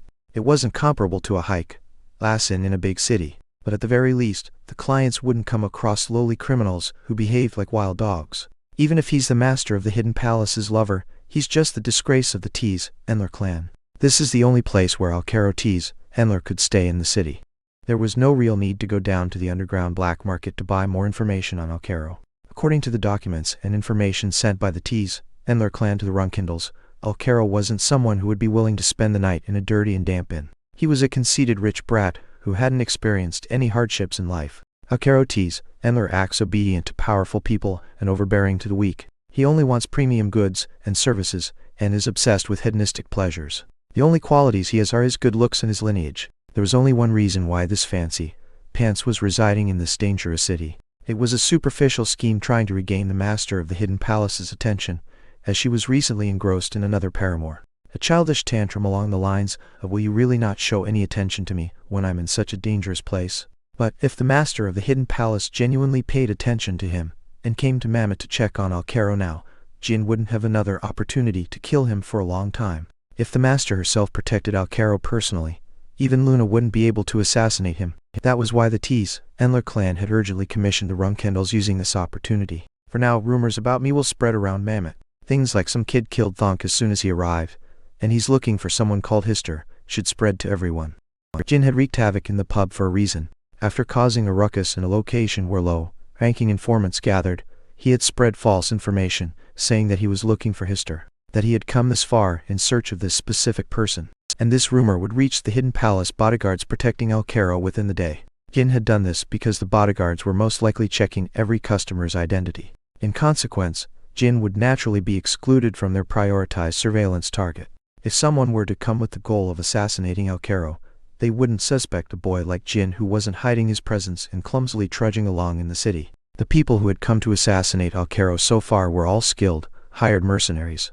Since I look a lot sloppier, it's unlikely they'll suspect me much. Alcaro's bodyguards wouldn't focus on people like Jin who had a clear objective. In fact, they would be more wary of someone like Thonk, a criminal who was familiar with the city who recently returned to Mammoth for no apparent reason. An assassin wants to blend in with the residents and mingle with them, trying not to attract attention. But with how Jin was doing it, he was standing out to be forgotten. As they say, it is darkest under the lamp. In fact, his strategy worked like magic. The men who were observing Jin inside the moonlit well during the day visibly let down their guards once night fell. It seems that those three are the Hidden Palace guards protecting Alcaro. They appear to be 6-star or stronger. If I face them head on, I have a very low chance of winning. If he fully utilized both magic and spiritual power, Jin could somehow deal with one of them. But two or more were impossible. An entire day went by, but Alcaro was nowhere to be seen. Jin came to the conclusion that Alcaro was constantly staying inside his room, eating the food that his bodyguards were bringing him. It's impossible to assassinate him by entering his room. There are probably more men standing guard inside at all times. In that case, I need to wait for him to come out. Jin recalled Alcaro's personality, as it was written in the documents said by the T's Endler clan. Alcaro T's Endler is obsessed with hedonistic pleasures. Suddenly, Jin remembered something the barman had told him the day before at the pub. What do you want? Drugs? There's one product that's been the craze in Mammoth recently. It was very likely that Alcaro was stuck in his room doing drugs. Once his thoughts reached that conclusion, Jin wiped his forehead and headed downstairs to the lobby. He was planning on cracking open a cold one and getting to know the others in the lobby. But once he arrived, he had to prevent his shock and surprise from appearing on his face. Just why? Why can't you do it? You were getting it fine until yesterday. I cannot do it anymore. Got him it. Go get some more, I'm telling you. The young man having a temper tantrum at the center of the lobby was Alcaro T's Endler himself. Jin had memorized his target's face in advance, so he recognized him immediately. It appeared that he was enraged as one of his bodyguards wouldn't get him more of the drugs. Your typical I've douchebag. Jin smiled maliciously in his mind. Chapter 37. Mammoth Lawless Zone 2. Before Jin's regression back, when he had just been banished from the Garden of Swords, there was a period when he roamed from country to country, sleeping out in the open. He had lost his lifelong goal after being banished from his clan, and was surviving like a cripple on the streets. But everything changed when he met his magic teacher. Nevertheless, until the day he met his master, Jin had seen and experienced countless types of criminals and scoundrels in the dark alleyways where no one entered. Petty thieves, robbers, beggars, alcoholics, etc. Those people lived like no tomorrow, and were only loyal to their desires. The most notable scumbags amongst them were druggies, drug addicts. Those people couldn't survive for another day without their drugs. Without their medicine, they would sit lifelessly with hollow eyes and foam in their mouths. But if someone were to offer them the drugs, it was second nature for them to be willing to carve out their hearts to pay. 10 times out of 10, 100 out of 100, 1,000 out of 1,000. Every single drug addict Jin had seen was the same, without a single exception. There were some rare people who had managed to stop their addiction with their superhuman willpower and return to an ordinary lifestyle, but obviously enough, they were 1 in a million. In any case, according to Jin's observations and the documents he had read, Alcaro T's Endler wasn't someone with such strong willpower. Fuck, please do me a favor, alright? I don't think I can survive for another hour without it. Please, I'm begging you. Alcaro flopped onto the floor and put his hands together, begging his bodyguards. The hidden palace guards were all wearing composed looks, but Jin noticed the slight disgust in their gazes that appeared momentarily. As I said before, it cannot be done. Our task is to prioritize your safety, young master. Please keep in mind that we're not here to babysit you. If you continue to have a temper tantrum, we will have to. Ark. I don't care. Shut up. If you won't get me the drugs, then I'll do something myself. Fucking hell, just you wait. Once my sweetheart returns, you're all losing your heads. Your heads, do you hear that? I'll make sure you're all executed. Huh? Did you just sigh? Am I a joke to you? You lowly guards. You insignificant pleb bastards. I'm from the T's end. Thwack. One guard suddenly punched Alcaro in the abdomen. The arrogant druggie trembled on the spot for a few seconds before fainting. Got him it. How much longer do we have to protect this piece of crap? I wish he'd just die from an overdose or something. Just why is the master keeping this piece of shit alive? Silence. We just need to fulfill the mission we've been assigned. You mustn't get your personal feelings involved. The guards carried the unconscious Alcaro back to the room. Having witnessed the entire scene, Jin felt like he had discovered a treasure chest full of gold. Alcaro's relationship with his bodyguards is the worst, and it seems like he'd be willing to do anything to get drugs once he wakes up. As he drank the beer the inn's employee brought him, Jin pondered to himself. Assassinating Alcaro would not be such a difficult task in the end. The druggy young master's tantrums would get worse and worse as the days went by, and if his outbursts repeated enough times, Jin would have more opportunities to assassinate him throughout the next few days. Whether he used magic, spiritual power, or a plain old dagger, killing Alcaro was going to be a piece of cake. But the problem is the aftermath. I need to find a way to avoid the guards and return home safely after I've killed him. That was the most difficult aspect of this mission. It was impossible to kill him in broad daylight inside the inn and escape alive. The 6-star or higher bodyguards were far more physically capable than Jin and could catch up to him in no time. Poison wouldn't work either. If Jin baited Alcaro with drugs and killed him using poison, the entirety of Mammoth would be in an uproar. The greatest unwritten taboo in the lawless city is the usage of poison. Jin's head began aching as he tried to come up with a plan. Assassinating Alcaro inside the moonlit well using traditional methods was impossible. Bang.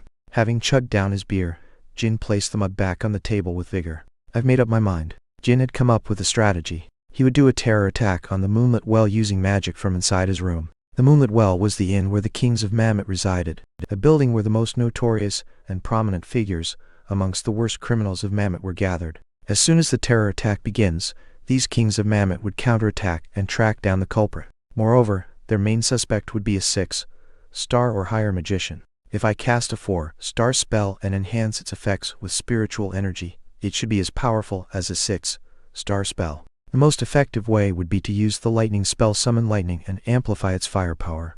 Who in the world would ever believe that a 15-year-old kid was a 6-star magician? No one. Not a single soul. Even Baradan Zipfel, a candidate to become the next Zipfel patriarch, had just become a 6-star magician at the age of 18, shaking the entire world with his genius. Blindly casting 6-star spells at the age of 15 was impossible to do, even for geniuses from the Zipfel clan. No need to overthink this. I'll fill my room with spiritual energy to cover up the traces of magic being cast.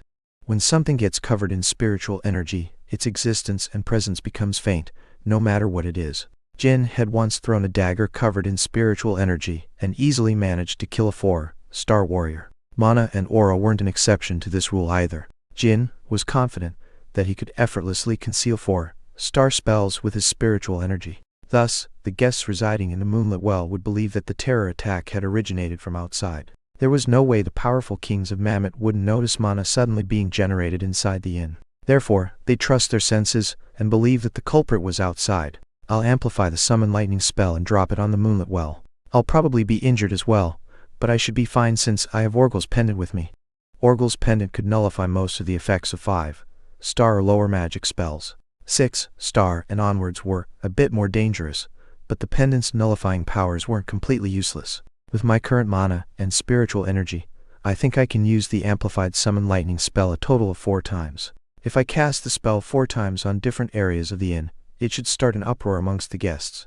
In the meantime, Jin would pretend to be injured and walk around the inn. And once he found Alcaro, he'd kill him and complete his task. It would be even better if Alcaro unluckily got hit directly by one of the lightning spells and died immediately. I've always felt annoyed by how young I am, but it's pretty helpful at times. Just as its name implies, Summon Lightning is a spell that attacks someone with a sudden streak of lightning falling from the sky.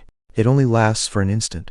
Thus, it would be hard for people to notice that there was spiritual energy mixed in with the spell. And even if someone did discern some dark energy within the streak of lightning, it was likely that they'd just think of it as some unknown variant of the normal spell. Spiritual power wasn't very well known around the world, whereas all kinds of magic variants existed throughout the continent. Jin's regression, his spiritual power, along with his innate talent with magic. Had he been missing one of these, he wouldn't have even thought of attempting a terror attack on the Moonlit Well. There's no need to wait a few more days. We never know what that drug addict might attempt to do if I wait for too long.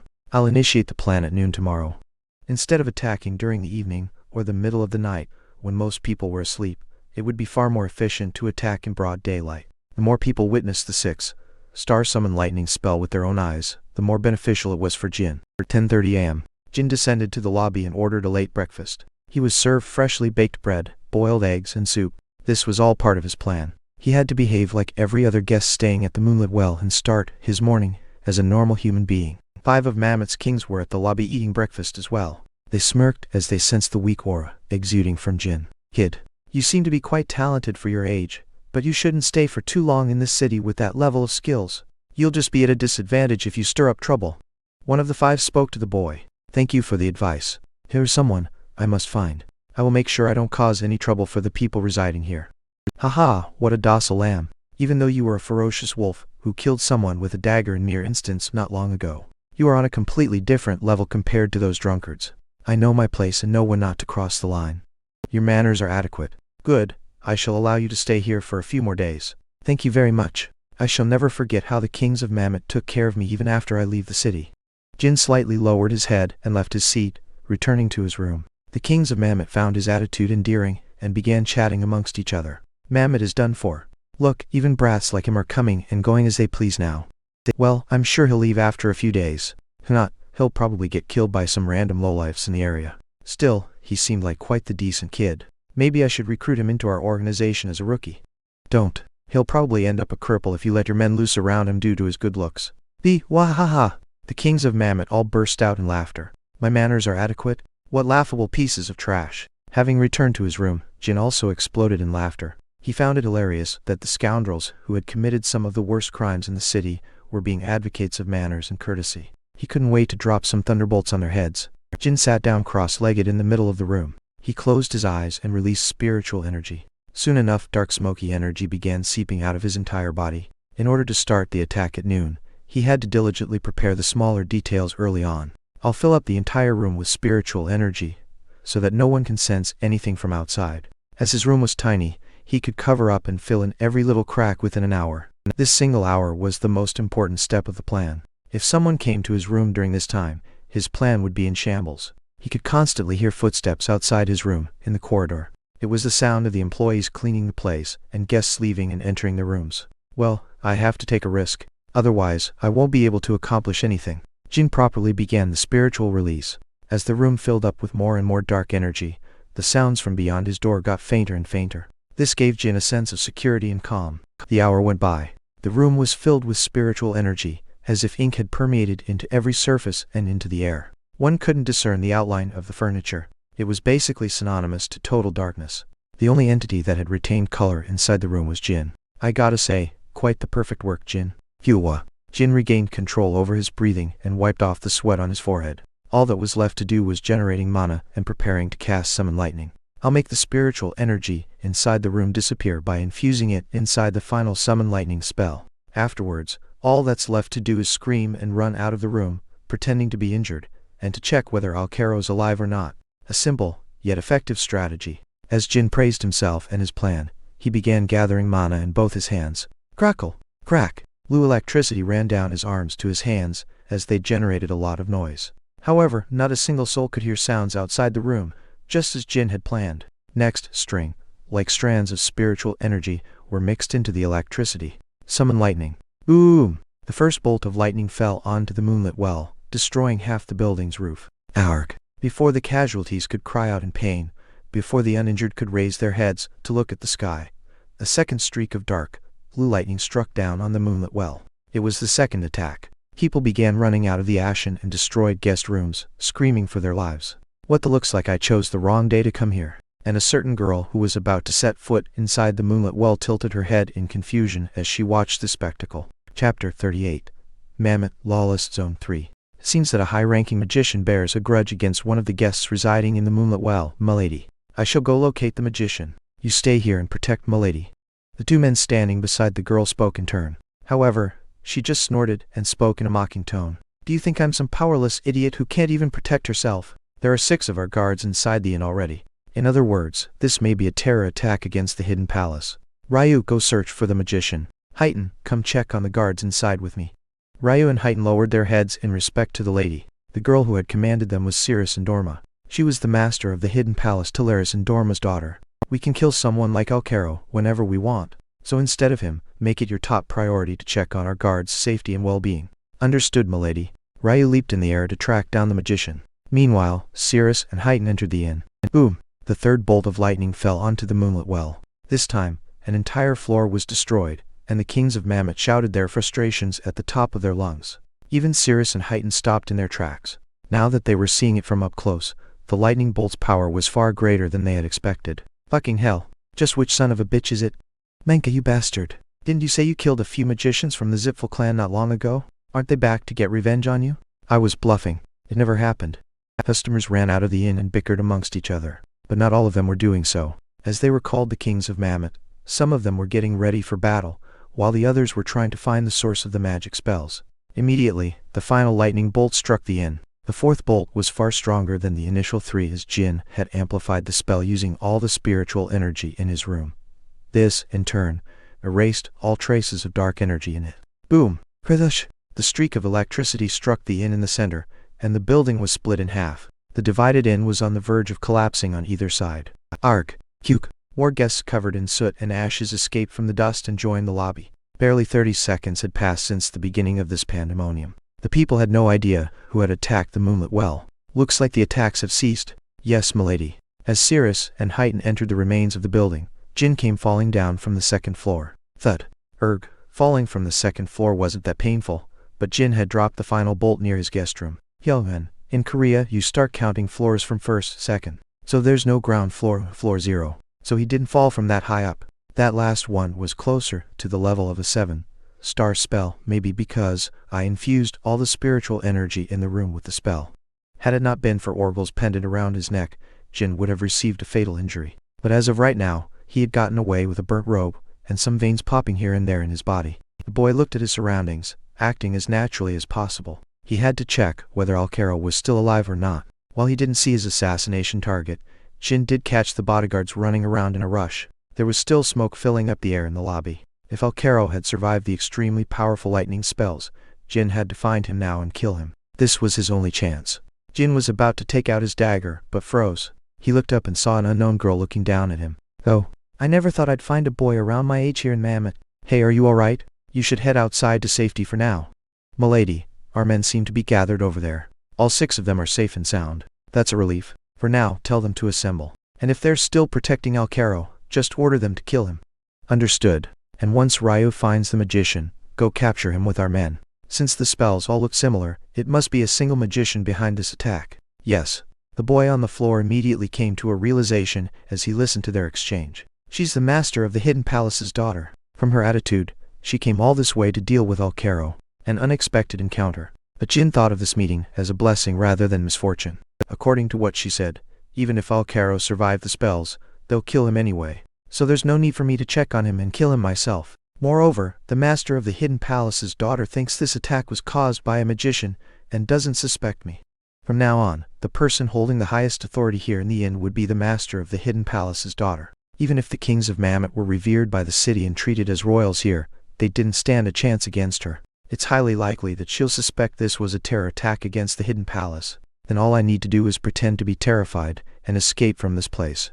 It wasn't just the girl. The rest of the customers residing in the Moonlit Well were thinking a magician had attacked them. Thus, the chances of Jin being accused as the culprit were extremely low. However, there was one problem. If the master of the Hidden Palace's daughter sees my face, things can get complicated later on in life. It didn't matter much if the leaders of Mammoth or the small fry of the city saw his face. They would never meet again in Jin's life, and even if it ended up becoming problematic, he could just silence them in the future. But the master of the Hidden Palace's daughter was a completely different story. She was someone Jin inevitably had to meet if he stayed at the Garden of Swords.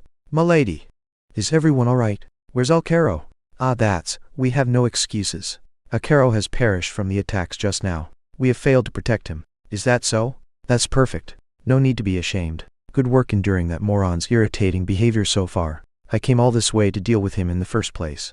While the girl conversed with her men, Jin grabbed a handful of soot and rubbed it all over his face. This was better than nothing to hide his face. Schling! Cirrus unsheathed a pure, white sword and raised it in the air. "The Hidden Palace shall now take control over this inn.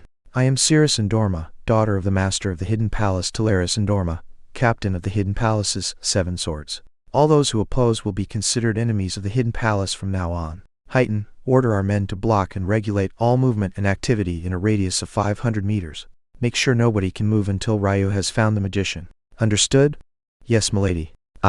Did you say you're the master of the Hidden Palace's daughter?" "Still, this place is Mammoth. So is the kings of Mammoth. It's a bit irritating if you try to take control of the situation despite our very obvious presence. Also, isn't it highly possible that we were attacked because of the Hidden Palace in the first place?" The one who spoke up was the king of Mammoth, who had mentioned about manners this morning to Jin. Once he finished stating his point, the other kings around him nodded in agreement. Heighten. "Yes. Bring me his head." As those terrifying words echoed, Heighten vanished from his spot without a trace. "SCRRT!" The guard appeared behind the opposer out of nowhere, and a metallic linear flash was reflected in everyone's eyes. Heighten brought the head of the dead man who still had his eyes open and politely laid it at Cirrus's feet. "I mentioned that all those who oppose would be considered enemies, didn't I? And kings of Mammoth? Have you been playing royals in this rubbish heap of a city for so long that you've forgotten your places? Is the Hidden Palace a joke to you kings?" The kings of Mammoth all averted their gazes, some coughing awkwardly. They weren't weak in any way.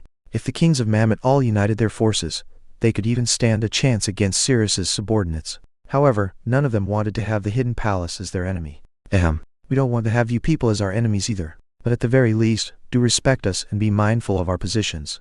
The one who just died wasn't completely wrong either, was he? If it's revealed that the attack was aimed at the guards of the Hidden Palace, we will compensate you for the damages. But what if it's the other way around? What if our men were innocent bystanders of an attack that was aimed at one of you people?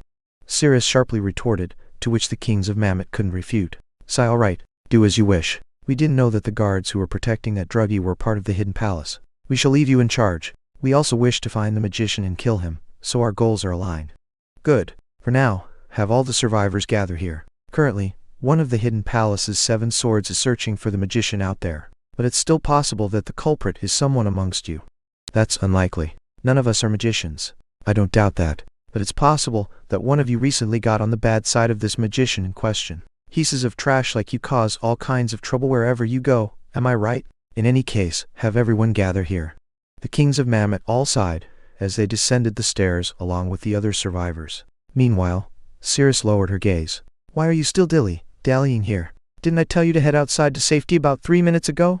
Unlike her conversation with the kings of Mammoth, Cirrus was using a much softer and tender tone when addressing Jin. The boy curled up in order to hide his face as much as possible. That's because it's terrifying. And I hurt my leg earlier. I'm sorry, ahaha, you're quite fearful for a young man, even though you've got a sword at your belt. How cute. Now get moving. And forget everything you saw today. Oh, and put this on your leg before leaving. Thank you very much. Cirrus took out an ointment that was brewed using healing mana. Jin was about to receive it with his sooty hands, but Cirrus smiled and shook her head. Look at your dirty hands. Just let me put it on you. Pull back your pant leg. Still, aren't you quite the lucky one? Not only did you survive a terror attack by Cirrus and Dorma, and personally putting ointment on your leg, you should feel honored. Jin clumsily pulled back his pant leg. Cirrus crouched down and rubbed some ointment on the boy's shin. In the middle of his shin was a deep and long gash. Why is she so kind? The master of the Hidden Palace's daughter was infamous in my first life for being crazed and out of her mind. Were the rumors completely unfounded? Once she finished putting on the ointment, Cirrus and Jin's gazes met each other. The girl had not a single ounce of suspicion towards the boy. Furthermore, she was happy to finally meet someone of her age group in this desolate city and felt like helping him out. There, all done. Heighten. Why is Ryu taking so long? Don't tell me he can't find the magician? That Ryu? He is somewhat late indeed. Should I head out there and search for the culprit as well? Forget it. The magician seems to be skilled at concealing themselves. Even so, they must be inside the city, so it's only a question of time. I doubt Ryu won't be able to find his target. It's just a measly magician after all. I concur. After straightening his pant leg, Jin stood up and bowed deeply. How can I return this favor? As he asked her, Jin had to hold back the smile that was about to creep up on his face. After completing the terror attack, if the kings of Mammoth held him back for some reason, things could have gotten complicated for him. However, the situation had unfolded so easily. Moreover, Cirrus wasn't trying to check Jin's face properly either. She was simply showing him kindness and sending him on his way. How could you ever repay a debt to someone like me? Just think of this as a nice memory. And if you remember me from time to time, just bow in the direction of the hidden palace whenever you can. Well then, bye. Having left the moonlit well inn, Jin followed the streets and left Mammoth. While he had gotten some help from Cirrus, Alcaro had still died from Jin's own magic, so he had no reason to feel guilty or ashamed about the completion of his mission. Chapter 39. Kinzilo's Misunderstanding. In the meantime, the youngest division was on their own mission, and contrary to the expectations of all members of the intermediate class, the members of Jin's faction were faring quite well against the orcs. They had already subjugated 17 of the 25 orcs they were assigned to defeat. This makes 18. At this rate, we might all actually return alive with no casualties. Scott and Tamut extracted their swords from the orc's corpse. Let's return safely, and destroy all of those bastards' pride and ego. I was worried we'd ruin the young master's reputation, but if this goes on, it might be the opposite instead. There are still 7 orcs left. We mustn't let down our guards until we subjugate them all. While Mesa burst their little bubble of excitement, she was actually smiling deep inside. It's almost as if we were blessed by the gods. No, it might be young Master Jin, who was blessed by the gods, and his good fortune rubbed off on us as well. All the members of Jin's division were of the same opinion. Normally, orcs moved in groups. However, for some reason, these orcs were appearing one at a time, as if they were asking to be killed. Moreover, they were never in a hurry, and attacked the cadets sluggishly. No wonder they thought they were extremely lucky. Resume scouting the area. Make sure you stay vigilant, everyone. The Jin division cut and stored the dead orc's ear in a bag, and returned to their respective positions in the formation. As they moved through the forest, one man observed the cadets from behind, hidden in the dense, tall grass. Once they defeat the remaining 7 orcs, I can finally go back home as well. The man wearing a bored and dull face was Murakan. Mesa thought that the god's blessing was protecting them, but it was in fact the black dragon Murakan who was acting as their guardian angel.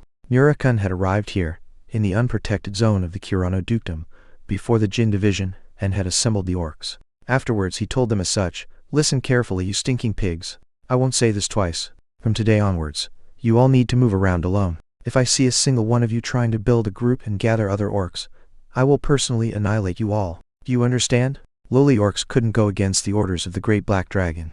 Moreover, he had spoken to them in dragon tongue, the language that represented the authority of the dragons. Dominating the minds of low-class monsters with dragon tongue was as easy as breathing to Murakan. He was the only reason the Jin division could safely defeat the orcs one by one so far. Needless to say, the cadets had no idea about this truth. Still, it seems like Jin, that kid, he's planning on continuously sending me on these trivial missions. Geez, do you think being the promised contractor of 1,000 years makes you the boss of me? Fuck it does. Damn it.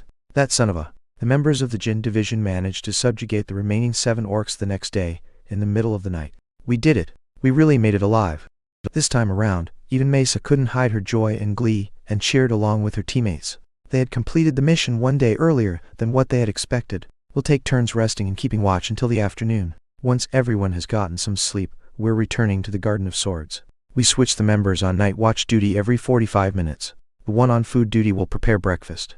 And so began their late night early morning camp. Murakan also lied down amongst the tall grass near the campsite. He was planning on spending time until afternoon came by reading the erotic magazines he had brought with him. As he read the magazines, his annoyance and irritation slowly disappeared. He hadn't been able to spend time reading them until now, as he had to keep an eye on the human brat's kids who weren't even involved in his destiny. Once we're back, I'm definitely telling the kid to get me several limited edition magazines in return for this favor. Thinking of it like that, helping these brats on their mission is quite profitable for me as well. Floop.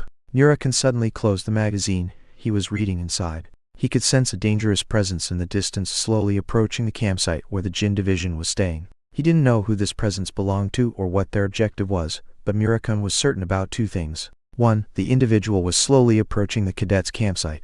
And 2, the individual had considerable power. Seems like fate isn't on our side. At this rate, the effort I put in this mission won't match the profit I'll make. Where did this bastard suddenly pop out of? Tusk. Murakan clicked his tongue bitterly and stood up. Fortunately, the cadets of the Jin division were only at the 3-star level. Thus, Murakan could erect a large barrier around the campsite, and the kids wouldn't be able to differentiate the darkness of the night from the shadowy hemisphere protecting them. A handful of shadows gathered in both of his palms. This was on a completely different scale compared to the demonstration he had done in the underground chamber of the Storm Castle. As Murakan lived alongside Jin on the surface of the continent, he was slowly breathing in some of the abundant shadows around him on a daily basis.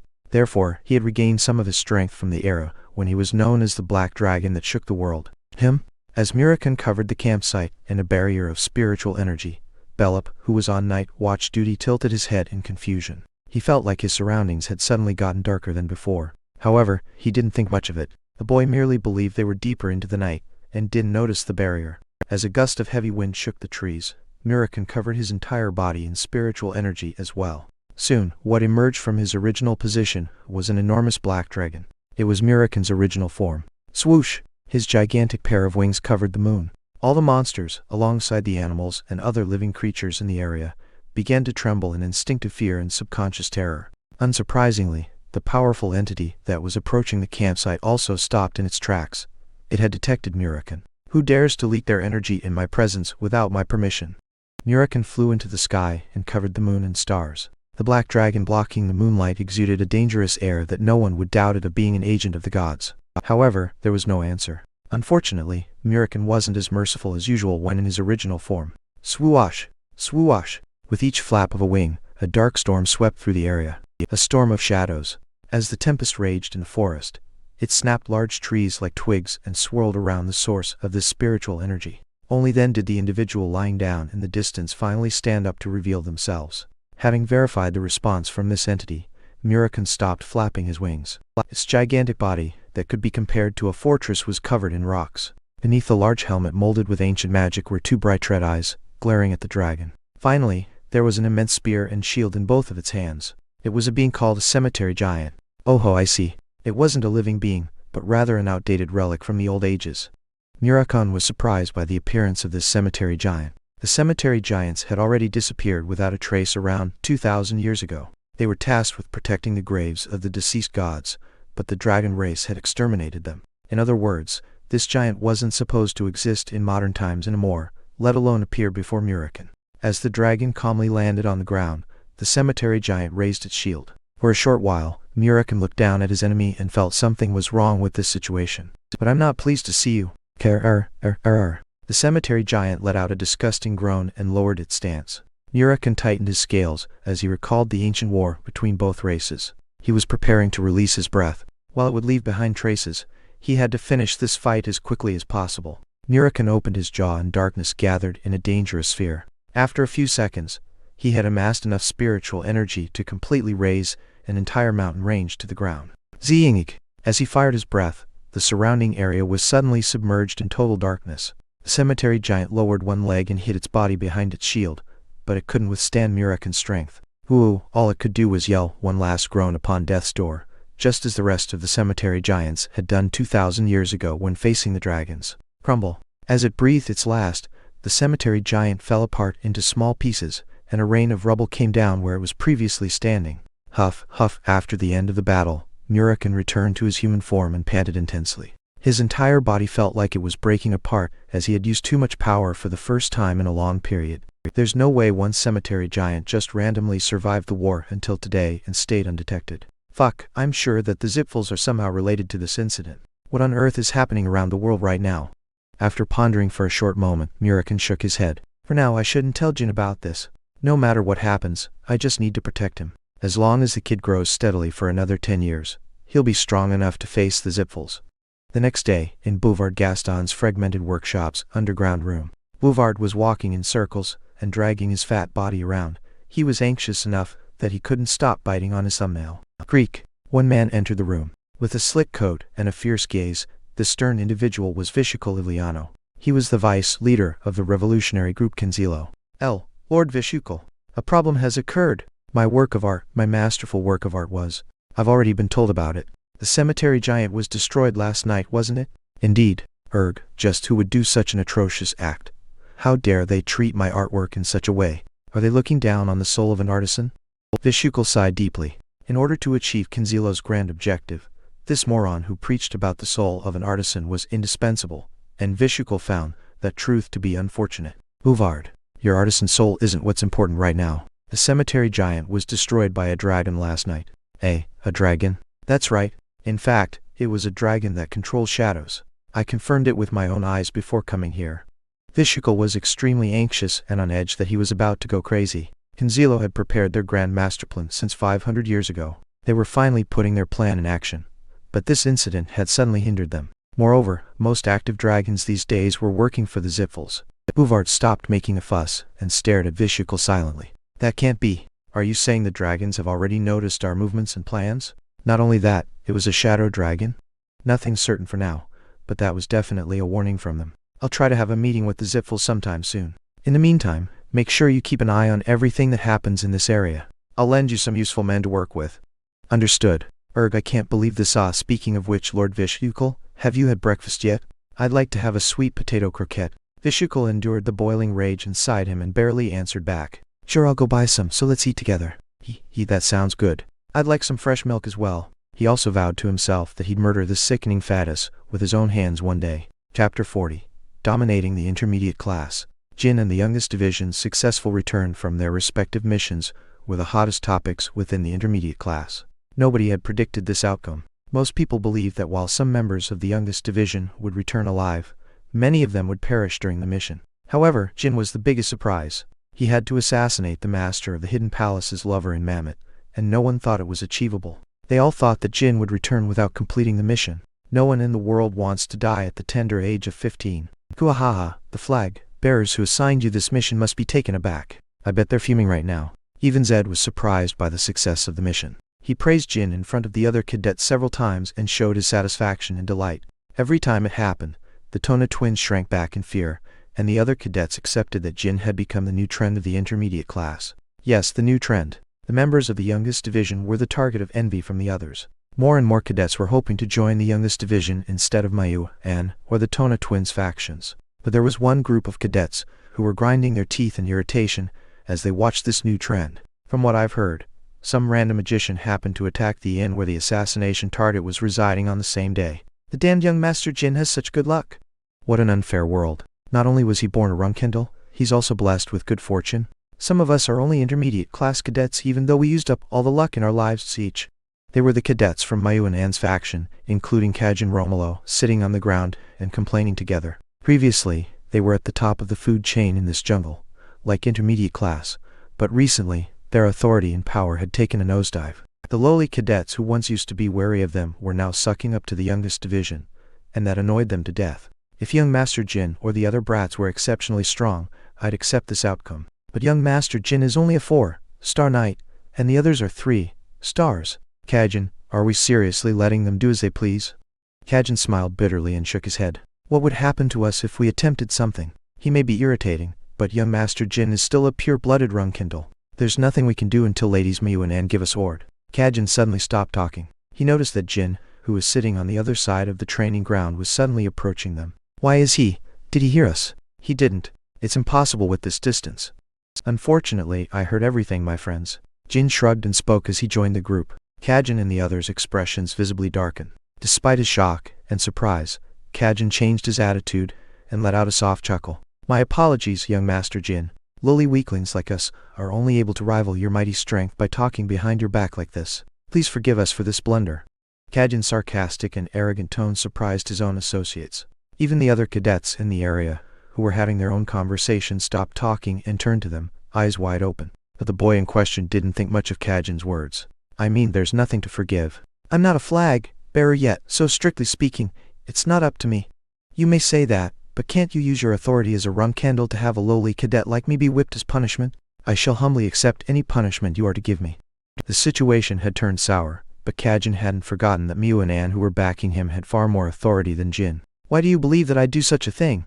Because of my insolent and disrespectful attitude. The other cadets began to gather around them, whispering to each other. Class had ended for the day already, so Zed and the assistant instructors had already left. Hey, Kajin, watch your tongue when talking to the young master. Are you crazy? He's already overlooked your offense. Don't push your luck. You guys are the ones who shouldn't push their luck. I'm the one who will get punished, not you bastards.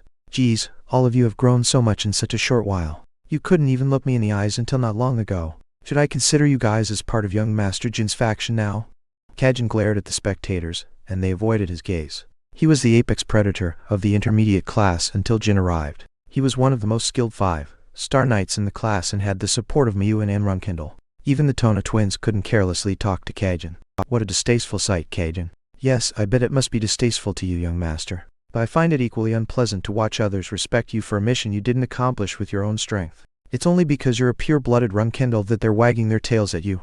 This crazy bastard. Who do you think you're talking to, Schling? The onlooking Mesa stepped forward and unsheathed her sword. She was about to leap at Kajin to murder him, but Jin raised his hand and stopped her. Young master, I must kill that insolent bastard today. Even if I die trying, I will definitely cut off an arm at the very least. Enough. Mesa hesitated for a moment before putting away her blade. It seems you've misunderstood me, Kajin.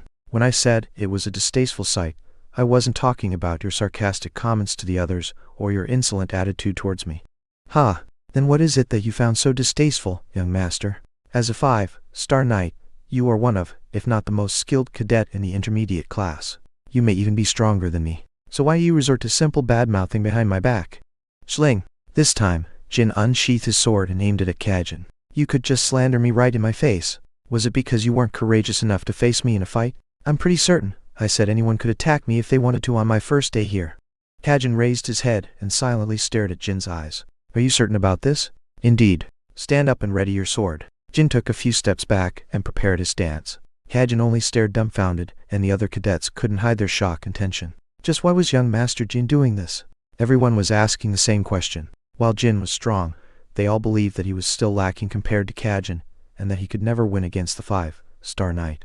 No need to go easy on me. Let's take this seriously. That sounds like you want me to go all out and even use Hora. Kajin stood up and unsheathed his own sword. Correct. You will regret this, young master. Don't think that you'll be able to take me by surprise and cut my arm off so easily like last time. You will need to go all out in order to even dream of facing me. If I were to go all out, you would never be able to win against me, even in 1,000 years. What an empty bluff. Flang! Kajin was the one to make the first move. He shortened the distance between them in an instant and made use of his superior build to overpower his opponent in a frontal attack. Each sharp swing created deep reverberations, which made Jin stagger. His attacks are all so heavy. Kajin Romolo, 24 years old, 5-star knight. He was only an intermediate cadet in the Runcandel clan, but in the outside world, he was strong enough that every group and organization around the world would try to recruit him. Even if he left the clan right now, he could easily find a job as a knight, and be revered by the public as a respected warrior. Amongst all the people Jin had faced in a duel of swordsmanship, Kajin was the strongest opponent so far, even if you included Jin's adversaries from his past life. But compared to the people I'll be fighting from here on out, this is nothing. Clang! Clang! As the battle continued, Jin kept retreating as Kajin chased him like a predator. One could easily notice the overflowing malice in Kajin's eyes as he swung his sword. Yuke, are you giving up already? Do you finally have a grasp of reality now? You aren't skilled enough to pick a fight with me, young master. Kajin instantly changed his stance and grabbed his sword with both hands. He then enveloped it with aura and swung it with all his might. It was as if he were wielding a warhammer instead of a sword. He had even tilted his sword to strike with the flat of his blade. He was trying to destroy Jin's guard. Boom! Even though Jin parried the blow, an explosion resonated in the area and Jin barely managed to hold on to his sword. However, his posture was disrupted. It was the same for Kajin, but that was his intention from the start. Kajin had swung with all his might, expecting to ruin his stance. Making use of the recoil from his extreme swing, Kajin roundhouse kicked his opponent in the thigh. The shin guards he was wearing amplified the total force and damage. Jin ground his teeth as his thigh throbbed in agony. He didn't have the time to groan out loud. Kajin had already regained his balance and was making a flurry of attacks. Slit! Kajin's blade grazed Jin's forehead, cutting off some of his front hair. Had Jin not leaned his head backwards, his brain would be visible to everyone by now. At that moment, Taemon stood up in a hurry. He was planning on stopping the fight as he feared for the young master's life. However, Mesa stopped him. Do you think the young master will lose? The convinced Taemon scratched the back of his head awkwardly and sat back down. By now, all the spectating cadets believed the battle was completely one-sided. Compared to the breathless Jin, Kajin was still swiftly swinging his sword covered in powerful and glaring aura. However, Jin wasn't retreating out of fear. He was trying to concentrate his mind on a certain sensation. Just like when I got hit by a ton of steel marble, I can slowly start seeing the trajectories of Kajin's attacks. The strange sensation he had felt when he trained with the clear stones with his brothers. There are an infinite number of paths a single blade can take when gliding through the air, but for a 5-star knight, there are only so many trajectories they can take with their level of skill. That was especially the case for opponents like Kajin, who was letting rage control his mind and body. Thus, Jin decided to end the fight with the next 3 moves. He had to provoke Kajin even more to make him use his hidden skills and techniques in case there were any. I've gotten a good grasp of your attacks now. You won't be able to win against me.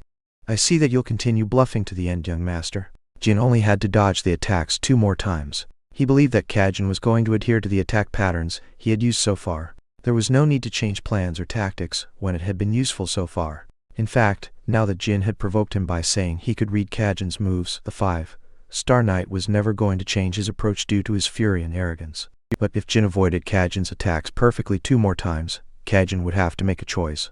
Either he changed tactics with a calm mind, or he used his most powerful attack that Jin wouldn't be able to evade or block even if he saw it coming. And needless to say, the fight progressed just as Jin had predicted. One left swing followed by an irregular upward.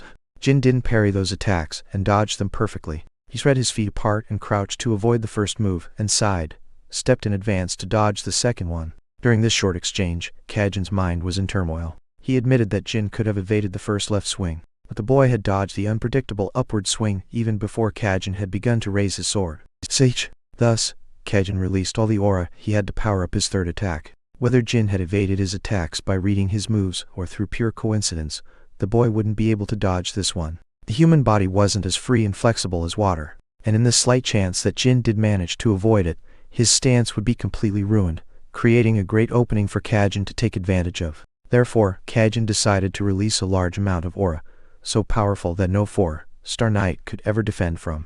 This is the end. But Kajin couldn't finish his sentence. Something unexpected had occurred. Jin didn't try to evade the powerful attack. Instead, he covered his own sword with aura as well and swung it with all his might, receiving the attack hit on. Boom! When the 2 blades met each other, the one who was pushed back was, surprisingly, Kajin. The 5-star knight had lost to the 4-star. He had been pushed back in a battle of strength. Until seconds ago, he had been overpowering Jin with his bigger build, but Kajin had been overwhelmed this time around. His eyes trembled as he couldn't hide his shock. The aura covering Bradamante had a color and glint that was far deeper than that of a 4-star knight. I also thought it would take me a few more years to reach 5 star. Swoosh! Jin made use of Kajin's disarray and bolted before him. Anyone would be in a predicament when facing an opponent who was far stronger than what they had initially expected. Kajin finally realized he had let his guard down when Bradamante's blade reached his neck. And so, the victor was decided. Did you trick me? To think you were 5 star already, haha. Kajin spoke in a disheartened voice as his sword fell to the ground. No, you just don't know me well enough. I never fight a battle where I'm not confident of winning. What's going on here? Two individuals came running belatedly to the training grounds. They were the Tona twins, who had heard the news of this fight moments ago. Twins couldn't hide their astonishment as they saw the two figures standing at the center of the crowd. He defeated Kajin? The youngest actually beat him? Jin turned around and sheathed his sword. As he passed by his older brothers with a slow pace, he calmly said, "Nothing important." The twins felt chills run down their spines and got goosebumps from their little brother's words. Translator section. So, nice fight, right? Also, anyone else confused on how Kajin got his arm back? XD. The author didn't give any details, but he did somehow get it back. But after the PR, and I checked back on the older chapters, in chapter 20 they say, as long as the injuries aren't fatal such as amputated limbs or damaged vital organs, the medical team can fully heal the victim in an instant. So we assume that the medical team just can't heal amputations in an instant. In other words, it's possible that they reattached it properly, but it just took longer than an instant. Author, please be more clear with things like this XD. Anyways, I'll see you all on Wednesday. Chapter 41. Enemies in and out 1. A 5 star knight. Jin had predicted that he would take at least 3 years, and 5 at most in order to reach that stage. In fact, the average Runcandel reached the 5 star stage by the age of 20. However, Jin had defeated the 5 star knight Kajin at the age of 15. While it was true that Kajin had underestimated Jin and had let down his guard, the boy would still win even if they had another duel. You lost against the youngest? Ha! Are you seriously going to lie to us? Does that even make sense? The youngest was only a 3 star knight until not long ago. No matter how much of a moron you are, this is just impossible. Miu and Anne couldn't believe what they heard from Kajin's report. This wasn't a surprising reaction. Jin hadn't done a surprise attack and Kajin hadn't given himself a handicap. 5 star knight had far more experience and physical strength than the Runcandel boy. I have no excuses. Or did you go easy on him since he's a pure-blooded Runcandel? Or did you get bribed by him? That is definitely not the case, miladies. Then what is it? Are you seriously telling me the youngest reached the 5 star stage in such a short amount of time? Do you seriously want us to believe that? Everyone else at the training ground can testify for me. His aura was that of a 5 star knight at least. Ha! Miu frowned deeply and Anne sneered. Forget it. It's my fault for having high expectations for someone like you. Get out of my sight. As soon as Kajin left the room, the two women stared at each other. The youngest is officially baring his fangs against us, isn't he? Anne asked her sister. No, it's not just to us. He's baring his fangs against everyone in the clan. We'll have to assign him a mission that's certain to kill him next time, by sending some of our men as well.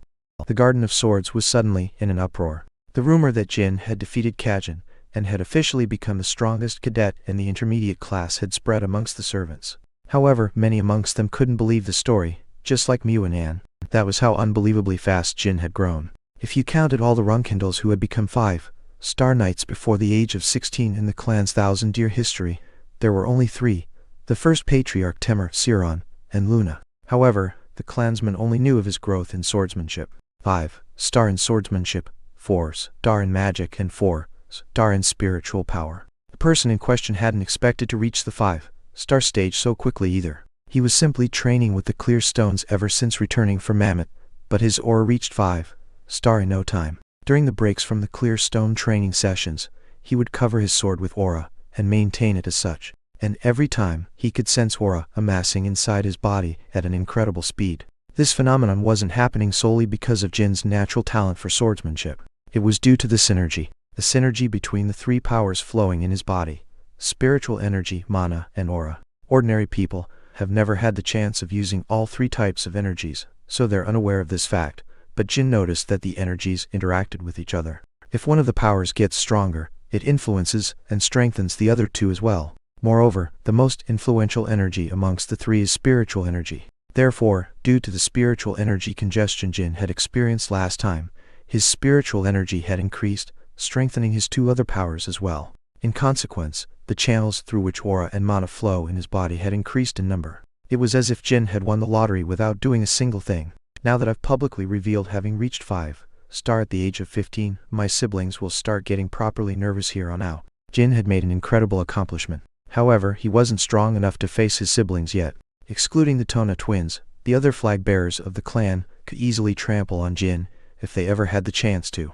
It wasn't just Muanan. There was Joshua, Siron's most likely successor, along with Jin's other older siblings who were aiming to take that position for themselves as well. They now had no choice but to keep an eye on Jin and his growth. The youngest was a thorn in the side of those who were aiming for the position of patriarch. Choosing Barazada during the selection ritual could be considered a coincidence, but revealing his true talents and gaining prominence was a completely different story. It might have been a good idea to stay low and hide my talents for now, but no. Had he revealed his abilities when he was 18, the candidates for the throne would have been less wary of him. However, Jin believed that he had benefited far more by doing the reveal today. From today onwards, people outside of the Runcandel clan will learn of me of how I became a 5-star knight at the age of 15. Countless clans and alliances will come and take a look at me out of curiosity and wariness.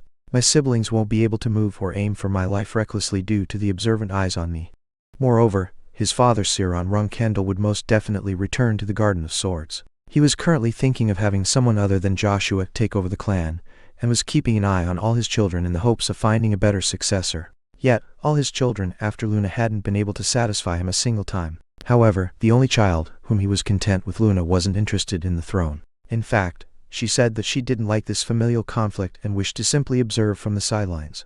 Therefore, no matter how strong she was, Siron judged that Luna wasn't suited to rule and lead the clan. He then designated his second child Joshua as his provisional successor, as he was the best alternative after Luna. Joshua was suited to lead the clan personality-wise. While he wasn't extremely satisfactory, he was decisive, level-headed, sharp like a blade, and had a powerful drive. Alternatively, if something ever happened to Joshua, Siron still had a third option. Siron's second son Dipus, his second daughter Luncha, or even his third daughter Mary were decent candidates for the throne as well. That was the order amongst the candidates for the Runcandel throne, which solidified over the years, as no one stood out particularly. But now there's me. With Jin's arrival, the battlefield for the throne had an upheaval. Siron was someone who didn't care about age and gave opportunities to his children according to their accomplishments. Just like when he sent me on the special mission when I was still in the beginner class, my growth and achievement this time will definitely be reported to father, and he'll issue some orders. Jin predicted that whatever Siron's orders were going to be, they would include two things. First was a trial. Siron would test Jin with the intention of checking whether the boy was able to overcome his age difference with his older siblings, who were already candidates for the throne. Second was protection. Having revealed his true abilities, it was inevitable that Jin's older siblings would start attacking him personally. However, Siron didn't want Jin to be trampled on by his siblings before he could even test his youngest child. Jin was a special case. He was just far too young compared to his other siblings, which was why Siron would exceptionally intervene in his children's conflict. Gilly. Yes, young master. In the near future, many important clans and organizations will request a meeting with the Runcandel clan. They will want to see the new 15-year, World 5-star knight with their own eyes, since rumors of the youngest child of the Runcandels will spread throughout the world. The Ivliano clan of swordsmanship, the Ken clan of spearmanship, the Tuco clan of hand-to-hand combat, and all the other martial clans would want to see Jin. Even national organizations like the Vermont Empire's Imperial Guards and Special Forces, as well as the Dragon King Knights, would send some men. It was the same case for the armed forces around the world, like the Hidden Palace, the Black King Mercenaries, and the Ghost Mercenaries. Geez, look at you bragging with such a smug face, kid. Do you think they've got nothing else to do but to come visit you? To those people, figuring out the changes and trends in the Runcandel clan is of the utmost importance. They're all expecting my achievements to bring change to the current hierarchy amongst the candidates for the throne. So they all need to come personally to check on me.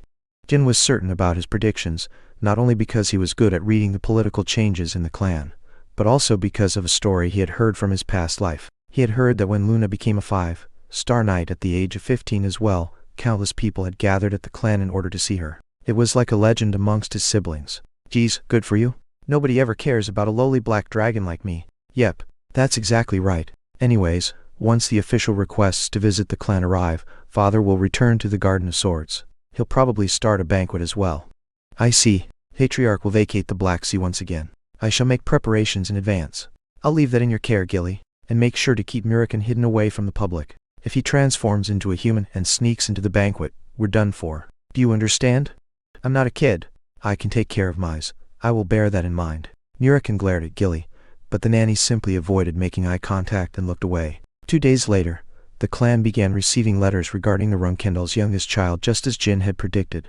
As Jin had never shown himself to the public outside of the clan, the reporters and envoys were desperate to get more information about him. In fact, all that was known about him outside the clan was his age and his 5-star rank. The rich reporters and journalists bribed the servants of the Garden of Swords in order to get some insider information, whereas the skilled ones went to find the receptionist at the Middle Kingdom's Transfer Gate and the Black King Mercenaries' Third Corps. Those two were the only group of people around the world who had met Jin in person. However, the receptionist was someone who cared for her life and didn't reveal her clients' information, while the Black King Mercenaries absolutely detested journalists.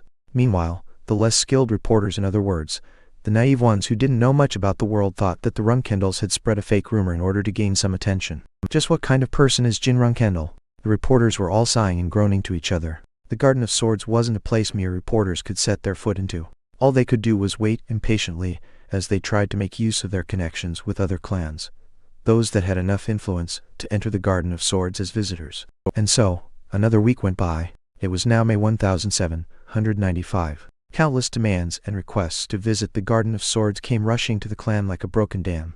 Everything was going as Jin had predicted. It seems the butlers are extremely busy writing replies to all the requests these days, young master. When I asked Petro, he mentioned that even the Vermont imperial family sent an official letter. The imperial family? I didn't expect that. Those mystics couldn't hold back their curiosity either, it seems. I find it more mystical that you managed to predict the future so accurately, young Master Jin.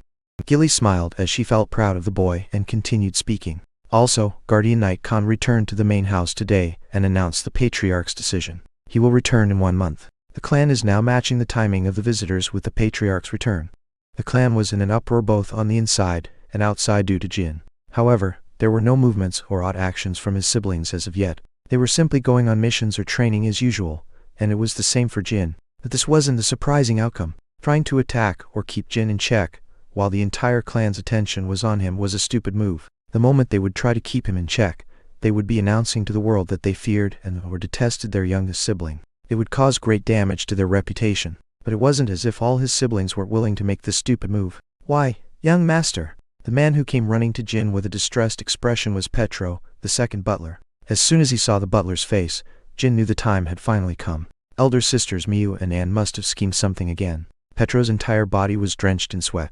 It appeared he had run across the enormous Garden of Swords to tell Jin of this urgent news. Take your time to catch your breath, Petro. Ha, thank you very much. You have been assigned a new mission, young master. But the place you'll be dispatched to is... Where is it? The Colin Ruins. The Colin Ruins? Young master, the flag bearers have gone too far this time. The Colin Ruins are in Zipful territory. That is correct. The flag bearers have gone too far. Thus, Madame Rosa has become enraged. She has already summoned the flag bearers to admonish them. I believe young Master Jin should go see Madame Rosa as well. Jin calmly nodded and began making his way to the main building. Chapter 42. Enemies in and out 2. There were a total of 5 flag bearers who came running to the main building with Rosa's summons. They were the 3rd son Ran, the 4th son Vigo, the 4th daughter Mayu, the 5th daughter Anne, and finally, the 2nd daughter Luncha.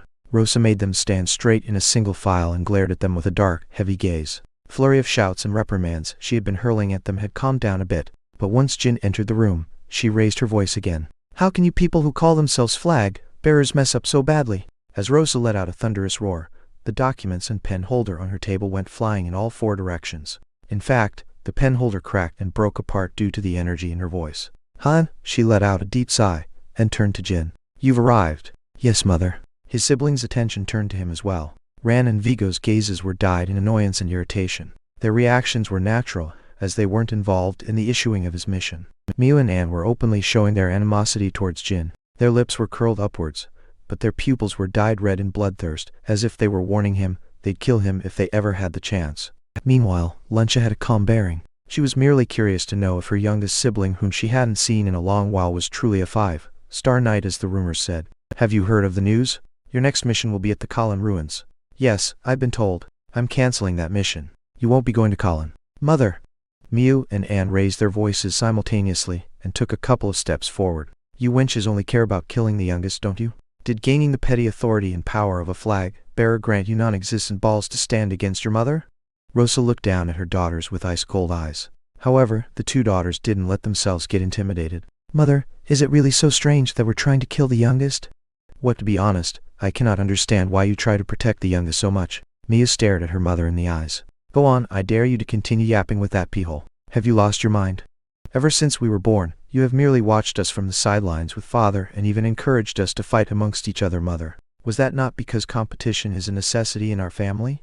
She's right, mother. In fact, you must know how much everyone here has been oppressed and pressured by our older siblings while growing up. Back when I was in the intermediate class, I was also sent on highly difficult missions assigned to me by my older siblings. Dozens of times.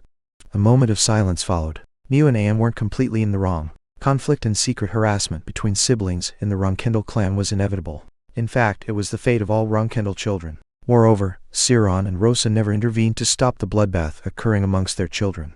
Indeed, you two aren't wrong. Competition is necessary, and you can use whatever means at your disposal to come out on top. Rosa spoke with a soft smile. Mew and Anne understood their mother's intentions. Be that as it may, did you two reach the 5-star stage by the age of 15? Huh? You two are different compared to the youngest. Had you two made the same achievements as him in your teenage years, I would have protected you as well. However, you didn't.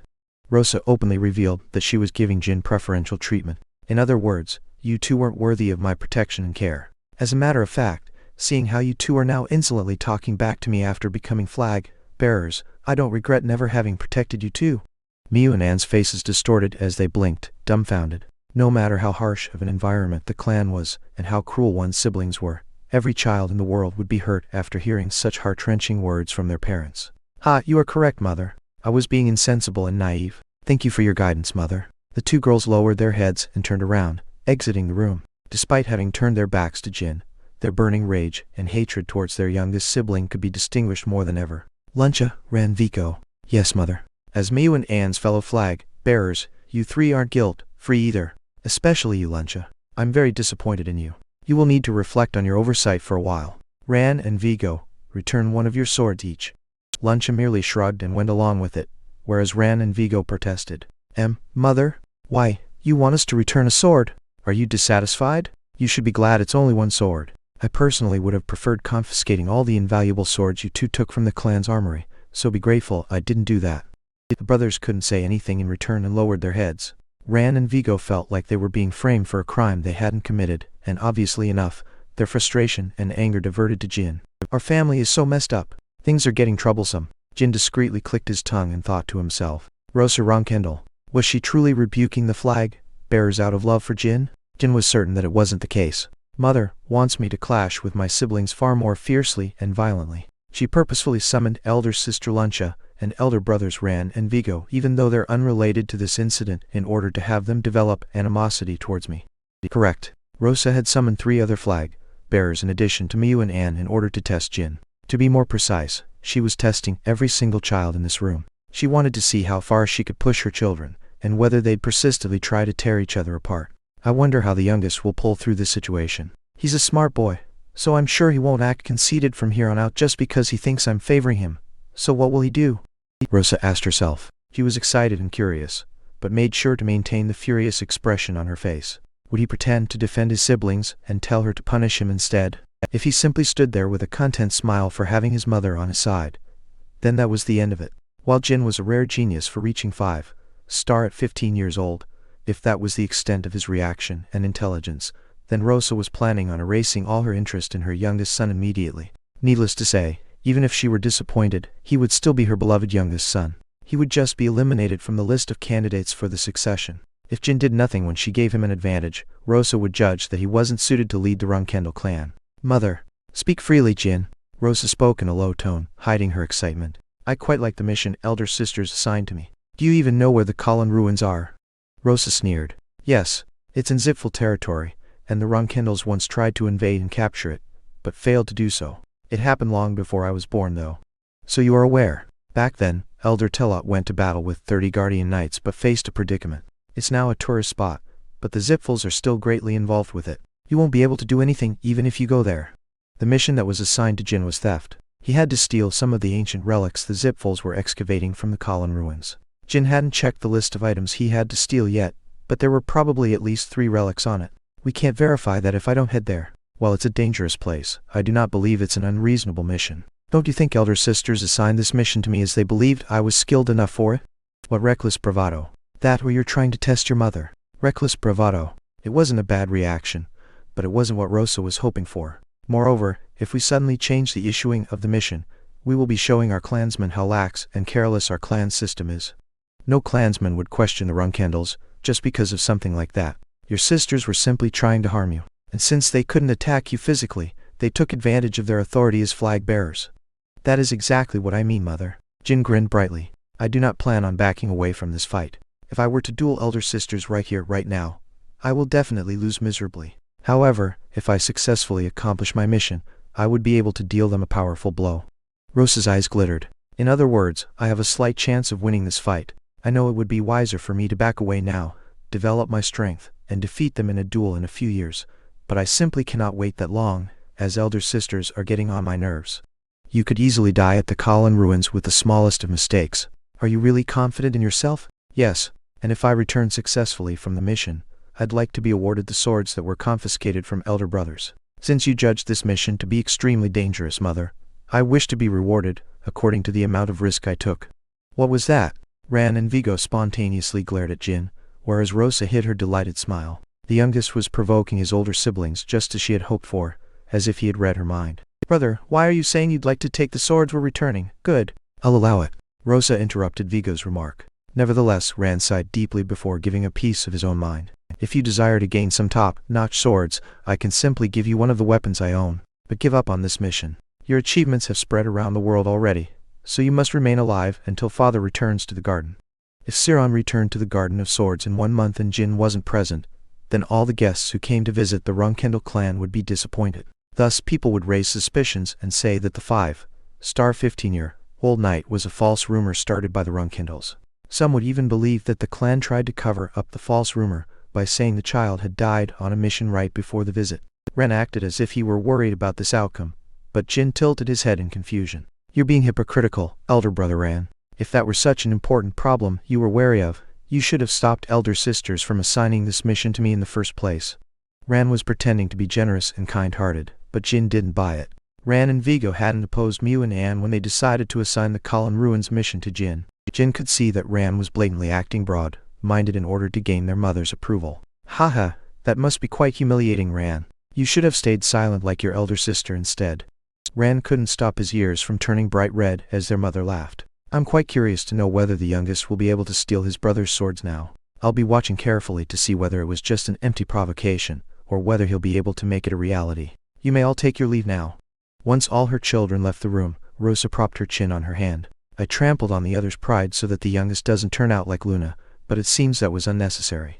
The youngest seemed to be famished for conflict. Today, it was a verbal battle, and not a physical one, but he had completely dominated the flow of the conversation, overwhelming his siblings who were several years older than him. Siron will be happy to see the youngest's growth so far when he's back. Of course, such a thing wouldn't happen if Jin didn't return alive from the Colin ruins. As soon as they exited the building, Ran and Vigo immediately returned to their rooms. Luncia hesitated to talk with the youngest for a bit, but simply returned to her room as if she couldn't be bothered to do so. Do you actually think you'll be so lucky this time around as well? Mia spoke up without even looking her brother in the eyes. She and Anne were standing against the wall, waiting for him to come out. Who knows?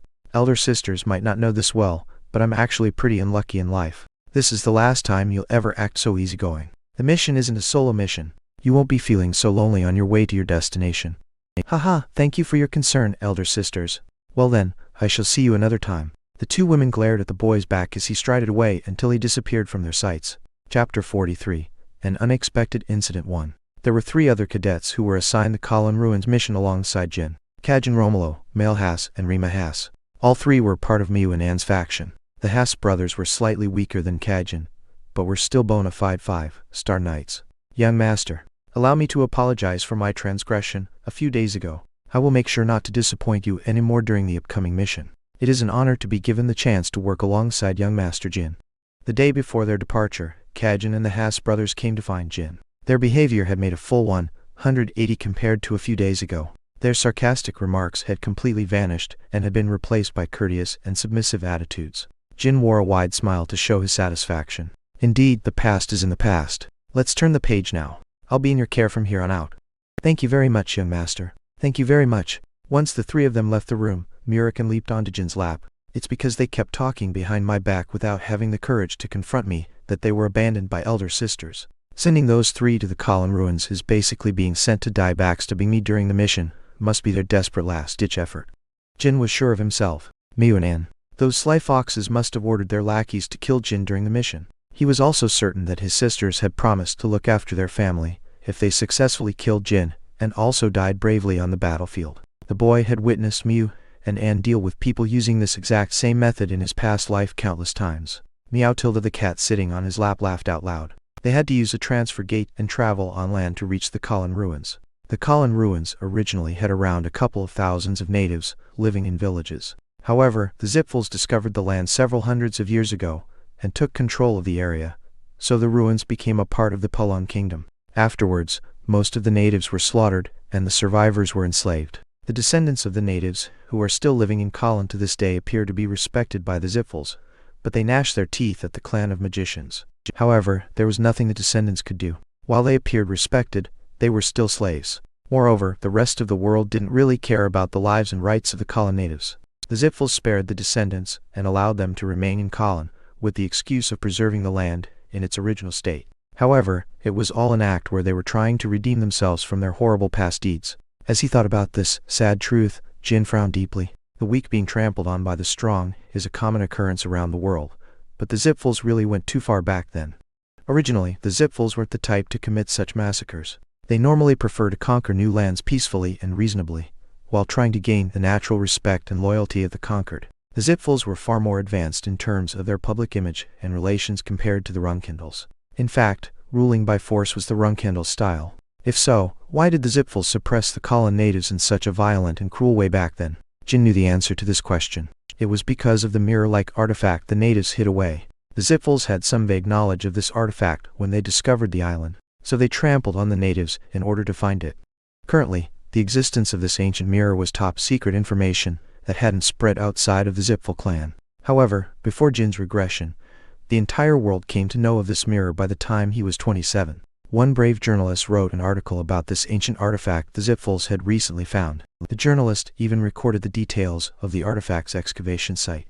The natives who bore a grudge against the Zipfels informed the journalist about how the clan had robbed them of their divine artifact and the history of the oppression. Later on, people started calling that mirror the Fountain of Mana. The mirror artifact, the Fountain of Mana, had a simple yet terrifying effect. It could increase your mana just by staring into it. Needless to say, there were some extreme side effects, but the artifact's value and benefits were still considerable even when taking those into account. The limit of the increase in mana using the fountain was up to 7-star. Thanks to the item, the Zipfels were able to nurture and develop countless 7-star magicians as if they were a factory. And once these mass-produced magicians made their appearance in the world, numerous aspirants aiming to become magicians joined their clan. Thus, the already powerful Zipfel clan began leaving the Runcandels behind in the dust and solidified their standing on the continent while putting pressure on their enemy clan of swordsmen. This time, I won't let those Zipfel bastards get the mirror in their hands. As one would expect, he wasn't planning on stealing the artifact while oppressing the natives like the Zipfels had done. However, for the price of suppressing the natives for several hundreds of years, he was planning on stopping the Zipfels from gaining more power using the fountain. There was no need to hurry. According to his knowledge from his past life, the Zipfels needed another 10 years or more in order to find the mirror. Thus, Jin only needed to steal it before that day came. "We will arrive soon, young master." Jin's strides came to a halt. They were walking down a mountainous road in disguises and masks. "This place is the Zipfel magicians' lodgings. This one is for independent magicians. And the relics we must find are here in the third warehouse." Kajin spread open a map of the Colin ruins and pointed at each vital location. "Are you certain that the items are in the third warehouse?" "We must hope so. If it isn't the case, then our chances at succeeding this mission will drop to 0. There were a total of 4 relics they had to steal, 3 slabs of stones the size of their palms, and 1 bronze bowl. They were worthless items for most people, but for historians, these items were far more valuable than gold. The cadets had to sneak inside the warehouse, steal the relics, and return to the clan. Sneaking inside the warehouse wasn't such a difficult task. The third warehouse didn't contain precious artifacts, so the security was lax. In fact, the warehouse was open to visitors during the day. However, the problem was returning safely to the clan. No matter how worthless the items in the warehouse are, I'm certain there will be several layers of protective barriers around the building. It's almost impossible to enter the warehouse without getting detected with our current party. The Zipful magicians weren't pushovers. If the third warehouse was attacked, they'd be dispatched and would arrive within 5 minutes. Obviously, they'd also capture and punish all intruders. Due to the rich and curious historians making a request to the clan, it seems the 4 of us may die tonight trying to complete our tasks. No matter what happens, the 3 of us will lay our lives down to protect you, young master. Kajin spoke with resolute eyes, and the Haas brothers nodded with determined looks. Their acting was pitiful. As he chuckled in his mind, Jin took out some beef jerky from his pocket. Laying your lives down to protect me, that's good to hear. Have some jerky and rest for a bit. We'll commence the operation in an hour. Understood. The 3 cadets eagerly received the jerky. Chomp, munch, nibble, chew, gulp. As soon as he saw them swallow their food, Jin immediately spat out the jerky he was chewing on. Young master? Eh? Who? The 3 of them realized that something was wrong, but it was already too late. The jerky was coated with a sleep-inducing drug that could make even a 7-star knight fall asleep in a couple of seconds. Kajin and the Haas brothers were already feeling drowsy and were barely staying standing. Don't worry. It wasn't poisoned. What are yo, woo, use, cannon, thump, flop, thud. All 3 fell over, entering the dreamland. Jin dug a hole in the ground and pushed them inside, and proceeded to cover up the hole with leaves. They were unlikely to wake up for another 24 hours, and when they did, the mission would already be finished. You see, cannon, he said, as if I could keep traitors who were planning on backstabbing me by my side when entering enemy territory. In fact, had they not acted so polite, Jin would have been less suspicious of them. However, during their entire trip here, the 3 cadets were constantly currying favors with Jin. They were planning on having Jin let down his guard, and when the opportunity arose, they'd slice his throat with no hesitation. But Jin had seen through their utterly predictable strategy. It wasn't as if he couldn't understand and sympathize with those 3. It was normal for a dog to follow its owner's orders, especially when they were facing a crisis after having made several mistakes. However, they had chosen the worst opponent. As he was living in the Runcandel clan for the second time, Jin could not be tricked by his elder sister's sloppy schemes. Moreover, I can't use magic or spiritual power while these 3 are watching me. Brazenly attacking the warehouse while being fully aware of the magic barrier protecting it was suicide. If Jin didn't use magic or spiritual power, if the 4 of them tried to infiltrate the warehouse, the spell would definitely detect them. However, it was a different story if Jin sneaked in alone. Well then, shall we get going? Jin wore his mask properly and headed down the mountain road. The evening breeze blowing between the trees and branches was refreshing. The Cullen ruins were shaped like an enormous ellipse. The important excavation site was located at the center, whereas the 3rd warehouse was on the outskirts. It was now 6 p.m., and the ruins had closed. The path to the warehouse's entrance was quiet and dull. Jin lay down on the grass in the forest from where he could see the 3rd warehouse. As he observed the area, he noticed people walking by from time to time. There were magicians dispatched here to investigate the ruins. Fortunately, Jin couldn't see anyone at the 5-star stage or above. Additionally, the guards standing by the warehouse's main and back entrances weren't magicians, just as Jin had predicted. They seemed to be 1-star or 2-star warriors at best. This didn't come as a surprise. They had no need to assign magicians expensive and valuable manpower just to guard a warehouse of little importance. The guards seemed bored and kept yawning as they waited for time to pass. They even joked between each other at times, laughing and chuckling. Once the magicians in the area were at a proper distance, Jin dashed towards the warehouse's main entrance. So remember that girl I met last night? Oh yeah, how far did you 2 go? Him? Come on, spill the beans. Geez, should I really say it? You might punch me out of jealousy, El Mao. Oh well, so what happened is, Herg, one mercenary fainted after taking Jin's punch to the chin. The other guard who was waiting for the rest of the story immediately thrust his spear towards the intruder. Jin swiftly turned around and avoided the spearhead, and used his momentum to jab his opponent in the throat with his elbow. The second mercenary's eyes lost their focus and flopped onto the ground. Maybe I should have waited for him to end the story before attacking them. Jin chuckled before picking up the 2 unconscious bodies, got them on their feet, and leaned them against the wall. By sticking the spears between their legs, they could somehow stay upright. This way, they appeared to be properly standing guard from afar. Jin rummaged through their pockets and found the keys to the warehouse door. The lock on the door was an ordinary one without any spells protecting it. That was how much the Zipfuls didn't care about the 3rd warehouse.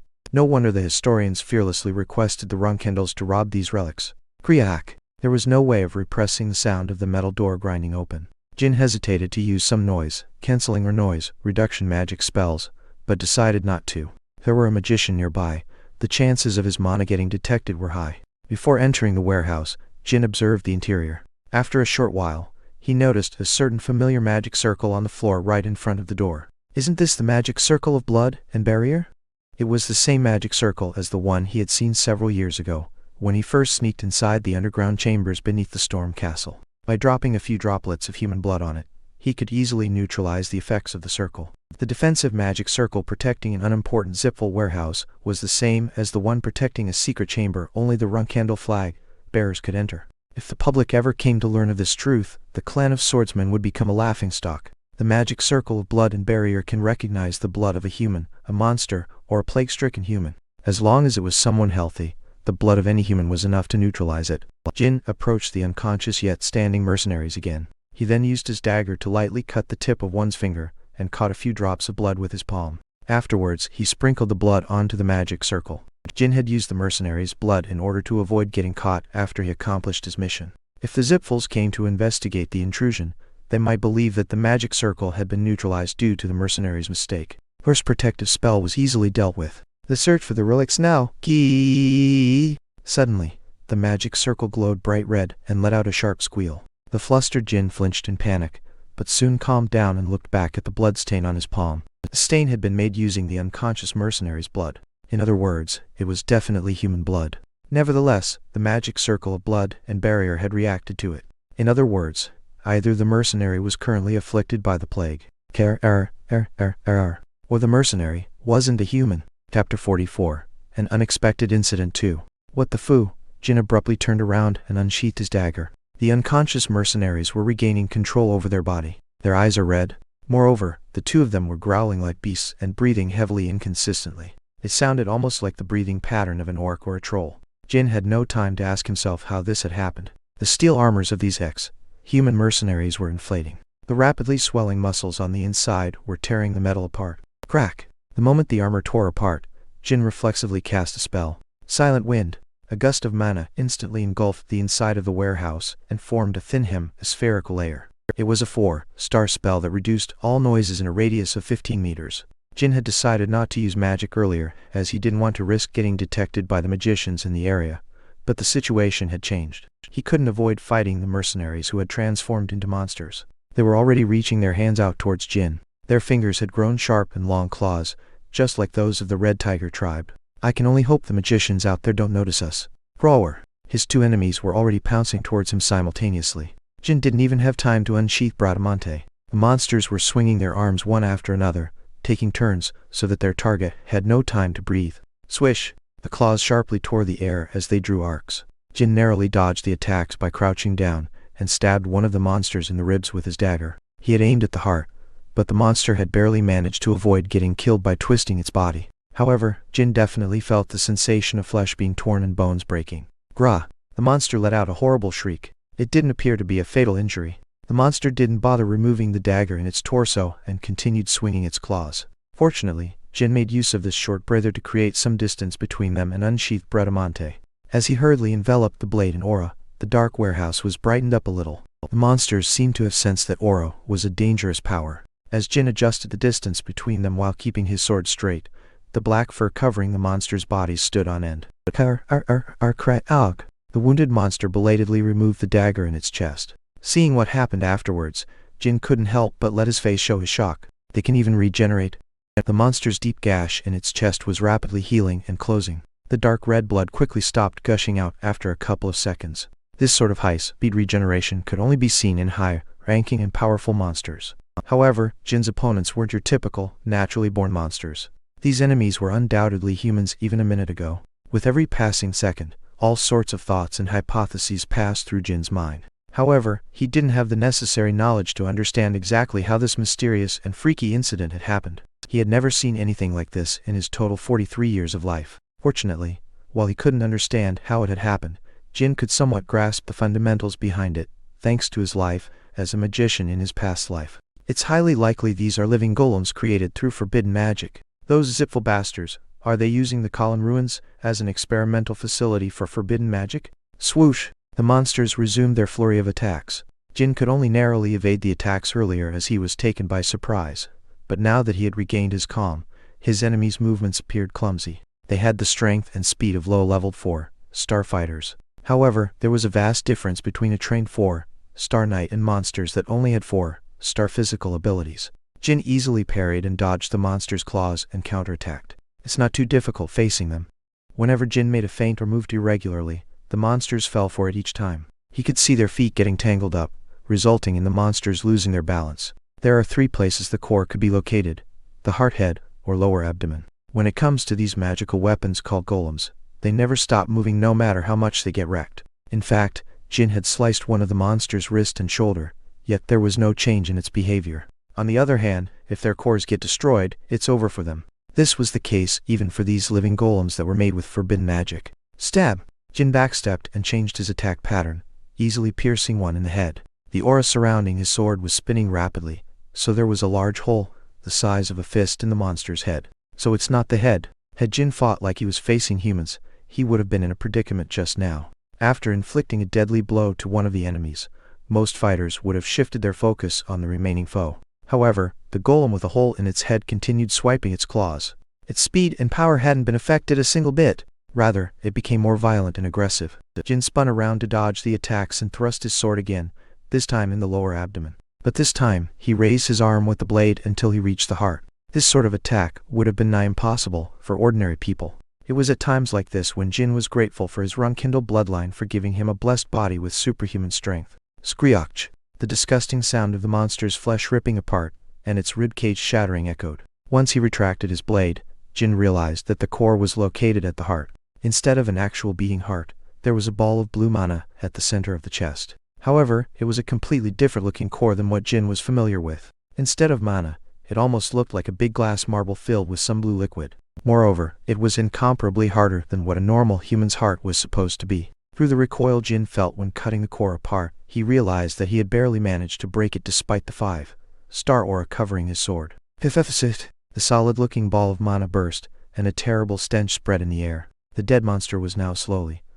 transforming back into a human. It couldn't turn back into its previous form perfectly, as the swollen skin and ripped muscles were irreversible. Nevertheless, the shriveled-up corpse on the ground was undoubtedly that of a human. As soon as he saw that, a complicated sentiment grew within Jin, and rage suddenly began boiling in his heart. How dare they do something like this to a fellow human being? Rage towards the Zipfels. The remaining monster pounced on Jin, as if in response to the boy's anger. Jin had yet to fix his posture after finishing off the first foe. Scree! His claws slammed and scratched against Bradamante, creating an unpleasant sound. Jin placed his right foot back and pushed with all his strength to stand his ground. His foe's claws weren't as tough as Bradamante's blade. While it seemed stronger than ordinary steel, it couldn't compare to the blade of a powerful ancient sword from thousands of years ago. Crack! As the 2 opponents clashed, 5 claws broke away, disrupting the power balance. The monster lost its footing and fell face first to the floor. Jin stamped on the back of its head and stabbed it in the heart from above. He felt the solid ball of mana break at the tip of his sword.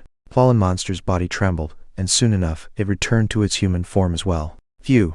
Only then could Jin finally sigh and relax. He looked at his surroundings and saw that the floor was drenched in the monster's dark red blood. The silent wind spell he had cast earlier was still present. Fortunately, it seemed the magicians in the area hadn't sensed the usage of magic. Kai, Jin suddenly heard a voice. It came from the fallen monster. No, from the human writhing on the floor. Kill me. He hurriedly crouched down and examined the second victim. Surprisingly, he was still breathing.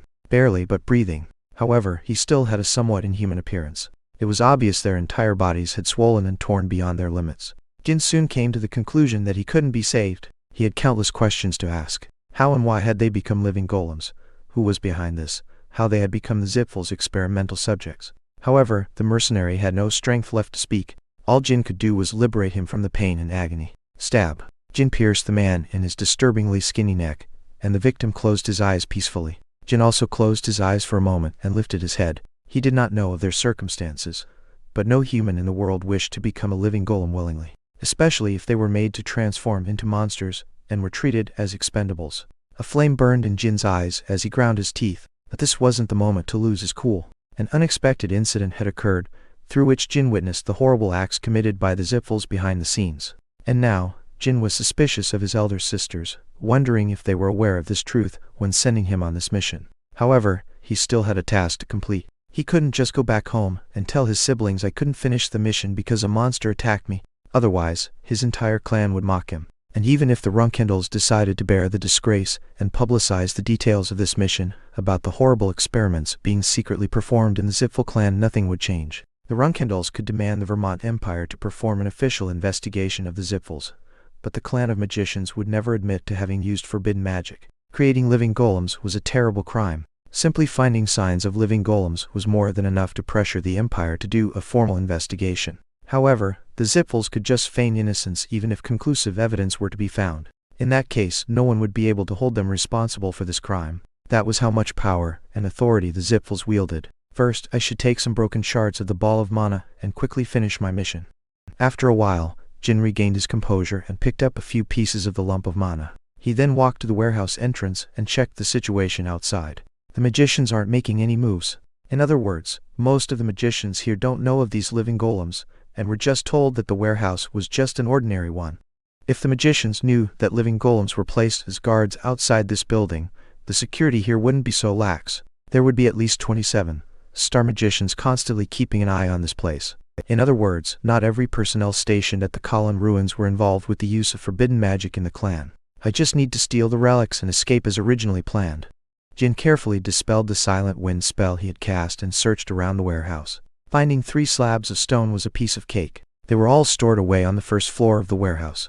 He also found the bronze bowl very quickly. Yohan. Final reminder to people living in countries where you have a ground floor. Korea calls the lowest floor the first floor, like the USA. Keep it in mind when you see another X floor in the future in this novel. However, unlike the slabs of stone, the bronze bowl was protected by a complex spell. It was set to activate when the bowl was removed from its display case. This entire protective spell was the reason why the mission's difficulty was so high. The standard procedure would be to spend several hours trying to dispel the magic, like untying a string knot, but Tuom. Jin sheathed his sword and gathered mana in both his hands. I'll steal it using a more extreme method. Since there are already 2 living golems lying here as corpses, no matter what crazy thing I do in this building today. Whoosh! The mana in his hands gained a fire attribute, but Jin then infused the mana with spiritual energy. The flame mixed with darkness projected large shadows in the room. The Zipfels will have no choice but to sweep it under the rug. The ancient relics he had to steal were merely stone slabs and 1 bronze bowl. Even if those were stolen, the Zipfels had nothing to worry about. Nevertheless, the Zipfels would normally do their utmost when trying to find the culprit, as the clan's dignity was on the line. However, the situation was different if you added living golems created with forbidden magic into the equation. They would have to conceal the incident and let no rumors spread at all costs. Flame explosion. Therefore, causing a commotion would actually benefit Jin when escaping. He planned on lighting a fire that engulfed the entire building and escaping while hiding his body inside the flames. Whoosh! The burning balls of mana in his hands floated in the air. They glowed bright scarlet, as spiritual energy had amplified them. Once the preparations were done, the 2 balls of mana exploded. Ooh! The inside of the warehouse was engulfed in flames in mere instants, and the ceiling collapsed due to the explosion. King! The protection spells cast on all the items and relics display cases activated simultaneously. The shrilling noises resounded everywhere in the warehouse. However, Jin ignored the spells and simply grabbed the bronze bowl and quickly left the front door. The Zipfels were probably going to disguise this incident as an accidental fire outbreak. Chapter 45. An Unexpected Incident 3. Just what on earth do you 2 think you're doing? Thwack! Thwack! Luna aggressively slapped 2 women. The strength of a 9-star knight was nothing to scoff at, even if it were a simple slap. The 2 victims let out short groans, which were barely audible due to the loud smack. In fact, they were sent back flying from the overwhelming force. Boom! The 2 women slammed into the wall behind them and trembled. They were Mayu and Anne. The instant they got slapped, they protected their bodies with aura. However, the shock was so strong that they couldn't avoid coughing up blood. You sent him to Zipfel territory? Mayu, he's 10 years younger than you. Have you lost your mind? Luna had just returned to the Garden of Swords after leaving to deal with some personal issues. As soon as she arrived home, she summoned her 2 little sisters who had assigned Jin his most recent mission. The girls couldn't even look their sister in the eyes. Luna wasn't just their eldest sibling to them. She was an existence they feared more than their father at times. Get up. The sisters stood up with unsteady steps. These 2 were also Luna's youngest siblings like Jin, her own flesh and blood. Seeing their lowered gazes and trembling, Luna pitied them a little, but she had decided to give them a stern warning today no matter what. Why did you do it? Miu and Anne didn't answer for a while and kept their heads down. It wasn't because they had nothing to say. They were feeling bitter towards their eldest sister because she already knew the answer to that question. That it was because of the traditional familial conflict, the battle for hegemony, where children fought between each other for a higher standing in the clan. Elder sister Luna, are you seriously asking that question because you don't know the answer? Mia spoke up with difficulty, to which Luna snickered. So what if I really didn't know the answer? You're not saying that a flag bearer of the clan is now waging war against their youngest brother, who's still in the intermediate class, are you? The two sisters couldn't say anything in return and trembled. They felt embarrassed. While the battle for hegemony was a long-lasting tradition in the Runcandel clan, a flag bearer confronting a yet-to-be flag bearer was a complete mismatch. Flag bearers fighting other flag bearers, and cadets fighting other cadets. That was the unwritten rule of the battle for hegemony in the Runcandel clan. While the children didn't have to follow the rule at all times, Miu and Anne had taken it one step too far with their recent actions. Luna looked down at her siblings for a moment before opening her mouth. Before one could react, her look of disdain had changed into that of murderous intent. Learn to be ashamed. The fact that you two are flag bearers of this clan is a disgrace. It's humiliating for me. Elder sister. The younger sisters raised their voices at the same time. However, Luna paid no heed to that and smirked. What? Do you think I'm exaggerating? Is it unpleasant getting mocked by me? Did I hurt your pride as flag bearers? You've never gotten involved in the conflicts of the clan, so what right do you have to say all thigh? Had you confronted the youngest and won, I wouldn't have gone this far. What do you mean? Miu and Anne's eyes widened. You've already lost against him. The youngest returned from the Kalin ruins after completing his mission. Jin arrived not long ago and went to report to Mother. I ran into him on my way home, and verified his success with my own 2 eyes. The 2 girls bit down on their lips. Do you understand why I told you to be ashamed now? You 2 ended up attaching wings on the youngest's back while trying to trample on him. I wonder whether there's ever been any flag bearer in history who lost this miserably after confronting their youngest sibling. Luna continued talking sarcastically, and her younger sister's ears turned bright red. On one hand, they couldn't handle this humiliation. On the other, they were also terrified. Miu and Anne wouldn't be able to lay a finger on Jin for a while. Their plan of destroying the youngest before he could fully develop had gone up in flames. The sisters weren't confident that they'd be able to defeat Jin after he fully matured. In a few years, the youngest would start getting his revenge against them. As they feared the future, a freezing chill ran down their spines. They could only stare into the emptiness in stupefaction as they turned around to exit Luna's room. Luna spoke up one final time before they could leave. From what I've observed so far, the youngest isn't a merciful child. You 2 should be careful from here on out. Do you still have more mockery left to throw at us, elder sister? Luna wore a bitter smile on her face. No, I'm saying this because I'm truly concerned for you. Our relationship may have gone astray sometime in the past, but you 2 are still my little sisters. Miu and Anne left without saying anything. Luna stared at the door for a while after their exit and sighed deeply. Clack. As she sat back down at her desk, a teacup was placed in front of her. Tammy and her nanny, who was waiting in the room next door, had returned to Luna's room. Ah, thanks, Nanny. Ho, I thought that you had relapsed into your period of adolescence when you came home and immediately pummeled your siblings, milady. Adolescence? At my age? As if, because your teenage years were quite memorable. Still, I'm worried about ladies Miu and Anne. Considering the 13th young master's personality, I'm sure he won't forget what happened even in the distant future. You also think that they won't be able to compete with Jin, Nanny? I believe that in another 5 years, they won't be able to rival young Master Jin even in a formal duel. Considering that, ladies Miu and Anne have less than 5 years left to live. Don't talk about such gruesome things. They're still our flesh and blood. If the youngest kills them once he's older, it gives me shivers just thinking of it. Speaking of which, have you looked into what we were talking about last time, Nanny? By what we were talking about last time, Luna meant the incident when someone attempted to assassinate Jin in the Storm Castle. She had asked her nanny to look into their other siblings to find out who was the culprit behind the attempt. Technically speaking, it was a curse instead of an assassination attempt, but Luna didn't know about that. Moreover, she had misunderstood the situation. When Jin brought it up, she believed that he was around 5 or 6 years old. However, he was actually a 1-year-old baby when someone had attempted to cast the bladed illusion curse on him. This was because Jin hadn't mentioned that he still remembered everything from back when he was an infant. Yes, first of all, the culprits aren't ladies Miu and Anne whom you pummeled earlier. Back then, they were still in the intermediate class, so it wasn't difficult to dig up information about them. That makes sense. I'm pretty certain it's not Mary or Yona either. Same with the Tona twins. Then the remaining suspects are young masters Joshua, Dippus, Ran, Vigo, and Lady Luncha. Except for young masters Ran and Vigo, I cannot carelessly investigate the others. Right, Joshua, Dippus, and Luncha's standings are already established and stable. Things can get troublesome if we investigate them recklessly. Then should I begin with young masters Ran and Vigo for now? Luna pondered for a moment and tapped on the table with her finger. No, let's just keep an eye on everyone for now. If we keep poking our heads in everyone's affairs, you might get in danger, Nanny.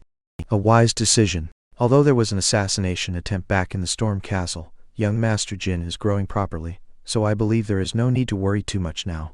No matter who the culprit is, they must know that I'm looking after Jin now. They won't make a move carelessly anymore. Anyways, thank you for your help so far, Nanny. It was my pleasure. Should I prepare your meal now? Yeah, some alcohol as well. The usual. Rosa had myriads of questions she wanted to ask her youngest son when he returned after accomplishing his mission. However, she didn't express them out loud. Mammoth and the Colin ruins. Everyone had expected him to fail, but each time he returned triumphant and proud. Was he blessed by the heavens? Or did he receive the help of a third party each time? Nobody knew the answer. But with this mission, Rosa was certain that it was the latter. There's an exceptional expert supporting the youngest from the shadows, and the youngest is using that to his advantage to complete his missions.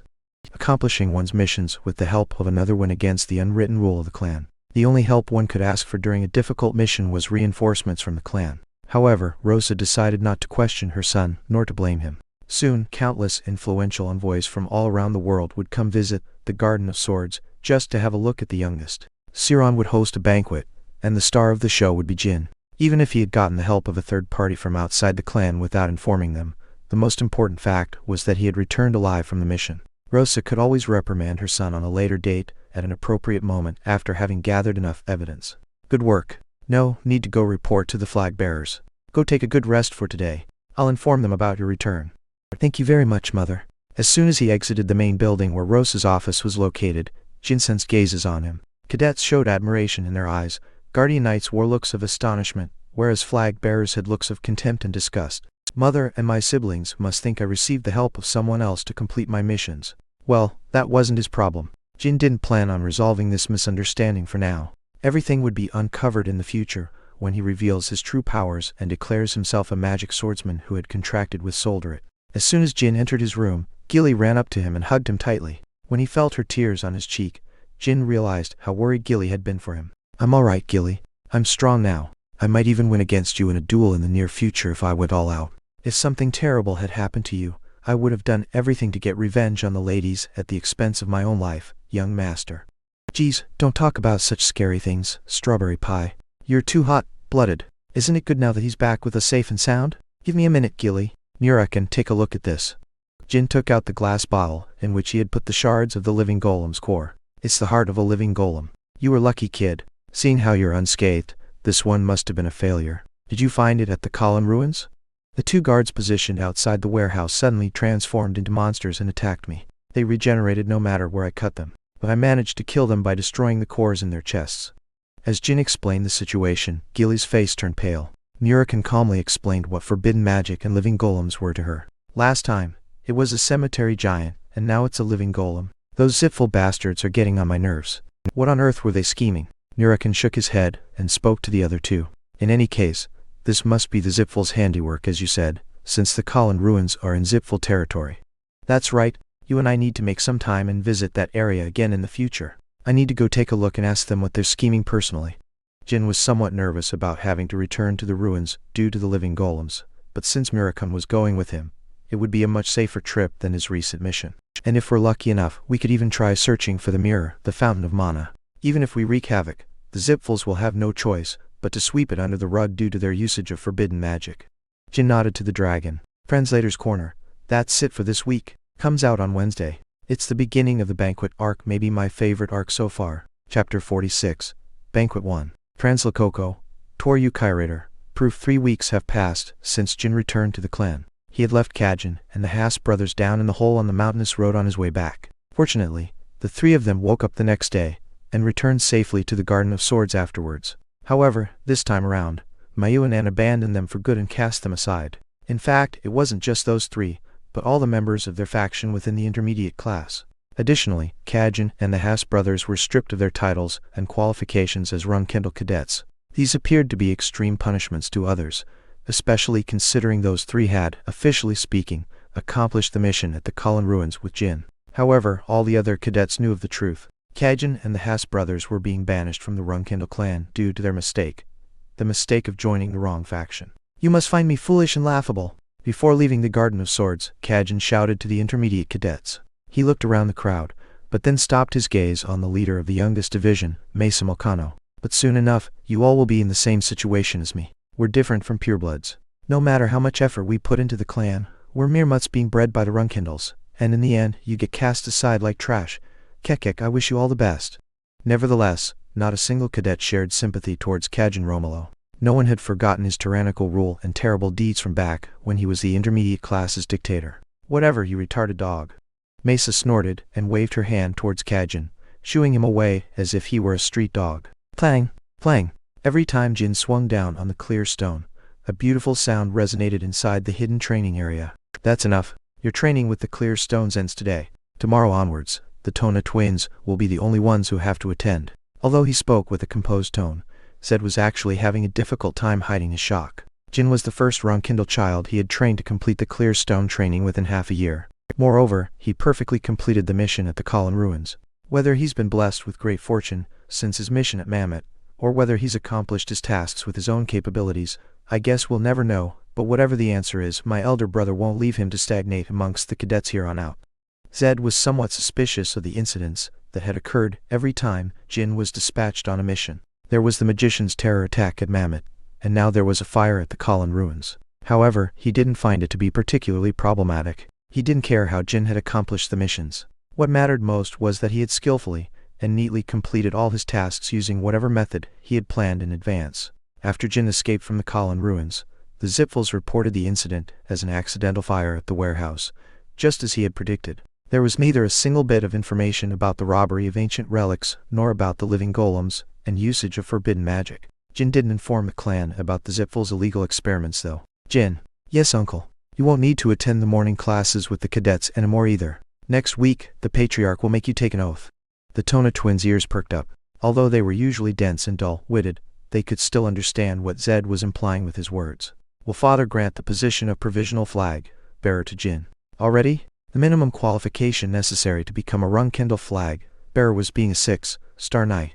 Jin was still at 5-star, so he didn't meet the requirements. However, his age was a game changer. He was a 5-star knight at such a young age that he had caught Siron's attention. But that young age was the entire reason why he was at the bottom of the hierarchy in the family. So his youth had its merits and demerits. Do you understand what I mean? No matter what the Patriarch demands of you, I believe that you will be successful henceforth. Since Zed was going as far as saying so, it was almost certain that Jin would become a provisional flag bearer. The Runcandel's provisional flag bearers were given one command: to accumulate achievements and gain honor. It was a trial. Honor wasn't something one could suddenly obtain one day. Therefore, provisional flag bearers often left the clan for a long period of time and ventured out into the world on their own. Jin was a super rookie amongst the cadets, but no one outside the clan would recognize him. Someone like Mary Runcandel, Jin's third sister, had to leave to the south and earn the nicknames the Southern Region's Madwoman and Stormwind Mary in order to become a fully fledged flag bearer. Thus, one had to gain reputation about their battle prowess and have everyone recognize their glory to become a true flag bearer. Needless to say, the provisional flag bearers weren't allowed to get any help or support from the clan during this entire trial. Yes, uncle. Thank you very much. For once, Jin didn't hide his emotions and expressed his joy. So far, his life at the Storm Castle and the Garden of Swords was filled with restrictions. He could only train his swordsmanship openly, and not his magic or spiritual power. The other two had to be practiced in secret, away from the public's eyes, as if he were a criminal. However, if he gained the opportunity to spend a long period of time outside the Runcandel clan, I can train my powers as much as I want, without having to be wary of others. Obviously speaking, he would have to return to the Garden of Swords after having gained great fame, and hide his abilities again. But there was no need to complain, as he would finally gain the proper authority and power of a true flag bearer. Because when that day arrives, he would create an enormous fissure in the succession, where the positions and standings of the candidates for the throne would be flipped around. Franzlokoko, Tor, Ukirator, Proof June 1795. The atmosphere at the Garden of Swords was greatly tense and agitated. All kinds of renowned celebrities and envoys were about to visit the Runcandel clan to see the youngest child, so everything had to be prepared carefully and be absolutely perfect. Moreover, the world's one and only Genesis Knight, their patriarch, was returning to the main house. Siron was on his way to the Garden of Swords. Not only was it an official visit, he was organizing a large banquet with all the guests. Currently, there were over 500 Guardian Knights escorting Siron from the Black Sea as a formality. Siron had departed the Black Sea 2 weeks ago. While he could have used transfer gates to arrive faster, he insisted on walking his way back home. Traveling from the Black Sea to the main house on foot, and by sea would take them at least 2 weeks to arrive. During the entire 2 weeks, The 500-plus Guardian Knights would be traveling alongside the Patriarch, so the necessary expenses were astronomical. Moreover, since over 500 Guardian Knights had emptied their positions at the main house, the others had to fill in the empty spots and work a lot harder than usual. Nevertheless, Siron insisted on traveling by foot in order to show the entire world the Runcandel's dignity. During the past 2 weeks, the outside world was constantly talking about how Siron was doing a magnificent parade across the continent to return home. Whenever Siron and the Guardian Knights marched through cities and towns, the inhabitants stood on the side to watch the incredible spectacle and bowed when the Genesis Knight passed in front of them. "Lord Patriarch, we will be arriving at the Garden of Swords in 2 hours. My youngest child seems to enjoy constantly disturbing my training. I was planning on staying at the Black Sea for at least 10 years. How many times have I left the Black Sea to return to the clan just because of him?" Although he appeared to be irritated, Siron had a soft grin on his face. "I noticed that young Master Jin was out of the ordinary since his days at the Storm Castle, but to be honest, I never thought he'd be this outstanding. His behavior and achievements at the Garden of Swords are really astonishing. His fighting spirit and audacity are quite exceptional. That little kid's gaze has always shown great ambition and drive ever since I went to visit the Storm Castle. He thinks he kept it properly hidden, and that I hadn't noticed it though, haha." Jin Runcandel, his 13th child. Even Siron could see that his youngest son was greatly different compared to his other children. It wasn't just a question of being able to use a bit of spiritual power due to having gained Solderit's interest. Siron had been keeping an eye on Jin because of the fighting spirit and resolve he had seen in the boy's eyes many years ago. Although no one had specifically taught him, the youngest already knew how to properly destroy and tear someone down back then. Even if one assumed that he was able to defeat and oppress the Tona twins back at the Storm Castle thanks to his spiritual power, Siron was still unable to forget Jin's silhouette as he provoked his other siblings as soon as he had arrived at the Garden of Swords. "I already have plenty of children who are eloquent and have a way with words." I wasn't very surprised when the youngest came to the garden and immediately provoked the others, but I still had some interest in him. And look at how far he's come now. He's returned alive every time his siblings sent him out to die and even became a 5-star knight. I'm still more amazed by the results of his very first mission, the one you assigned to him, Lord Patriarch, rather than his achievements at Mammoth and the Colin Ruins. While Mesa Mulcano getting kidnapped was outside our expectations, we could never have imagined the young master would fight and kill the White Wolf warrior. It was quite an odd incident. I was hoping the youngest would use his companions as meat shields in order to kill the White Wolf warrior. Never in my wildest dreams did I think he'd defeat the warrior on his own. He even rescued the kidnapped cadet. It seems he proved to us the weight of his principles and beliefs. As he reminisced about the past, Siron nodded to himself in satisfaction. "Do you truly believe that the young master defeated the White Wolf warrior on his own?" "I do. Oh, technically speaking, I guess it's not quite on his own. In any case, he's quite the interesting brat. I'll ask him some questions about that incident when I see him this time." Siron was thinking that Jin had used spiritual power to kill the White Wolf warrior. The parade reached the Garden of Swords at noon. The Guardian Knights who were at the Garden of Swords had already finished lining up at the gate 3 hours before Siron's arrival. The knights wearing shining armors all raised their swords in synchronization. "All hail! All hail!" Siron stood silently and stared at everyone, and nodded in satisfaction after a while. Immediately, all the swords returned to their original positions by the knights' sides. Soon enough Rosa and the clan's flag bearers appeared from behind the Guardian Knights. The pure-blooded Runcandels who had yet to become flag bearers were standing behind them. Jin was the youngest Runcandel pureblood even when including all his cousins, thus he was standing at the very back. "We've been expecting you, Lord Patriarch." "Rosa, it must have been quite exhausting preparing all this." "Not at all. Our reliable children were the ones who arranged this, so I had nothing to do with it." As she replied, Rosa's gaze discreetly moved towards Joshua. She truly believed that the infighting and competition amongst the Runcandels was the virtue of the clan. Moreover, she had recently started to hold great expectations towards her youngest child, who had started showing his prominence and potential. Nevertheless, she still hoped for Joshua to become the next patriarch. The expectations she had towards her second daughter Luncia, second son Dippus, third daughter Mary, and youngest son Jin were all as candidates for the throne after Joshua. Siron could clearly read Rosa's intentions, but didn't react to them. However, there was one thing he found unpleasant: the imposing and confident expression on his eldest son's face. Ever since Luna renounced her right for the throne, Joshua was convinced he'd become the next patriarch. He considered this battle for hegemony a walk in the park, and believed the throne was guaranteed to be his. Siron actually thought that his second son Dippus, or third daughter Mary, were more suited for the throne, despite the fact that they weren't perfectly satisfactory either. "If our children were truly so reliable, I wouldn't have needed to leave the Black Sea," The guests visiting today are only coming here to stay on my good side, not out of fear of our children. Siron put emphasis on the word children. You are indeed correct. Let us head inside. I've personally prepared your favorite dishes for the first time in a while. Now that must have been quite strenuous. I have great expectations for today's lunch.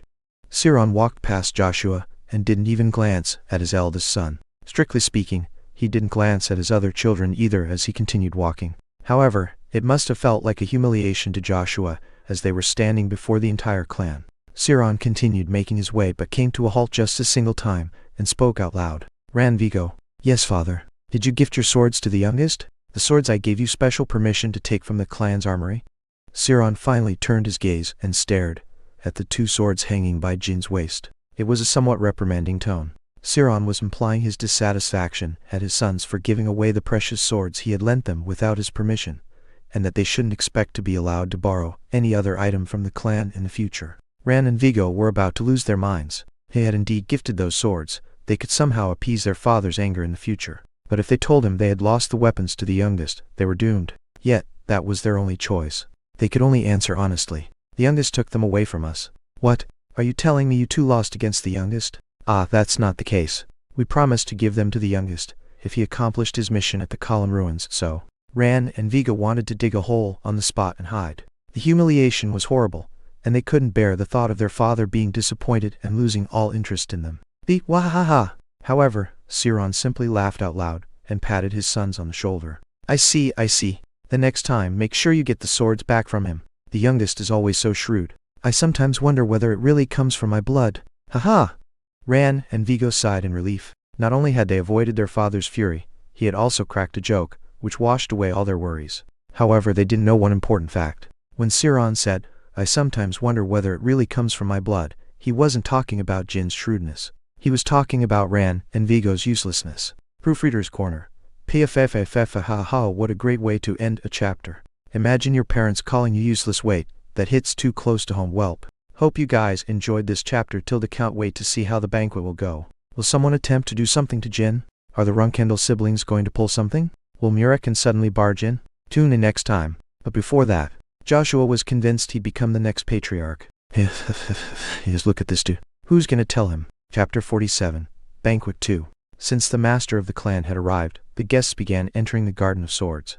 There were delegates from every nation, including the Vermont Empire, the Imperial Guards, Special Forces, Dragon King Knights, the Ivliano clan, the Tuco clan, the Ken clan, the Black King Mercenaries, the Ghost Mercenaries, etc. Each and every one of them were people with great power from highly influential clans or organizations. As they entered the garden one after another, it appeared as if the garden's mansion stood with pride, looming over them like a monarch on the throne. It was like the building was commanding the guests to show the minimum courtesy and manners when in its presence.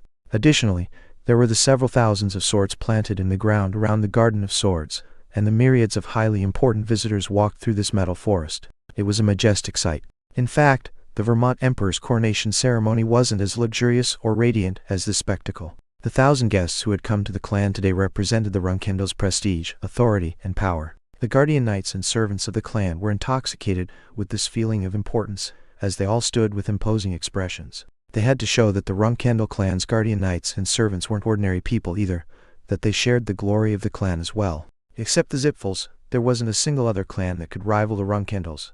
And since the Zipfels hadn't sent an official request to visit the clan today, the Runcandel clansmen could stand straight with their chests puffed out without fearing anything. Meanwhile, Jin was witnessing this incredible sight alongside Siron. They stood on the balcony looking down at the courtyard. Siron waved his hand towards the guests from time to time, while Jin lowered his head in courtesy. This must be your first banquet. Yes, father. Jin had actually attended a few banquets in his past life thanks to his magic teacher, but this was his first time taking part in a banquet hosted by the Runcandels, even if he took his past life into account. Back then, whenever the clan organized a banquet, he wasn't allowed to attend, and had to keep himself out of sight like a criminal. A pure-blooded Runcandel becoming a one-star knight at the age of 25 was an embodiment of the clan's disgrace. But now, I'm standing next to father during the banquet as one of the main stars of the night.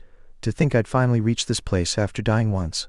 Jin felt proud yet bitter at the same time. In fact, if you took a deeper look into his emotions, the bitterness overwhelmed the feeling of pride and joy. However, Jin didn't express his feelings and simply waited for his father's next words. As you may know, our clan seldom hosts banquets. Yes, we only organize one when there's something truly worth celebrating. In other words, the feats you've achieved so far are that impressive. Thank you very much, father. Siron softly stroked Jin on the head. Jin was initially scared out of his wits, but managed to keep his shock hidden. How many guests do you think there are today? My rough estimate would be 1,000, father. Right, I received a report that it was about 1,000. There are around 200 more guests today compared to the banquet we organized 7 years ago. Do you understand what that signifies? Jin didn't need to think about the answer. It means that during the past 7 years, our clan's authority and power has increased. Siron had a satisfied smile. Exactly.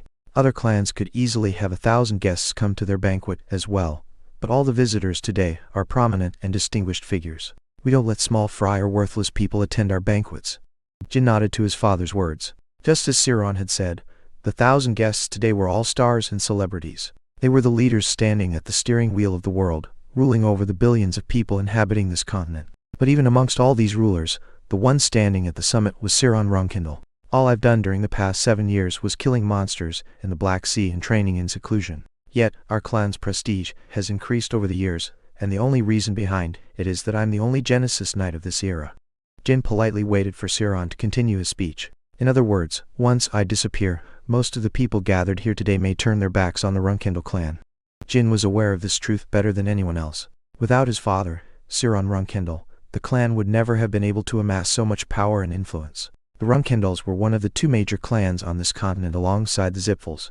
But if Siron were to be taken out of the equation, the gap in power and military strength between the Zipfels and the Runcandels would only grow larger and larger. Thus, the world would head towards a system where the Zipfels held total power over the continent. The Vermont Empire, which was currently acting as the mediator between the 2 clans, would most definitely side with the clan of magicians if things took such a drastic turn. I wonder what the youngest has to say about this. Siron has had this conversation with all his children so far. He had asked them similar questions along the lines of, if I disappear, people will turn their backs on the Runcandels. What do you think of this? Most of the time, his children gave similar answers, such as, that won't happen, father. Or, why would you ever disappear, father? Some of them would even foolishly declare that they'd become the next Genesis Knight. Father. After a long silence, Jin called out to his father. Speak freely, son. If you were to disappear one day, and all these guests truly turned their backs on the Runcandels, and in consequence, the Zipfels mobilized all their forces to suppress us, and the clan were to be at the point of no return. Jin paused for a moment and made eye contact with Siron. I would leave the clan. Having heard the answer, Siron glared at Jin with bloodshot eyes. What? Did you say you'd leave the clan? Yes. If the Runcandel clan were to collapse, just because you aren't present, father, then it would be due to the succeeding clan leader's incompetence. I do not plan on dying a dog's death under an incompetent patriarch or matriarch. It was a shocking and absurd answer. Siron was angered by the youngest's insolent attitude for a short while, but it was soon replaced with great curiosity. Keep talking. Jin let out a deep breath before continuing his words. How many of those guests' weaknesses do we as a clan have in our grasp? Weaknesses? Yes. Allow me to take Duke Burn over there as an example. The Burn clans had tricked the Emperor and embezzled some of the Empire's treasures. Nevertheless, he's confidently attending our banquet, all thanks to our help and the debt he owes us. There is also the man smoking towards the left of the courtyard. He is Lance Cleaver, am I correct? It's a bit difficult to recognize people just from the portraits I've seen before. In any case, Lance, the Cleaver clan's greatest warrior, once requested us to kill 3 Zipfel magicians for him. Over there is Miss Charlotte Harold, who once sold her family's heirloom due to her terrible gambling addiction. She then requested us to recover it for her, and the Harold clan has yet to repay us the debt in full to this day. And the woman behind Miss Charlotte is Lord Bellard's mistress. She was originally an illegitimate daughter of the Vermont imperial family. But due to her talent as a genius magician, she was oppressed by the legitimate children and was later banished. Lord Bellard has been commissioning us to protect her for several years already. And the person over at the Nuff. Siron lightly shook his hand. It seems you've read through the clan's commission contracts. But that's normally only allowed to flag bearers. Did Luna show them to you? I won't punish you, so speak truthfully. No. I asked elder brother Vigo to show them to me in exchange for returning his sword, since I had no use for that weapon. Haha, you really are remarkable. Just by skimming through those documents, one can find all these weapons that aren't swords the clan could make use of. I imagine that the classified documents that only father and mother are allowed to read must hold even greater and numerous weapons. So, are you saying that one could use those to protect the clan even when I'm not here? It all depends on the next clan leader's negotiation skills. In your case, father, You have no use of negotiation skills as you are the strongest knight in existence. However, the circumstances are different for future patriarchs and matriarchs who aren't Genesis knights. Siron slowly and calmly nodded and smiled. You are correct, but we aren't the only ones who have a grasp on others' weaknesses, son. The Zipfels also have a hold on their weaknesses as much as we do. I assume so. However, the Zipfels don't have an adequate justification to thoughtlessly take advantage of those weaknesses. They don't have a justification? Why so? Because the role of the villain belongs to us Runcandels. In any case, if the next patriarch is unable to protect the clan, even with all these weapons at his disposal, I will leave the clan without a speck of hesitation. I will depart and prepare my revenge against those who brought us to ruin.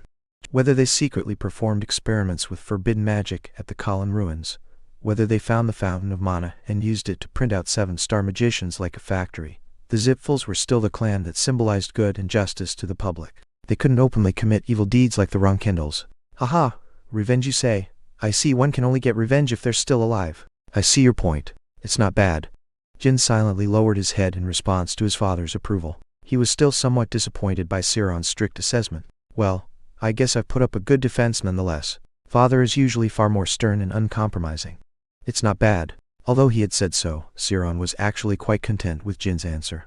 Siron believed that the youngest was pragmatic enough and had come up with an effective plan. It wasn't as if his other children hadn't come up with similar ideas in their heads, but their problem was that they didn't dare to assume the Runcandel clan would be destroyed and say it out loud to their father. Meanwhile, Jin's honest and confident beliefs were quite a breath of fresh air to Siron. The boy wasn't being conceited and getting ahead of himself. Calculating wasn't quite the right word to describe him right now. Cool-headed was a better choice.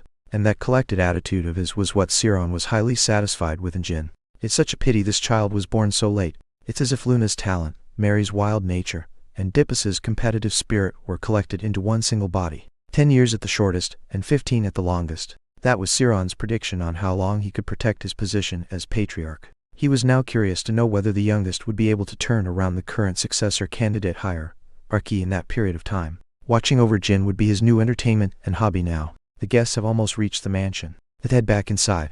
Under the dark evening sky, countless lights illuminated the plains beyond the Garden of Swords' front gate. Those lights belonged to the campsites that were created outside the Runcandel main house, where the attendants of today's visitors remained at.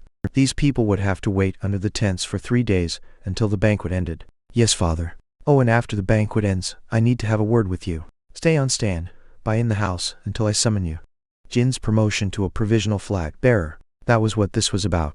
As he had already heard about it from his uncle, Jin wasn't quite surprised. However, hearing about it from his father's mouth directly was a completely different feeling. So once the banquet ends, I'll have to set out and travel for a long time. One thing that was necessary to become a true flag bearer was honor and reputation. Jin would have to wander around the world after the banquet in order to build up his honor. During that time, he would not be restricted by the clan in any way, so he could use his magic and spiritual power alongside his swordsmanship as much as he wanted. Using his past life's knowledge, he could even find great opportunities for himself and search for artifacts or divine objects.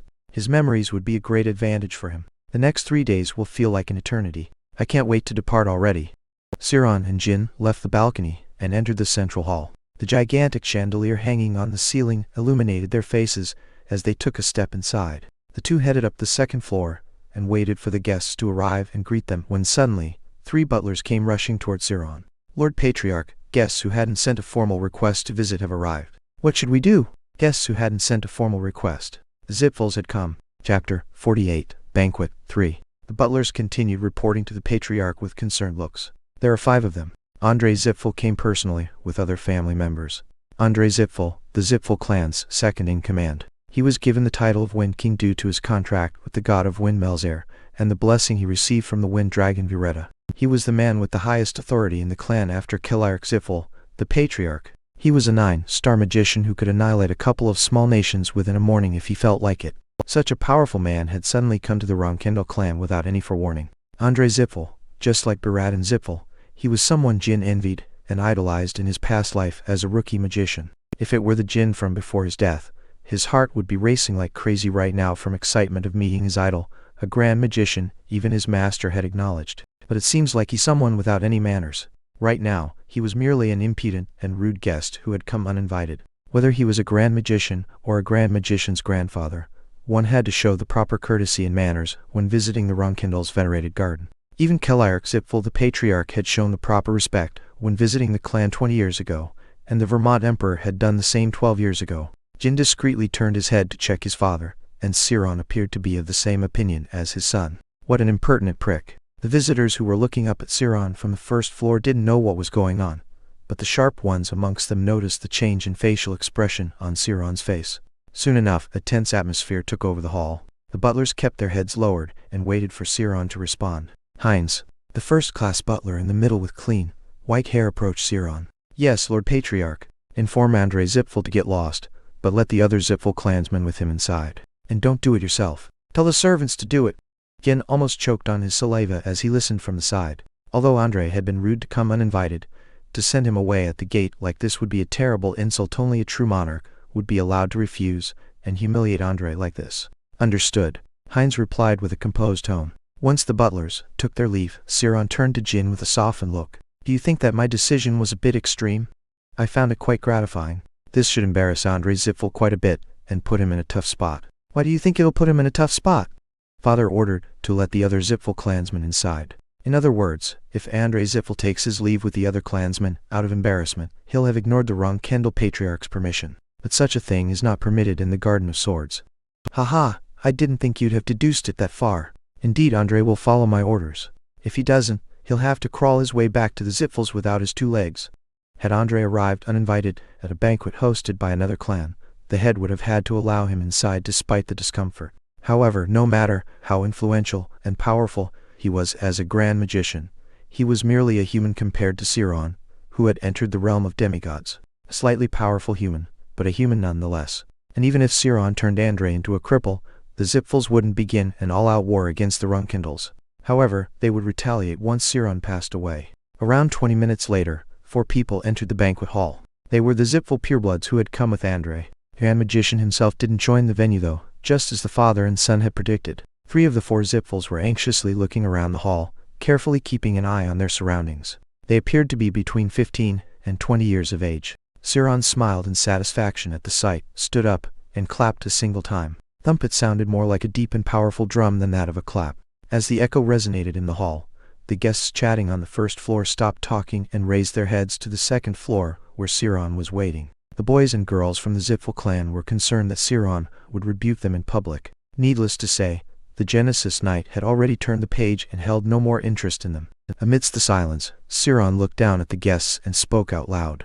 Ladies and gentlemen, thank you for coming all this way to the Garden of Swords. I am Siron, Patriarch of the Runcandel clan. It seems I've gotten myself quite a decent son in my latter years. Thanks to him, I have another opportunity to reunite with all these familiar faces and spend a good time. So, a round of applause to Jin Runcandel. Clap, clap, clap, clap. Cheers and applause ensued like every formal banquet. However, the banquets hosted by the Runcandels were known for being quite peculiar, where the greetings were short, and the hosts didn't accept gifts.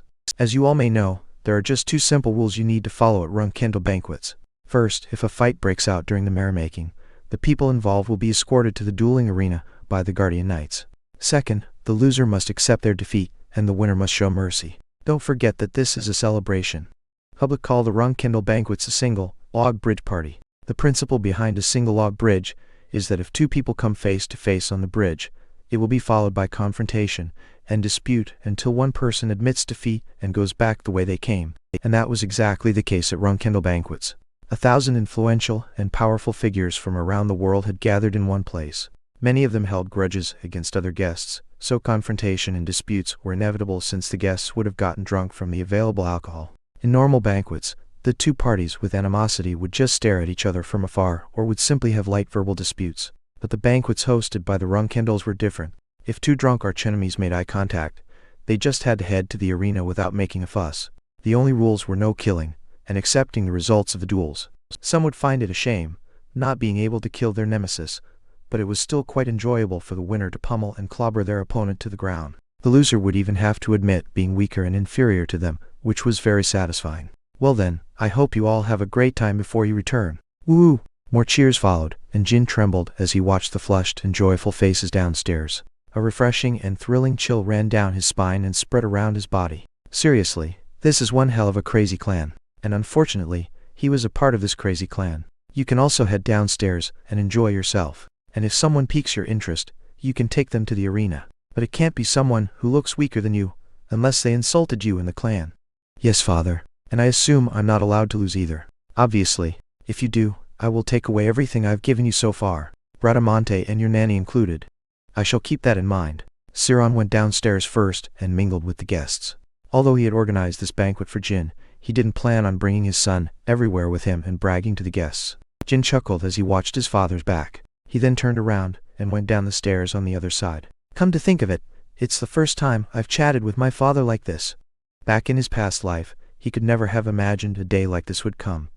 The day he and his father would chat like a typical father-son relationship. Suddenly, a surge of emotions took over him, and a lump formed in his throat. But Jin then took a deep breath and erased these feelings. Having a good father-son relationship or making his father proud weren't part of his objectives for his new life. What matters most is for me to surpass you, father. In truth, that was what Siron wished for the most from his children. But Jin had no way of knowing that fact. As soon as Jin arrived on the first floor, he immediately sensed countless gazes on him, scrutinizing him. Some of them came from large groups of people who stared at him openly, while others were far more discreet. They were all surprised yet interested. Was this delicate and childish-looking boy really a 5-star knight? The guests asked each other with eyes filled with curiosity. What should Jin do now? Should he confidently walk towards the crowd with an imposing expression like a lion? Or should he act like an innocent child and approach the guests, thanking them for coming today? Jin grinned to himself as he realized he had come up with ridiculous ideas he'd never even carry out. He planned on walking to the center of the hall and standing still with a composed look, as if he had little to no regard for the guests. His position tonight would be at the center of everything, and this would continue being the case for the rest of his life. The future owner of the house merely had to stay still at his position. The ones who had to make an effort to come talk to him were the guests. Jin grabbed a glass of wine from one of the busy servants' tray. The expensive and famed wine that even a rich aristocrat only opened on special days was being handed out like cheap water. Ha, congratulations, brother. Can we stay by your side for a while? The first ones to come talk to Jin were none other than the Tona twins. Jin stared at his brothers standing side by side and smiled. Of course. How is your Clearstone training going these days? As Jin happily welcomed them, color returned to the twins' faces. Amidst all these guests, they wanted to use Jin's fame to increase their own standing and reputation. Something along the lines of "we're close to him, everyone." Not to mention that Emma had told them to do so. Now that Miu and Anne had given up on them, their nanny had told the twins to get on Jin's good side. Needless to say, Jin had already predicted all this, and he decided to turn the page and put aside his previous enmity towards Emma. That woman was quite unpleasant to be around, but she seemed to be one of the more perceptive and sharper people of the Runcandel clan. It's getting better these days. We changed our main weapons to a greatsword and a chainsword, as advised by Uncle Zed, and it's so much better now. Really? That's great. I'm always cheering for you too, elder brothers. You know that, right? Oh, of course. Of course we do. So reassuring to know you have our backs. As he awkwardly replied, Daytona mustered all the courage inside him and placed his arm on Jin's shoulders. Meanwhile, Jin found the twins fidgeting and their desperate attempts quite endearing and let his brother do as he pleased. Instead, he quietly whispered in Daytona's ear, "Once you've done enough acting and are satisfied, get moving, and tell Emma to keep making good use of her sharp wit in the future." Daytona barely managed to prevent his face from showing his terror and nodded discreetly. Afterwards, the Tona twins stayed for another 5 minutes making small talk with Jin before taking their leave. The twins' withdrawal was like the breaking of a dam. Once they had emptied the spot, the guests who had been glancing at the star of the night began approaching him one after another. Thanks to the Tona twins, the guests had learned that Jin wasn't as irritable or ill-tempered as Luna from the past. Most of the guests tonight had also attended the banquet from 19 years ago to congratulate Luna for becoming a 5-star knight at the age of 15. And back then, they had all learned of how bad-tempered and cold-hearted Luna was. There was no way anyone could ever forget. "Nice to meet you. I am Julard Ken from the Ken clan." "A pleasure to meet you, Sir Julard Ken. Does the food prepared by the Runcandel clan suit your tastes?" "Nice to meet you. I am Seeger Ken, also from the Ken clan." "Likewise. I am Jin Runcandel. I've always wanted to meet people from the Ken clan who are renowned for their spearmanship." "Haha, we came running here as fast as possible when we heard the young master of the Runcandel clan had become a 5-star knight." "Pleasure to meet you. I am John Cena Peril of the Dragon King Knights." "Oh, so you are Sir John Cena. My nanny has often told me stories of your heroic exploits when I was younger. It's an honor to finally meet you." And so, the guests formally yet warmly greeted Jin one after another. Suddenly, one titanic man loomed over Jin, rumpled his hair, and spoke loudly in a casual and friendly manner. "Haha, so you're Jin Runcandel. I was so curious to know what brat had reached the 5-star stage at 15 years old. Ha, you really are just a little brat 10 years younger than me. Good to meet you. The name's Hooger.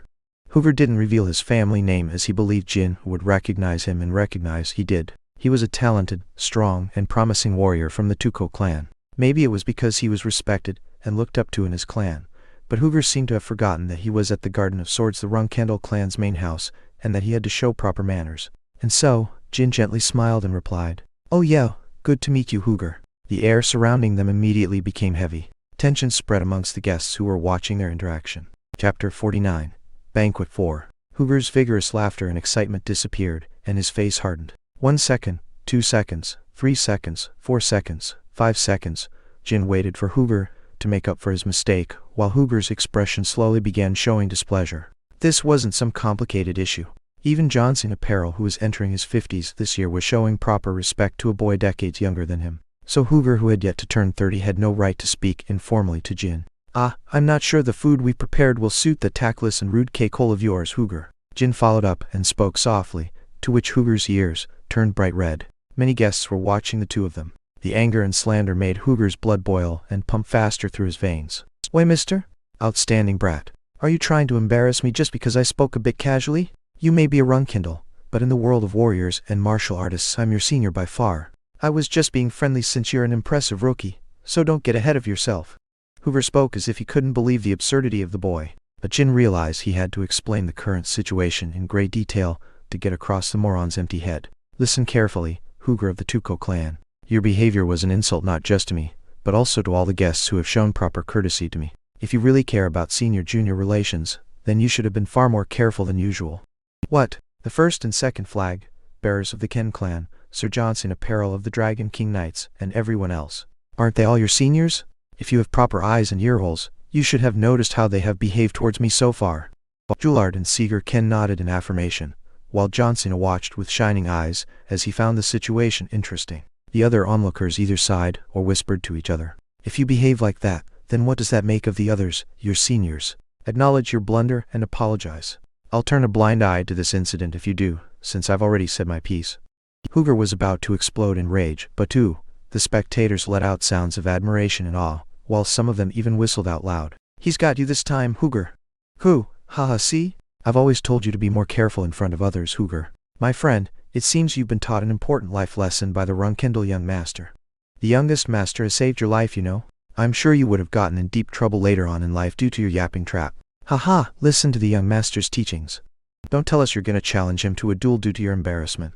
I'd like to think you aren't such a narrow-minded person." The other guests naturally approached Hooger and patted him on the back and shoulders to lighten the atmosphere. They were all senior martial artists who were close with Hooger. Moreover, Hooger was a very simple-minded man. Soon enough, his anger disappeared, and he spoke with a light-hearted tone. "To him, since my seniors are saying such, it seems I've blundered. I hope you will forgive your foolish junior for his mistake, seniors and elders. I'd be grateful if young Master Jin were to forgive me as well." "Of course, Sir Hooger." A situation that could have escalated terribly had concluded itself in a warm and friendly manner. The slightly shy Hooger laughed out loud to wash away his embarrassment and walked away towards his clansmen. After a while, the guests around Jin slowly returned to their original groups. Soon, Luna, who was watching this spectacle from the other side of the banquet hall, slowly approached Jin. "Elder sister Luna. Haha, you really do have an innate talent at making enemies, don't you? You can behave more like a cute and ordinary child from time to time if you want." Clang. The two of them lightly clinked their glasses together.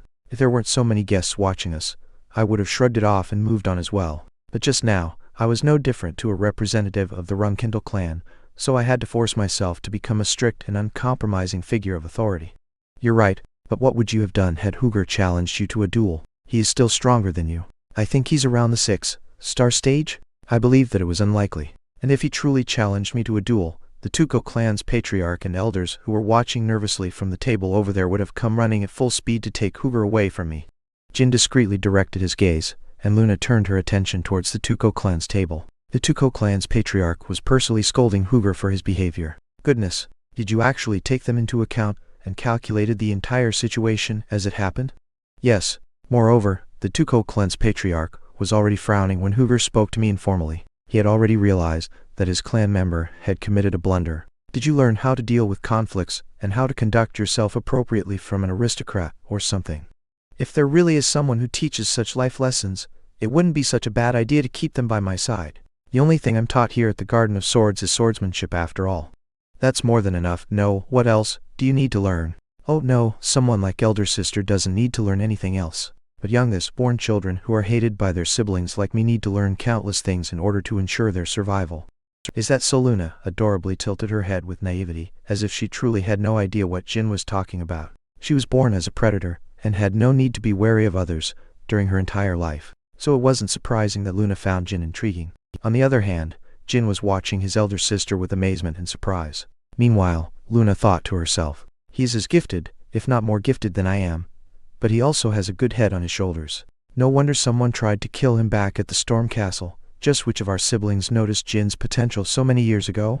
As the guests watched the two siblings have a friendly chat, they wondered whether Luna was truly the terrifying white whale. Ever since the banquet celebrating her reaching the 5-star stage when she was 15 years old, Luna hadn't participated in any other parties. Moreover, during her own banquet, she took everyone who approached her to the dueling arena and killed about half of her opponents. People believed that Luna hated parties and being around people like the white whale from the myths. However, they couldn't be more wrong. In fact, Luna loved social events more than anyone. To be more precise, she loved hiding her identity and going to pubs down the street to attend their small parties and dance with others. Anyways, I came to this banquet to congratulate you, but as I thought, this type of event isn't my cup of tea. I'll be heading over to another, more enjoyable place now. Are you leaving already? Yeah, you're still a bit too short to dance with me right now. Once you've grown enough, I'll take you to a fun little place I know of. The brother and sister stared at each other and grinned joyfully. I'll be waiting for that day to arrive, elder sister. Oh, before I go, I should leave behind a message to the guests here like you do. Luna got up from her chair and walked behind Jin. Then, she gave him a big and deep hug from behind. Geez, why are you doing this? I almost got a heart attack. Indeed, Jin almost got a heart attack from her sudden actions. With this, everyone gathered here today will realize that I deeply care for you, won't they? Then they'll be less likely to make mistakes and behave rudely towards you out of fear of me. I'll see you later. Just as Luna had whispered, the guests witnessing the scene barely managed to stop their astonishment and shock from appearing in their expressions. The white whale, who was known for being awkward around her siblings, was openly and proudly showing her love and affection towards the youngest. Moreover, the men who secretly had a crush on Luna were divided into two groups. One group realized they had to get on Jin's good side and used the boy to get an opportunity to meet and converse with Luna. Meanwhile, the other group of people were, I'm so jealous. Fuck. I also want to hug Lady Luna like that, Lord Vishukal. Ugh, that brat is so lucky. Crazy jealous. And one man in particular was expressing his displeasure. He who considered himself Luna's greatest fan was Bouvard Gaston. Lord Vishukal, I will definitely write a poem about her tonight. Even with my perfect transformation skills, I will never be able to make someone as beautiful and stunning as her. Meanwhile, Vishukal Ivliano's head was about to explode out of irritation. He had come to attend this banquet using his position as the Ivliano clan's next patriarch, but his true objective was to observe the movements and actions of the Runcandel clan for Kinzilo. He was originally planning on coming alone, but Bouvard begged him to bring him along as Vishukal's attendant, and threw a fit until the vice-leader of Kinzilo agreed to it. This decision had created so many problems and issues. But the main problem was that attendants of guests weren't allowed to join the Runcandel banquets. Thus, Vishukal had to beg the garden to allow Bouvard inside. He even had to convince his little sister to come, and used her handicapped legs as an excuse to let the fat ass inside. However, the only reason behind Bouvard's wish to attend the banquet was to see Luna Runcandel. Vishukal hid his trembling fist that couldn't wait to punch Bouvard inside his coat pocket. Lord Vishukal, tonight I'll write a poem for Lady Luna and sing it for the entire night. The entire night? Just shut up for a minute, Bouvard Gaston. Please don't be like that, elder brother. This may be an important issue for Mr. Bouvard. And thanks to Mr. Bouvard, I'm able to attend and observe the Runcandel's famous banquet called the Single Odd Bridge Party. A woman with beaming eyes spoke to her brother from the wheelchair Bouvard was pushing. Vishukal's one and only little sister, Margiela Ivliano. Lady Margiela is such an understanding and kind lady. Sniff, sniff, I, Bouvard Gaston, will explore every nook and cranny of this banquet hall for you, milady.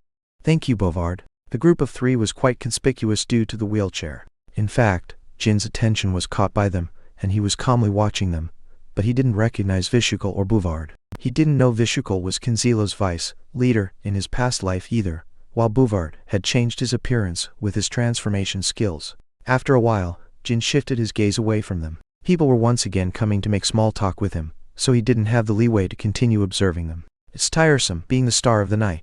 In any case, where did those zipfuls go? Jin had been searching for the zipful visitors who had arrived at the last moment. They were, quite obviously, the guests Jin was most wary of. However, Jin couldn't find the zipful boys and girls amidst the 1,000 guests in the hall. Maybe they were hiding in one corner of the room, trying not to catch anyone's attention. It's a bit annoying, but let's try walking around the hall to look for them. Jin was about to get off his chair when suddenly, clack! Someone laid down their wine glass on Jin's table and sat down next to him. May I dare ask the Runcandel's rising star for a glass? Although her words were polite, her tone wasn't the same. It was the voice of a young woman who sounded like she was challenging him. Jin raised his head and made eye contact with the girl. He then couldn't stop himself from chuckling softly.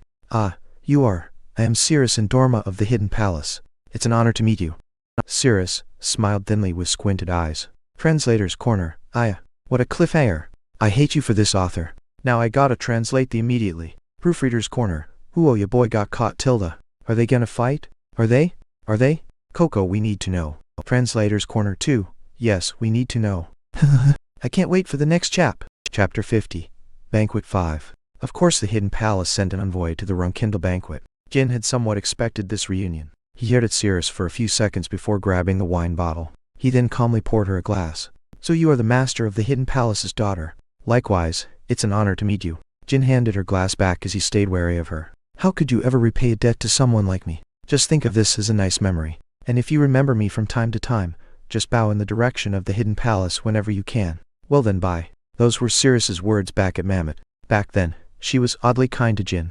Not only had she immediately removed Jin from the list of suspects for the terror attack on the Moonlit Well, she had even rubbed some ointment on his injured shin. She seemed very different from the rumors Jin had heard about her in his past life. Nevertheless, Jin didn't think much about her show of kindness. She was probably nice to me on a whim as someone with more power than me.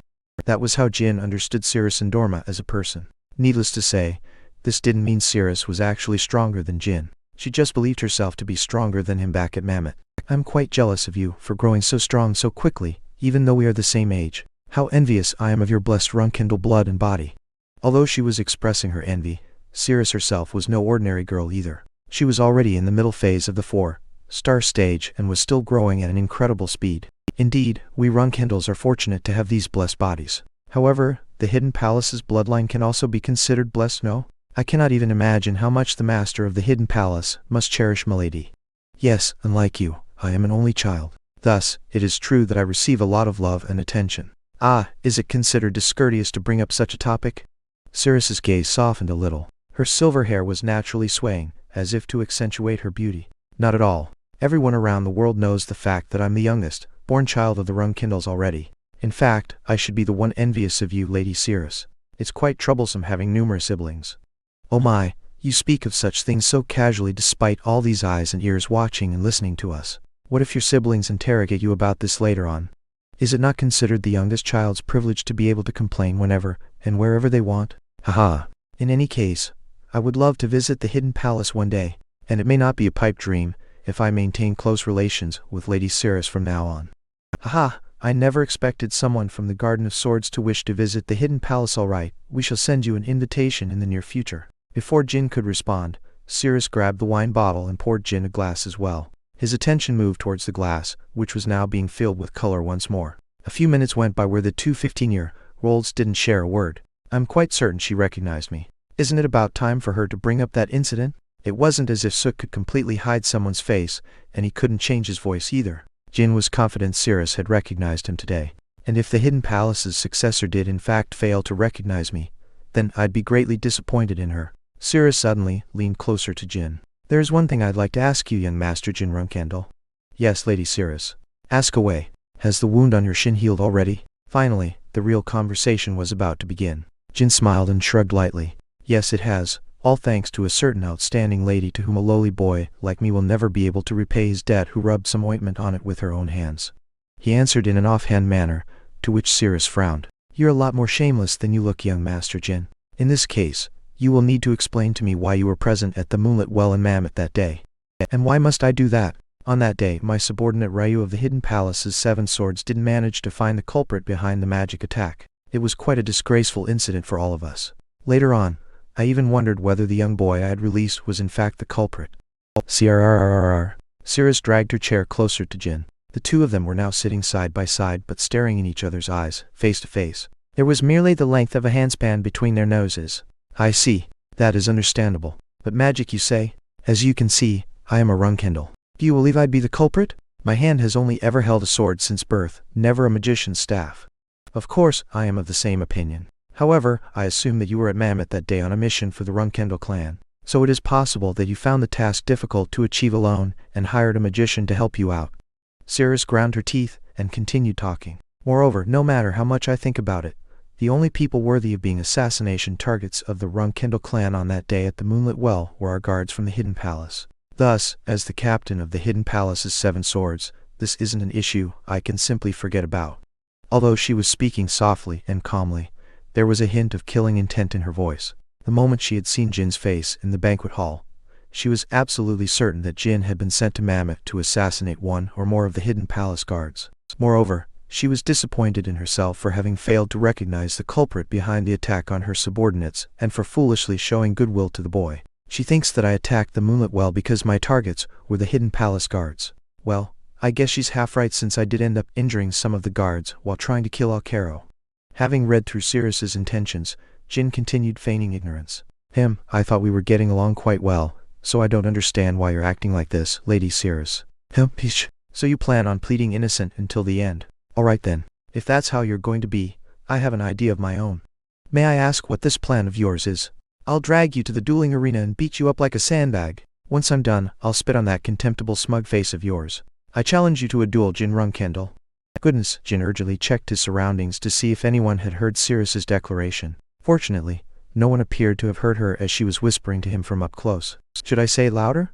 Let's go. You need to pay for ridiculing me back then. At this rate, Jin wouldn't be able to avoid fighting her. Cirrus would be the perfect opponent for me to test my current swordplay skills on. But the master of the Hidden Palace's only child, Cirrus Endorma. She was definitely strong and talented for her age, but Jin remembered his father's words. Lady Cirrus, I'm terribly sorry, but I cannot accept your challenge. Is it because you're not confident in yourself?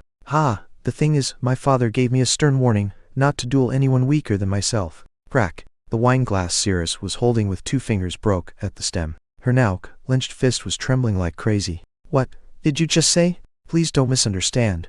I would love to duel you, Lady Cirrus. However, I cannot go against my father's orders. You little Cirrus glared at Jin with bloodshot eyes, but soon sighed deeply to compose herself. As she regained her calm, Cirrus carefully placed the pieces of broken glass in her hand onto the table. You seem to enjoy messing with me, young Master Jin. Then, should I give you a taste of your own medicine?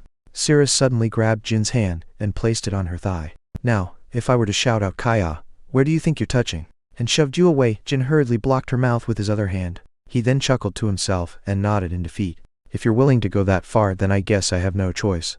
Let us make our leave quietly. You should have said so earlier. The two of them stood up simultaneously and made their way to the door. However, the few people who had been observing them couldn't help but misunderstand. How moral depraved. Did you see that, Mary? The youngest put his hand on her thigh, and I think they even kissed. Do kids these days actually behave like that the moment they make eye contact with a stranger? Unbelievable. Where did they're going? At the table on the other side was Dippus Runcandel gulping down wine with his sister Mary. From their position, it almost looked like Jin had kissed Cirrus when he blocked her mouth with his hand. We've got countless empty rooms nearby, so I'm sure they'll just go to one of those. Stop thinking about them, elder brother. They're all grown up already. They're 15. Goodness gracious. Are you telling me you also behaved like that when you were 15? That's none of your business. Or do you think you can handle the truth? Forget it. Just drink some more wine. Whether it be the master of the Hidden Palace's daughter or our youngest sibling, they won't be able to date others freely in a couple of years. So let them have their fun while they still can. The dueling arena was still quiet. Combatants and spectators would begin gathering here once midnight passed. It appeared Jin and Cirrus would do the honor of having the first duel of this banquet. Jin actually preferred this silence. Defeating Cirrus in front of countless guests would have been far too cruel to the girl. Once they entered the arena, the guardian knights stationed inside raised their blades in salutation. Have you come to duel, young master? That's right. Other than the medic, you may all take a break outside. Oh, and bring us 2 decent swords to use. Yes, we shall seal off the arena until your duel is over. The sharp-witted guardian knight replied to Jin, and the boy nodded in satisfaction.